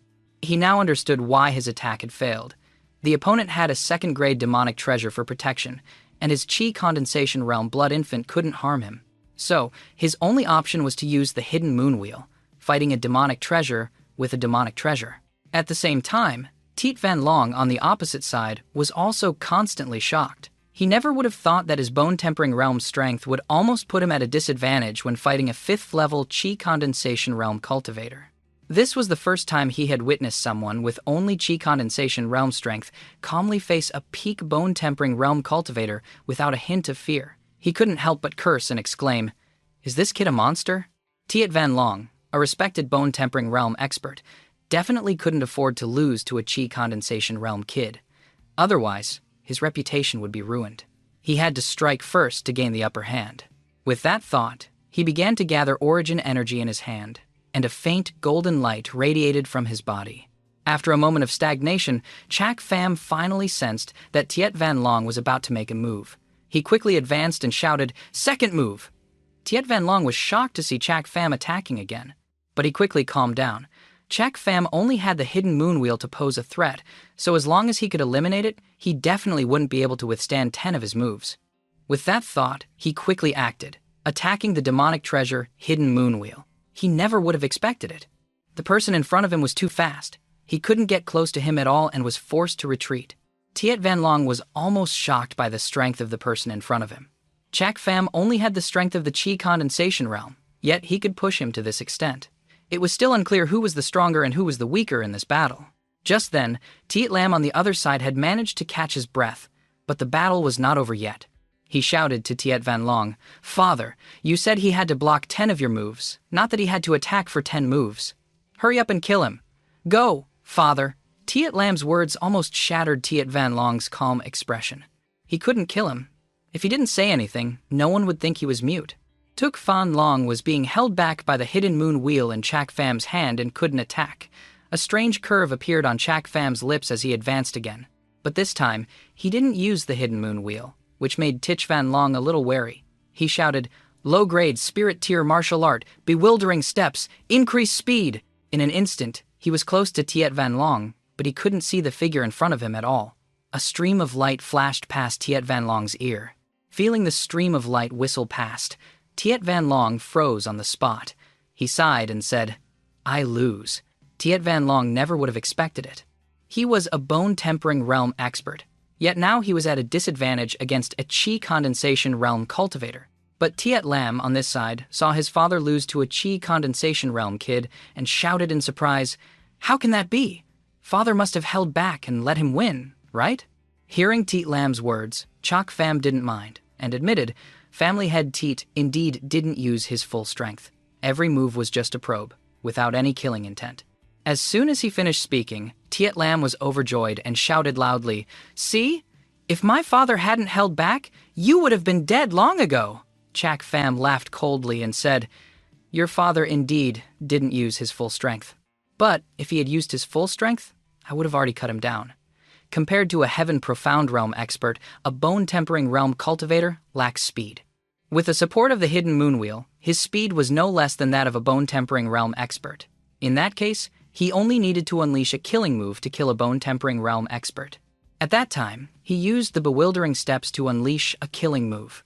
Previously, Tiet Van Long's attention was controlled by the phantom image, allowing him to approach from behind. So, if Tiet Van Long had shown even a hint of killing intent then, he would have definitely killed him. Tiet Van Long saw this point and admitted defeat willingly. At this moment, Tiet Van Long sighed and said, "Chak Fam, you are the most trustworthy person I have ever met. I entrust Nugur to you. I hope you can treat her well. Otherwise, I will definitely not let you off." With that, he went to the little beggar, hugged him, and said, "Nung Ti, go. Live the life you want. Never come back here." The beggar was held in his arms and finally couldn't hold it in anymore, crying out, "Father." Chak Fam was immediately stunned by this scene. What was going on? As far as he knew, family head Tiet Van Long had 2 sons and 1 daughter. Where did he get a 3rd son? No, he looked at the little beggar. He finally understood. "You are the 3rd young lady of the Tiet family, Tiet Nguang Huang." Even though Tiet Van Long was reluctant, he could only turn and leave. "Lammer, let's go back." Tiet Lam saw his father was about to leave without taking his younger sister back and immediately spoke up. "Father, how are we going to explain this to Yu Min Kok when we get back?" Tiet Van Long looked at him angrily. "Shut up! I have my own way." After the 2 of them left, Chak Fam was finally angry. He had just wasted his time, spending a day fighting with the little beggar's father and brother, and almost killing them. He turned to Tiet Nguang Huang and said coldly, "Tiet Nguang Huang, what is your purpose? I fought dozens of rounds and even vented my anger for you. In the end, I'm the asshole." Tiet Nguang heard the anger in his heart. "Big brother Chak, don't be angry. Anyway, I wanted to go out. You came to the 10,000 Beast Mountain Range, so you didn't lose out." After thinking for a bit, she wasn't wrong. His purpose was to go to the 10,000 Beast Mountain Range, and she was the one who brought him there. He was just using her as a pawn. Why should he be angry? Thinking of this, he was immediately a little horrified. Since when had he become someone who acted on his emotions? His few months with the Lack family had made him unconsciously think of others. How could he still be a demonic path cultivator like this? He couldn't let this continue, or he would run into even more trouble. With that, he said to Tiet Nung Huang, "Go down. Take me into the 10,000 Beast Mountain Range. After that, I'll take you out. Once it's done, our deal is over." Tiet Nung Huang was immediately stunned by his words. She glanced at him, then nodded and went down. Chak Fam quickly changed his attitude and followed her down. 10,000 Beast Mountain Range, a vast forest that blocked out the sky. In an unnoticed spot, there was a small cave. At this moment, A slender figure crawled out and suddenly let out a loud cry, as if someone had hit her. "Hurry up for me!" Chak Pham frowned, then crawled out. His body was covered in mud, no different from Tiet Nguyen Huang's little beggar appearance. He really didn't understand why the three Tiet siblings liked to crawl into this stinking little path. It was disgusting. Tiet Nguyen Huang had been hit by him and was lying on the ground. At this moment, she stood up and shouted angrily, "You're a bad person." Hearing her curse, he didn't care and calmly admitted, "That's right, I'm a bad person." So what? Chak Pham had never cared about the title of a bad person. In his previous life, he was a demonic emperor who roamed freely. Everyone was terrified when they heard of him, but he never paid any attention to their curses. Besides, he cultivated the demonic path. If the demonic path wasn't evil, then what awaited him was a horrible death. He sniffed the smell on his body and his own appearance. Chak Pham was a little disgusted and wrinkled his nose. He asked Tiet Nguyen Huang, "Is there a place to wash up nearby?" Hearing his question, she glared at him and walked forward. "Follow me." Soon, Tiet Nguyen Huang led Chak Pham to a small lake in the middle of the forest. Chak Pham hurriedly washed the mud off his body, not caring that there was a woman here. He quickly took off his clothes and stepped into the lake to wash. Tiet Nguyen Huang saw him casually taking off his clothes in front of her. Her face turned bright red and she shouted, "What do you think you're doing?" Chak Pham snorted coldly, not bothering to answer her. "Of course, I'm taking a bath. If you don't mind, you can bathe with me." "I don't mind either." Hearing his shameless words, Tiet Nguyen Huang's face instantly burned. She didn't dare to turn and look at him. "Who wants to bathe with you?" Shameless hooligan. Chak Pham, who was in the lake, heard every word she said, but he didn't care. What did a demonic path cultivator need a reputation for? Soon, Chak Pham was done and went to shore. He put on a white robe and said, "Let's go. Where is the diamond quicksand? Lead the way." Tiet Nguyen Huang heard his words, but she stood still. She blushed and muttered, "But I haven't bathed yet." Chak Pham saw her expression and chuckled softly. Tiet Nguyen Huang heard him laugh and immediately knew he was teasing her. She turned away angrily. "Go hide in the forest. Don't peek." Chak Pham heard her warning, sized her up from head to toe, and smiled. He replied roguishly, "The fruit isn't ripe yet. I won't eat it." Tiet Nguyen Huang was stunned for a moment. This rogue in front of her dared to tease her. She retorted defiantly, "Where am I not ripe?" With that, she snorted coldly and went to the small pond to bathe. A while later, Chak Pham was lying leisurely by a bush, a blade of fresh grass in his mouth, thinking about his upcoming plans. Suddenly, the trees rustled slightly. He knew who was coming and didn't even bother to look, saying, "Done with your bath, little girl? Can we go now?" As soon as he finished speaking, a young woman's figure stepped out from behind the bush. Her skin was fair, her figure well-proportioned. She was definitely a beauty. Hearing his question, she replied, "All right." Just then, Chak Pham stood up, turned to look at her, and was stunned for a moment. This was too big of a change. Before, she was a dirty little beggar, neither male nor female. After a bath, she had transformed into a beautiful young woman. Realizing he was stunned and seeing himself staring at the young woman in front of him, he cursed himself as shameless, then regained his composure. Chak Pham silently walked forward and gestured to her. "Miss Tiet, please lead the way." A while later, Tiet Nguyen Huang brought Chak Pham to a mountaintop. Chak Pham was stunned by the sight before him. According to reason, there should be many people when the diamond quicksand appears. Why wasn't there a single person? Tiet Nguyen Huang heard his question and quickly replied, "If we go there directly, they will discover us. That's why I brought you here." With that, she pointed in a direction, drawing Chak Pham's attention. "Look quickly. That's where the diamond quicksand appears." Looking in the direction Tiet Nguyen Huang pointed, Chak Pham saw more than 50 figures guarding a small pool of water where the aura was surging. It must be a hot spring. Chak Pham's attention was now on the person standing in the middle of the lake. He must be a heaven-profound realm expert, meditating with his eyes closed, guarding a rock in the water. Suddenly, the old man opened his eyes and looked towards Chak Pham and the other person. Chak Pham was startled and quickly pulled Tiet Nguyen Huang down, whispering, "Not good. Get down." What sharp intuition. This old man is definitely a heaven-profound expert. Hearing his words, Tiet Nguyen Huang confirmed. That's right. That old man is the 7th elder of Yu Min Kok. He's been guarding Thon Min Thon for over 10 years. Until a month ago, When the quicksand erupted and spewed out a lot of diamond quicksand, he has been guarding this place with 50 bone-tempering realm experts. Chak Pham nodded in agreement, as if he understood. It is said that before the diamond quicksand appears, there will be a wave of quicksand tide. But about 3 months ago, the diamond quicksand spewed out a large amount. If they want to get more diamond quicksand and prevent others from getting it, they must guard this place. After some thought, to get the diamond quicksand, they must defeat the more than 50 experts below. But with his current strength, this is not feasible. Suddenly, a thought flashed through his mind. He smirked, pulled Tiet Nguyen Huang back into the forest. Tiet Nguyen Huang was a little surprised to be pulled. "What's wrong? Do you have a plan?" Without answering her question, Imahu replied, "If we can't use force, we'll use our wits. Let's go, I'll find you a pet." At the same time, the old man below sensed someone, but when he looked up, there was no one there. He was a little suspicious of his intuition. Could it be an illusion? At that moment, at the Tiet family's residence in Thanh Minh City, Tiet Pham Son and Tiet Lam were respectfully speaking to an old man sitting in the main seat. At this moment, the old man opened his mouth and said, "Well, have you found Nguyen yet? Where's the person who injured Nguyen?"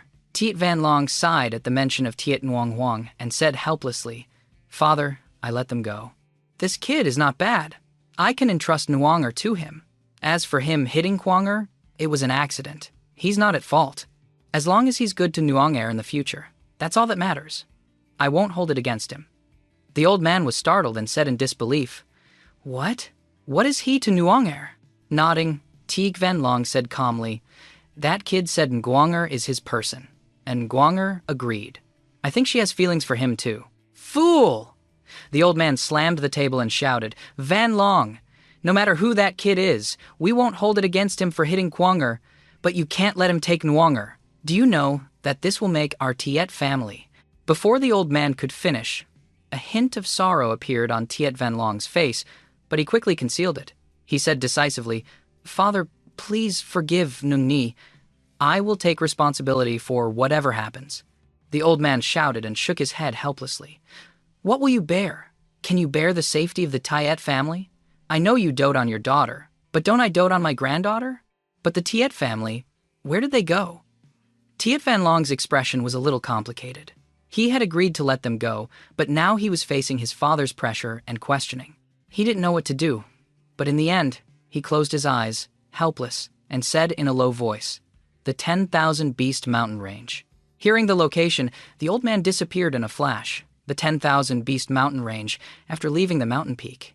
Chak Pham took Tiet Nguyen Huang to look for something. Tiet Nguyen Huang felt it was very strange. Wasn't he here to get the diamond quicksand?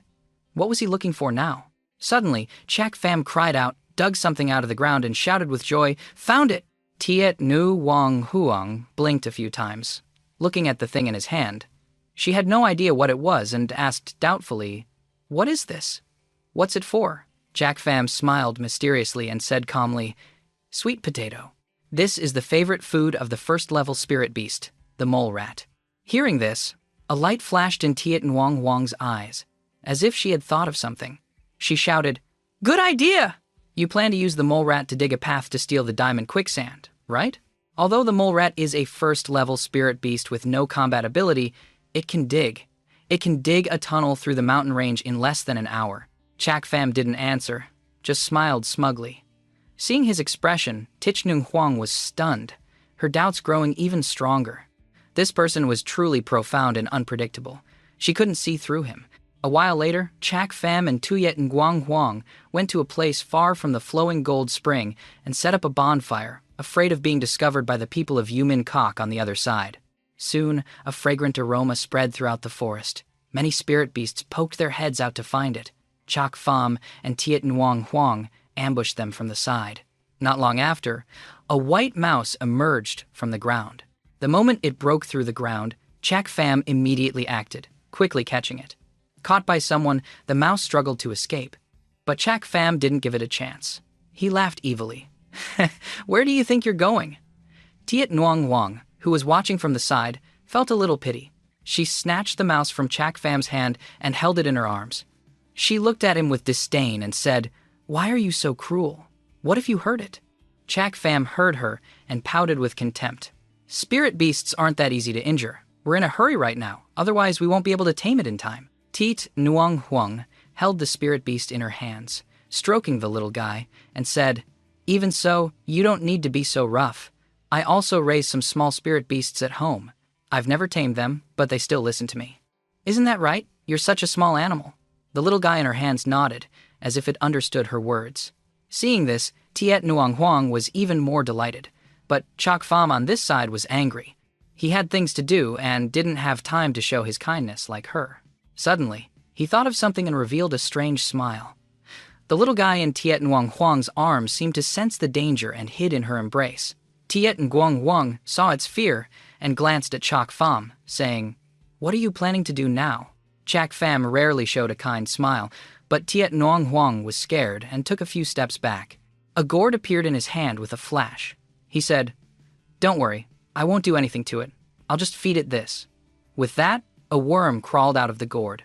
That's right, it was the cold pond snow silkworm he had refined. As long as he put this thing into the little guy's body, it would definitely obey him. Otherwise, it would die without a complete corpse. Chak Pham calmly looked at the person and creature before him. He said calmly, "In short, there are only two ways to quickly tame it. Either I train it for a day, or I feed it this." Seeing the seriousness on his face, Tiet Nung Huang couldn't help but feel respectful. She didn't dare to disobey him. Otherwise, she really couldn't bear the consequences. With that thought, she handed the little guy in her hands to him and said reluctantly, "Little guy, you eat this. It's a bit nauseating, but it's better than falling into his hands." Seeing her compromise, Chak Pham laughed evilly and slowly brought the worm closer to the kangaroo. But at that moment, a cold light suddenly shot through the air. Sensing the danger, Chak Pham instinctively pulled Tiet Nuang Huang back. After escaping the danger, Chak Pham looked at the source of the cold light and saw a young man with a handsome face and a sharp sword. At that moment, the little spirit beast had also returned and was standing on his shoulder. The young man stood there, looking coldly at the two of them and said, "You two are very bold, daring to touch this young master's spirit beast." Chak Pham saw this and knew what was happening. He muttered, "This thing already has a master." Tiet Nung Huang saw that the situation was not good and spoke up. "I'm sorry, we didn't mean to." But before she could finish, Chak Pham had already pulled her back. His sharp eyes looked at the young man, and he laughed coldly. "Whether it has a master or not, we must have it today." The young man heard him and laughed with contempt. Big words. A 5th-level Qi condensation cultivator and a 4th-level Qi condensation cultivator dare to touch my pet. All right, then today, I will end you.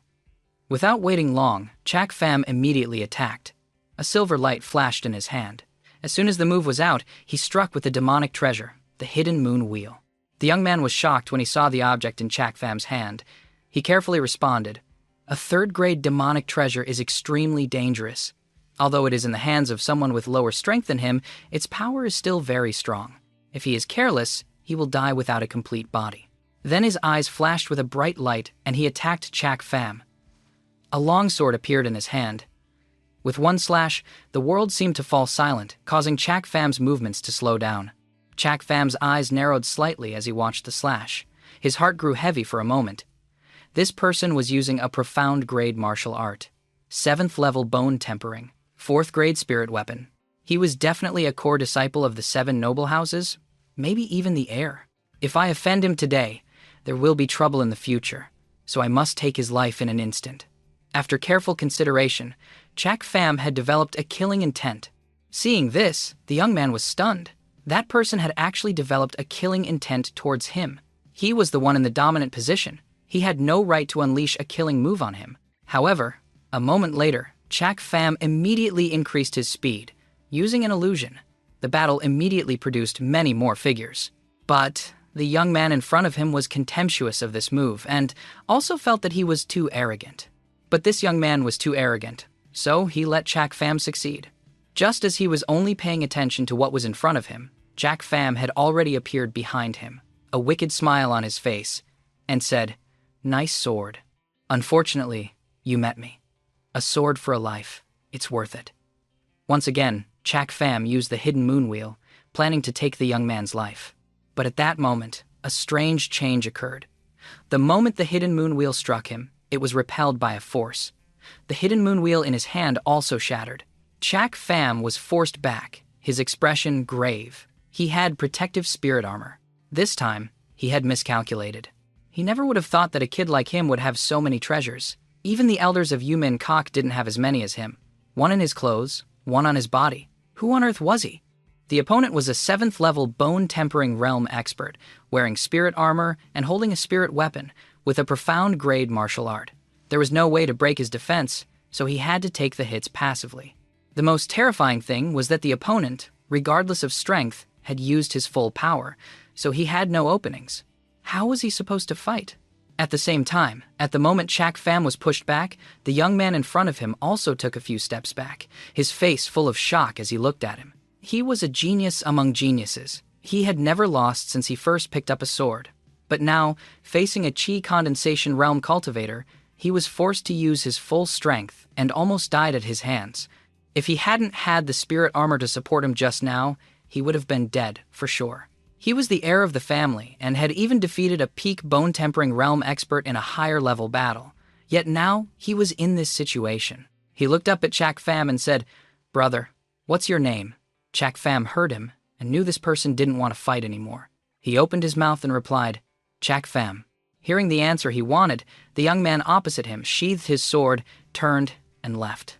"All right, I'll remember your name. We'll fight again next time." Seeing him about to turn and leave, Chak Pham opened his mouth and asked, "Wait, excuse me, brother, did you also come here for the diamond quicksand?" Hearing Chak Pham mention the diamond quicksand, the young man was a little surprised, but he quickly regained his composure. So what if it is, and so what if it isn't? As soon as he finished speaking, Chak Pham knew that he was most likely here for the diamond quicksand. He wanted to use his mole rat spirit beast to do his bidding, so he said, honestly, "If not, then we'll say goodbye. But if you are, would you like to cooperate with me?" Hearing this, the young man was surprised. "Cooperate? How do you want to cooperate? Even if the three of us team up, we might not be able to get any diamond quicksand." Chak Pham smiled evilly and pointed at the spirit beast on the young man's shoulder. "Brother, don't you have a mole rat? I'm sure you don't want to risk your life with them." The young man in front of him didn't expect Chak Pham to have the same idea as him, using the mole rat to act. However, he didn't know that although their starting points were the same, their processes were different, and the results would also be different. He asked, "So we think alike. No wonder you were looking for it. But it's mine. What do you have to cooperate with me?" Chak Pham smiled at him. The correct way to use a mole rat. "I wonder how you, brother, will use the mole rat to get the diamond quicksand." Chak Pham was not wrong. This young man had a way, but he couldn't tell them. He just asked back, "What do you think?" Just as Chak Pham was about to speak, Tiet Nguyen Huang, who was standing beside him, interrupted, thinking she was smart. "Let the mole rat dig a tunnel. When they pick up the diamond quicksand, we'll take the opportunity to steal some." As soon as she finished, the two of them burst out laughing. Seeing this, Tiet Nguyen Huang asked doubtfully, "What are you laughing at? Am I wrong?" The young man looked at the innocent girl in front of him and didn't mind explaining to her. "The opponent is a heaven profound realm expert. It's not that easy. I'm afraid you'll be caught before you can even make a move." Chak Pham, who was standing beside him, also agreed. This foolish girl thought she was smart, coming up with such a stupid idea. He smiled, taking advantage of the situation. He put his arm around her head and said to the young man, "What's your plan?" Perhaps the young man in front had already planned to cooperate with them. He didn't mind revealing his plan. "My method is very simple. The diamond quicksand is forced into the lake by the Earth's core pressure. As long as the lake water flows out, I can have the mole rat dig a branch and get it." After hearing the man's plan, Tiet Nguyen Huang couldn't help but exclaim, "Good idea!" However, Chak Pham didn't care about this method. He showed a strange smile and said, "Unfortunately, that's only a part of it. As for me, I want all of it." His words immediately shocked the young man in front of him. The person guarding the flowing gold spring was more than 50 bone-tempering realm experts, including a heaven profound expert. With the cultivation of the three of them, it was already lucky to be able to get a part of it. But the person in front of him arrogantly said he wanted it all. This was impossible. Even if there was a way, those experts wouldn't let him get his wish. Chak Pham held the formation diagram in his hand, and together with Ta Thien Duong and Tiet Nguyen Huang, they went to a place far from the flowing gold spring called the second area of the 10,000 Beast Mountain Range. Due to the dangerous concentration of spirit beasts, the 10,000 Beast Mountain range is divided into 3 zones. The first zone is considered the safest because it only has first and second level spirit beasts, suitable for chi condensation and foundation establishment realm cultivators to come and catch spirit beasts.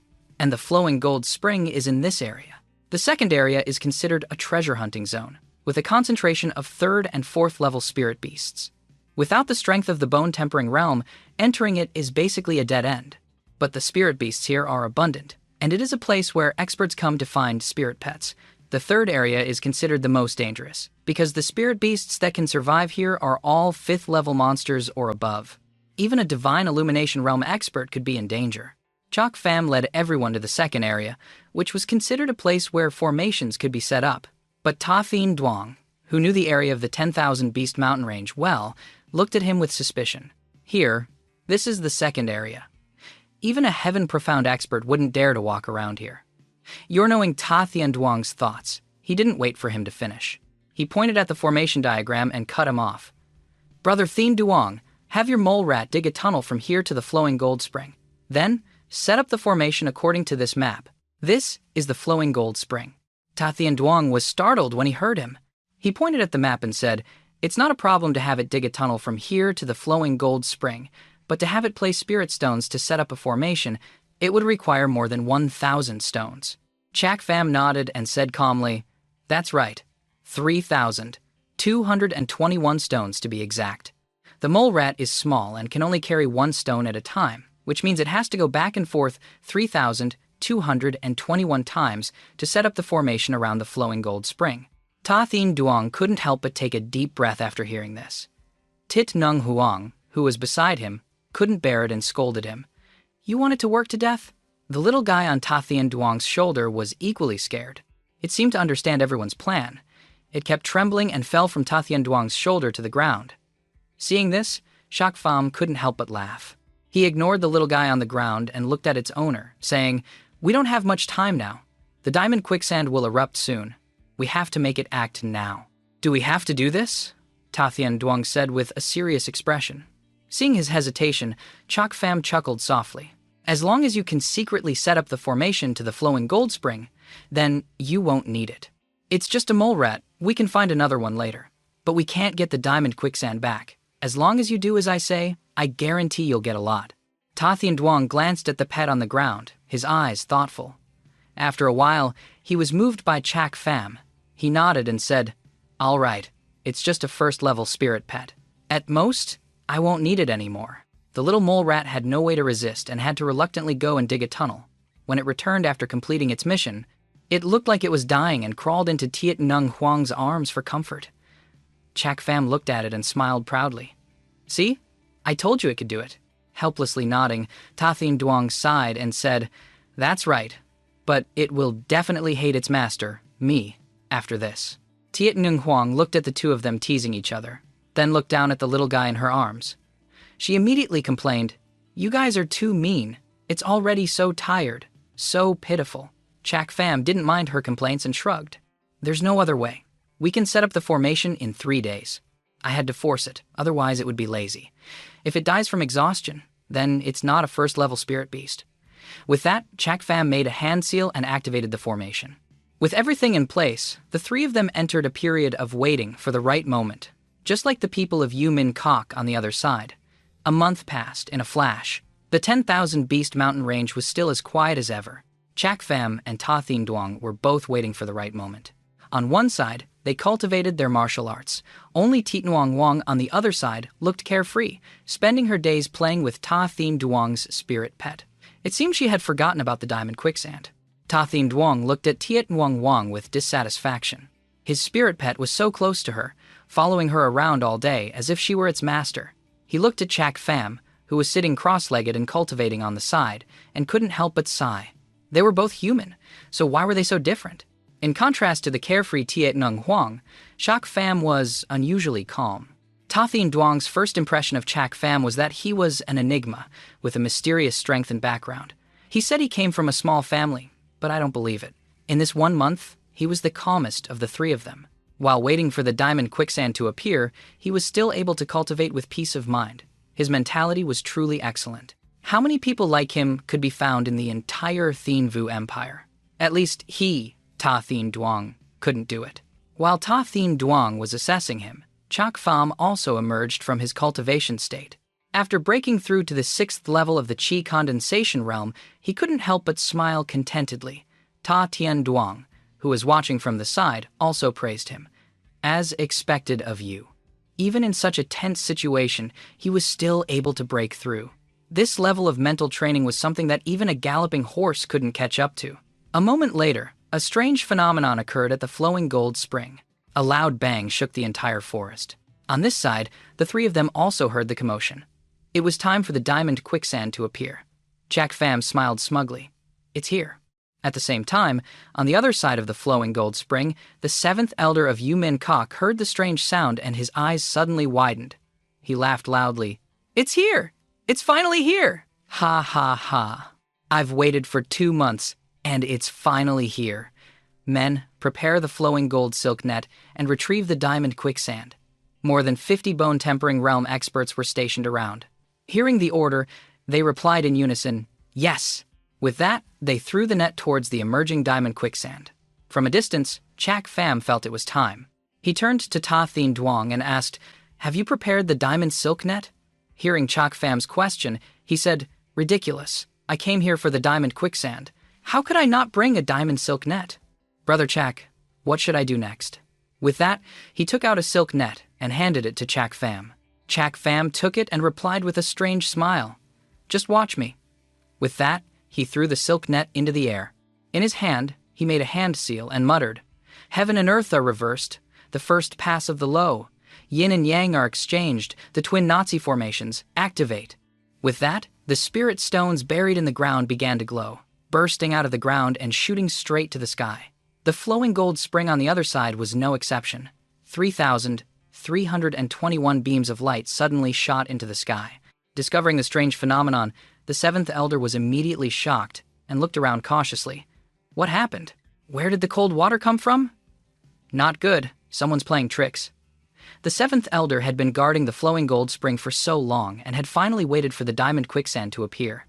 He couldn't let anyone else get the upper hand, so when he discovered someone was playing tricks, he immediately became furious, scanning the area for the person, and then flew away. At the same time, on the side of the three of them, after Chak Pham activated the formation, a stream of water immediately flowed towards them, and then hot magma spewed out. Seeing this scene, Ta Thien Duong shouted excitedly, Diamond quicksand! Brother Chak, you're amazing! How did the diamond quicksand suddenly flow here? Looking at the scene in front of him, Chak Pham smiled mysteriously and said, this formation is called the Qiankun Transference Formation. Although it is a low-level formation, it can reverse Qiankun and move mountains. I just diverted the flow of the diamond quicksand from the flowing gold spring here. Hearing this, Ta Thien Duong was shocked again. Reverse Qiankun and move mountains? How is that possible? Ta Thien Duong called himself a genius among geniuses. He had read countless books and was aware of 5th-grade formations. However, he had never heard of a low-level formation that could move the universe. It must be a lost formation. But Chak Pham not only activated a lost formation, it was also only a 1st-grade formation. Who on earth was this Chak Pham? Finally, Ta Thien Duong understood. What Chak Pham had said about signing an alliance with Team Longkak was true. How could a place like Team Longkak, which valued talent, let go of such a genius? Looking at Chak Pham, Ta Thien Duong quickly made up his mind. Brother Chak, are you interested in becoming a retainer at the Sword Marquis estate? Tiet Ngung Huang was surprised when she heard Ta Thien Duong's words. Chak Pham looked so young, yet he was already being invited to be a retainer for one of the 7 houses. Chak Pham smiled at these words and snorted, forget it. Team Longkak already said that to me, but I refused. They only switched to signing a contract with me. Tiet Nung Huang thought he was bragging and teased him. Big brother Chak, you're exaggerating a bit. But after what had just happened, Ta Thien Duong had seen his strength and fully believed what he had said before was true. He nodded and said, all right, I'll have someone send you an alliance agreement when I get back. But where should I send it? Chak Pham still hadn't forgotten his goal of reviving the Lak family and the Radiant Pearl's secret decree. This alliance was beneficial to Lak Sa, so he smiled and said, send it to Lak Sa in Phong Lam Than. I'll go back there after I'm done. Ta Thien Duong hesitated for a moment when he heard that he wouldn't binding it directly. Then let's wait until you get back. I'll only form an alliance with you. With your skills, if you're not in Laxa in the future, we'll be at a disadvantage." Hearing these words, Chak Pham couldn't help but feel a sense of familiarity. It was the same with Tiem Long Kak before. The seven houses were indeed cautious and far-sighted. Tiet Nung Huang, who was listening to their conversation, took a breath, her face full of surprise. The people of the Sword Marquis estate were really willful to actually sign an alliance with someone outside the seven houses. Moreover, this contract was not with a family, but a personal one. She just didn't understand. What they saw was Chak Pham's strength and value, so signing a contract with him would bring no small benefits. Just then, with a loud bang, another burst of magma erupted. Seeing this, Chak Pham became serious and blocked it, saying, "Reel in the net immediately." Ta Thien Duong, however, didn't care about his words and waved his hand with a smile. "What's the hurry? The golden sand silk net is so fine. Even if the magma cools down, we can still fish out the diamond quicksand." Seeing that he didn't follow, Chak Pham frowned and snorted coldly. "Do you think I don't understand that logic? But even if you get it, do you have a life to use it? Do you think those people from Yumin Kok are blind? They can't see the pillar of light shining on them. The Heaven Profound expert will be here soon." Hearing this, Ta Thien Duong was startled and hurriedly reeled in the silk net. As the net slowly rose, the three of them saw magma flowing out. On the silk net, glowing particles remained. Seeing this scene, Ta Thien Duong, though excited, still pretended to be serious and asked Chak Pham, "What should we do now?" Chak Pham was right.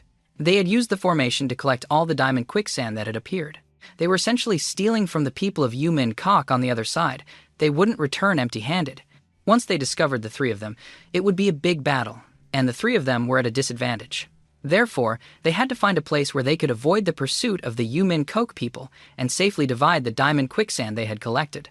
After some thought, Chak Pham pointed to a place deep in the forest. Ta Thien Duong and Tiet Nguyen Huang looked in the direction he pointed.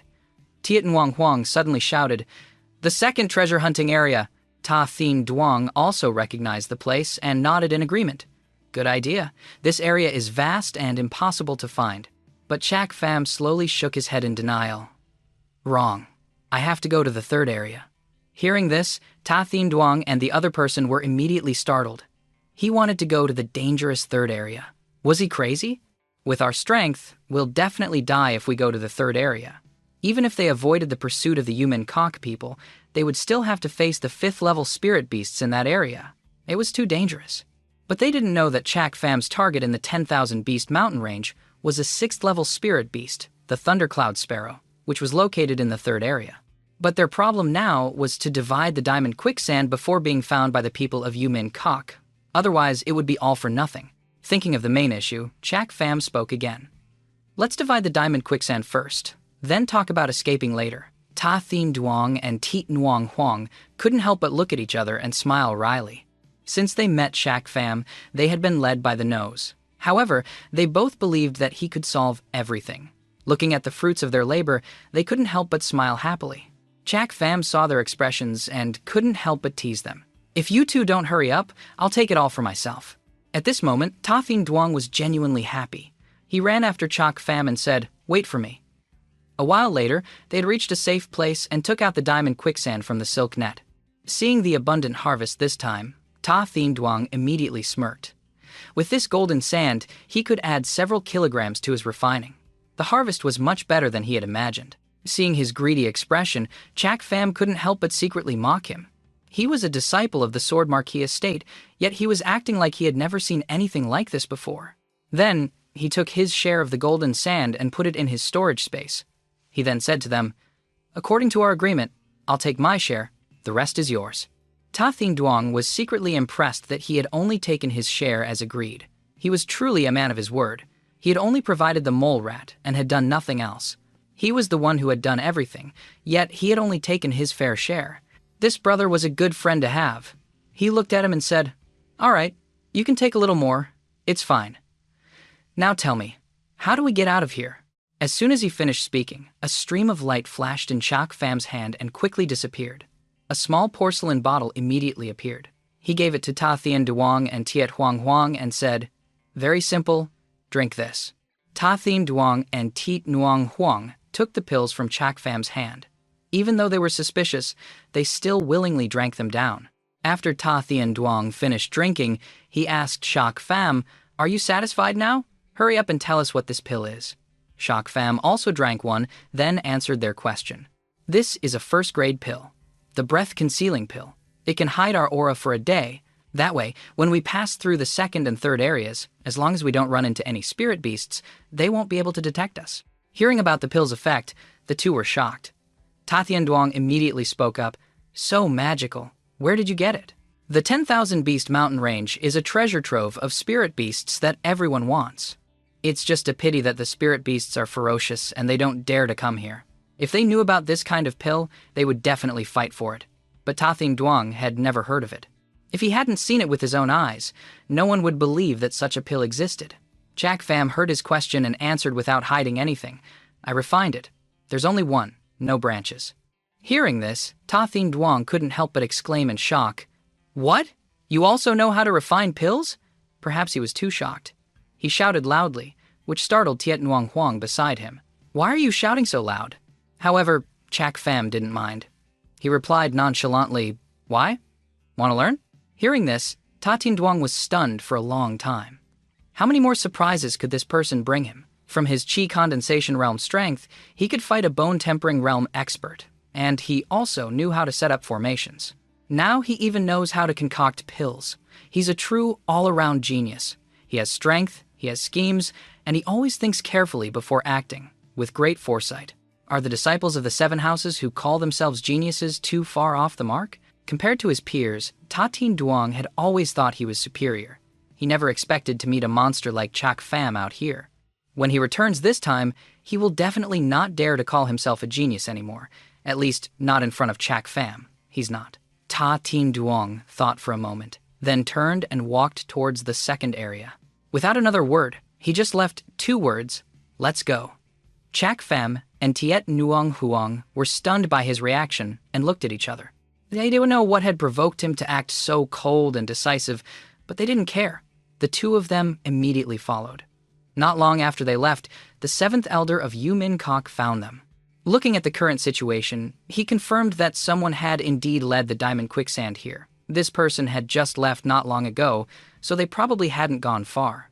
If they were still hiding in the first area, they would surely be dead. Then, a mere trick to deceive me?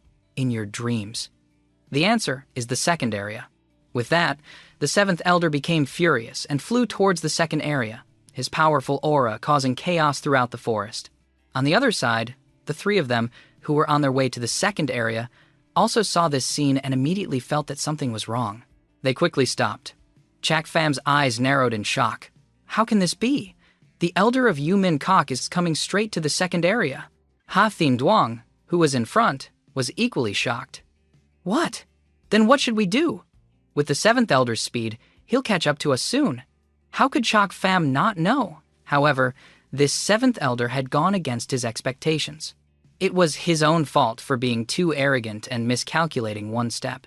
He shook his head helplessly and said, "I don't know either. Originally, I planned to bet on time with that elder." Logically, when he discovered the refining rock, he would search the first area first for safety. Besides, everyone knows the second area is dangerous. He can't get here right away. We just started, and we've already reached the second area. By the time he catches up, it will probably be 3 hours later. Besides, in the second area, to avoid the spirit beasts, his speed will slow down. This time difference is enough for me to hide in the third area. After all, in the third area, he, like us, is prey for extremely powerful spirit beasts. He doesn't have the guts to pursue us there, but now he's chasing us to the second area right from the start. Ta Thien Duong, who was listening to his plan, couldn't help but exclaim. In that situation, he was still able to calculate every step, every advantage and disadvantage, and come up with a perfect plan. But it's true that man's plans are no match for heaven's. The person he met was an old fox from Yu Min Kok, so he made a wrong move. Ta Thien Duong slowly said, "Brother Shak, haven't you heard of the 7th elder's nickname?" Hearing Ta Thien Duong's question, Shak Pham was surprised. He shook his head and said, "What nickname? I only know he's an elder of Yu Min Kok guarding this place. I don't know anything else about him." Ta Thien Duong, being from one of the 7 houses, naturally knew about the other powers. At this moment, he slowly said to Shak Pham, You know, he is the most cunning old fox in Manhwa. You Kwai that. You Kwai that is a person of respected status in Manhwa. The Valley Masters often consult him on important matters. This person is cunning, treacherous, and unpredictable. Everyone calls him the Seven-Aperture Ghost Spirit. Chak Pham became curious upon hearing this and asked, "So that means he's very strong." Ta Thien Duong took a deep breath, his face grave. In the 7 houses, many elders have died at his hands, especially the 9th elder of Team Longkak. The destruction of his purple lightning golden eye was single-handedly orchestrated by You Kwai that. Therefore, many people hate him, but even more people fear him. Chak Pham was enlightened. No wonder the old man went against his expectations. So he was also someone who worked with schemes, so he was on the same path as him. However, the situation as it was now couldn't be saved. The only way was to fight fire with fire, taking it one step at a time. At this moment, Ta Thien Duong looked at Tiet Nguyen Huang beside him, and a thought appeared in his mind. He said decisively, "Brother Chak, the only way now is to leave Miss Nung behind. With our speed, we can definitely escape." Tiet Nguyen Huang heard him want to leave her behind. Her body trembled, and she grabbed Chak Pham's hand and pleaded, "Big brother Chak, you promised to take me out of the city." Seeing her pleading on one side, he didn't care. Ta Thien Duong knew that the decision-maker was still Chak Pham. He said to him, "This is not the time to be kind. If we leave Nagur, she will hold back the 7th elder, and we will be able to escape safely." Chak Pham narrowed his eyes and looked at Ta Thien Duong, raising an eyebrow. "Ta Thien Duong, if I didn't have the breath-concealing pill, would you have wanted to leave me behind too?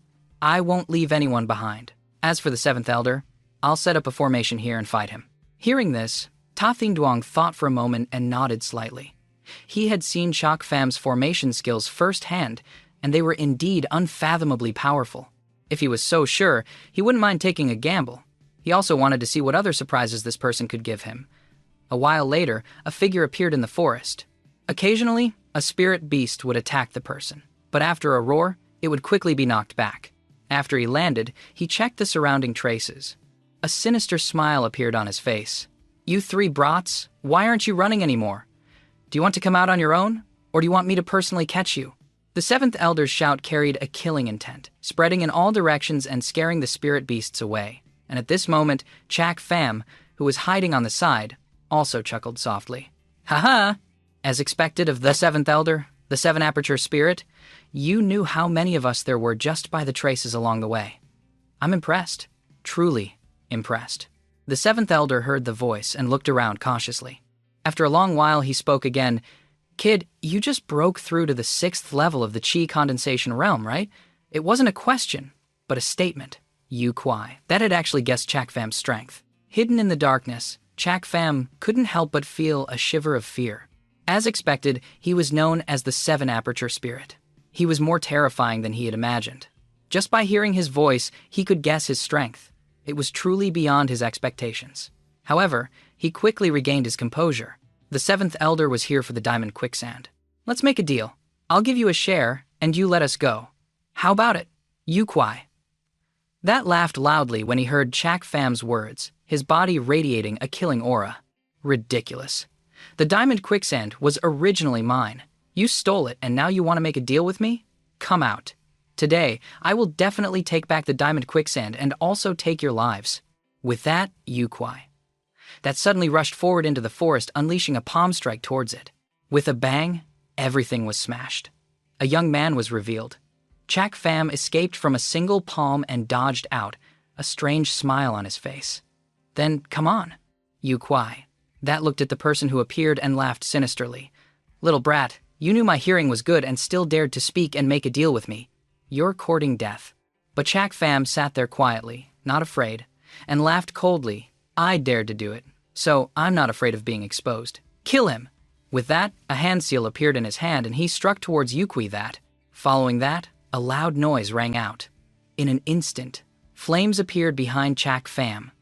Following the noise, a fire phoenix also appeared behind him. It flapped its wings and viciously spewed flames at Yukui that. This is a formation. Yukui that was shocked by this scene. He never would have thought that the person in front of him, who only had the strength of the Qi condensation realm, could set up such a profound formation.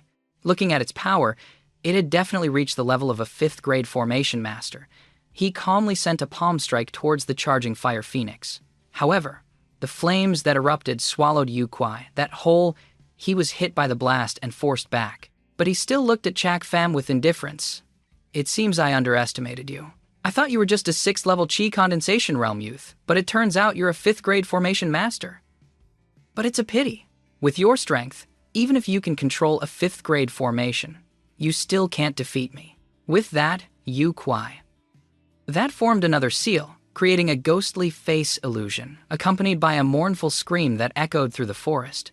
The temperature in the surroundings instantly became indescribably gloomy. Seeing this, Chak Pham's expression became serious.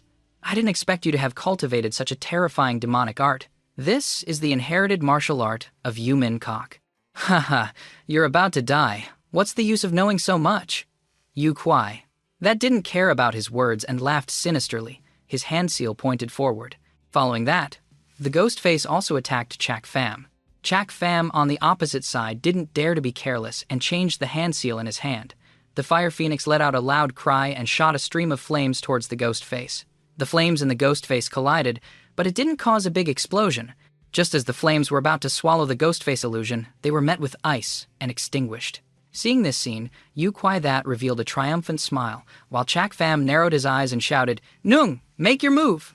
As soon as he finished speaking, Tiet Nuong Wang's figure appeared, her hands forming a seal.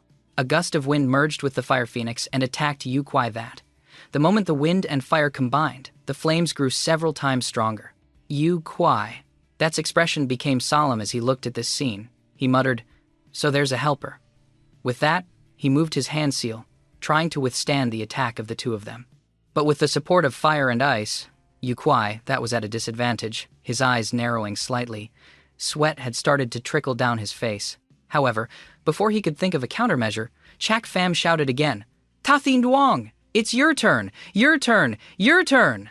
As soon as he finished speaking, Ta Thin Duong appeared in a flash, his hands forming a seal, a triumphant smile on his face. "Ha ha ha! I've been waiting for this moment! Watch me take the head of a world-class expert." Following Ta Thin Duong's arrogant laughter, bolts of lightning began to crackle, shooting towards the ghost face illusion. At this moment, lightning entered the fire, and the fire aided the lightning. The lightning and fire exploded. With a bang, the ghost face was knocked back. It struggled to stay steady, but at this moment, as if with an extra boost, the ghost face's power suddenly increased, turning into a black aura. With a loud bang, the flames on the other side turned to dust. Yu Kuai. That coughed up a mouthful of blood with difficulty. The lightning just now had injured him quite badly. He never would have dreamed that he would end up in this situation. However, on the opposite side, Chak Pham was equally surprised. A 4th grade demonic treasure. Yu Kuai. That looked at the three of them, panting heavily, and said, "Well done. You're all very good. I never thought that in my life of roaming freely, I would be pushed to this state by 3 little brats. Now, I acknowledge your strength. If we continue to fight, we'll only hurt each other. So, let's do as you said. Give me a share of the diamond quicksand, and I won't pursue this matter any further." Hearing this, Chak Pham and the other two glanced at each other, then nodded slightly. Chak Pham thought for a moment, then smiled and said, "All right, then we'll call it a truce." With that, Chak Pham took out a cloth bag and, looking like he was about to approach, said, "This is the diamond quicksand. We'll call a truce here." Yu Kuai that saw him compromise and sighed in relief. He put away his demonic treasure and slowly flew towards Chak Pham. "That's right. Just hand over the diamond quicksand obediently, and I promise to let you go." But just as the two were not far from each other, the air simultaneously thickened with killing intent. They shouted in unison, "Kill him! You brat! Die!" Following Chak Pham's shout, Ta Thin Duong and Tiet Nuong Huang behind him made their move.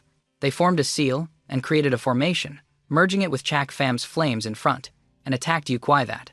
At the same time, Yu Kuai. That also made a move, taking out his 4th grade demonic treasure to counter the flames.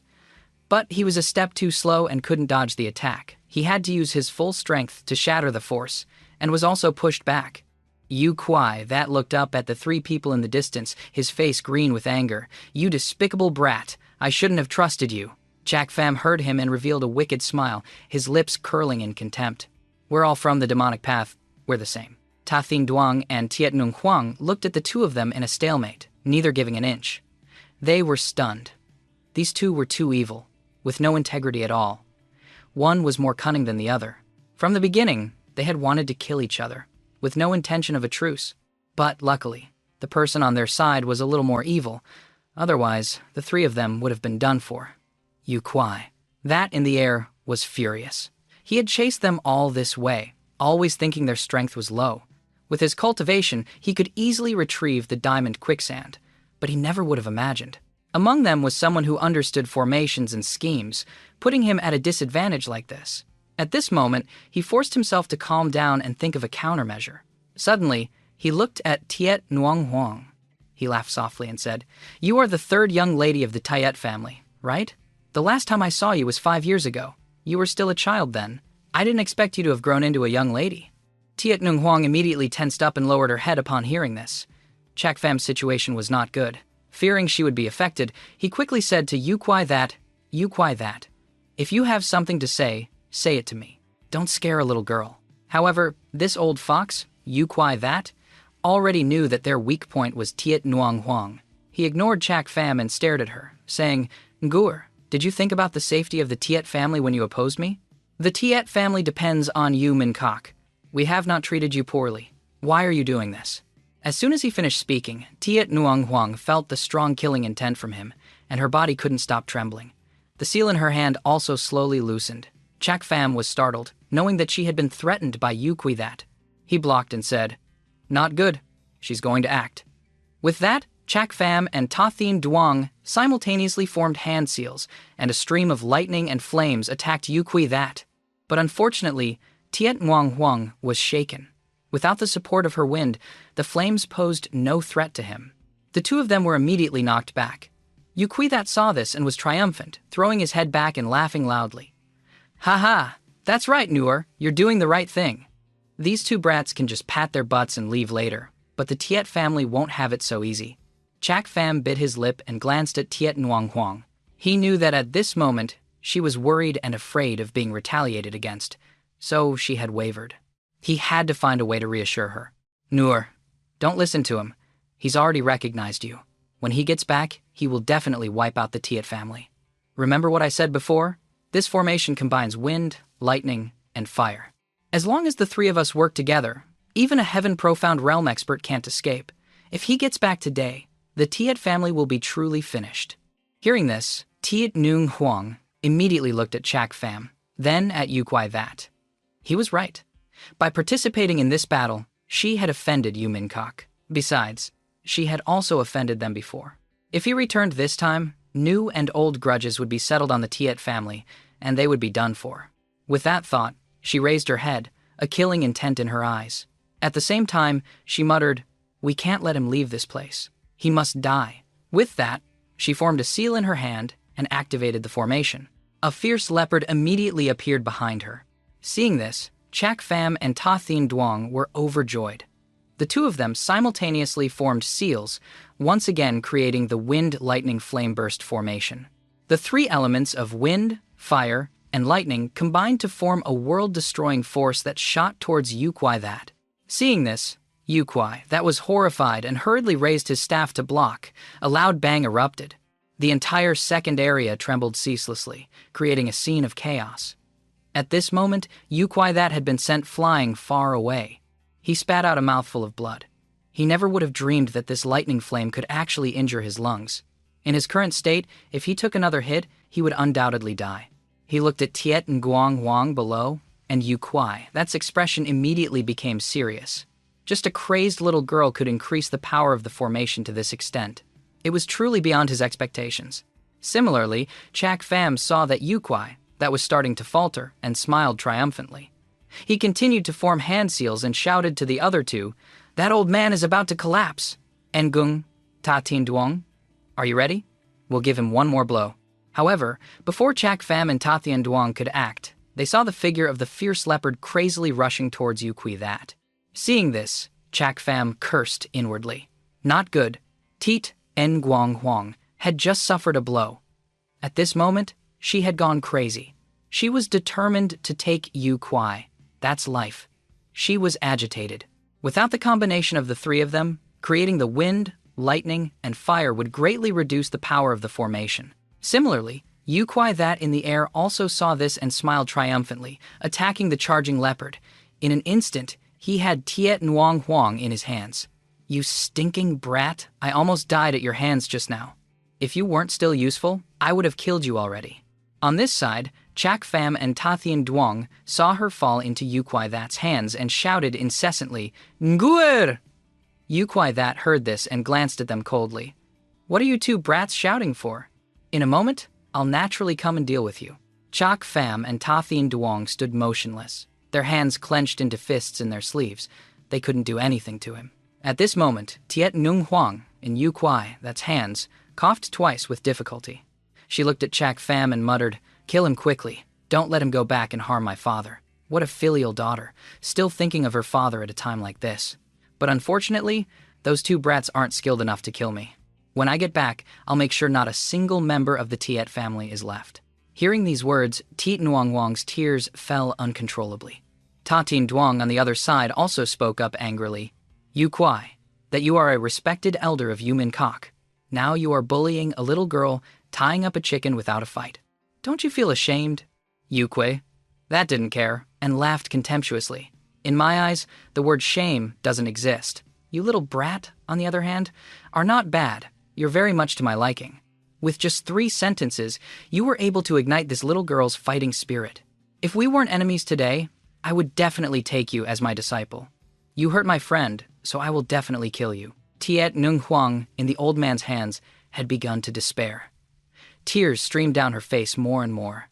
She turned to Chak Pham and the others and begged, Kill me, please. Chak Pham heard this. He glanced at her, and his eyes also began to water. Very quickly, he said decisively, Ta Thin Duong, prepare to attack. But Nunger, this is the ending that Nunger wanted. Chak Pham was a little heavy-hearted, but very quickly his eyes were filled with a strong killing intent. Ta Thin Duong couldn't help but tremble. He sighed, gritted his teeth, and made a hand seal. If he couldn't kill this old man today, when he returned, the Tiet family would be finished. Nunger would die with her eyes open. A moment later, the two of them once again formed a seal and activated the formation to attack. The Fire Phoenix and the lightning in Tathian Duong's hands immediately struck. But Yu Kwai, that stood there without a care, mocking them. Without the wind to help you, no matter how strong the lightning and fire are, you can't do anything to me. As soon as he finished speaking, Chak Pham revealed a strange smile. Who says I don't have wind? What? Yu Kwai, that immediately shouted in horror, but it was too late. Chak Pham had already created another wind formation attack, combining it with a Fire Phoenix and Tathian Duong's lightning attack, creating an explosion that blew up everything inside. This power was several times stronger than when the 3 of them had worked together before. This time, it seemed that Yukwai That really couldn't escape. In the distance, Tathian Duong was completely stunned as he looked at Chak Pham, muttering, How? How is that possible? After dealing with Yukwai That, Chak Pham turned his head and looked at Tathian Duong with a wicked smile, his face no longer showing any trace of sadness. How could the storm have appeared, right? The reason is because I lied to you. With a faint laugh, Chak Pham continued. From the beginning, I said my abilities couldn't control a 5th-grade consciousness, and I had to team up with you. That was a lie. Otherwise, with Yu Kwai That's cunning, he couldn't have been fooled. Hearing this, Ta Thin Duong was immediately shocked. He had actually lied to everyone. He stared with wide eyes and stammered, What? You lied to us? Chak Pham smiled and said, Yu Kwai, that is more cunning than anyone. He's the wise man of Yumin Kok. If I fought him, I might not win.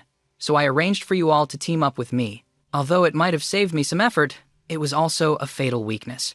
That is, it requires the combined efforts of 3 people to unleash the strongest power of the formation. This point is certainly clever, but Yukwai That would have seen through it. So he would have looked for the weakest among us. Tiet Nguong Wang was his target, but he didn't expect that Nguonger was our bait. When he went there, it was like falling into a trap himself. Ta Thin Duong sucked in a breath of cold air. He stared at the person in front of him, shocked, and said, You mean you planned to abandon Wonger from the beginning? Ta Thin Duong never would have imagined that the person who had just vehemently declared that he would never leave anyone behind would start plotting against someone the next second. His plan was truly ingenious, a plan within a plan that would trap anyone who fell into it forever. This person was too terrifying. He had no sense of righteousness and would use any means to achieve his goal, regardless of who he used. If he really became his enemy, he was afraid that only death awaited him. Jack Pham looked at his expression and maintained a cold look, saying, "Why are you looking at me like that? I didn't force her. She chose it herself. I just gave her a chance." Sacrificing herself to save her loved ones is a very noble act. Didn't you also suggest leaving Gungar behind because she was a burden and running away? I just thought more than you and took advantage of this burden.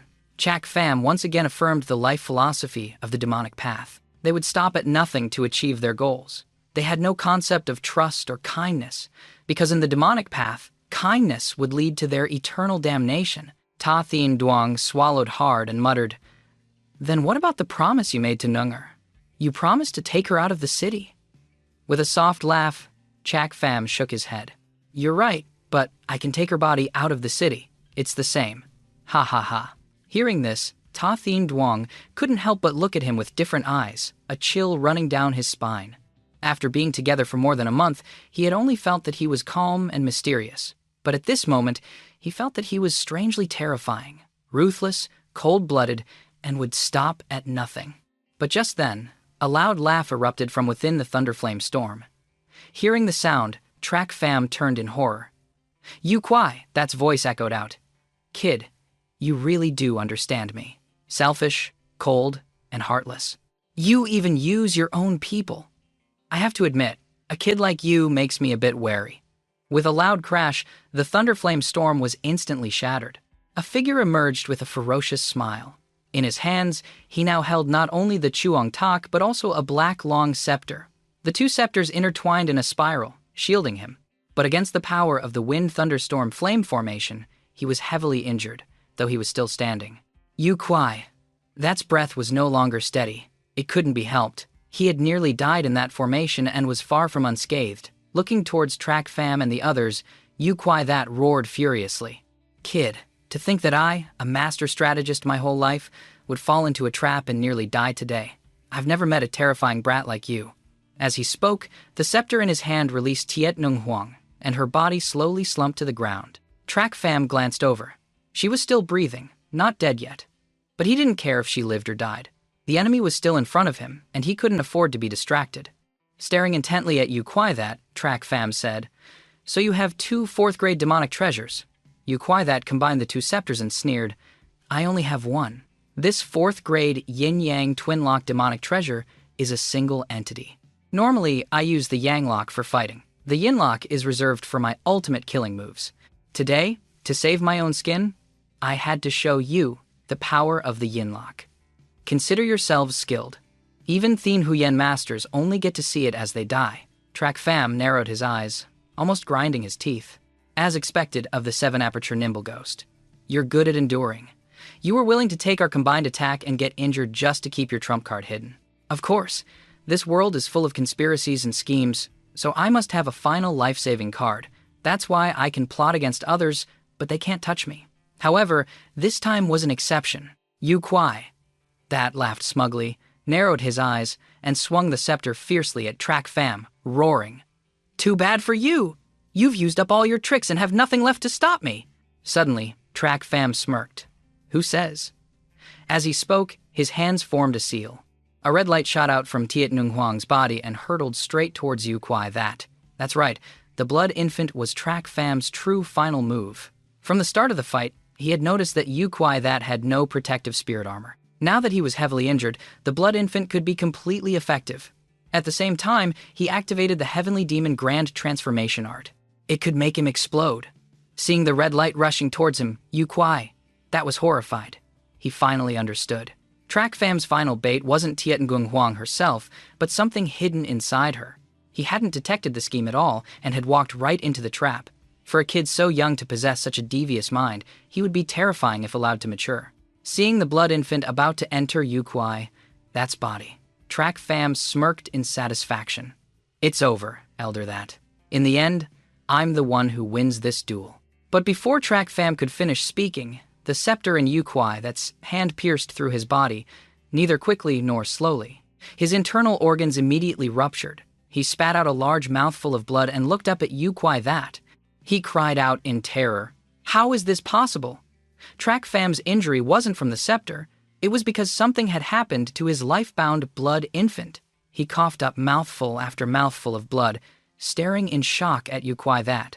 He saw his blood infant hanging weakly behind him, impaled through the chest by a long scepter. The blood infant quickly lost its power and fell, causing Track Fam to collapse to his knees. In this battle, he was the one who had lost.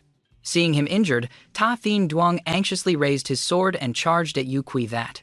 But with his bone-tempering realm cultivation, he was no match for a Thien Huyen realm expert.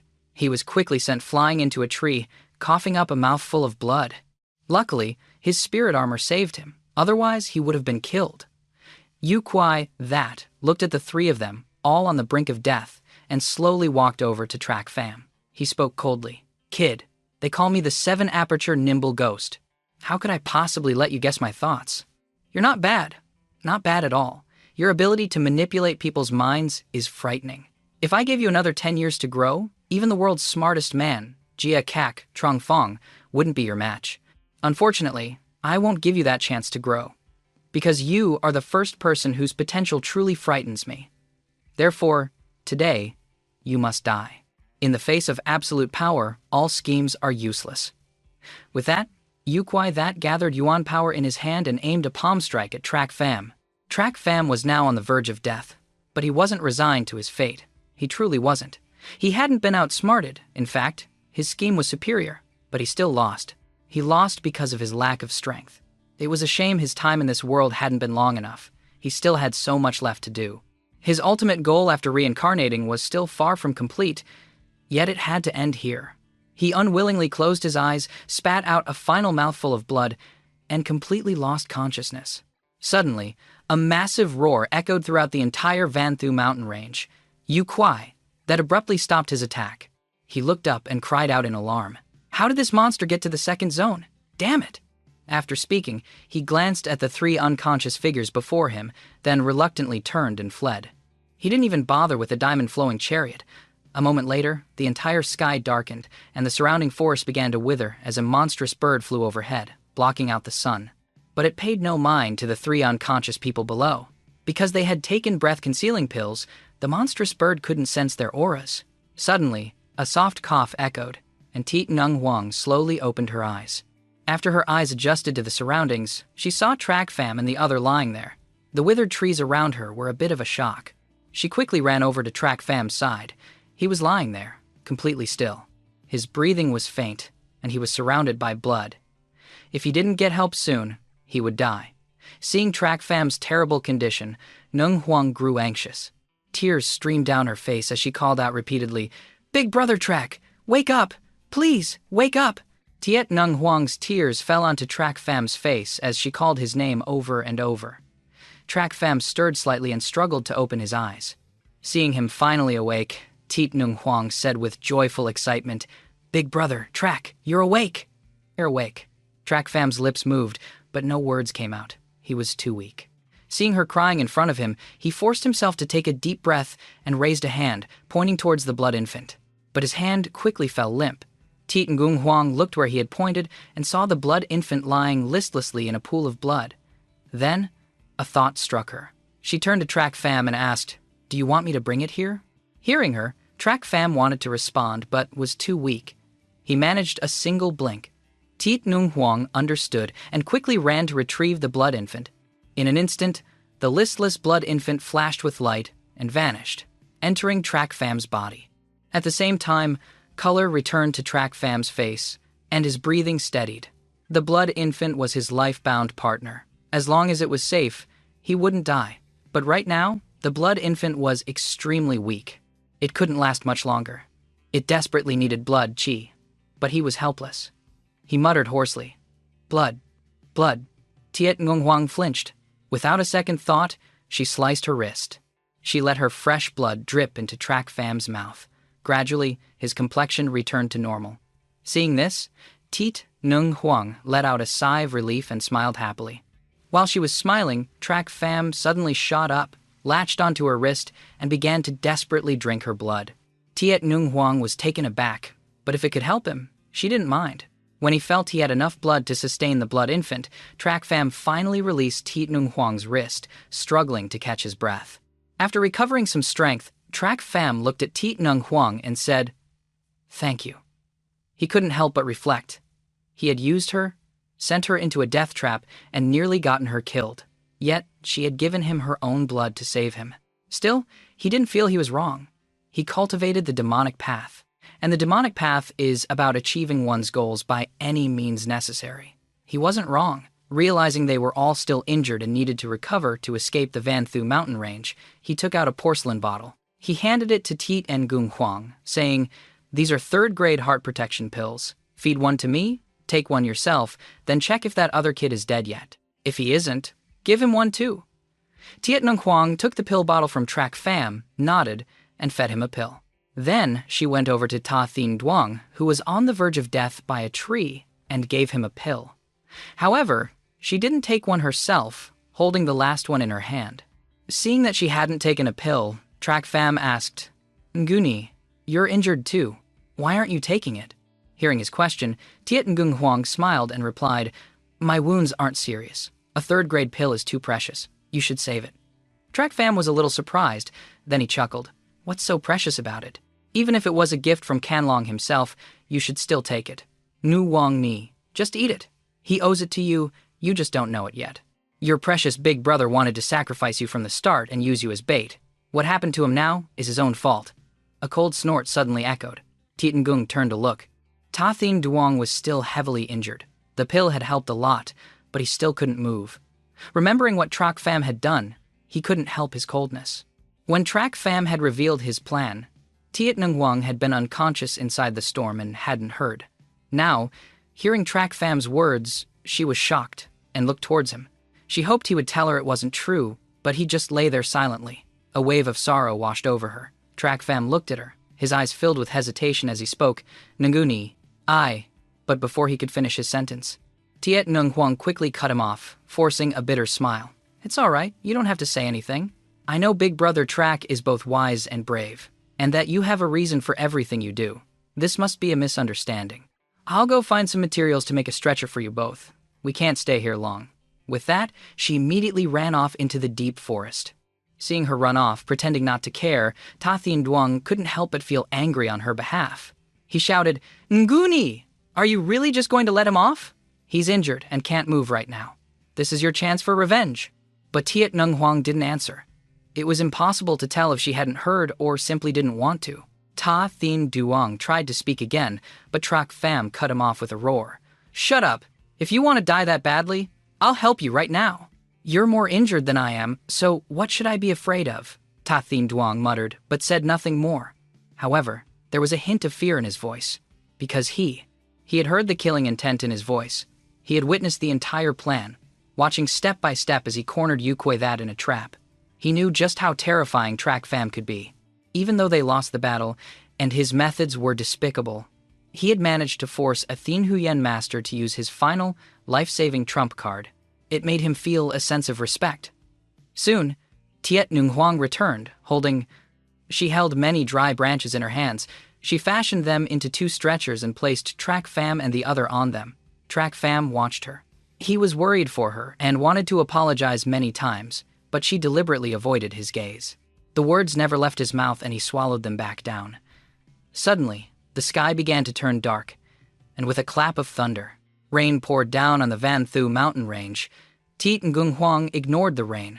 She strained to pull the 2 injured men, searching for shelter, but she too had been injured earlier, and due to blood loss, she was extremely weak. After just a few steps, she fell to the ground. She didn't care, and forced herself back up. She continued pulling the 2 of them. The 3 of them didn't say a single word, traveling the entire way in silence. Watching her, weak but still trying her best to pull them along, they looked at each other with a complicated feeling in their hearts. Ta Thin Duong felt extremely guilty. He had previously thought Nguang Ni's strength was weak and wanted to leave her to fend for herself. Track Fam was even more ruthless, saying he wouldn't abandon her, but then using her to lure them into a death trap. Now look at them. Both were so heavily injured that they probably wouldn't be able to move for months. They had to rely on her for help. Ta Thin Duong couldn't understand how she could be so kind as to not abandon them. This was a debt they could never repay in their lifetime. After walking for a while, a hole opened up in the ground in front of them. A mole emerged from it. It ran up to Tiet Nung Huang. Seeing the little creature, Tiet Nung Huang was happy. She had told it to run away earlier, but she didn't expect it to come back. Suddenly, it ran off in a certain direction. Tiet Nung Huang looked at it and knew it wanted to lead her. She immediately followed, dragging Trak Pham and Ta Thien Duong along. In a short while, they saw a large cave ahead.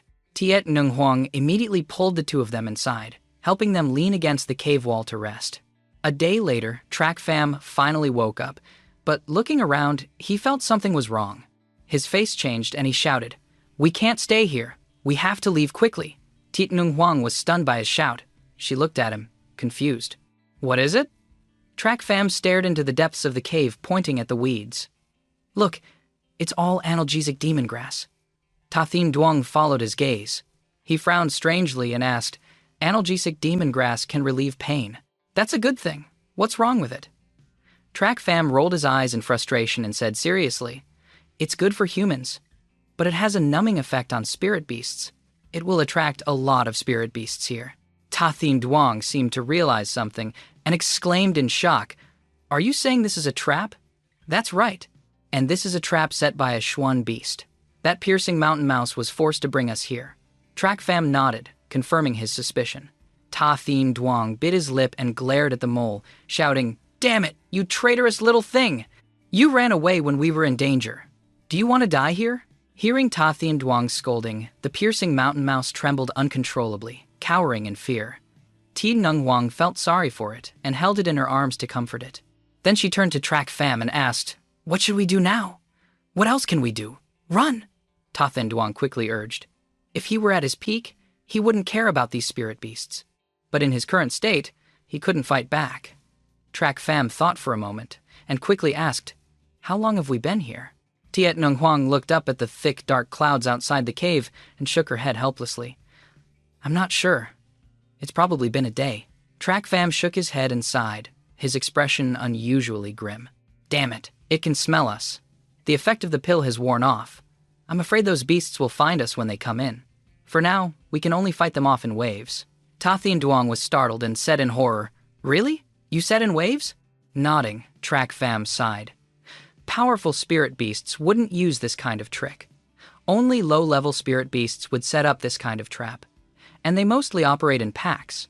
As if to prove his words, the sound of howling wolves echoed from outside the cave. Pairs of fierce eyes stared into the cave. Hearing the roars, the three people inside were terrified. They had finally found them. Trak Pham narrowed his eyes and looked outside. He sighed and said, "We're done for. It's the bloodthirsty savage wolves. Although they're only second-level spirit beasts, they move in packs. The Wolf King is a third-level spirit beast. Even a fourth-level spirit beast wouldn't dare to provoke them." Ta Thien Duong also looked outside. A hint of sorrow appeared on his face. "To think that I, Ta Thien Duong, a prodigy of heaven, would die here. Truly, the heavens are jealous of talent." Tiet Nung Huang was equally terrified, but Trak Pham remained calm and said to Ta Thien Duong, "Ta Thien Duong, take your sword and give it to Nguang Ni." Ta Thien Duong seemed puzzled by his words, feeling like it was a joke. With Tiet Nung Huang's strength, even with his sword, she wouldn't be able to fight off the pack of ferocious spirit beasts outside.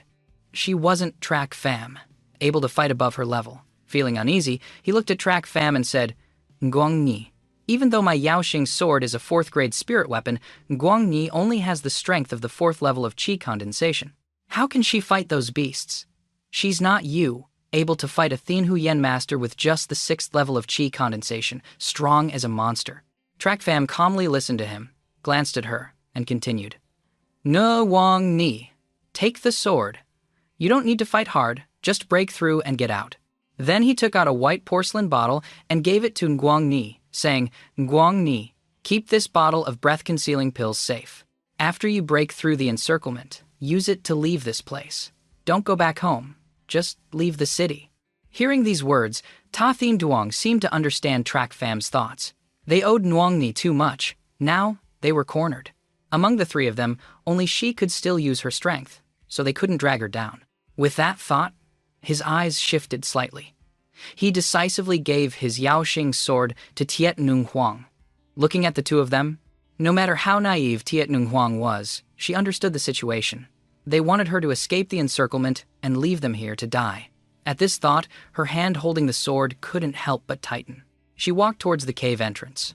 Seeing that she had gone outside, Trak Pham and Ta Thien Duong glanced at each other and smiled faintly, feeling a sense of relief. At this moment, Ta Thien Duong smirked and muttered, "This way, we can repay our debt to her. Even if we die, we'll have no regrets." Trak Pham's face was calm. He said nonchalantly, "I, on the other hand, don't care about repaying debts. Even if I die now, I'm still a little unwilling. But I just don't want that girl to do anything more for me. That's all." Cold and heartless, Ta Thien Duong pouted and snorted, but he didn't argue with him. The two of them had arranged a path for Tiet Nung Huang's survival. They stood motionlessly, seemingly waiting for the pack of ferocious wolves outside to enter. But as they were waiting for the wolves to rush in, they heard screams from outside the cave. Fresh blood splattered everywhere. The two of them hurriedly looked out. They saw Tiet Nung Huang, the person they thought had safely left, guarding the entrance of the cave. The long sword in her hand swung down fiercely. She attacked the wolf pack, determined to hold them off. Trak Pham was shocked to see this scene. Nu Wang Ni, what are you doing? Tiet Nung Huang swung her sword again. She took the head of a wolf, then turned to look at Trak Pham and the other. She smiled brightly and said, "Look, as long as I guard this place, they can't get in." "You fool! The ones rushing in are just sacrifices. The Wolf King doesn't care about their lives, but they'll wear you down until you die." Trak Pham found her smile a bit dazzling and angrily shouted. But Tiet Nung Huang ignored his words, shaking her head. "The Wolf King is a beast, so it doesn't care about its subordinates' lives.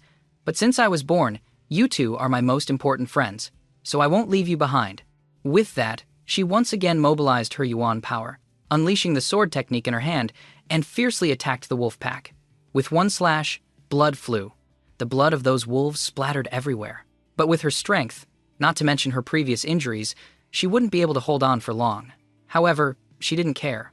The small figure of the young girl stood guard at the entrance of the cave. Facing the wolf pack, she never retreated. At this moment, her small, slender back was deeply etched into Trak Pham's eyes. He took a deep breath. His eyes began to moisten, and his heart was filled with extreme resentment. It was unclear if he was angry with himself for using this kind girl before, or angry that she didn't listen to him and was determined to die here. But it didn't matter. Whatever it was, from this moment on, Tiet Nung Huang had unraveled a small knot in his heart. Suddenly, Ta Thien Duong bit his lip and fiercely said, "I just realized now. Turns out the two of us are the real bastards." Regardless of what Ta, Thien, Duong, and Trak Pham were saying inside, Tiet Nung Huang was still fighting the ferocious wolf pack outside. Her stamina was insufficient, she was exhausted from the past few days, and she was injured. Soon, she was bitten and injured by a wolf. The long sword in her hand fell. Then another wolf attacked her other arm. Even if she wanted to fight back, she couldn't. Fresh blood began to flow. Seeing this, Trak Pham and Ta Thien Duong were not too surprised. They couldn't bear to watch and closed their eyes tightly. They really couldn't stand to see that little girl being torn apart by the wolf pack until not even her corpse remained. But what could they do? They were helpless now. They had no ability to save her from the predicament of being dismembered by the wolves. Outside the cave, the wolf pack was still relentlessly attacking Tiet Nung Huang. Seeing the person before them unconscious, as if sensing the hunt was successful, the wolf pack immediately howled. They bared their sharp teeth at her. Suddenly, a loud roar emanated from the depths of the Van Thu mountain range. It caused Trak Pham and Ta Thien Duong to pass out simultaneously. At the same time, the wolf pack trembled in fear, instantly losing consciousness and falling to the ground. Only the Wolf King could still resist. It ran away in fear. Fortunately, this roar saved the three of them from death. At most, they were only unconscious. Trak Pham. Trak Pham vaguely heard someone calling his name. He slowly opened his eyes, looking around in a daze. He didn't know where he was. But his consciousness quickly returned. He had been heavily injured before and was in a coma. Why could he move now? While he was still confused, a blue phantom suddenly appeared in front of him.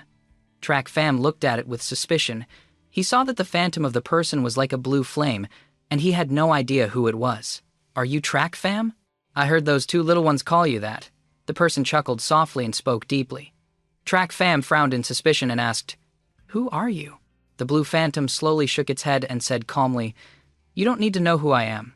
This is my territory. I should be the one asking you that question. Track Fam, what are you doing in the Van Thu mountain range?" Track Fam pondered for a moment and said without hiding anything, "To catch a spirit beast and refine a demonic artifact." "What spirit beast?" "A 6th level spirit beast. The Loi Van Tuok. What do you want to catch it for?" Hearing this, Track Fam rolled his eyes. He said nonchalantly, "That's a stupid question. I'm catching a spirit beast to increase my strength, of course." Suddenly, with a loud bang, Track Fam's head throbbed as if it was about to explode. The other person laughed loudly at the same time. "Little one, this is inside your consciousness space." "You're right. I'm very satisfied with your answer." His eyes couldn't help but narrow. Track Fam looked at the phantom in front of him, feeling terrified. This person could use their consciousness to enter someone else's. This level of strength had long surpassed the divine illumination realm, even transcending the mortal rank. Taking a deep breath, he said in surprise, "You're from the sacred domain." He never expected to meet an expert from the sacred domain in the mortal world. The person seemed surprised that Track Fam could name that place. After a moment, he admitted, "You're indeed not an ordinary person. You even know I'm from the sacred domain. You can also set up an ancient formation to refine the blood infant." Track Fam was shocked again.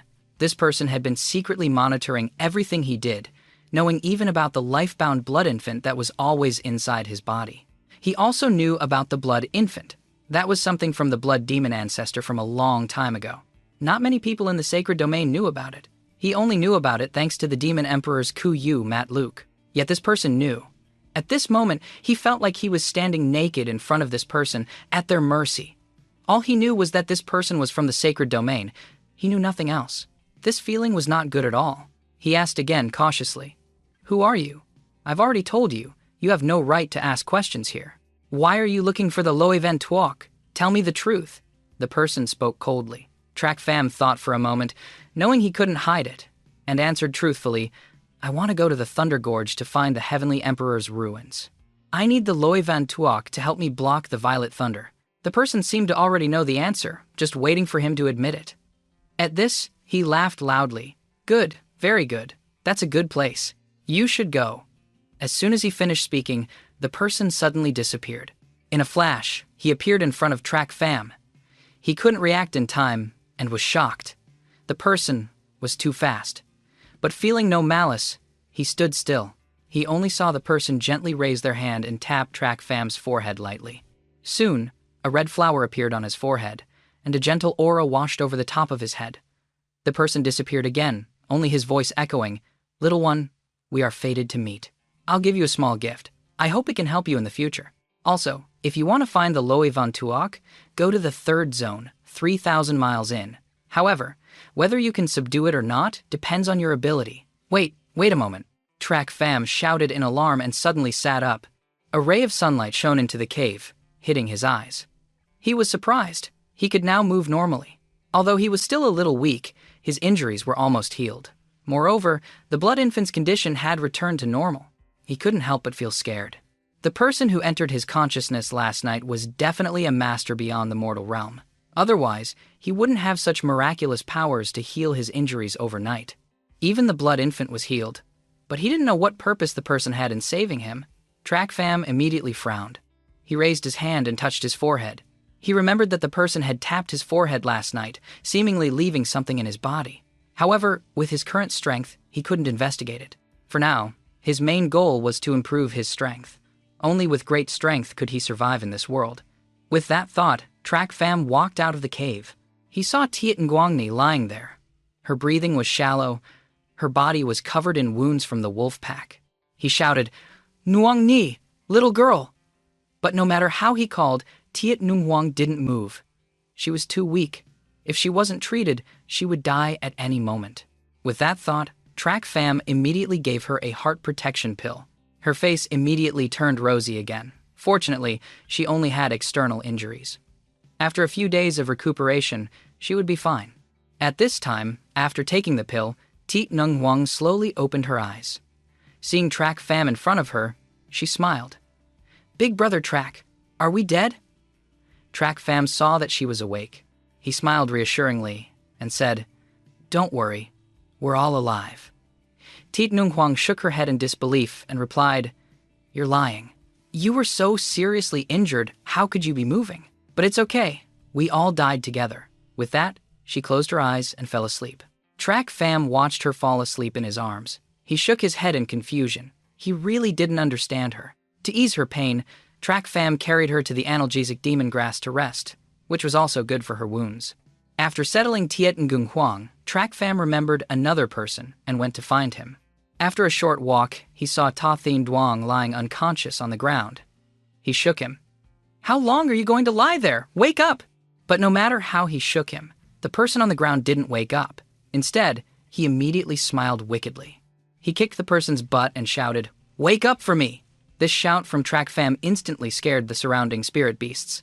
They quickly ran as far away as possible. And in the cave, after being kicked by Track Fam, Ta Thien Duong had also woken up. But he still couldn't move. He muttered in pain. "Where is this? I've never done anything bad before. Why do I have to suffer this torture after death, Track?" Track Fam glanced at Ta Thien Duong. His current appearance was a bit funny. He couldn't help but want to tease him. "You call one kick torture? Then the sword torture I'm about to give you will be an eye-opener. You really are inexperienced." Ta Thien Duong heard the voice and turned to see Track Fam in disbelief. "Huh? You're the one hitting me? We clearly died together. Why are you torturing me?" Track Fam finally couldn't hold it in anymore and burst out laughing. "If we were dead, all beings would be equal. Unfortunately, we're still alive." "What? We're still alive?" Ta Thien Duong was surprised to hear Track Fam's words. He immediately checked his surroundings again. He laughed loudly. "It really is that cave. We're still alive." But he quickly noticed something. Track Fam, who had been as seriously injured as he was, unable to move, was now standing fiercely in front of him. He exclaimed in shock, "If we're both alive, why did you recover so quickly? We took the same pill, but your injuries were much more severe than mine. Your cultivation is also lower than mine. Why? Tell me the truth. You're not human, are you? Are you a 1,000-year-old spirit beast that has taken human form?" Track Fam didn't mind his words. He shrugged his shoulders and smiled smugly. "I'm human, of course. It's just that my character is a bit better than yours. I don't know." Ta Thien Duong was truly shocked. The person in front of him was unfathomable, with mysterious strength, knowledge of formations, pill refining, and a cunning mind. Although Track Fam's cultivation was low, his knowledge was far greater than his. His title as a genius of a prestigious family was nothing in front of this person. But he was also relieved that Track Fam had recovered. He could protect them, allowing them to rest and recover before leaving this place. After talking with Ta Thien Duong, Track Fam went out of the cave. Holding a spirit stone in his hand, he immediately set up a heaven-concealing formation. Once the formation was activated, no one could approach this place. This way, they could rest and recover in peace. In the blink of an eye, the three of them had been in the Van Thu mountain range for 3 months. Their injuries had completely healed, and their cultivation showed signs of breaking through. At this time, in front of the cave, in a small grove, Ta Thien Duong split a large rock with one sword strike. He looked smugly at Tiet Nung Huang and shouted, "Nu Ni, what do you think?" Tiet Nung Huang clapped her hands, along with the piercing mountain mouse, and cheered, "Brother Thien Duong is so strong!" At this moment, Track Fam also came over, smiling. A powerful sword form. Perhaps after you've healed, you can break through to the 8th level of the bone-tempering realm. Hearing him speak, Ta Thien Duong frowned and said unhappily, "Didn't you also use this opportunity to break through to the 7th level of chi condensation?" "You have good eyes, Track Fam. I know I'm about to break through. Do I need you to tell me?" Tiet Nung Huang, seeing them about to argue, immediately ran over to intervene. "You two have been arguing every time you meet for the past few months. You weren't like this before. Isn't it because of you? Whenever I think of this kid using Ingu Inyi as bait, my anger flares up. Don't even talk about arguing. I just want to kill him right now." Ta Thien Duong still remembered being tricked by Track Fam and said resentfully, "You're the same. Who was the one who suggested throwing her down first to slow down Elder That?" Hearing him expose his past, Ta Thien Duong couldn't help but feel embarrassed, but he quickly said forcefully, "That wasn't me. If I had known Nungu Ni was so good back then, I wouldn't have been willing to throw her down. It's still better than you leading her into the tiger's den. I'm a demonic cultivator. It's normal for me to be a little worse than you." "A little? You're much worse than me." Track Fam and Ta Thien Duong started arguing again. For the past 3 months, they had always been like this. Whenever they were together, they would start fighting. Tiet Nung Huang was used to it. She stood to the side, smiling at them, and waved her hand, saying, "You two, stop arguing because of me. It's all in the past. I don't mind. No, I want to get justice. For you." Ta Thien Duong glared fiercely at Track Pham, then walked over to Tiet Nung Huang and put his arm around her shoulder. "We're all friends who have gone through thick and thin together. Let's just forget about what happened." Tiet Nung Huang looked at Track Pham with a smile, and he immediately smiled back. She held out her hand. Seeing her trying to make peace, Track Pham and Ta Thien Duong also reached out their hands, glanced at each other, and smiled. They had been through life and death together. After living together for these 3 months, they had long considered each other inseparable, lifelong friends. They would probably never have such a friendship again in this lifetime. It was just a pity that he still had things to do. At this moment, Track Pham indifferently withdrew his hand and turned to leave. Now that everyone's wounds have fully recovered, let's say our goodbyes. The words, Chapter 77, Sworn Friends, immediately startled Ta Thien Duong and Tiet Ngung Huang. They both didn't understand. The words, Chapter 77, Sworn Friends, immediately startled Ta Thien Duong and Tiet Nung Huang. Looking at Track Pham, they had just been through life and death together. Shouldn't they continue to fight side by side? Why would he say such a thing at this time? Seeing that they were silent, Track Pham pondered for a moment, then shook his head and said, "Sorry, I misspoke just now. I'm the one who has to leave. Ta Thien Duong, I can't take Nuong Ni out of the city, so please help me take her." "Big Brother Track, where are you going?" Tiet Nung Huang hurriedly spoke up to stop him. Track Pham didn't hide it and directly stated where he wanted to go. The third zone. Ta Thien Duong was shocked again. That place was so dangerous that even Thien Huyen experts didn't dare to set foot there. Yet this person told him he wanted to go in. Ta Thien Duong asked doubtfully, "Didn't we go in there to avoid Elder That in the first place? Why do you want to go in there now?"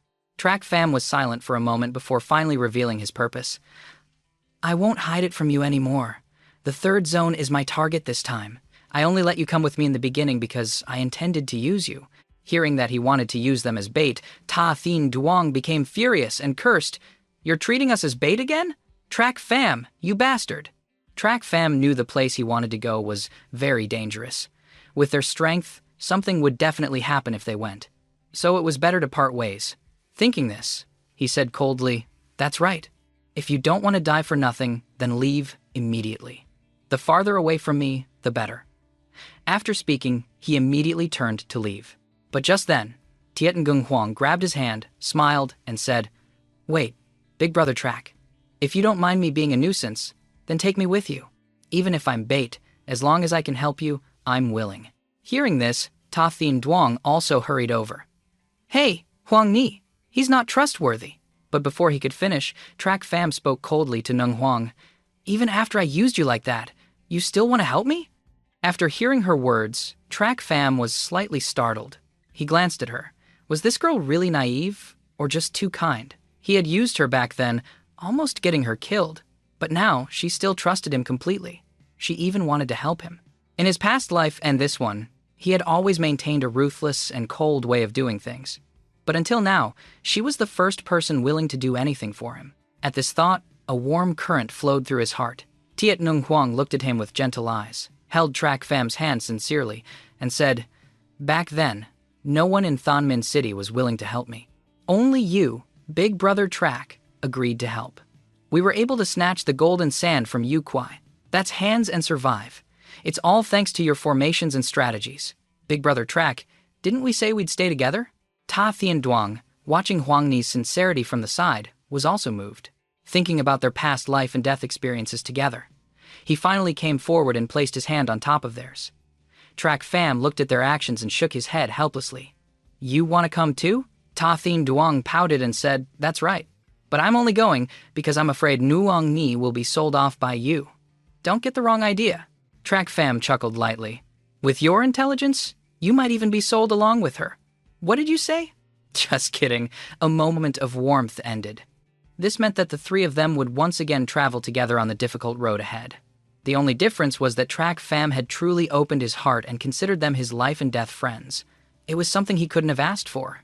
In the third zone of the Van Thu mountain range, the dense trees blocked out the sky, Ferocious spirit beasts were everywhere. In the rustling bushes, Track, Fam, and the other two were crawling on the ground to avoid those vicious creatures. They used breath-concealing pills. If the spirit beasts here discovered them, they'd be finished, so this was the only way to advance. After half a day of crawling, the proud son of heaven, Ta Thien Duong, couldn't take it anymore. He gave up and got up, complaining, "How are we ever gonna get there crawling like this? I'm done crawling, it's too humiliating. Besides, it's not every day you get to see a level 5 spirit beast." Seeing him sit up, Track Fam furiously yelled, "You idiot, get down! If you see one, you're dead."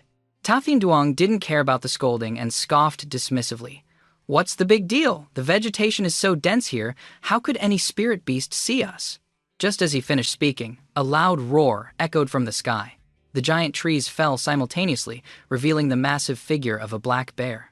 Its fierce and majestic presence terrified the three of them, and Ta Thien Duong dropped back to the ground in fear. Track Fam saw it and shouted, "It's a level 4 spirit beast, the violent gust bear!" But before the black bear could attack, a giant snake appeared. Before they could process it, they heard a roar, and the bear became a meal for the python. Track Fam stared in horror at the python and quickly said to Ta Thien Duong and the other, "It's a level 5 spirit beast, the diamond scale python! Let's go!" With that, he led the way, continuing to crawl forward slowly. Ta Thien Duong and the other hurriedly followed. At this moment, Ta Thien Duong was filled with regret. He must have had rocks in his head to agree to come to this place. He muttered, "Damn you, Track Fam. I must have been kicked in the head by a donkey to agree to follow you to this godforsaken place." Track Fam heard him and let out a chuckle. "I didn't ask you to come. If you don't like it, you can go back the way you came." Hearing this, Ta Thien Duong turned to look back for a moment. The sky was already dark, the perfect hunting time for spirit beasts. If he went back now, he'd be finished. After a moment's thought, he glared at Track Fam. "I'm already on your pirate ship and we've come this far. Now you want to kick me off? You clearly want me dead." Hearing this, Track Fam and Tiet Nguyen Huang exchanged glances and couldn't help but chuckle. After another tense moment passed, the three of them were still crawling on the ground, secretly advancing deeper into the third area. A month later, Track Fam's group had managed to enter a place where few spirit beasts roamed. However, level 6 spirit beasts would appear here. Level 6 spirit beasts were considered the kings of the 10,000 Beast Mountain range, and lower-level beasts wouldn't dare enter their territory. Ta Thien Duong carefully whispered to Track Fam, "Can we stand up here?" Track Fam nodded and said casually, "We crawled before because there were too many spirit beasts around. Too many eyes and ears. But this is the territory of a level 6 spirit beast. Standing up to evade is just as beneficial for us as lying flat." Ta Thien Duong heard this and stood up relieved, saying with a smile, "So, this place is much safer than before." "You could say that, but if we run into a level 6 spirit beast, we'll die even faster." When Track Fam heard him use the word safe, he raised an eyebrow and smirked. As he finished speaking, the smile on Ta Thien Duong's face vanished. His face contorted with anger as he said, "If a level 6 spirit beast is that terrifying, why are you even looking for one? To tame it as a spirit pet? You heard right." Hearing this, Track Fam could only shake his head helplessly, offering no comment. He obviously knew a level 6 spirit beast was dangerous, but since he decided to come here, he surely had a way to tame it. He had the blood silkworm in his hand. As long as he could get it into the Thunder Skylark's body, taming it was just a matter of time. However, how to get the blood silkworm into the Thunder Skylark's body was the real challenge. Suddenly, a deafening sound echoed through the forest. The ground trembled ceaselessly. The three of them looked at each other in horror. Causing such a huge commotion meant that high-level spirit beasts were fighting. Horrified, he shouted, "It's level 6 spirit beasts!" Track Fam looked in the direction of the sound and rushed towards it. Ta Thien Duong, seeing him heading into the chaotic battle, tried to stop him. "Are you really going? If you get caught between those two spirit beasts, not even your bones will be left intact." But Track Fam didn't stop. He kept moving forward. The location of the commotion was very similar to the place the mysterious person had shown him. It was very likely that this commotion was caused by the Thunder Skylark he was looking for, so he wasn't afraid. Seeing him run off, Tiet Nguyen Huang also disregarded the danger and chased after him. Ta Thien Duong looked at the two of them ahead, sighed helplessly, and then started running after them. A moment later, the three of them successfully found the two great level 6 spirit beasts battling in the sky. Massive flames and bolts of lightning clashed in waves. If they were unlucky enough to get caught in the crossfire, they would die without a complete corpse. The three found a safe spot where they could observe without being detected, hiding and watching the situation. Track Fam looked at the purple bird in front of him, secretly excited. The Thunder Skylark. That mysterious person was right. The Thunder Skylark's nest really was here. Looking up at the sky again, Track Fam squinted at the black spirit beast. Its muscular body was fiercely spitting flames at the Thunder Skylark. He could make an assessment. After some thought, the spirit beast in front of him was a level 6 beast, the Crimson Flame Lion King. Although it was level 6, its power was comparable to a level 7 spirit beast. If this continued, the Thunder Skylark would definitely be defeated. It would then be devoured by that lion, and his plans to tame it would surely fail. He had to think of a way to help it escape this battle safely. Tiet and Wang Huang, standing to the side watching the chaotic fight, seemed to notice something. She looked at Track Fam and said, "Big brother Track Fam, can you think of a way to help that little bird? It would rather be beaten than leave because it wants to protect its child. To watch a mother seek death to protect her child is so heartbreaking. Big brother Track, I beg you, please save them." As she finished speaking, Track Fam was immediately stunned. He looked towards the battle, and just as Tiet and Wang Huang said, behind the Thunder Skylark was indeed its nest of eggs. A plan quickly formed in his mind. This was a plan. When Ta Tian Duong heard Tiet and Wang Huang ask Track Fam to join the fight, he immediately shouted, "Nuong Ni, we can't interfere in a fight between level 6 spirit beasts. Let's not even talk about their strength. We can't even get involved. Let's just talk about the fight itself." The life and death struggles between spirit beasts aren't just about devouring each other. It's about competing for status and territory. In a battle like this, even among humans, there's no right or wrong, and no one is to be pitied. We don't need to risk our lives for them. Hearing this, Tiet Nuong Wang trembled. A few tears appeared on her face. Seeing it protect its child made me think of how everyone in the Tiet family always protected and spoiled me. "I'm sorry, Big Brother Track, Big Brother Theme Duong. I was being too emotional." Just then, Track Fam, who had been silently observing the situation, spoke up. "Nuong Ni, don't worry. Watch how Big Brother Track helps this little bird escape its predicament." As soon as he said this, both Ta Tian Duong and Tiet Nuong Huang were stunned. Given his understanding of this man, he never thought Track Fam would actually feel sympathy for the bird. Ta Tian Duong raised an eyebrow and sneered. "You hypocrite. Since when did you become so kind-hearted?" Track Fam chuckled and joked with him. "Oh, Ta Tian Duong, you really don't understand me. I'm actually a very loving person, you know. I'll need your help in a bit." Ta Tian Duong heard him and immediately scoffed in disdain. "If you have a loving heart, then I'm a saint." After speaking, he suddenly remembered Track Fam's purpose for entering the third area. Ta Tian Duong immediately understood. He shouted in horror, "Wait! Don't tell me your target is that Thunder Skylark!" "Haha, spending time with me has made you quite a bit smarter," Track Fam said with a laugh. Hearing his confirmation, Ta Tian Duong immediately flared up. With a grunt, he turned away. "Fine, so you really wanted to use me. If you want to tame that Thunder Skylark, do it yourself. We're not going." Hearing him, Track Fam just shrugged indifferently. He knew this guy was all bark and no bite, and he also knew his weakness. He certainly had a way to handle him. With that thought, he turned to Tiet Nuong Huang, and where Ta Tian Duong couldn't see, gave her a wink. Tiet Nuong Huang quickly understood and nodded. She then went over to Ta Tian Duong's side. With pleading eyes, she shook his arm. "Big Brother Tian Duong, please go with Big Brother Track. The little bird and its children are so pitiful." Then, she looked at him with her sparkling eyes. Ta Tian Duong heard her words and glanced at the Thunder Skylark in the sky. She said it was pitiful, but she didn't pity him, her big brother, one bit. With their combat power, joining the fight unnoticed to steal the Thunder Skylark's eggs was impossible. However, looking into Tiet and Guang Huang's pleading eyes and remembering the favor he owed her, he quickly relented. He reluctantly bowed his head and agreed. "All right, I'll go. Track Fam, you better be careful. If you dare to sell me out, I definitely won't let you off." Hearing his agreement, Track Fam on the side gave a smug smile and said, "Don't worry. What kind of person do you think I am? If I have to sell you out, I'll do it so thoroughly you won't even have a chance for revenge." "What?" Seeing him bristle, Track Fam decided not to provoke him further. He walked over, placed a hand on his shoulder, and said, "Relax. I won't treat you badly. Nuang Ni, find a safe place to hide first. Don't let those two beasts find you. We'll be back in a bit." After speaking, the two of them flew towards the battle area of the two spirit beasts. Luckily, thanks to the breath-concealing pills, they weren't discovered. As soon as they got close, they immediately felt the immense pressure from the battle of the two great level 6 spirit beasts. It was truly extraordinary. The sky, filled with lightning and fire, clashed continuously, creating a black patch in the sky. Ta Thien Duong looked at the scene before him, then turned to Track Pham and asked, "What should we do next?" Track Pham already had a plan, so when asked, he answered truthfully. "Right now, the Thunder Skylark hasn't noticed this place. We'll sneak in and move the eggs.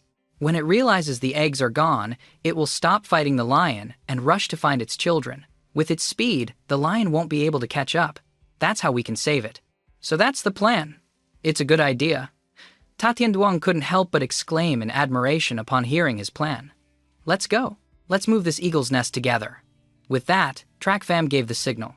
They snuck into the area behind the Thunder Skylark and managed to take the nest without being discovered.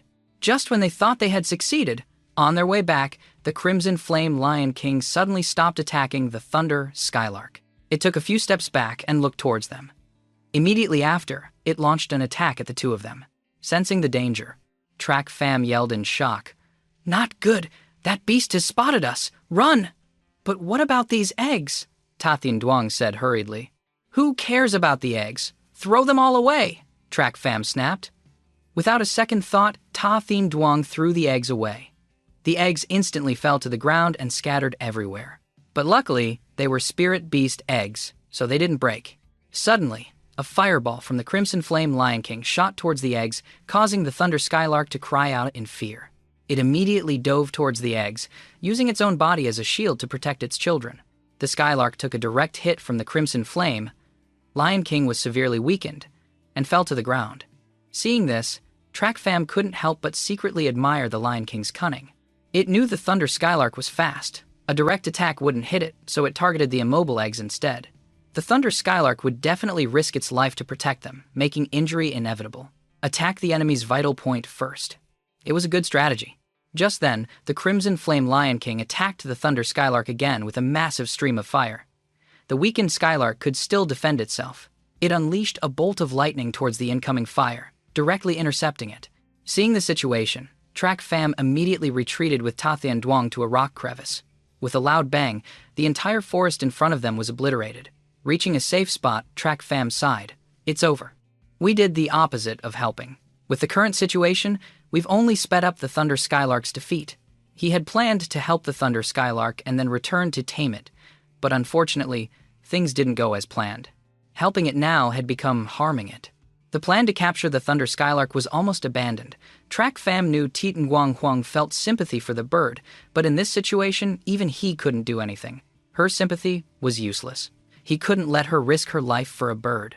With that thought, he went to take her hand and said, "Let's go. If we wait for the Thunder Skylark to die, that lion will come looking for us and cause trouble." But Titan Guang Huang didn't move. Her expression was heavy as she looked at the Thunder Skylark. It reminded her of the past. She remembered her kind mother, who always protected her and, before she died, told her to take good care of herself and not be lonely. Even in death, her mother only thought of her. Sadly, she was gone now. That's why seeing the Thunder Skylark trying so hard to protect its child stirred her compassion.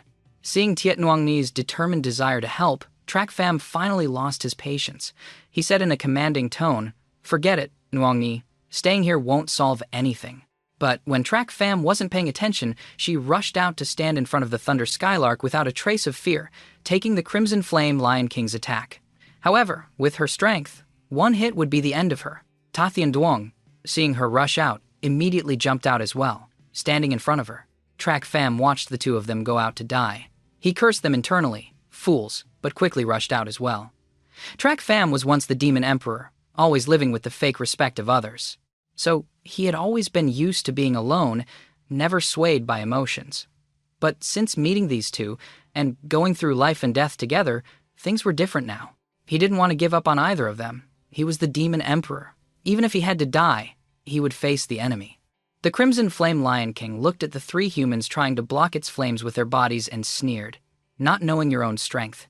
Its sharp claws lunged towards the three. Track Fam was filled with a murderous aura. But just as the Crimson Flame Lion King's shadow reached him, Track Fam was enveloped in a bright light. The light emanating from his forehead terrified every beast in the 10,000 Beast Mountain range. It immediately withdrew its attack and fled. Who would believe that a great level 6 spirit beast from the 10,000 Beast Mountain range could be scared away? A human, watching the spirit beast in front of him run away. While facing it, Track Fam also saw from its eyes a blue flame emanating from his own forehead. The beast saw it and fled in terror. He gently touched the middle of his forehead, his brows furrowed. His forehead was still warm, but the blue flame was gone. He remembered the mysterious person lightly tapping his forehead in his dream and couldn't help but wonder what he had left on him that could make a level 6 spirit beast like the Crimson Flame Lion King run in fear. At the same time, Ta Thien Duong behind him was equally shocked. Just what other abilities did this person have? Before, he used the strength of the Qi-gathering realm to force back a heavenly profound realm expert, knew alchemy, and could set up formations. He had thought those were his greatest skills. But look at him now. He could emit a pressure that even spirit beasts feared. He had reason to suspect this guy wasn't human. With that thought, he approached Track Fam, his body leaning in slightly. "Tell me, are you even human?" Track Fam pushed his hand away and snorted coldly, "Nonsense. Of course I'm human. Am I a ghost? Look at what just happened. Can a human do that?" Ta Thien Duong took a deep breath to calm himself and shouted, "But I've never seen anyone scare off a level 6 spirit beast with just a glare. Did you see it just now? The moment that lion saw you, it ran for its life, as if it was afraid you'd eat it. Be honest, how many more secrets are you hiding from us?" Track Fam looked at him coldly. He walked towards Tiet Nguyen Huang, who was kneeling on the ground. "I'm not your little brother, Ta Thien Duong." Hearing this, Ta Thien Duong was stunned. This guy was as annoying as ever, but he was really curious about him. How many more abilities did he have? At this moment, Tiet Nguyen Huang was kneeling beside the Thunder Skylark with a pained expression. Track Fam saw this and said a few words to her. "It's not going to make it." Hearing his voice, Tiet Nguyen Huang suddenly raised her head and asked, "Big brother Track Fam, can you think of another way?" With that, she looked at him with hopeful eyes. She truly hoped he had a way to save it. But Track Fam didn't want to deceive her. He slowly shook his head. Seeing this, Tiet Nguyen Huang immediately burst into tears, which fell ceaselessly onto the Thunder Skylark's body. Suddenly, the Thunder Skylark opened its eyes and stared at the eggs that had been scorched by the flames in the distance with a hopeful look. Tiet Nguyen Huang followed its gaze and said, "It wants its children." Track Fam walked over and brought the eggs to its side, but they were already charred black, with no signs of life. He shook his head and said, "They're all burnt. There's no trace of life. Wait, where's the other one? There's one more. Maybe there's still hope." Track Fam heard her and shook his head helplessly. "When I found them, there were only these 4. There are no others around." Hearing this, Tiet Nguyen Huang was disappointed again. She bowed her head and apologized. "I couldn't help you." Just as she finished speaking, the Thunder Skylark revealed an egg from under its large wing. Tiet Nguyen Huang's face lit up instantly. Track Fam saw the egg under the Thunder Skylark's wing had signs of life and couldn't help but marvel. The Thunder Skylark had managed to protect one egg even in such a dangerous situation. It used its own life to protect its child. Suddenly, the Thunder Skylark used its last bit of strength to cry out, then turned its head towards Track Fam, offering him its last egg. Seeing this, Track Fam couldn't help but exclaim in surprise. "This egg was burned by the fire? It's injured. Even if it hatches, it won't live for long, unless..." With that, he suddenly thought of something and asked speculatively, "You want to give it to me?" The Skylark heard his words and nodded. Then it took one last look at its child and peacefully passed away. Tiet Nguyen Huang saw that it couldn't hold on any longer and cried even more sorrowfully. Track Fam and Ta Thien Duong saw this scene, glanced at each other, and sighed internally. She was indeed kind before, but they didn't expect her to be so heartbroken over a spirit beast she had no connection with. At most, they only felt a little respect for the Thunder Skylark. They wouldn't feel this sad. They didn't know if this excessive kindness of hers was a good or bad thing. Tiet Nguyen Huang knelt before the Thunder Skylark, crying for a full hour. Track Fam finally couldn't watch it anymore. Fearing she would cry herself unconscious, he tried to comfort her. "Nuong Ni, it's dead. It can't come back to life. Don't be too sad." Ta Thien Duong heard this and nodded in agreement. That's right. I didn't expect you and the Thunder Skylark to get along so well after just one meeting." Hearing this, Tiet Nuangwang wiped the remaining tears from her face and sniffled, "Don't misunderstand. I'm not crying for it. I'm homesick. Seeing it risk its life to protect its child reminded me of my father. He also does everything to protect and care for me." The two of them, Track Fam's and the other's mouths twitched slightly. They had wasted their time thinking she was sad for the bird, but it turned out she was just reminded of her family. No wonder this girl was so brave and selfless in protecting the Thunder Skylark. Seeing that she didn't care much for the bird, Track Fam opened his mouth. "Nu Wong Ni, don't be sad anymore. I'll take the Thunder Skylark's body." Tathian Duong heard this and disagreed loudly. "You beast. How can you take the body of a level 6 spirit beast all for yourself?" As the heir of one of the 7 houses, Tathian Duong knew that the bodies of high-level spirit beasts were treasures. A level 6 spirit beast could even be used to refine medicinal pills, and he valued it greatly.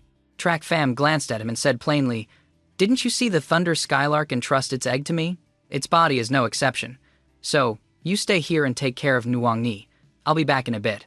After speaking, Track Fam flew away, leaving behind an infuriated Tathian Duong. Tathian Duong watched him leave and wanted to follow to see what he was up to. But he couldn't leave Tiet Nuang Wang alone in this dangerous place.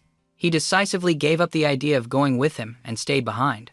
Meanwhile, Track Fam had gone to a quiet place and placed the egg in his hand on the ground. He waved his hand again. The Thunder Skylark's corpse appeared. With a quick glance, Track Fam circulated his origin power. A flame quickly appeared in his hand.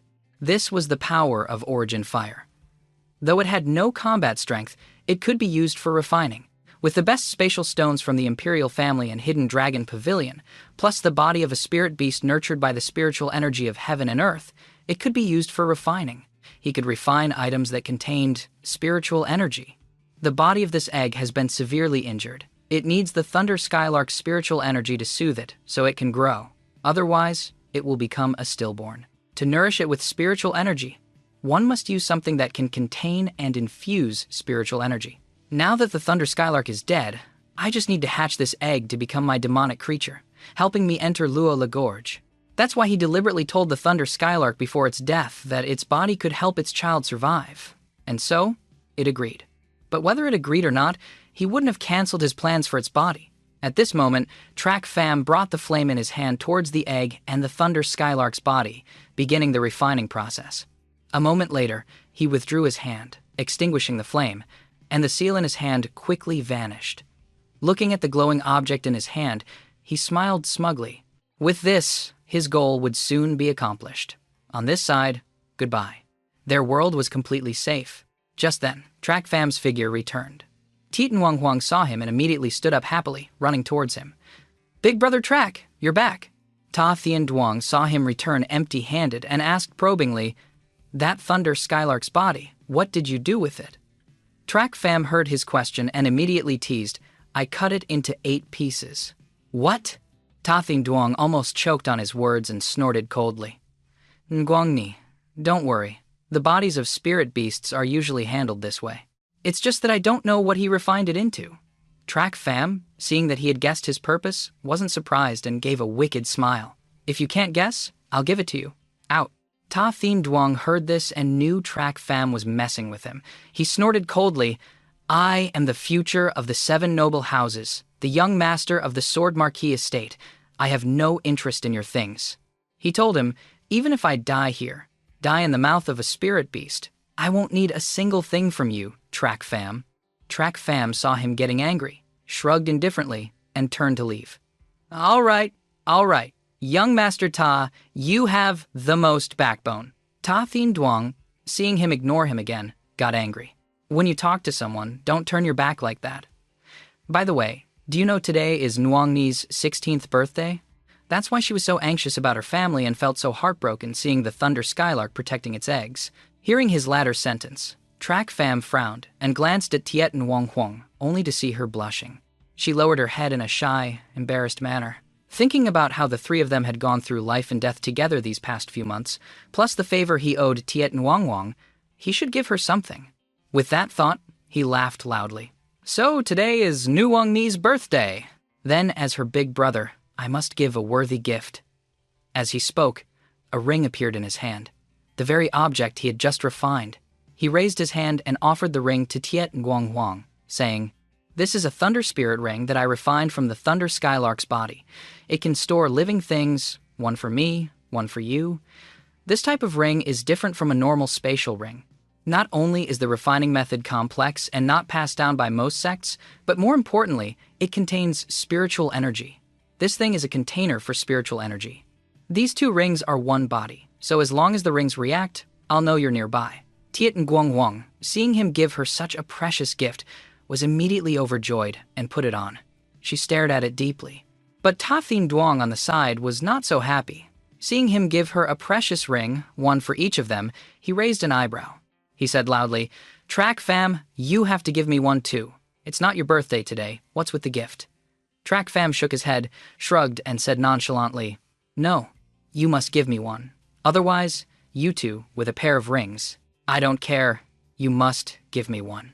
Or I'll just..." Seeing through Ta Thien Duong's intention, Track fam smiled and nodded, at the same time throwing a similar ring towards him, saying, "The three of us have gone through thick and thin together. How could I not refine one for you?"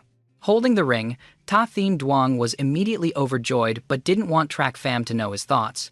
He pretended to be reluctant and said, "Let's just say you're sincere. This young master will reluctantly accept it. Nguang Ni, come and try it on." Track fam heard him and smirked contemptuously. This guy was just dying to get his hands on it a second ago, and now he's acting all reluctant. Who is he putting on a show for? Which hero was it just now who would rather die than accept my stuff? What's wrong? This young master just doesn't like you. Anyway, the three of us must each have one. He then said, "This young master is upright and chaste. I am willing." After a moment of commotion, the three of them moved forward, looking for a way out of the third area. And so, the three of them, each wearing a ring, could now sense each other even when out of sight. On a distant mountain peak, a figure was observing them, having seen everything that had just happened. The person seemed satisfied and smiled. Then, he immediately turned into a phantom and flew away. The three of them used the same method, crawling all the way back. After another half a month, they managed to return to the first area and safely exit the 10,000 Beast mountain range. Track fam looked towards Thonmin City and said, "Now we're finally back in the first area. Next, we just need to leave Thonmin City and we'll be safe." This time, although I couldn't tame the Thunder Skylark as planned, I still got its egg. Moreover, the bond between the three of them had grown. The rewards of this trip were not bad. Tiet Nguang heard him and remembered offending the seventh elder before. But we've offended that elder. Will he set a trap to catch us? Track fam finally remembered the seventh elder. So much time had passed, he probably wouldn't be an issue anymore. Thinking that, he spoke to reassure her, "Probably not. Back then, he didn't finish us off with a single strike. It seems he encountered something extremely dangerous and had to flee in a hurry. Something that even he feared must have made him think we were killed by it. So he won't be after us anymore." Ta Thien Duong, on the side, asked doubtfully, "What thing? What kind of thing? How should I know?" Track fam shook his head indifferently. He wasn't sure either. At that time, he was barely conscious and didn't know the situation clearly. He only guessed the problem after waking up and seeing the surrounding wreckage. With that, he turned to Tiet Nguang and asked, "Nguang Ni, what are your plans after leaving the city?" Tiet Nguang heard him and remained silent for a long time. It seemed she was thinking about something. After a while, she looked at Track fam and said, "Big brother Track, wherever you go, I'll go." Track fam was slightly startled, his brow furrowing. He still had things to do, and they were very dangerous. He had always been a loner. He was used to it and not accustomed to having someone by his side. Tiet Nguang's words made Ta Thien Duong nervous. "Nguang Ni, aren't you going to the Sword Marquee estate with me? There, let alone your family coming after you, even the Nether Valley can't do anything to you." Hearing this, Tiet Nguang's eyes lit up and she nodded happily. "There, Track fam, you should come to the Sword Marquee estate with us too. I've never seen what the strongest of the 7 houses of the Tianyu Empire is like." Ta Thien Duong heard this and nodded in agreement. "Track fam, for Nguang Ni's sake, I'm inviting you to be a guest at my home." Even though Track fam considered them close friends, he still had things to do and couldn't stay here for long. So he declined. "No, I still have things to do. We'll meet again when we have the chance." Ta Thien Duong genuinely wanted Track fam to come to the Sword Marquee estate. Also, before, he wanted to sign an alliance pact with him. With that thought, he tried to persuade him again. I've already welcomed you to my home. As brothers, you should give me some face. I told you, I'm not your brother. Ta Thien Duong heard his refusal. Just as he was about to argue with him, a sharp whistling sound suddenly echoed. Then, a powerful, gloomy aura immediately rose around them. Another powerful, gloomy aura. A deep voice was heard. None of the three of you will leave. The heavenly profound realm expert of the Tiet family. As he finished speaking, the gloomy figure of an old man appeared before them. The newcomer's strength as a heavenly profound expert made Trak Pham and the other cautiously step forward. Shielding Tiet Nuong Huang, he whispered. Is he an elder from the Nether Valley? Ta Thien Duong looked at the person in front of him. In his memory, the Nether Valley didn't have this person. He shook his head and replied, I don't know, never heard of him. Seeing him shake his head, Trak Pham looked at the newcomer again. He didn't know the identity of the person who had arrived, but seeing the man's gloomy gaze fixed on them, he immediately guessed this person was an enemy. But at that moment, Tiet Nuong Huang behind them excitedly pushed them aside and rushed out. Grandpa! The two were instantly shocked. The newcomer was actually the only heavenly profound expert of the Tiet family. The Tiet family's ancestor, Tiet Din Thien.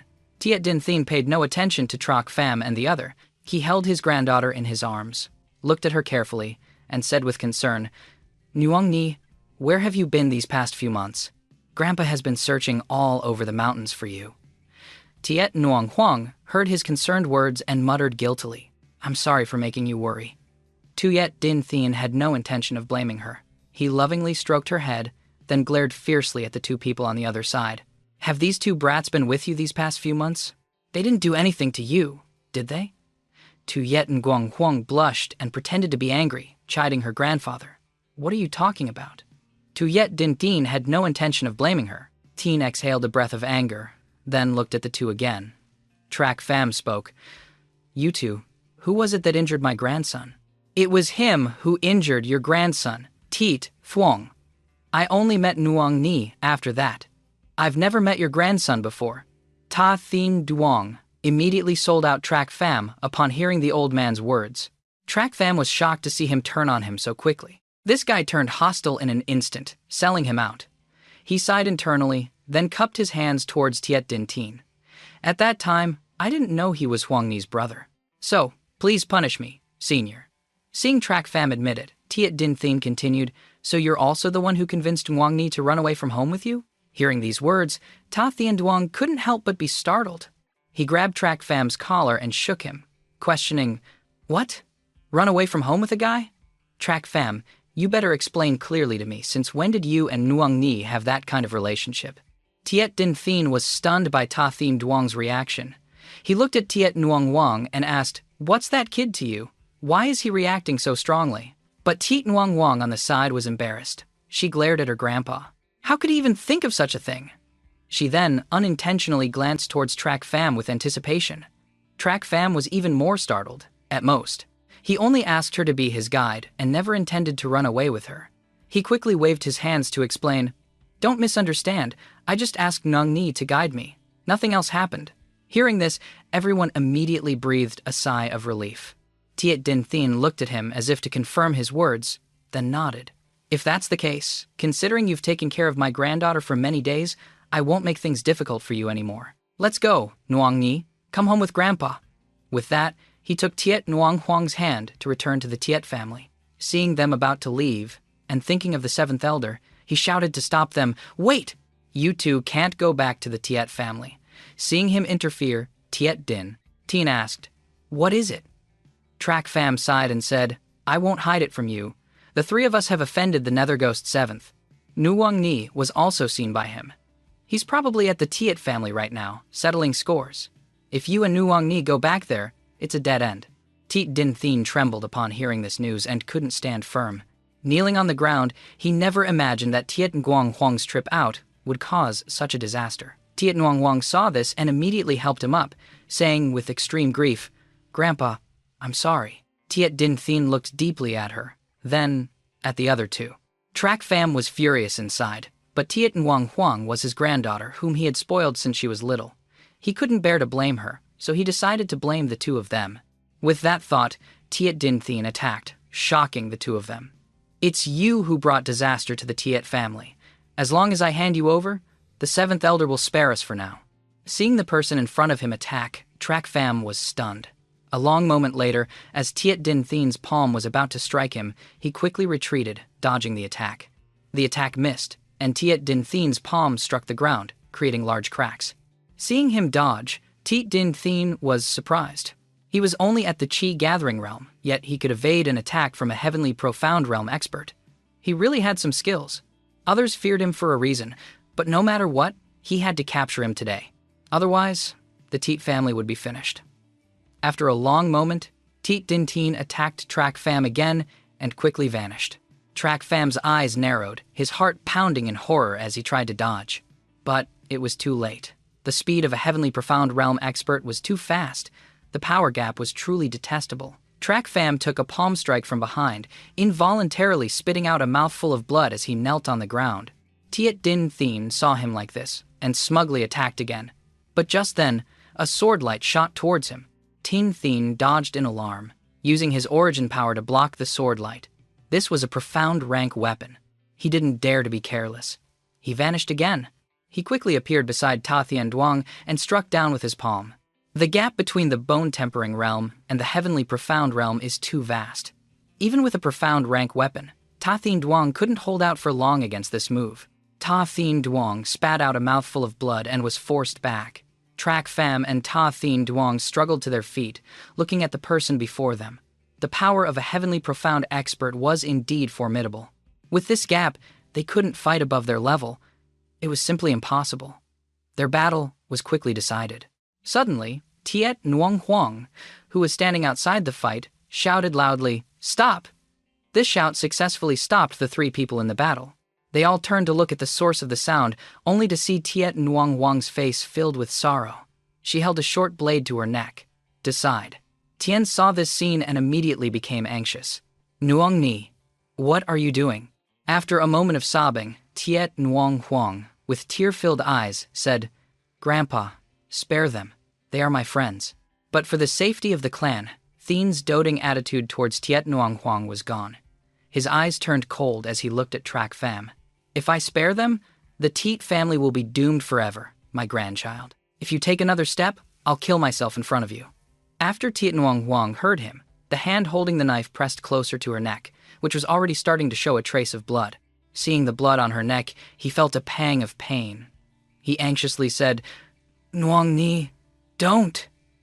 But Tiet Din Thien paid no attention, his feet still firmly walking forward. But if you looked closely, you could see tears welling in his eyes. "I'm sorry, Nguyen Ni. The seven houses truly cannot be offended." Track Fam saw the pain in his eyes, squinted, and couldn't help but laugh loudly. "Ha, Tiet Din Thien, you're truly foolish. You think capturing us can save the Tiet family? It will only make the Tiet family be annihilated faster." "What do you mean by that?" Tiet Din Thien's steps halted. He raised his head and stared at Track Fam. Seeing that he had stopped, he sneered and looked. He looked towards Ta Thien Duong. So Sa said, "Do you know who he is?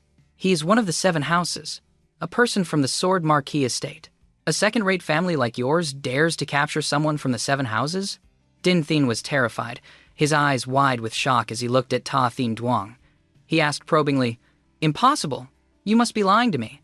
Someone from the Sword Marquis estate in Thonmin City? How could I not know? Do the disciples of the seven houses need to report to you when they travel? Why don't you open your eyes and see what kind of weapon he's using? What kind of skills? If you don't believe me, try making a move. I'm not sure about myself, but the Sword Marquis estate will definitely wipe out your entire clan." Tiet Din Thien heard this and was immediately terrified. Could what he said be true? He slowly assessed Ta Thien Duong, then stumbled back a few steps in fear. Indeed, he had a fourth-grade spirit weapon, and his skills were of the profound rank. How could an ordinary family's descendant receive such treatment? Who else could it be but one of the seven houses? Upon discovering this, Tiet Din Thien broke out in a cold sweat. He knelt on the ground. Seeing his reaction, Track Fam smirked smugly and continued his threats. "If you capture us and offer us up, let's not even talk about whether they dare to accept.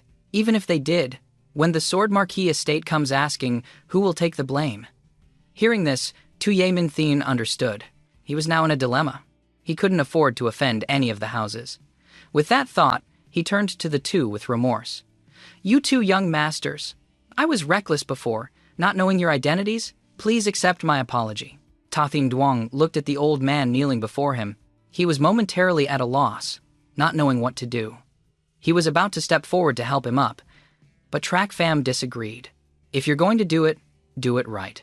He used sound transmission to tell Tathian Duong, if you want to save Nuong Ni, act like the proud son of heaven for me. Hearing the words, save Nuong Ni, Ta Thien Duong immediately stood tall and proud, nodding at Track Fam. Tiet Nuong Wong saw her grandpa kneeling on the ground and anxiously ran to help him up. Grandpa, you guys.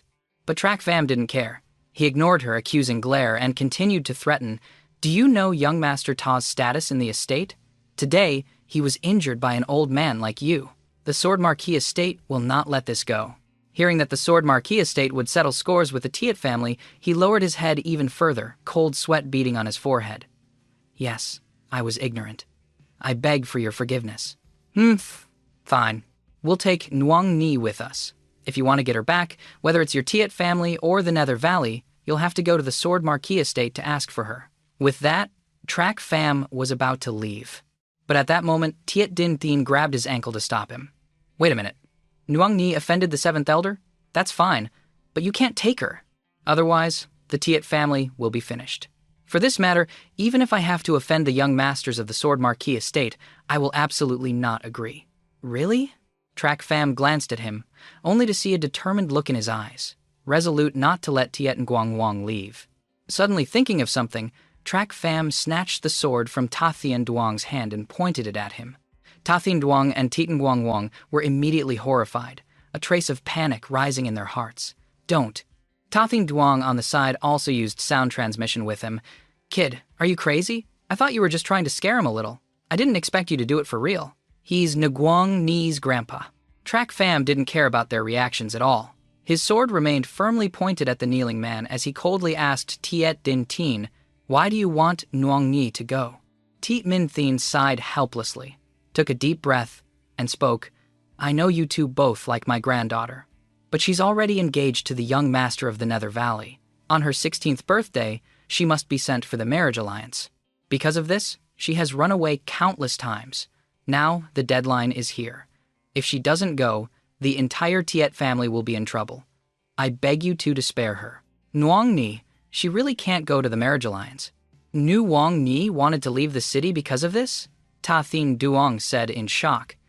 Tiet Nuong Wang nodded gloomily when she heard the mention of the marriage alliance. Fam looked deeply at the kneeling man. He didn't seem to be lying, so they really wanted to send her to a marriage alliance. But he didn't know that this time she wouldn't be coming back. With that thought, he sighed and said, it seems you don't understand. If it's really a marriage alliance, that's fine. But it's a pity. A pity for what? How can she just marry someone from the Nether Valley? Track Fam shook his head. He said, casually, Tathien Duong, the marriage alliance, is a fake. The Nether Valley's marriage alliance has clearly existed for a long time. Have you ever seen a bride return alive? The Nether Valley is one of the 7 houses and has many rules. How can a low-ranking family like us make demands? Once the girl belongs to them, we can't ask, Tiet Din Thien said with a sigh.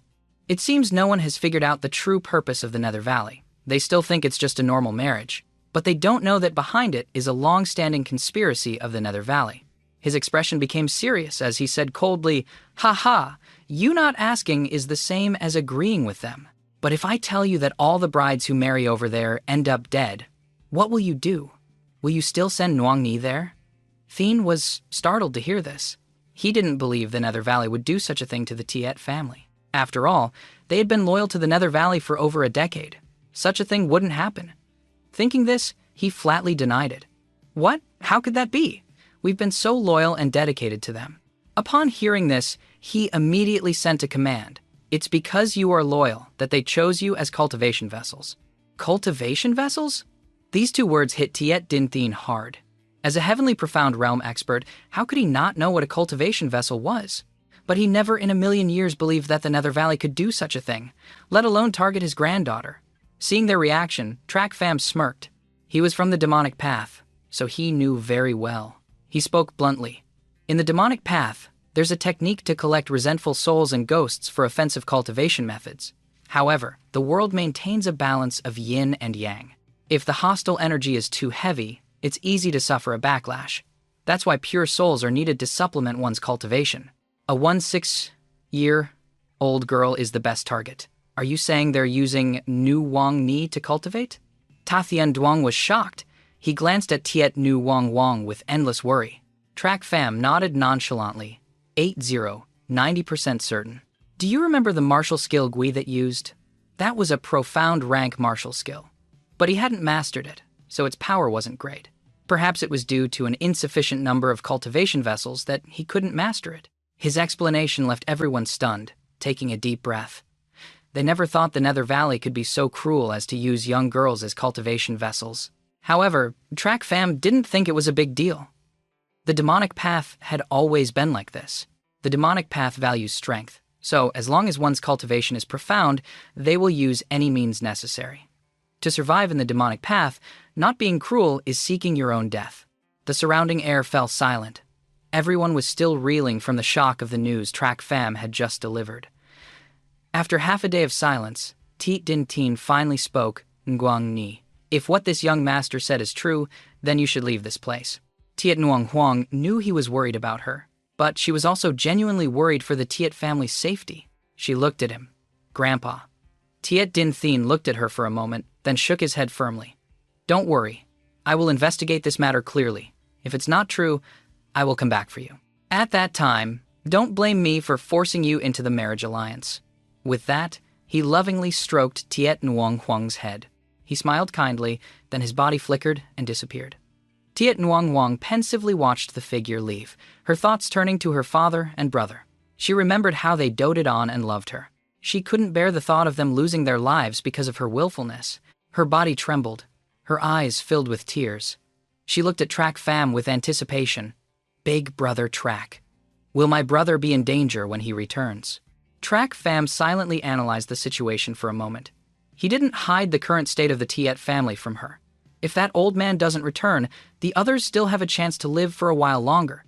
But once he returns, the entire family will be wiped out. Track Fam's words shattered her hopes. She truly hoped he would tell her that her grandpa would be fine, and so would the Tiet family. Unfortunately, Track Fam shook his head and gave her news so bad she didn't want to hear it. Seeing her pain, Ta Thien Duong on the side didn't know what to say. He couldn't bear it and ran to support her small frame, turning to Track Fam to interrupt. Hey, are you a worm in Gui, that stomach? What makes you say Huang Ni's grandpa's return will lead to the annihilation of her entire family? His return means a heavenly profound realm expert is back, which should make Gui that wary, right? Then you're wrong. Although I'm not a worm in his stomach, he and I are the same kind of people. I can roughly guess his thoughts. When we first offended him, it was already determined that the Tiet family had betrayed the Nether Valley. When he returns, he will definitely wipe them out, root and stem. But at that time, Old Man Tiet went looking for Nuong Ni. Since he couldn't find the Heavenly Profound expert, he would keep the others alive as bait for Old Man Tiet. Once he returns, the outcome is set. He truly didn't want to see her in pain, but he knew it was better to tell her. Otherwise, when she leaves, and the Tiet family collapses because of her, she will regret it for the rest of her life. Thien Duong looked at Tiet Nguang Wang again. Her face grew paler and paler, and her body wouldn't stop trembling. He cursed under his breath. This guy doesn't know how to choose his words. He immediately grabbed his collar and shouted, "Bullshit!" After all, a heavenly profound expert is at the elder level. In the 7 houses, I don't believe Gui, that has the guts to wipe out a family with a heavenly profound expert. Fawn burst out laughing. It's precisely because they have an expert that he has to wait for Tiet Din Tien to return before wiping them out. Also, you're wrong about one thing. A heavenly profound expert isn't strong. A heavenly profound expert with no weaknesses is truly terrifying. Otherwise, why was Tiet Din Tien afraid of us? He was only wary of the power of the Sword Marquis estate behind you. If he was just a rogue cultivator with no ties, he could have killed us outright just now. But hearing his words, Ta Thien Duong really wanted to refute him. But after a long time, he couldn't say a word. How could he not know what he said? He didn't know, but he really couldn't bear to see Huang Ni suffer like this. Tiet Nu Huang was silent for a long time, her body still trembling. But now she raised her head. She said firmly, "All right, you two stop arguing. Big Brother Track, I know your analysis always makes sense. Tell me the truth. If I go back and use my status as a cultivation vessel to negotiate, can I protect the Tiet family? Hearing she wanted to go, Tathin Duong immediately became anxious. No way, Nuong Ni. Trak Pham knew she was determined to go back. He sighed and nodded. Gui, that. He really needs a cultivation vessel to master that martial art, so your method might work, but it's just a matter of not caring. Before she could finish her sentence, she was afraid the rest of the analysis would be something she couldn't accept. She was willing to deceive herself, just wanting to believe that she could save her family. She waved her hand decisively. There's no but. If it's possible, then it's fine. Big Brother Trak, Big Brother Thiem Duong, thank you for taking care of me. Let's part ways here. I've never left the city since I was young, so it's a pity I can't see the Sword Marquis estate. Well, goodbye. Trak Pham and Tathin Duong glanced at each other, then at her, teary-eyed, as she turned and left. But just then, Tathin Duong went and took her hand. Don't. She knew they were worried about her safety and wanted to stop her from going back, but she really couldn't abandon her family. Abandon the place that had sheltered her for 16 years. She ignored Tathin Duong's attempts to stop her, only turning her head to give a slight smile. You two, don't force me. I know I can't beat you, but I will hate you for the rest of my life. With that, she quickly ran away. She was afraid that if she stayed any longer, she wouldn't be able to leave. It was because of her willfulness that she didn't have the chance to repay their kindness. If so, let me repay it in the next life. If there really is a next life. Tathin Duong watched her desolate figure leave. His eyes were filled with regret. After spending these months together, he truly saw her as a close friend. He sincerely didn't want anything bad to happen to her. At this moment, looking at Trak Pham, he truly hoped that he could think of a way to save her. But that person just stood there indifferently, with a look of unconcern, not saying a single word to stop her. He was furious, and questioned Trak Pham. Nuong Ni is gone. Can the Teed family really be safe? Trak Pham shook his head. For now, yes. But once she becomes a cultivation vessel, her death will be the time the Teed family falls. Only for now? Then why did you let Nuong Ni go? Tathin Duong bit his lip fiercely, asking angrily. Trak Pham shrugged indifferently. At least until she dies, she'll think she protected her family and can leave in peace. As soon as he finished speaking, Tathin Duong swung a punch at him. He knew this person was ruthless before, but after these few months, he didn't believe it. He was still indifferent to Nuong Ni walking into a death trap. Just a moment ago, they were happily together, but now he was like this. He was truly disappointed. He turned to leave. Trak Pham wiped the blood from his face, slowly stood up, and looked at Tathin Duong. He said coldly, "What are you going to do?" Tathin Duong stopped but didn't turn around. He said firmly, "I'm going to save her. With your strength at the 8th level of the bone-tempering realm, how can you fight a heavenly profound realm expert? Didn't you see the difference just now?" Trak Pham scoffed disdainfully. Tathin Duong obviously knew that. How could he not? But he couldn't just watch her walk into a death trap like that. He clenched his fists tightly and said firmly, "So what? It's still better than someone who does nothing like you. Besides, didn't we have a chance to defeat Gui That last time?" Trak Pham heard him mention the time they trapped Gui That in the formation before and looked at him like he was an idiot. They were able to almost defeat Gui That before because he was careless. Plus, they had many trump cards at that time. But given Gui That's current situation, how could he? "Max me again," he thought. He said coldly, "That time was because we ambushed him with a preset formation, so we had the advantage. What about now? How are you going to set up a formation in front of him and then invite him to step in? So what if it's like that?" Tathin Duong wasn't stupid. He knew all that. But he definitely wouldn't just stand by and abandon Tiet Nguyen Huang as he intended. Tathin Duong once again said to Trak Pham, "Trak Pham, I know you're an unreliable person, but as a man, you should still keep your promises." With that, he quickly ran off. Trak Pham watched his back as he left. He clenched his fists and muttered, "Even if you go, you can only watch her walk to her death without being able to do anything. I'm willing. At least I don't want to be a coward and just watch." He looked at his back. He left resolutely. He pondered for a moment. Then he opened his mouth and whispered, "Who says I'm not doing anything?" Trak Pham was always a careful person. Every step he took was always well planned, so he would never fight an enemy without a plan. What he wanted was a sure victory, to press the enemy to their death. With that thought, Trak Pham turned and walked deeper into the forest. A moment later, in front of a large cave, Track Fam set up a heaven-concealing formation to avoid being disturbed while he needed quiet time for his next task. Then he went inside and drew strange patterns on the ground with his hand, covering the formation with spirit stones and diamond sand. Once the setup was stable, 2 shimmering wings appeared in his hands. They also appeared at the center. Looking at the formation before him, he couldn't help but sigh a few times. He really didn't expect that one day he would have to use such a dangerous cultivation method on himself. But right now, this was the only way for him to raise his cultivation as quickly as possible. His enemy was Gui, an old man with both strength and cunning. Without absolute power, there would be tricks to win. He would not be cornered. At this moment, Track Fam activated his origin power and struck the center of the formation. A golden light mixed with blood-red light appeared, flowing around the formation diagram. Heavenly Demon Great Transformation Art, Body Refining Formation, Victory. 89. Level 2 Body Refinement. The Heavenly Demon Great Transformation Art can refine weapon materials within the body, turning it into an indestructible diamond body. After successfully cultivating this technique, one's bones will be as hard as iron and steel, invincible in battle. However, the process is extremely painful. Forging the materials for a demonic treasure into one's body is like having thousands of swords carving into every inch of your flesh. The pain is 10,000 times worse than death by 1,000 cuts. If you fail, both your body and spirit will be annihilated, with no hope of recovery for all eternity. At this moment, Track Fam had entered the center. The formation activated, and his origin power entered the first stage of body refinement, refining the muscles. An immense pressure began to invade the muscles of his body. This body refining method aimed to completely destroy the entire body from top to bottom, inside and out. Then, it would be replaced with diamond sand to reconstruct the bones. Therefore, after successful cultivation, one could achieve both internal and external cultivation. A diamond breakthrough. But the pain was still as unbearable as ever. Track Fam's body, now in the first stage, trembled uncontrollably. He gritted his teeth, enduring the pain without crying out.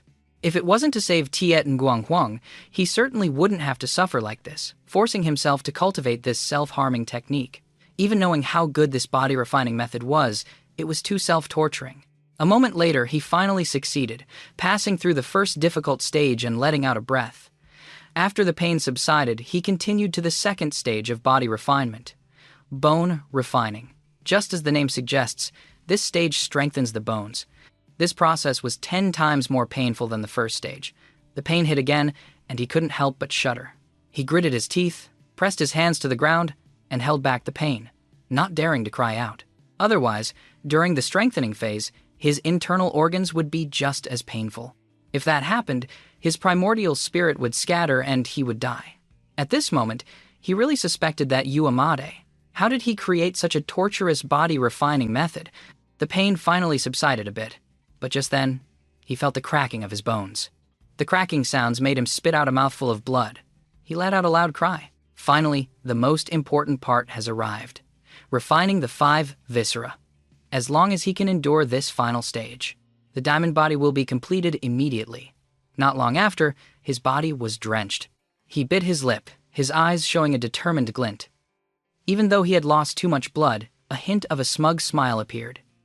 He had finally succeeded. Now, he just needed to recuperate this battered body. But just then, his smile froze. A sharp pain erupted from his chest, and he let out a loud cry. Diamond sand. After destroying his 6 Fu organs and 5 Zhang organs, the sand instantly entered his brain and began to attack it, destroying his primordial spirit. The most crucial part of a cultivator is the head. Once the primordial spirit is destroyed, death is certain, with no place for burial. I never expected that the final step of this cultivation method would be the primordial spirit. He vaguely closed his eyes, feeling the pain coming from deep within. His primordial spirit was slowly being eroded to its very core. He couldn't help but laugh out loud. He, the great demon emperor, had found his own death like this. It was too ridiculous. Suddenly, fragments of memories flashed through his mind. From the moment he stepped into the demonic path, a path of life and death, he became the head of the 8 Emperors' sacred domain, the #1 person in the sacred realm. He was ecstatic when he obtained the 9 Serenities' secret records. Until he was betrayed and died without a complete corpse, he was reborn in Luosha. He became a butler, and finally met Ta Thien Duong and Ti Nuong Huang, who gave him a memorable memory.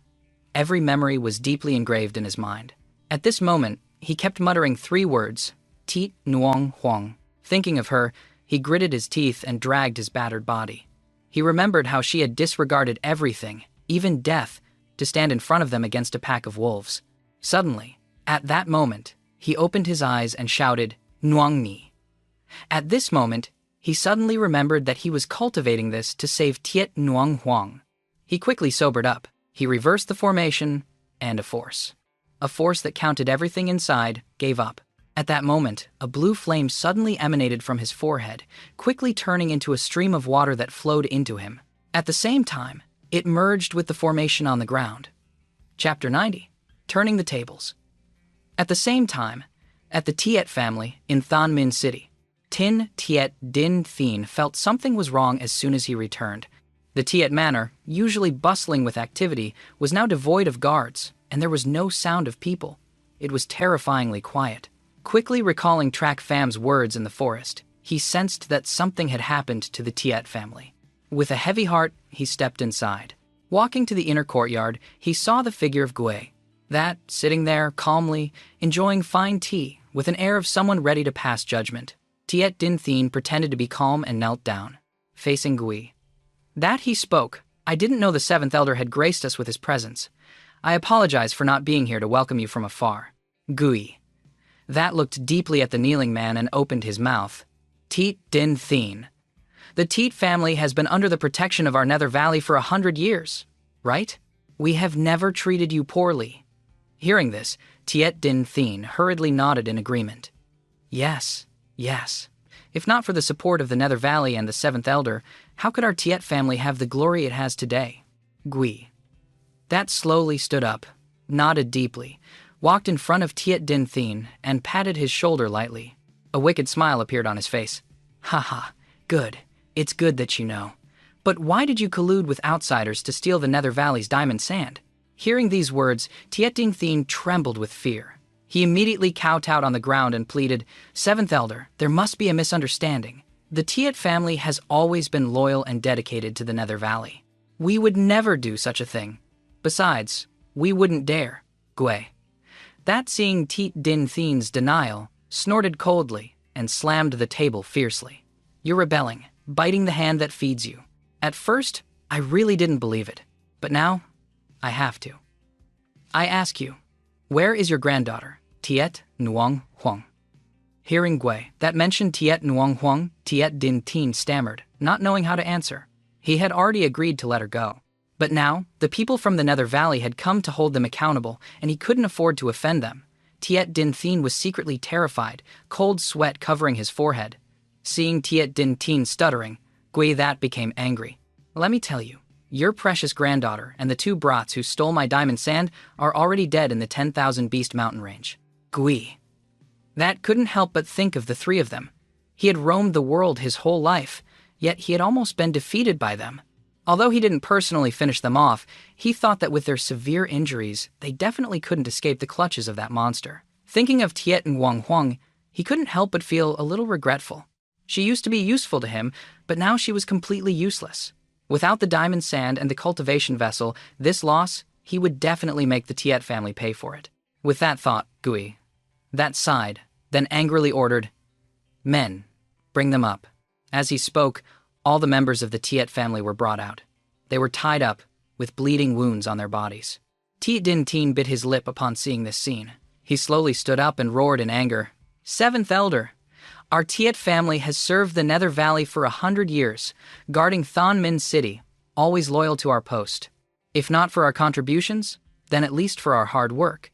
Is this how the Nether Valley treats its subordinate families? Don't think of yourselves as a low-ranking family. But we, the Nether Valley, can cultivate as many commodities like you as we want. As I see it, you people have never been dependents, just a bunch of somewhat useful guard dogs. We give you a bone and a little reward, and you should be grateful. Now you dare to boast about your contributions and bargain with your master? Then we don't need this kind of dog anymore. A mere watchdog dares to talk back to its master? Perhaps it's time to get a new one. Gui that sneered, his words venomous. But Tiet Din Thien's eyes grew redder and redder. He clenched his fists, the chi in his body rising to its peak. His entire body erupted with momentum. After so many years of loyalty, in the eyes of the Nether Valley, his Tiet family was worse than dogs. How could Tiet Din Thien endure this? At this moment, the Tiet family and the Nether Valley had practically turned against each other, so he no longer needed to respect the people of the Nether Valley. With that thought, Tiet Din Thien looked at Gui That. Gui That, I ask you, about Huang Ni's marriage alliance, did you want to use her as a cultivation vessel? Hearing Tiet Din Thien say this, Gui That was extremely surprised. He actually knew the secret the Nether Valley had hidden for so long. He glanced at Tiet Din Thien, not bothering to hide it anymore. He laughed loudly. Haha, why didn't I see you were so smart before? We've been doing this for a long time, and no family has ever found out, but you saw through it. No wonder you wanted to betray us. So it was because of this. The despicable villain, Gui That, had finally admitted it. Tiet Din Thien was furious. The Nether Valley could do such a cruel thing, and they even had designs on his granddaughter. He had almost sent her to her death. Pushed to the brink, Tiet Din Thien unleashed the aura of a heavenly profound realm expert and charged at Gui. That roaring! You bastard! I'll fight you to the death! Gui That, standing opposite him, was not flustered. Tiet Din Thien had only just broken through to the heavenly profound realm and was no match for him. He squinted at the charging figure, preparing to engage. Chapter 91. Just as Tiet Din Thien's palm was about to strike, Gui That also struck out with his palm, hitting him in the chest. Tiet Din Thien felt his chi stagnate and couldn't help but spit out a mouthful of blood as he was sent flying. After all, with the difference in their strength, Gui That's speed was too fast for Tiet Din Thien to keep up with. Very quickly, after just a few moves, the battle was decided. Tiet Din Thien was sent flying into a wall by Gui That. He knelt on the ground, continuously vomiting blood. Seeing this, Gui That walked up to Tiet Din Thien and smiled smugly. I've long been a third-level heavenly profound realm expert. You're just a novice who has just broken through. The difference between you and me is like heaven and earth. You're no match for me. Go to hell. Don't worry. In a little while, your son and grandson will join you in hell. Thien sat weakly against the wall, his face filled with sorrow. He never imagined that the Tiet family would end up like this, but luckily, Gui That thought Huang Ni was already dead. Otherwise, the Tiet family would truly be wiped out. With that thought, he closed his eyes, waiting for death. Just as one of Gui That's palms was about to strike, a loud shout echoed, "Stop!" Following the sound, they looked over. They only saw Tiet Nuang Huang standing tall and straight. She held a sharp knife in her hand. Seeing the person standing there, Gui That couldn't help but be surprised. A mere chi-gathering realm girl could escape the clutches of that monster. However, he didn't care. Her return meant his cultivation vessel was still here. He couldn't help but rejoice secretly. You're not dead yet. Tiet Nuang Huang didn't look at him, but scanned her surroundings. The Tiet family had just gone through a massacre. Her father and brother were tied up, and her father was severely injured, with terrifying red blood flowing from his body. A trace of guilt appeared on her face. It was because of her willfulness that the Tiet family was in this state, so she had to save them. She looked at Gui That again, her hatred flaring. The knife in her hand pressed against her neck as she gritted her teeth and said, "Don't you want me as a cultivation vessel? Release my family immediately, or I'll kill myself in front of you." Gui That's eyes narrowed as he looked at the knife in her hand. He sneered, "Huang, you overestimate yourself. Although I want you as a cultivation vessel, it's not like I can't do without you. You're not in a position to make demands of me." Hearing him say this, Qichuang Huang was startled, her heart filled with fear. But she quickly remembered Track Fam's words. She believed in him and looked up at Gui. Her eyes became even more determined, and the knife in her hand pressed closer. A trace of blood appeared on her neck. "Elder, don't try to fool me. I know you're short on cultivation vessels in the Nether Valley, so I'm very important. If you say that, I'll die with my family." Nuang Ni, don't stop. Tiet Din Thien and Gui That saw her action. One was afraid something would happen. The other was afraid she would ruin his plan, but both wanted her not to harm herself. Tiet Nguang Huang was secretly delighted. As expected, Track Fam was right. She had the qualifications to negotiate with him. Thinking this, she continued, "It seems the seventh elder is still reluctant to let me take responsibility." Gui That stared at her for a moment, his mind racing. He couldn't believe this girl could guess his thoughts. There was only one possibility. That cunning brat was still alive. He chuckled twice. "Gui," That said to Tiet Nuang Huang, Is that brat not dead yet? Tiet Nguyen Huang was startled to hear him mention Track Fam. She knew they had offended him. If he found out he was still alive, he would definitely not let him go. With that thought, she replied firmly, "He's already dead on the 10,000 Beast Mountain. If you want to find him, go pick up his corpse, but I'm afraid it's already been eaten by spirit beasts." Her expression fell into Guy's eyes, and he couldn't help but sneer. As expected, that cunning brat was still alive. The biggest loss he had ever suffered in his life was at the hands of that brat. He sneered and said gloomily, "You don't need to lie to me. I've rarely met an opponent in my life. The biggest loss was at the hands of that kid. I couldn't get the diamond sand back and I was severely injured. Little girl, I'm not underestimating you, but with your mind, you couldn't have guessed my trump card. It must have been that brat who taught you. Forget it. It seems I've been caught by you this time. I won't take your family's lives." Tiet Nguyen Huang was overjoyed to hear him say this. She could finally save everyone. She didn't know how a girl like her could fight an old man like Gui. She quickly wanted to run and help Tiet Dinh Thien up, but at that moment, that's palm strike hit Tiet Dinh Thien, sealing his cultivation. Tiet Dinh Thien, who was already severely injured, endured the pain and immediately passed out. Tiet Nguyen Huang saw this and shouted at him, I agreed not to take your lives, but I didn't say I would let them go. After all, your father is still a heavenly profound realm expert. I have to restrict his strength. When we get to the Nether Valley, I'll release them." Tiet Nguyen Huang bit her lip and stared at saying, "You must keep your word, Gui." That let out a wicked laugh. This little girl wanted to fight him. Foolish. When he finished cultivating her inner energy, she would surely die. With that thought, he gave an order. "Of course, an important person like you can't be deceived. Take Miss Nguyen Nhi back to her room to rest. Tomorrow, we will set off for the Nether Valley." Following his command, a leader brought a servant to Tiet Nguyen Huang's side. This was the Nether person who had been trained before. The Nether person stood beside her, sizing her up and speaking crudely. "So this is the cultivation vessel for senior brother to practice with? She's so beautiful." Tiet Nguyen Huang didn't give him a good look, ignoring his words. She immediately turned and left. The indestructible diamond body. After the servant had taken Tiet Nguyen Huang away, Yuming approached from behind Gui and asked cautiously, "Master, have you thought of a countermeasure to deal with the Luo family? Their butler, Track Fam, will be our biggest problem in the future." Gui heard him mention the Luo family and couldn't help but ponder for a moment. After Yuming returned, he had reported the situation at Black Wind Mountain to Gui. Of course, he also knew that 2 elders of the Nether Valley had been killed by a chi-gathering realm brat named Track Fam, so he was still planning to eliminate the Luo family. With that thought, he asked Yuming, "The matter of him killing our 2 elders, you haven't told anyone, have you?" "Not yet. If this matter were to be revealed, I'm afraid even the Valley Master wouldn't believe it," Yuming reported honestly. Gui chuckled and said, "At first, I didn't believe a chi-gathering realm brat could kill a heavenly profound realm expert either. But a month ago, I also met a monster like that. I suffered quite a bit. It seems the world is vast and full of all kinds of strange people.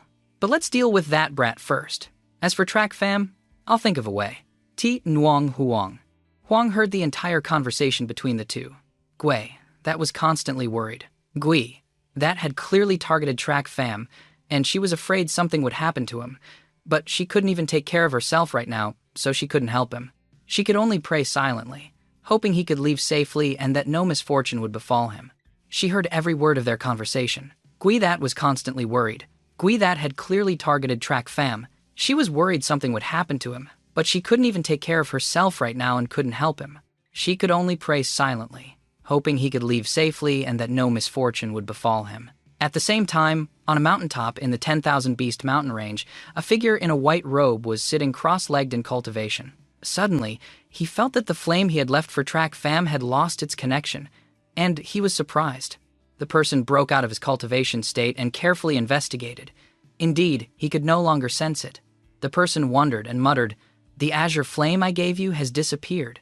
Did that person erase it himself, or did he claim it as his own, escaping my control?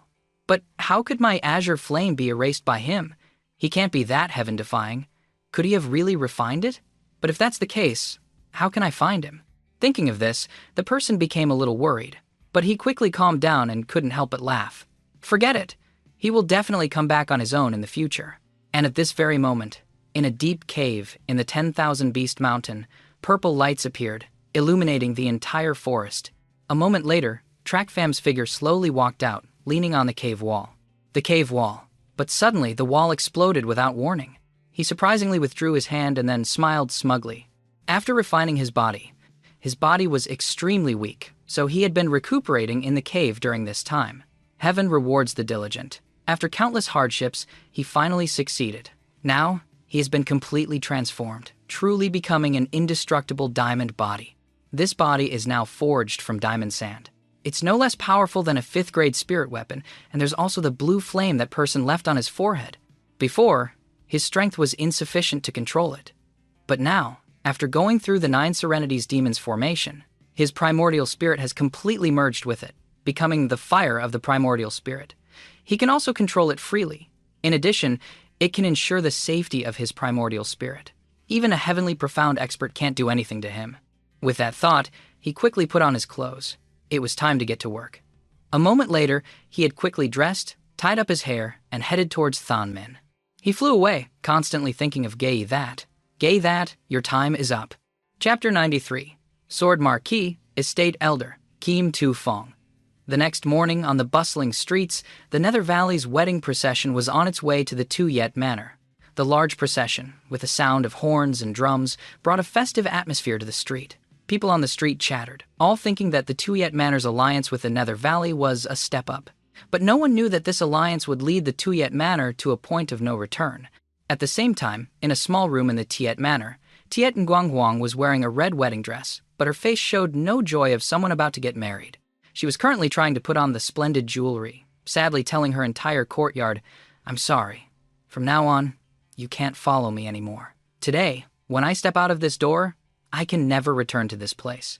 I originally wanted to build you a house, but unfortunately, I can't do it. I'm sorry, little one. No matter what, I will save my family." Just then, 2 maids with cheerful faces walked in and reminded her, "Miss, it's time." Hearing the urging, Tiet Nguanghuang slowly stood up, put on the bridal veil, and was led out by the maids. In her heart, she silently thought of the people of the Tiet family. She would definitely protect the Tiet family, just as they had loved and spoiled her, even if it meant sacrificing her life. But how could she know that on this trip, not only her, but the entire Tiet family would soon be wiped out? The Nether Valley's wedding procession quickly arrived at the gate of the Tuyet Manor. Gui, that and Yu Ming sat on their horses, a faint smile on their faces as they looked at everyone. At this moment, Tuyet Nguanghuang also stepped out of the gate, looking at the procession before her. She sighed silently. As soon as she stepped out, gasps of admiration for her beauty rippled through the crowd. She wore a bridal gown and light makeup, which was enough to enhance her beauty. Her jade-like eyes and willow-like eyebrows, her delicate face, made people feel that she was as fragile as a flower. It made people feel sorry for her and think that only such a beauty could enter. The Nether Valley took in everyone's expressions, but she didn't care at all. She didn't want this marriage anyway. If it weren't for the Tiet family, she wouldn't be standing here. Today, everyone thought the Nether Valley was a noble 7 houses family, unreachable, but who knew how rotten they were inside? She wasn't ascending to become a phoenix, but falling into hell. With that thought, she tilted her head to look at Gui. Seeing that he intended to follow, she sneered. Is the 7th elder also planning to go? Gay. That didn't mind her attitude. He maintained a faint smile and said, "Haha, of course. Since Nuong Ni is marrying the young master of the Nether Valley, I naturally have to protect you at all times and ensure your safe arrival at the Nether Valley." His words immediately shocked everyone. The Nether Valley's attitude clearly showed they valued the Tiet family greatly, otherwise they wouldn't have an elder escort her. But only Tiet Nguanghuang knew that Gui. That wasn't escorting her, he was monitoring her. But that was fine. If he left with her, Trak Pham and Ta Tin Duong would be safe. But before she could breathe a sigh of relief, Gui, that beside her, had already seen through her thoughts. He sneered, "That's right, Nuong Ni. When we leave Thonmin City, I've already ordered people to seal off the 10,000 Beast Mountain range. Even that secret tunnel of yours, I've had people watch it closely until I return. Those 2 brats can't escape my grasp." "You!" Tiet Nguanghuang was furious when she heard him. Her face instantly turned pale. He knew about her secret tunnel. Then, Track Fam and Tathin Duong would definitely be caught by the Nether Valley people when they came out. No need to say more. Your life has been exchanged for your father and brothers. You can't exchange it for anyone else. Come on, Miss Nuong Ni, please. Gui, that knew what she wanted to say. He impatiently waved his hand, signaling her to leave. In front of her was a large sedan chair, carried by 8 people. Moreover, they were all bone-tempering realm experts. Even if she had wings, she couldn't escape. She took slow steps, her brow furrowed. She really hoped Track Fam and the others could leave in time. But just then, the thunder spirit ring on her hand suddenly reacted, startling her. She sighed internally. Could it be that Track Fam and the others had come to save her? She subconsciously shouted, "Don't come here!" Her shout confused everyone around her. What was wrong with her? But only Guy, that knew that the prey he had been waiting for, had arrived. His brow furrowed slightly as he scanned the area. Suddenly, a loud shout echoed. "Nuong Ni, we're here to save you." With that, a figure rushed towards. He was shocked. He thought Track Fam would come, but it turned out to be this kid. But it didn't matter who came. As long as they appeared before him, he would make sure they wouldn't return. Looking at the charging Tathin Duong, he sneered contemptuously. "So you're not dead either. But you're just at the bone-tempering realm, yet you dare to challenge me?" As he finished speaking, he fearlessly faced the attacking 4th-grade spirit weapon, gathering origin power in his palm. A gust of wind appeared, sending a chill down everyone's spine. Tathin Duong's sword thrust was blocked by a force and he was pushed back, a little horrified. This person in front of him was indeed powerful, just as Track Fam had said. They had only succeeded before because Gui, that was careless. But now that he was here, he wouldn't give up and leave. He swung his sword again, void-splitting style. Gui. That's eyes narrowed as he saw the technique Tathin Duong used. He instantly vanished, dodging the attack. That one sword strike shattered the sedan chair. Gui, that looked at the person in front of him in shock. Void-splitting style. Who are you from the Sword Marquis estate? Why, at such a young age, have you already received the secret teachings? Could it be? Don't meddle, Tathin Duong snorted coldly, not giving Gui that any time to rest.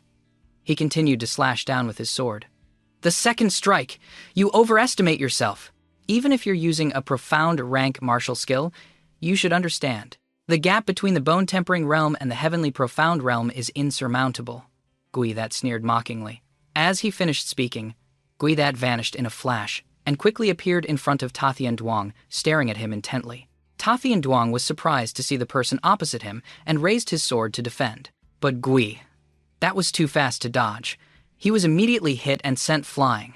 By the time he stood up, he had been captured by the bone-tempering realm experts of the Nether Valley. Gui that slowly withdrew his hand and looked at Tathin Duong kneeling on the ground. He sneered. Little brat, you brought this humiliation upon yourself. If not for the sake of the Sword Marquis estate, my last palm strike would have killed you. Tathin Duong heard him and sneered twice, scoffing disdainfully, "Go ahead and kill me. But by then, the Nether Valley will surely have to fight the Sword Marquis estate. Can you bear the responsibility?" He, Gui, that's face darkened. A murderous glint flashed in his eyes. You rotten brat, do you really think I'm afraid of your Sword Marquis estate? Today, you're the one causing trouble in my territory first. Even if I kill you, the Sword Marquis estate will have nothing to say. As he finished speaking, Gui that gathered his origin power again and struck down with his palm. Ti Nwang Wang, on the side, saw Gui that about to strike and anxiously shouted, "Don't!" But Gui that paid her no mind.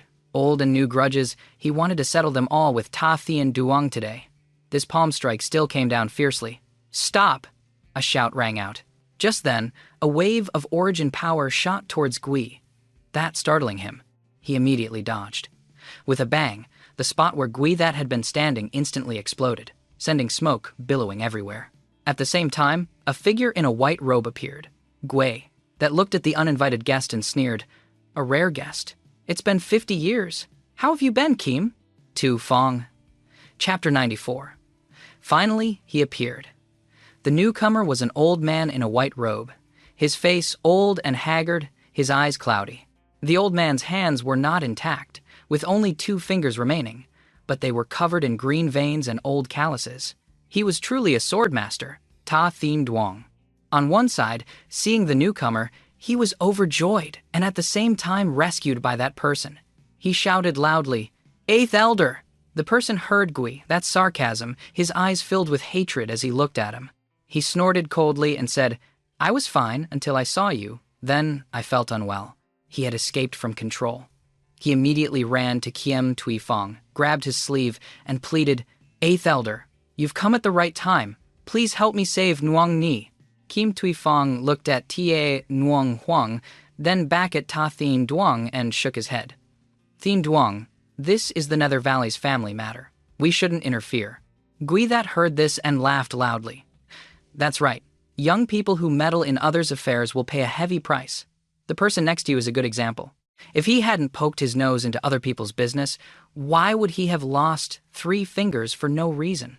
Hearing this, Kim Tu Fong couldn't help but tremble, his eyes turning red. Hatred radiated from his body. He glared at Gui, and said, "If I hadn't been young and naive back then, how could I have fallen for your trick? Haha." "You can't say that. I've heard my master talk about you, senior. This is called a man who is not frivolous is not a youth. Back then, if you, senior, hadn't drooled over a beautiful girl in a family affiliated with our Nether Valley, how could you have been defeated by a beautiful woman? In the end, your master had to use 3 cities to exchange for you. But those fingers couldn't be reattached." Hungmin, at this moment, walked to the side, chuckled, and said, biting his lip fiercely, "Kim Tui Fong was furious with Gui that. You guys, don't go too far. What do you want to do here? Fight? 50 years ago, you were no match for me. Now, you're even less of a match. If you really want to fight, you should call over your 7 sword elders." Chapter 23. The Sword. Elders of the Sword Marquis Estate are renowned throughout the world. I, Gui that, am also very impressed. But as for you, and those after you, I don't like any of you. Kim Tui Fong's hatred flared, his hands clenched into fists. But he knew this was the Nether Valley's territory and he couldn't act rashly. He suppressed his anger. He sighed and said to Ta Thien Duong, "Thien Duong, let's go. But 8th Elder, even if you don't save Nuang Ni, you have to fight for the honor of the Sword Marquis Estate." Just leaving like this, you still don't see it? He's deliberately provoking us. This is the Nether Valley's territory. Once we fight, whether we win or lose, we'll be the ones to suffer. Thien Duong, remember this for me. That old man, Gui. That is very cunning and treacherous. You must be extremely cautious when you encounter him in the future. Kiem Tui Fong, seeing his stubbornness, couldn't help but get angry and scold him. How could Ta Thien Duong not know what the 8th Elder was saying? But he couldn't just abandon Tiet Nuang Huang. He said firmly, I know all of it. But I also know very well in my heart, if I can't save Ngung Ni today, I will regret it for the rest of my life." Hearing Ta Thien Duong's words, Tiet Nuang Huang couldn't help but be moved. She had made the right choice in befriending him. It was a pity that she wouldn't have the chance to repay him in this life. She would have to wait for the next. Haha, indeed, young and full of vigor, not understanding the harsh realities of the world. Since this young master likes being a hero, saving a damsel in distress so much, then I will give you another chance. Let's see. If you can save her whole family, she will surely be even more grateful to you. What do you say? After speaking, he clapped his hands, and then people escorted the members of the Tiet family one by one and tied them to a wooden cross. Seeing this, Tiet Nuang Huang immediately struggled, crying out in pain. Grandpa, brother! She glared fiercely at Guithat and questioned, Guithat, what do you mean by this? Guithat chuckled. Looking at Ta Thien Duong standing there, he said, What do I mean? Otherwise, how could this young man here become a hero saving a damsel in distress? He then immediately gave the order to do it. As soon as he finished speaking, someone immediately took action. The bone-tempering realm experts struck, driving iron hooks into them, creating a scene. A pained cry rang out, accompanied by drops of fresh red blood. Tiet Nguang Huang watched this scene with wide eyes, but she could do nothing. Tears streamed down her face as she screamed in despair. Gui, that's stop. If you don't stop, I'll die in front of you. Gui, that heard her threat and didn't care. He laughed mockingly. Really? If you dare to die, I'll kill them. You, Ming, standing beside him, also nodded in agreement. Little one, you don't know your own strength. Who is my master? He is the #1 strategist of the Nether Valley, known as the 7th Demon. How many people in the 7 houses have been defeated by him? You think you can outsmart him by yourself? Although you hold his trump card, it's a pity you're still too naive. To tell you the truth, it's because you angered him that you ended up like this. Don't forget, your trump card is also firmly in his hands. Tiet Nguyen Huang heard this and fell into despair. Her life, her trump card, she thought could save her family. But now she realized she was nothing. She couldn't do anything. It turned out it was all her fault. It was because of her willfulness, only thinking of herself and running away from home. Her family wouldn't have been in trouble. She wouldn't have met Trak Pham and Ta Thien Duong. Perhaps they would still be living peacefully, without fear of retaliation from the Nether Valley. Tiet Nguyen Huang collapsed in despair, her face filled with grief. But just then, a strange phenomenon appeared in the sky, surprising everyone. At the same time, the rings on Ta Thien Duong's and Tiet Nguyen Huang's hands lit up. They both looked up at the sky with joy. He had finally arrived. The person they had been waiting for had finally appeared. Indeed, Trak Pham's figure hovered in the sky with 2 purple wings, stunning everyone. He looked down at Gui That and smiled wickedly. We meet again. I lost the first round, Gui That, but the second round is just beginning. Chapter 95. The Battle. With that, Trak Pham descended, slowly landing on the ground to face Gui That with a smile. He looked at him wickedly.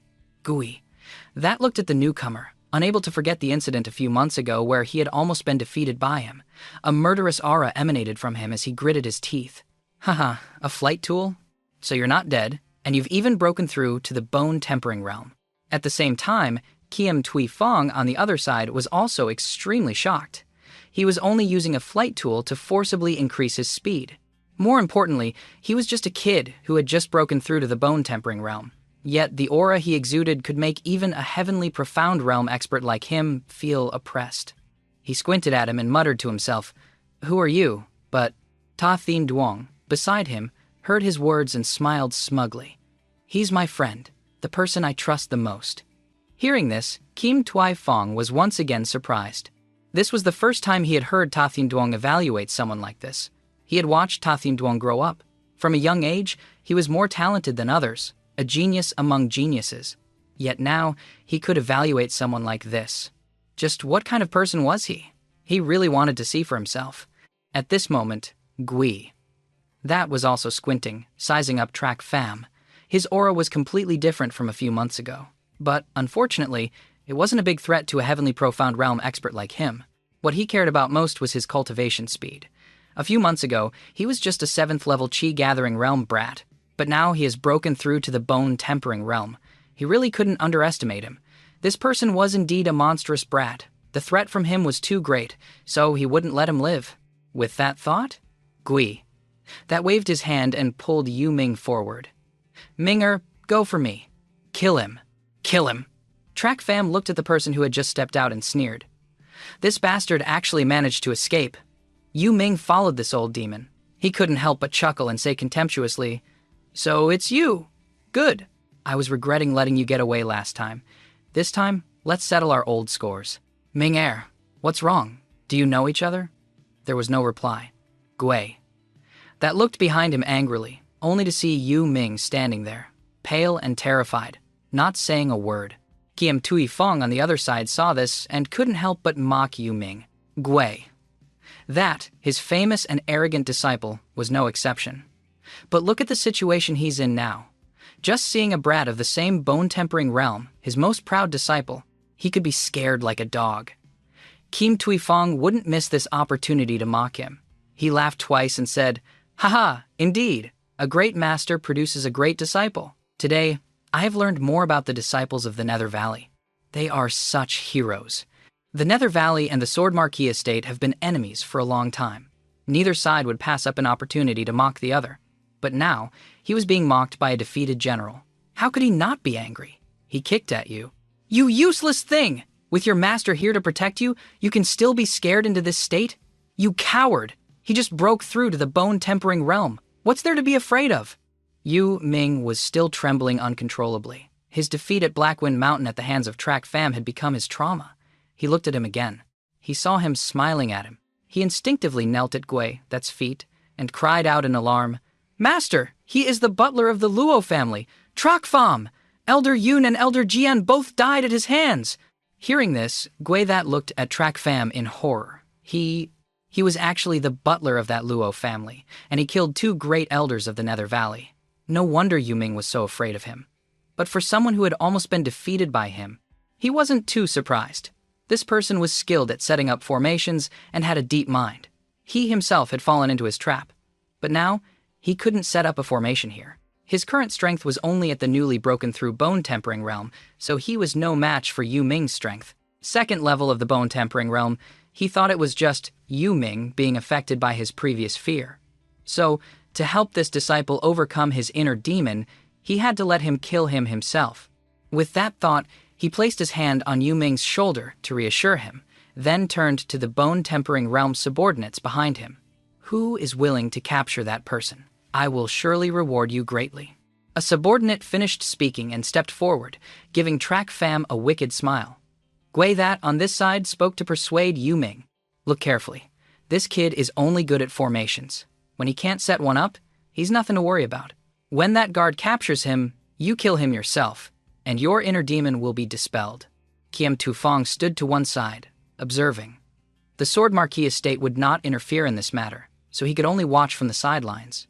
Although Kiem Tuifong disliked Gui, that seeing how he was helping Yu Ming deal with his inner demon, he couldn't help but sigh a few times. As expected of the 7th demon, in just a short moment, he was able to identify the problem and come up with a quick solution for the inner demon. With that thought, Kim Tuifong looked at Ta Thien Duong. Thien Duong, that friend of yours is in danger. Ta Thien Duong, hearing him, sneered. This guy was a monster. He could still gain the upper hand despite the difference in strength and a 4th-grade spirit weapon. Not to mention, now that he has broken through to the bone tempering realm, a fight at the same level wouldn't be a problem for him. Ta Thien Duong said calmly, "That kid looks calm and composed. He'll definitely be fine." Kim Tuifong heard this and immediately frowned. He was curious and looked ahead. He had never seen a 1st-level bone tempering realm expert defeat a 7th-level one, but Ta Thien Duong's calm demeanor reassured him quite a bit. Of course, he really wanted the people of the Nether Valley to fail miserably in this battle. On this side, the Nether Valley subordinate approached Track Fam and said smugly, "You're truly a gift from the heavens. But after capturing you, little brat, we can achieve great merit for the 7th Elder. Men die for wealth, birds die for food. If you want to die, I'll grant your wish."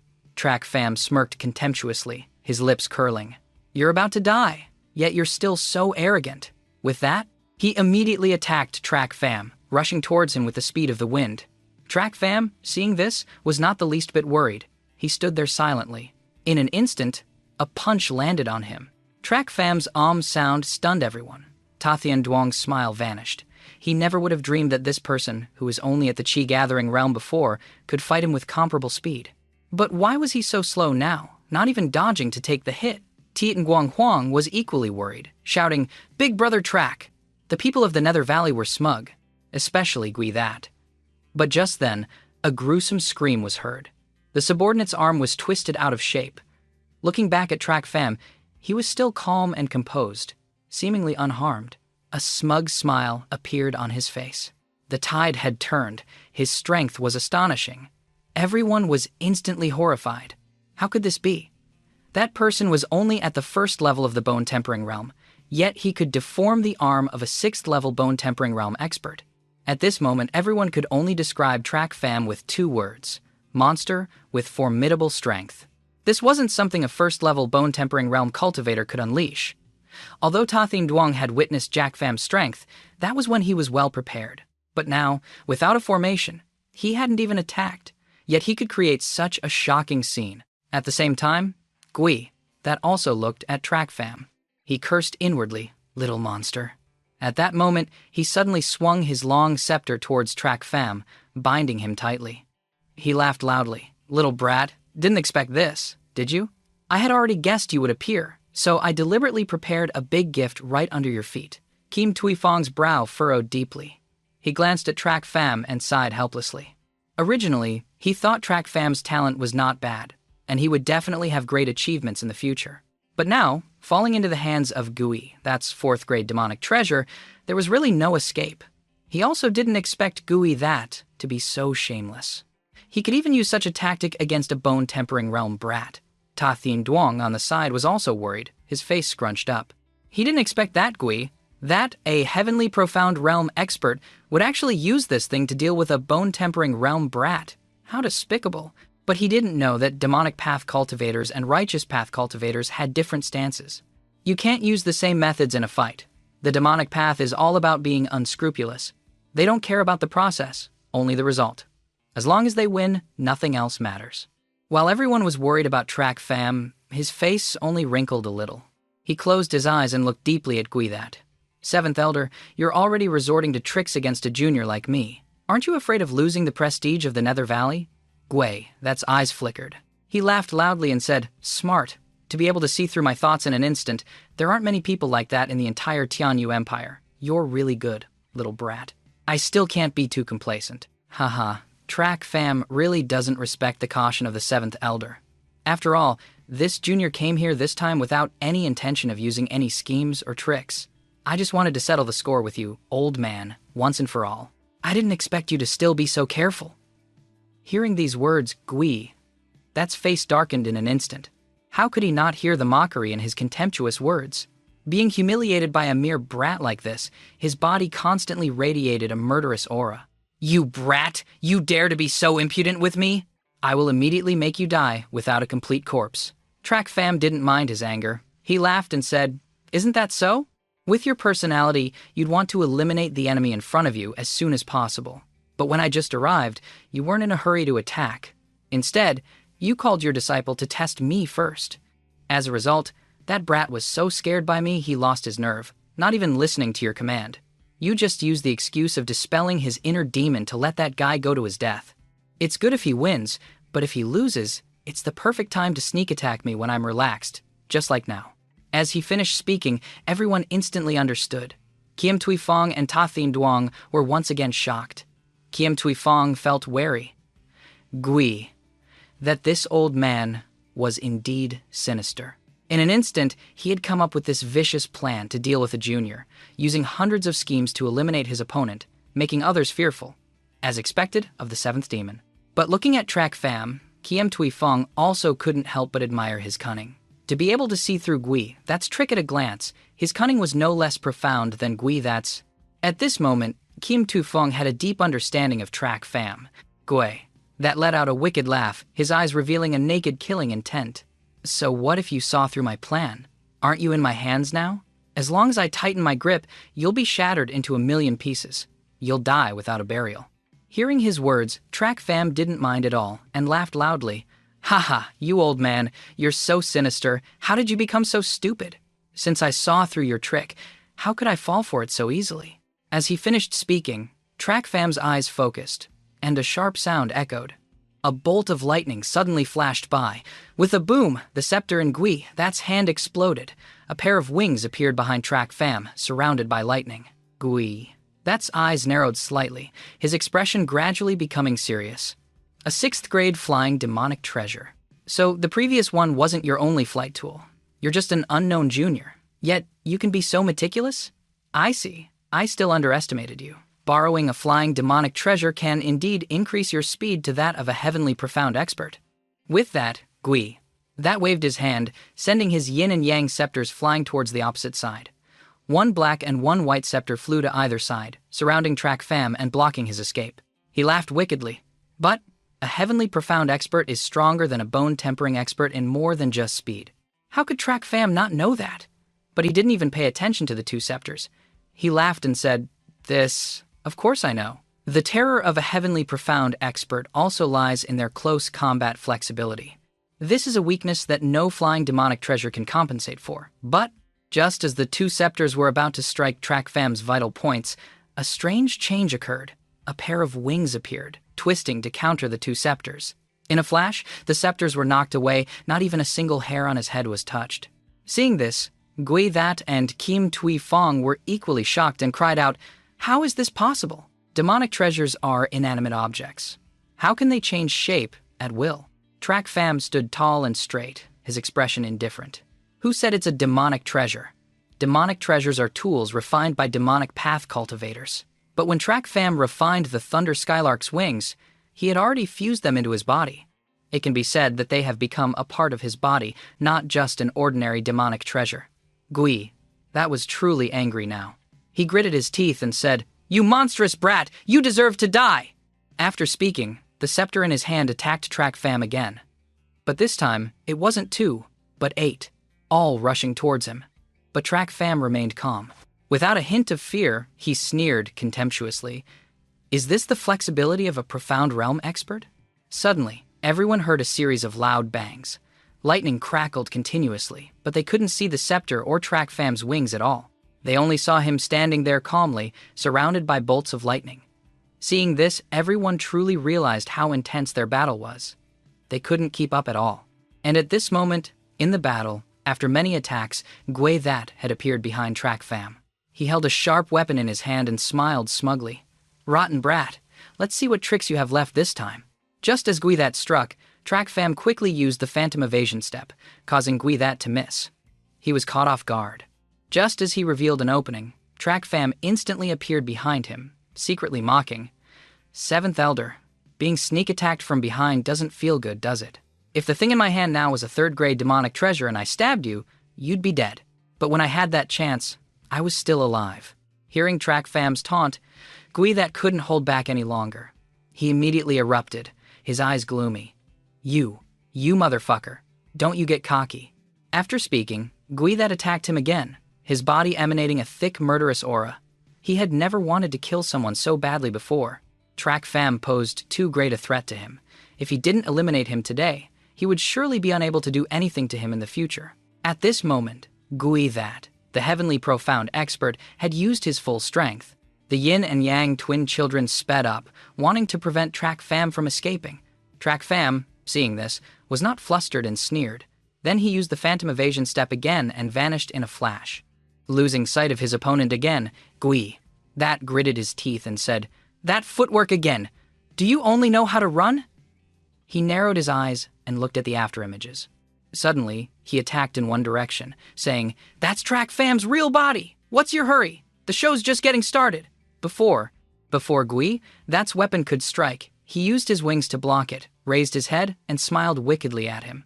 2 afterimages fought fiercely in the air, but no one below could see them. Seeing the intense battle, everyone was terrified. A bone-tempering realm expert and a heavenly profound realm expert fighting above their level created such a shocking scene. At this moment, Ta Thien Duong below was also shocked. The speed was too fast, he couldn't see how they were fighting at all. But when he looked at Kim Tui Fong, he asked, "How can they be so fast? I can't catch their movements at all." "Eighth Elder, what's the situation now?" Kim Tui Fong was the only one here who could keep up with the speed of the two above. Cold sweat dripped down his forehead. He had lived for so many years, but this was the first time he had seen such a scene. It was too shocking. "Thien Duong, this friend of yours is terrifying. I've never seen anything like it in my life." Gui That was suppressed to this extent by someone. It's clear that Gui That has gone all out, yet he can still be firmly suppressed by relying on speed alone. But he's not just using speed to fight Gui That. He's fighting him while also, right under his nose, he's slaughtering his subordinates. Why? Kim Tui Fong's eyes narrowed slightly as he looked at the battle, a faint smile playing on his lips. Haha, that's what's terrifying about that kid. By doing this, he's ruthlessly slapping that old ghost in the face. Gui That is known as the 7th demon. Today, he's being played with like a cat toying with a mouse by a bone-tempering realm brat, to the applause of everyone. Time and time again, he couldn't do anything to his opponent. Where would his face be? At this moment, Kim Tui Fong understood. Track Fam was the same kind of person as Gui That, vicious, cruel, and cunning. This kind of person was the most terrifying. Offending them was a big problem. Their revenge isn't just about killing their opponent, but also about taking away everything they hold dear, making them wish for death. At the same time, in the battle, after a period of fighting, Track Fam had switched from a defensive to an offensive posture. He took the initiative to approach Gui That, grabbing his weapon with one hand, and said coldly, "So this is what you call a heavenly profound realm expert. It's just this." Gui That was surprised by Track Fam's change. He attacked again with force. At the same time, Track Fam let go, and the two of them retreated simultaneously. Gui That's mind raced. Track Fam's current strength was no longer the same as before. He was certain that his strength had now surpassed his own. Not to mention, this person's schemes were unfathomably deep. This was the first time he had encountered someone like this. Just then, Kim Tui-fong's laughter suddenly echoed from below, striking a blow to Gui. That's heart. Ha ha ha. As expected, for every villain, there's a greater one. Gui.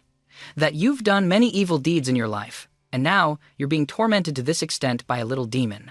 This is truly delightful.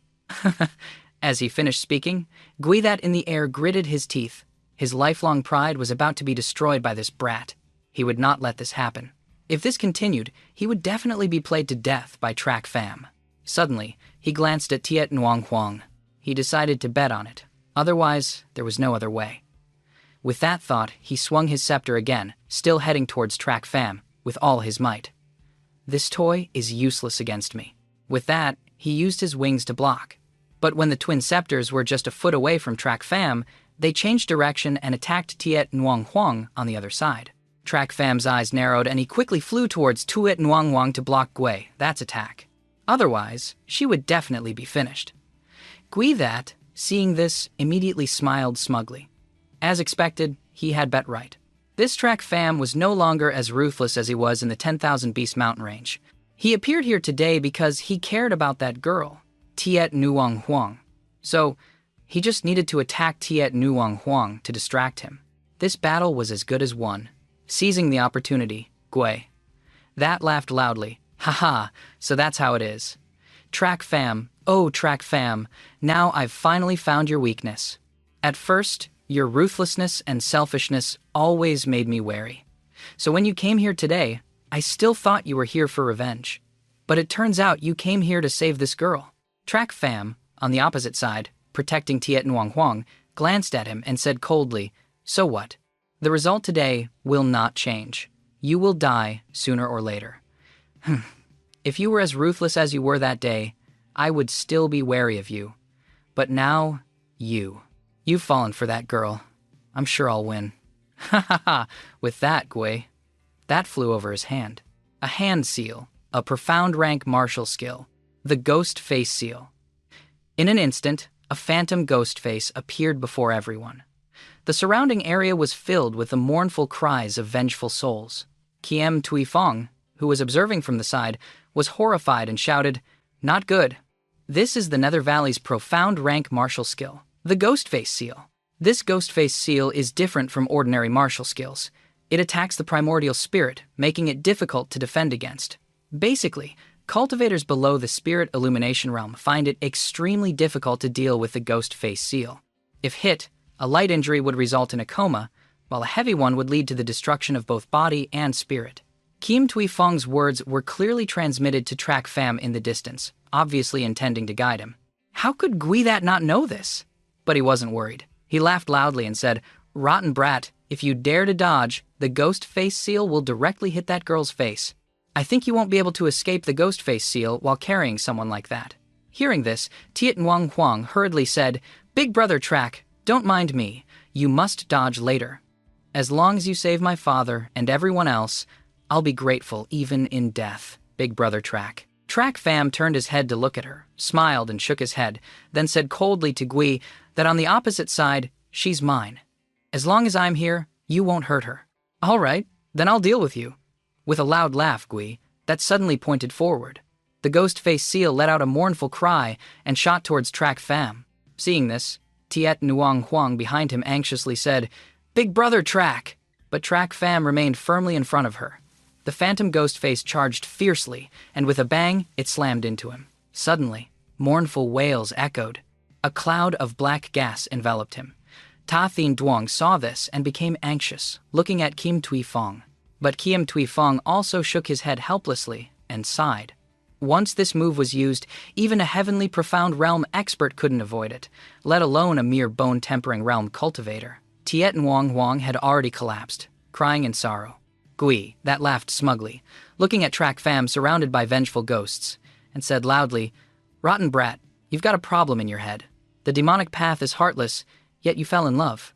That has become your fatal weakness. Little girl, this brat died because of you.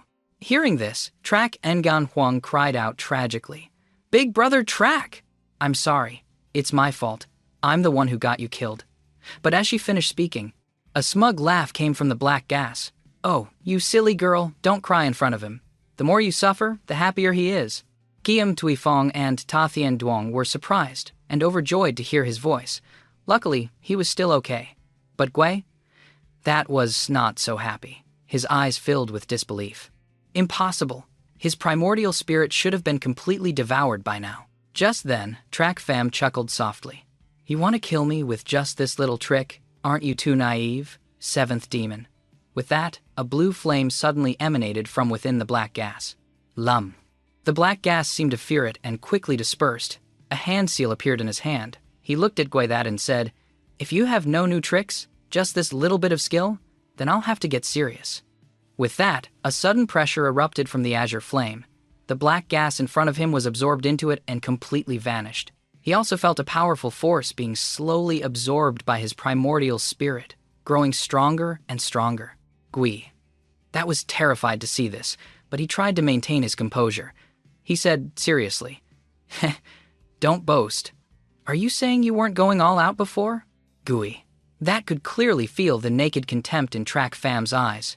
He was an elder of the Nether Valley, known as the Seventh Demon. When had he ever been toyed with like this?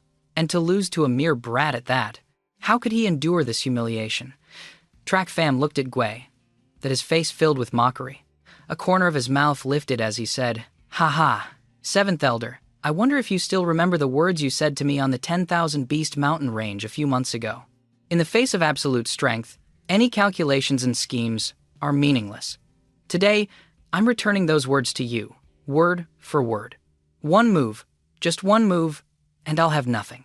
I'll take your head right off, Gui. That hurt his insult.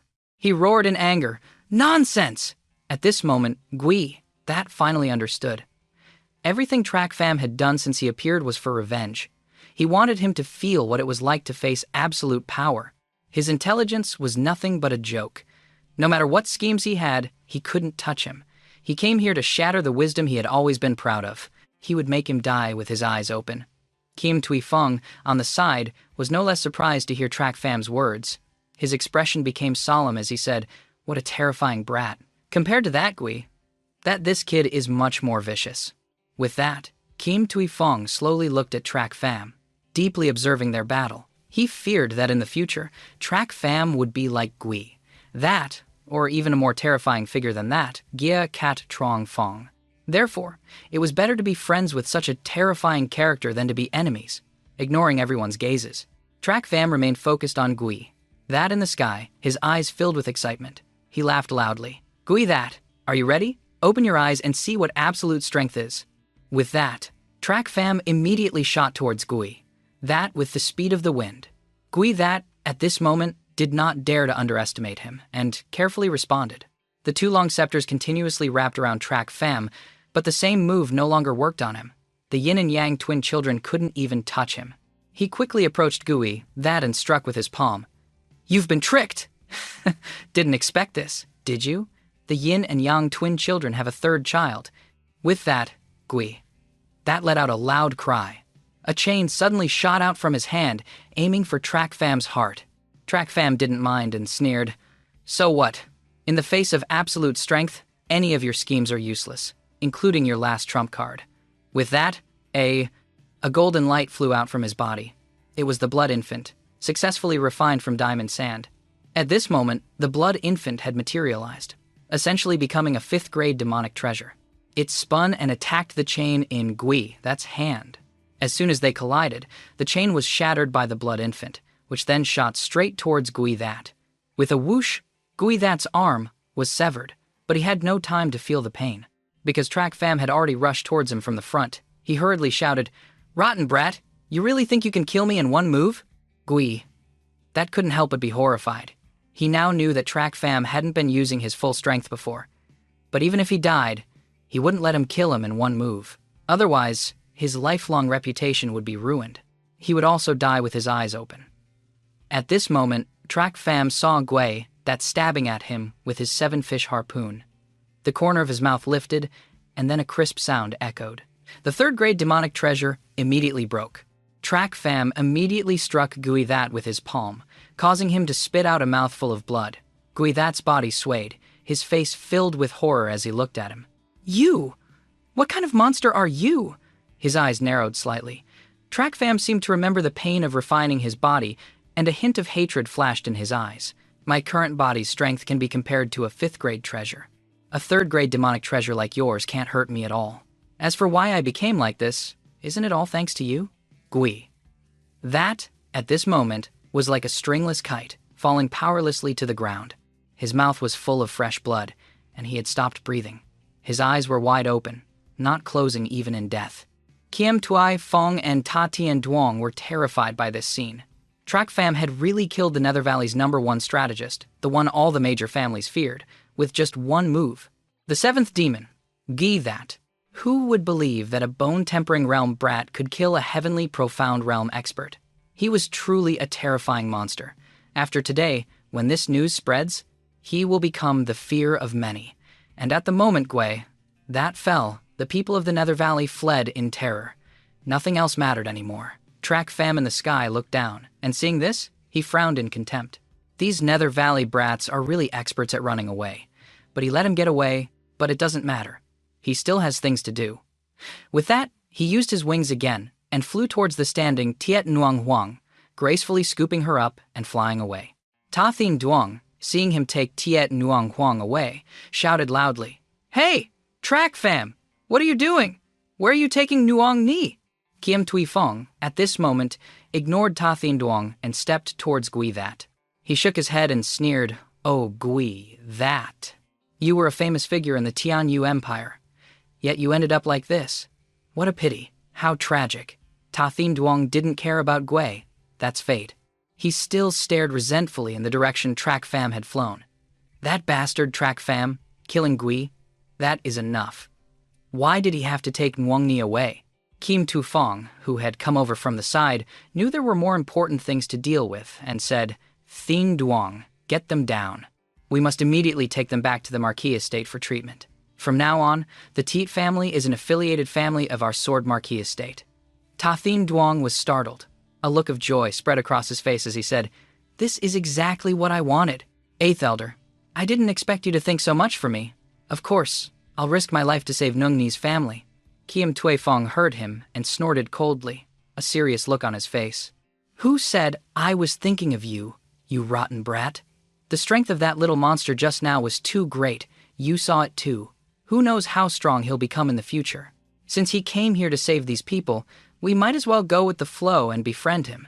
Otherwise, if we become enemies in the future, we can still use them as hostages against that brat." Hearing this, Ta Thin Duong pouted and grumbled to himself. So, saving the Tiet family wasn't to give him face, but for Track Fam's benefit.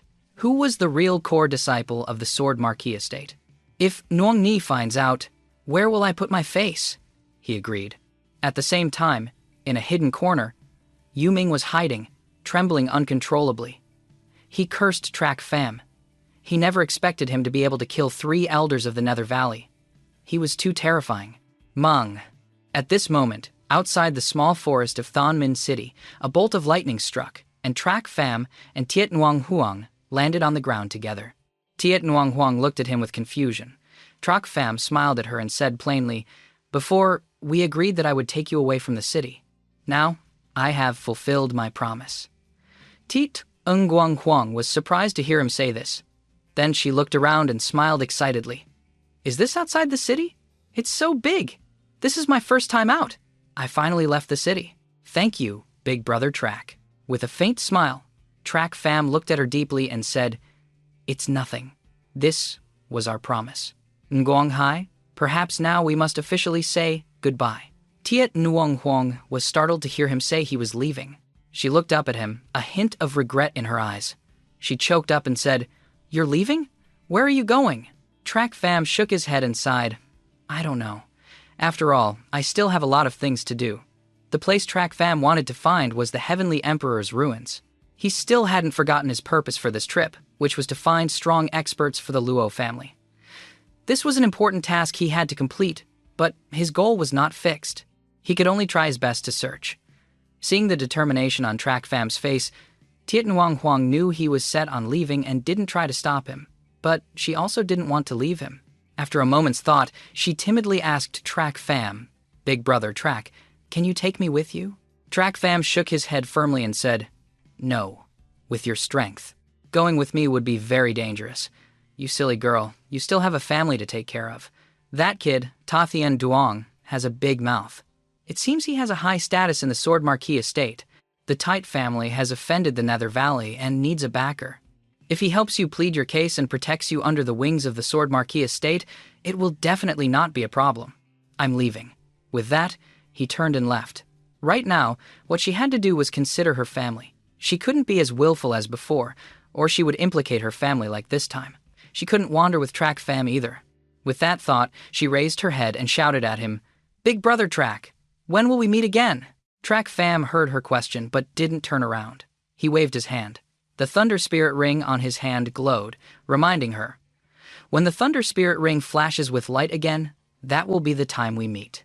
A month later, in the Imperial Garden of the Imperial Capital, the two children had been dealt with. An old man was playing chess in a small pavilion. One man wore a dragon robe, his hair streaked with silver, his eyes old. He was the emperor of the Tianyu Empire. The other had flowing white hair and beard, a ruddy complexion, and an aura that commanded respect. Suddenly, a panicked voice was heard. "Father! Father! Something bad has happened! A major incident has occurred!" The emperor looked at the person who had arrived, his face full of helplessness. He sighed and said, "Thonger, didn't I tell you to remain calm no matter what happens? Besides, don't you see I'm playing chess with Mr. Sima?" That's right, the person who had arrived was the third prince, Vu Van Thong. Hearing his father's reprimand, he immediately bowed. Yes, I know my mistake." The emperor paid him no mind, still holding a chess piece, and continued to play. He didn't even glance at Vu Van Thong. "Speak, what is it?" Vu Van Thong remembered the main issue, took a deep breath, and reported the news he had received. Reporting to father, "A major incident has occurred. The seventh elder of the Nether Valley was killed a month ago." Hearing this news, the emperor suddenly froze for a moment, the chess piece in his hand falling onto the board. His eyes narrowed, and opposite him, Mr. Sima also shook his head, his face showing a look of horror. He slowly turned his head. The emperor looked at Vu Van Thong and said, "Who did it?" Vu Van Thong carefully looked around and said, "It's the butler of the Luo family that I mentioned to you before, Trak Fam. A month ago, I don't know what kind of madness he got into in Thon Min City. He killed the seventh elder in front of everyone. Moreover, there's another terrifying rumor spreading. Even the two elders who died in Fonglam City of the Nether Valley were also killed by him. The Hidden Dragon Pavilion was just taking the blame for him. A little brat consecutively killed 3 elders of the Nether Valley, and one of them was Gui. That, their precious treasure. This person really has guts." Prime Minister Ma was also shocked to hear this, and looked at the emperor. "Your Majesty, how should this be handled?" The emperor's eyes narrowed slightly, a faint smile on his lips. He picked up a chess piece and made a move. "If it were a grudge of the 7 houses, I wouldn't have a headache at all. But for this matter, then that Yuvan Sun isn't here to complain to me either. Just let them be. But the Luo family side must be handled properly. Don't let them make a move on the Luo family. This pearl of mine must shine brightly immediately." "Ha ha!" Vu Van Thong heard these words, looked deeply at the emperor for a moment, bowed to accept the order, and then withdrew. At the same time, in a small house, Jia Cat Trong Fong was sitting elegantly in a chair, his eyes half closed. Suddenly, a black shadow appeared and whispered in his ear. At this moment, Jia Cat Trong Fong suddenly opened his eyes wide, his brow furrowed in shock. "What? Gui, that is dead? Oh, it seems the balance of the 7 houses is about to be broken. I should prepare early. After all, my opponent is you, Your Majesty. I can't afford to lose." At the Imperial Tutor's residence in the capital, an old man with white hair and beard also received the news. He couldn't help but sigh. "Brother, the world is in chaos. The fire of a single star can spread to the grasslands. Oh, it seems this world is about to have a new master. I hope it doesn't cause suffering to the people." Some time ago, at the headquarters of the Hidden Dragon Pavilion, the pavilion master, Long Yifei, along with several elders, Long Jie and Long Gui, were present. A few days ago, the two of them had performed exceptionally well, and Long Yifei wanted to reward them. The meeting ended, and Long Yifei looked at the two of them and said with a smile, "Recently, the performance of Xiao Jie and Xiao Gui has been very good. I think we can let them go to the Great Elder to enhance their cultivation. Then cultivate our family's inherited profound rank martial skill. But the third elder heard this and said with a serious face, "These two kids have indeed improved quite a bit. But compared to the genius disciples of the other 6 families, they still can't compare." Longjie heard this and nodded in agreement. "We are indeed far behind them." Longjie looked at Longjie and nodded with satisfaction. Xiaojie is humble and not arrogant. He will definitely achieve great things in the future. If you two brats had half the talent of my brother Track, you would now be cultivating our Hidden Dragon Pavilion's inherited profound rank martial skill. Longui heard this and pouted in dissatisfaction. "Ninth uncle, why do you keep mentioning him? That brat is arrogant and self-important, and he doesn't even want to join our Hidden Dragon Pavilion. Even with a little talent, he won't amount to much in the future. Sooner or later, we'll surpass him." As she finished speaking, a voice came from outside. A man in black instantly appeared before everyone, quickly kneeling down and presenting a letter, reporting to the pavilion master, an urgent message from the front line. The third elder took the letter and opened it to read. Suddenly, his eyes focused. Long Ju saw that he was silent and was a little puzzled. "What's wrong, third brother? What happened?" Still in shock, the third elder handed the letter to Long Ju. "Ninth brother, see for yourself." Long Ju was startled and took it. He wanted to see what had happened. But when he read the contents, he was no less shocked. Tears welled up in his eyes. This, my good brother, ninth brother owes you another favor. Gui, that of the Nether Valley has been killed by Track Fam in Thonmin City." These words immediately shocked everyone. Gui that, a cunning elder of the Nether Valley, was killed by a brat like Track Fam. Who here didn't know of Gui, that's reputation? Hung Chi had even suffered at his hands before, yet now he had met such an end, which frightened everyone quite a bit. Long Yifei laughed loudly and said to the elders, "Ha ha ha, well done. It seems the pavilion master's initial choice was correct. That brat is indeed a dragon among men. Issue my order to immediately increase aid to the Luo family and send people to protect their safety. I'm sure no one objects, right?" Hearing this, the elders of the Nether Valley nodded in unison. Not to mention that the Hidden Dragon Pavilion had allied with Track Fam and agreed to protect the Luo family. Now, he had even killed the arch-enemy of the Hidden Dragon Pavilion. How could they possibly object? At the same time, as the news spread throughout the continent, Track Fam became a name remembered by all the major families. After this battle, Track Fam's name would surely shake the world. In a quiet valley, surrounded by mountains and forests, where the sun never shines year-round, the surroundings are damp, and all kinds of poisonous insects appear everywhere. But this place is full of natural treasures, rare flowers, and strange herbs everywhere, which is why it is called the Nether Valley. Deep inside the valley, Yuvan's son was furious after hearing the news from Yuming's return. "Yuming, you said that the 3 elders of our Nether Valley were all killed by that brat?" Yuming knelt below, not daring to raise his head, his whole body trembling. He reported honestly, "Disciple dares not deceive the Valley Master. Elder Jian, Elder Yun, and my master, the 7th elder. They all indeed died at the hands of that butler of the Luo family, Track Fam." Hearing Yuming's confirmation, Yuvan's son immediately released a murderous aura and slammed the table in anger. "You bastard! If you knew Elder Jian and the others died at the hands of that brat, why didn't you report it to me sooner?" Seeing his anger, Yuming cried out and muttered, "Valley Master, spare me. It's not that I didn't report it, but Master didn't allow it. My master said that this matter was too strange, and even if he reported it, no one would believe it. It would be better not to say anything. Wait until he finds a chance to eliminate that Track Fam, and it will be over. But I didn't expect that before my master could make a move. That Track Fam had already come to our door. In the end, the elder looked at his expression and immediately sneered. So-called demonic path is heartless. To cultivate the demonic path and put on such a show in front of them, they weren't so easily fooled. However, everyone didn't mind and didn't bother to expose him. At this moment, an elder spoke seriously. "Pavilion Master, this child, Yuming made a mistake, but it was out of helplessness. He can't be blamed. Right now, what we must do first is to think about how to resolve this matter. Right now, the major families of the Tianyu Empire are staring at us.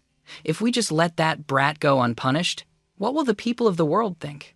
We will become the biggest joke in this empire. Those small subordinate families will also break away from us." Hearing this, Yuvan's son took a deep breath, his brow furrowed, his face radiating a thick killing intent. The great elder is right. How can we let that brat live happily ever after? Isn't he the butler of the Luo family? Then we'll just go directly to the Luo family to settle the score. But as soon as he finished speaking, another voice was heard. Valley Master, we can't do that. Yu Van Son turned his head in surprise to look at the elder who had just spoken, his brow slightly furrowed. Yu Van Son snorted coldly. Second elder, what do you mean by that? Does someone slap us in the face, kill our people, and we don't count it as a debt? Do we still have any face left in the Nether Valley? After a moment of silence, the second elder explained, Valley Master, calm down. I am not stopping you from settling scores. It's just, Valley Master. You must remember that almost a year ago, His Majesty issued a ban on the 7 houses, forbidding us from entering Fonglam City. If we openly defy the order now, it will only give the Luo family an excuse, an opportunity to attack us. Hearing this, the great elder also nodded in agreement. He looked at Yu Van Son and advised, Second elder is right. It's indeed not appropriate to openly violate the imperial family's decree right now. Moreover, according to reports from the front line, the imperial family and experts from the Hidden Dragon Pavilion are all in Fonglam City. I'm afraid that if we go now, it will be exactly what they want. Yu Van Son thought for a moment about what the 2 elders had just said, then looked at the 2 of them. After a while, he still couldn't find a solution. He immediately roared in anger. This is not good. That is not good. So you tell me, what should we do? If the 7th elder were still alive, how could there be such a troublesome matter? Oh my God, that damn brat. He killed my important advisor time and time again. When I catch you, I'll see if I don't eat you alive. Yu Ming, who had been silently observing the situation, heard Yu Van Son's desire to deal with Track Fam. An idea sparked in his mind. He smirked, a faint smile playing on his lips, then quickly hid his expression, pretending to be timid as he carefully offered his opinion. Reporting to the Valley Master, this disciple dares to present a plan. Yu Van Son raised an eyebrow and looked at him, angrily shouting, What right do you have to speak in an elders' meeting? Get out!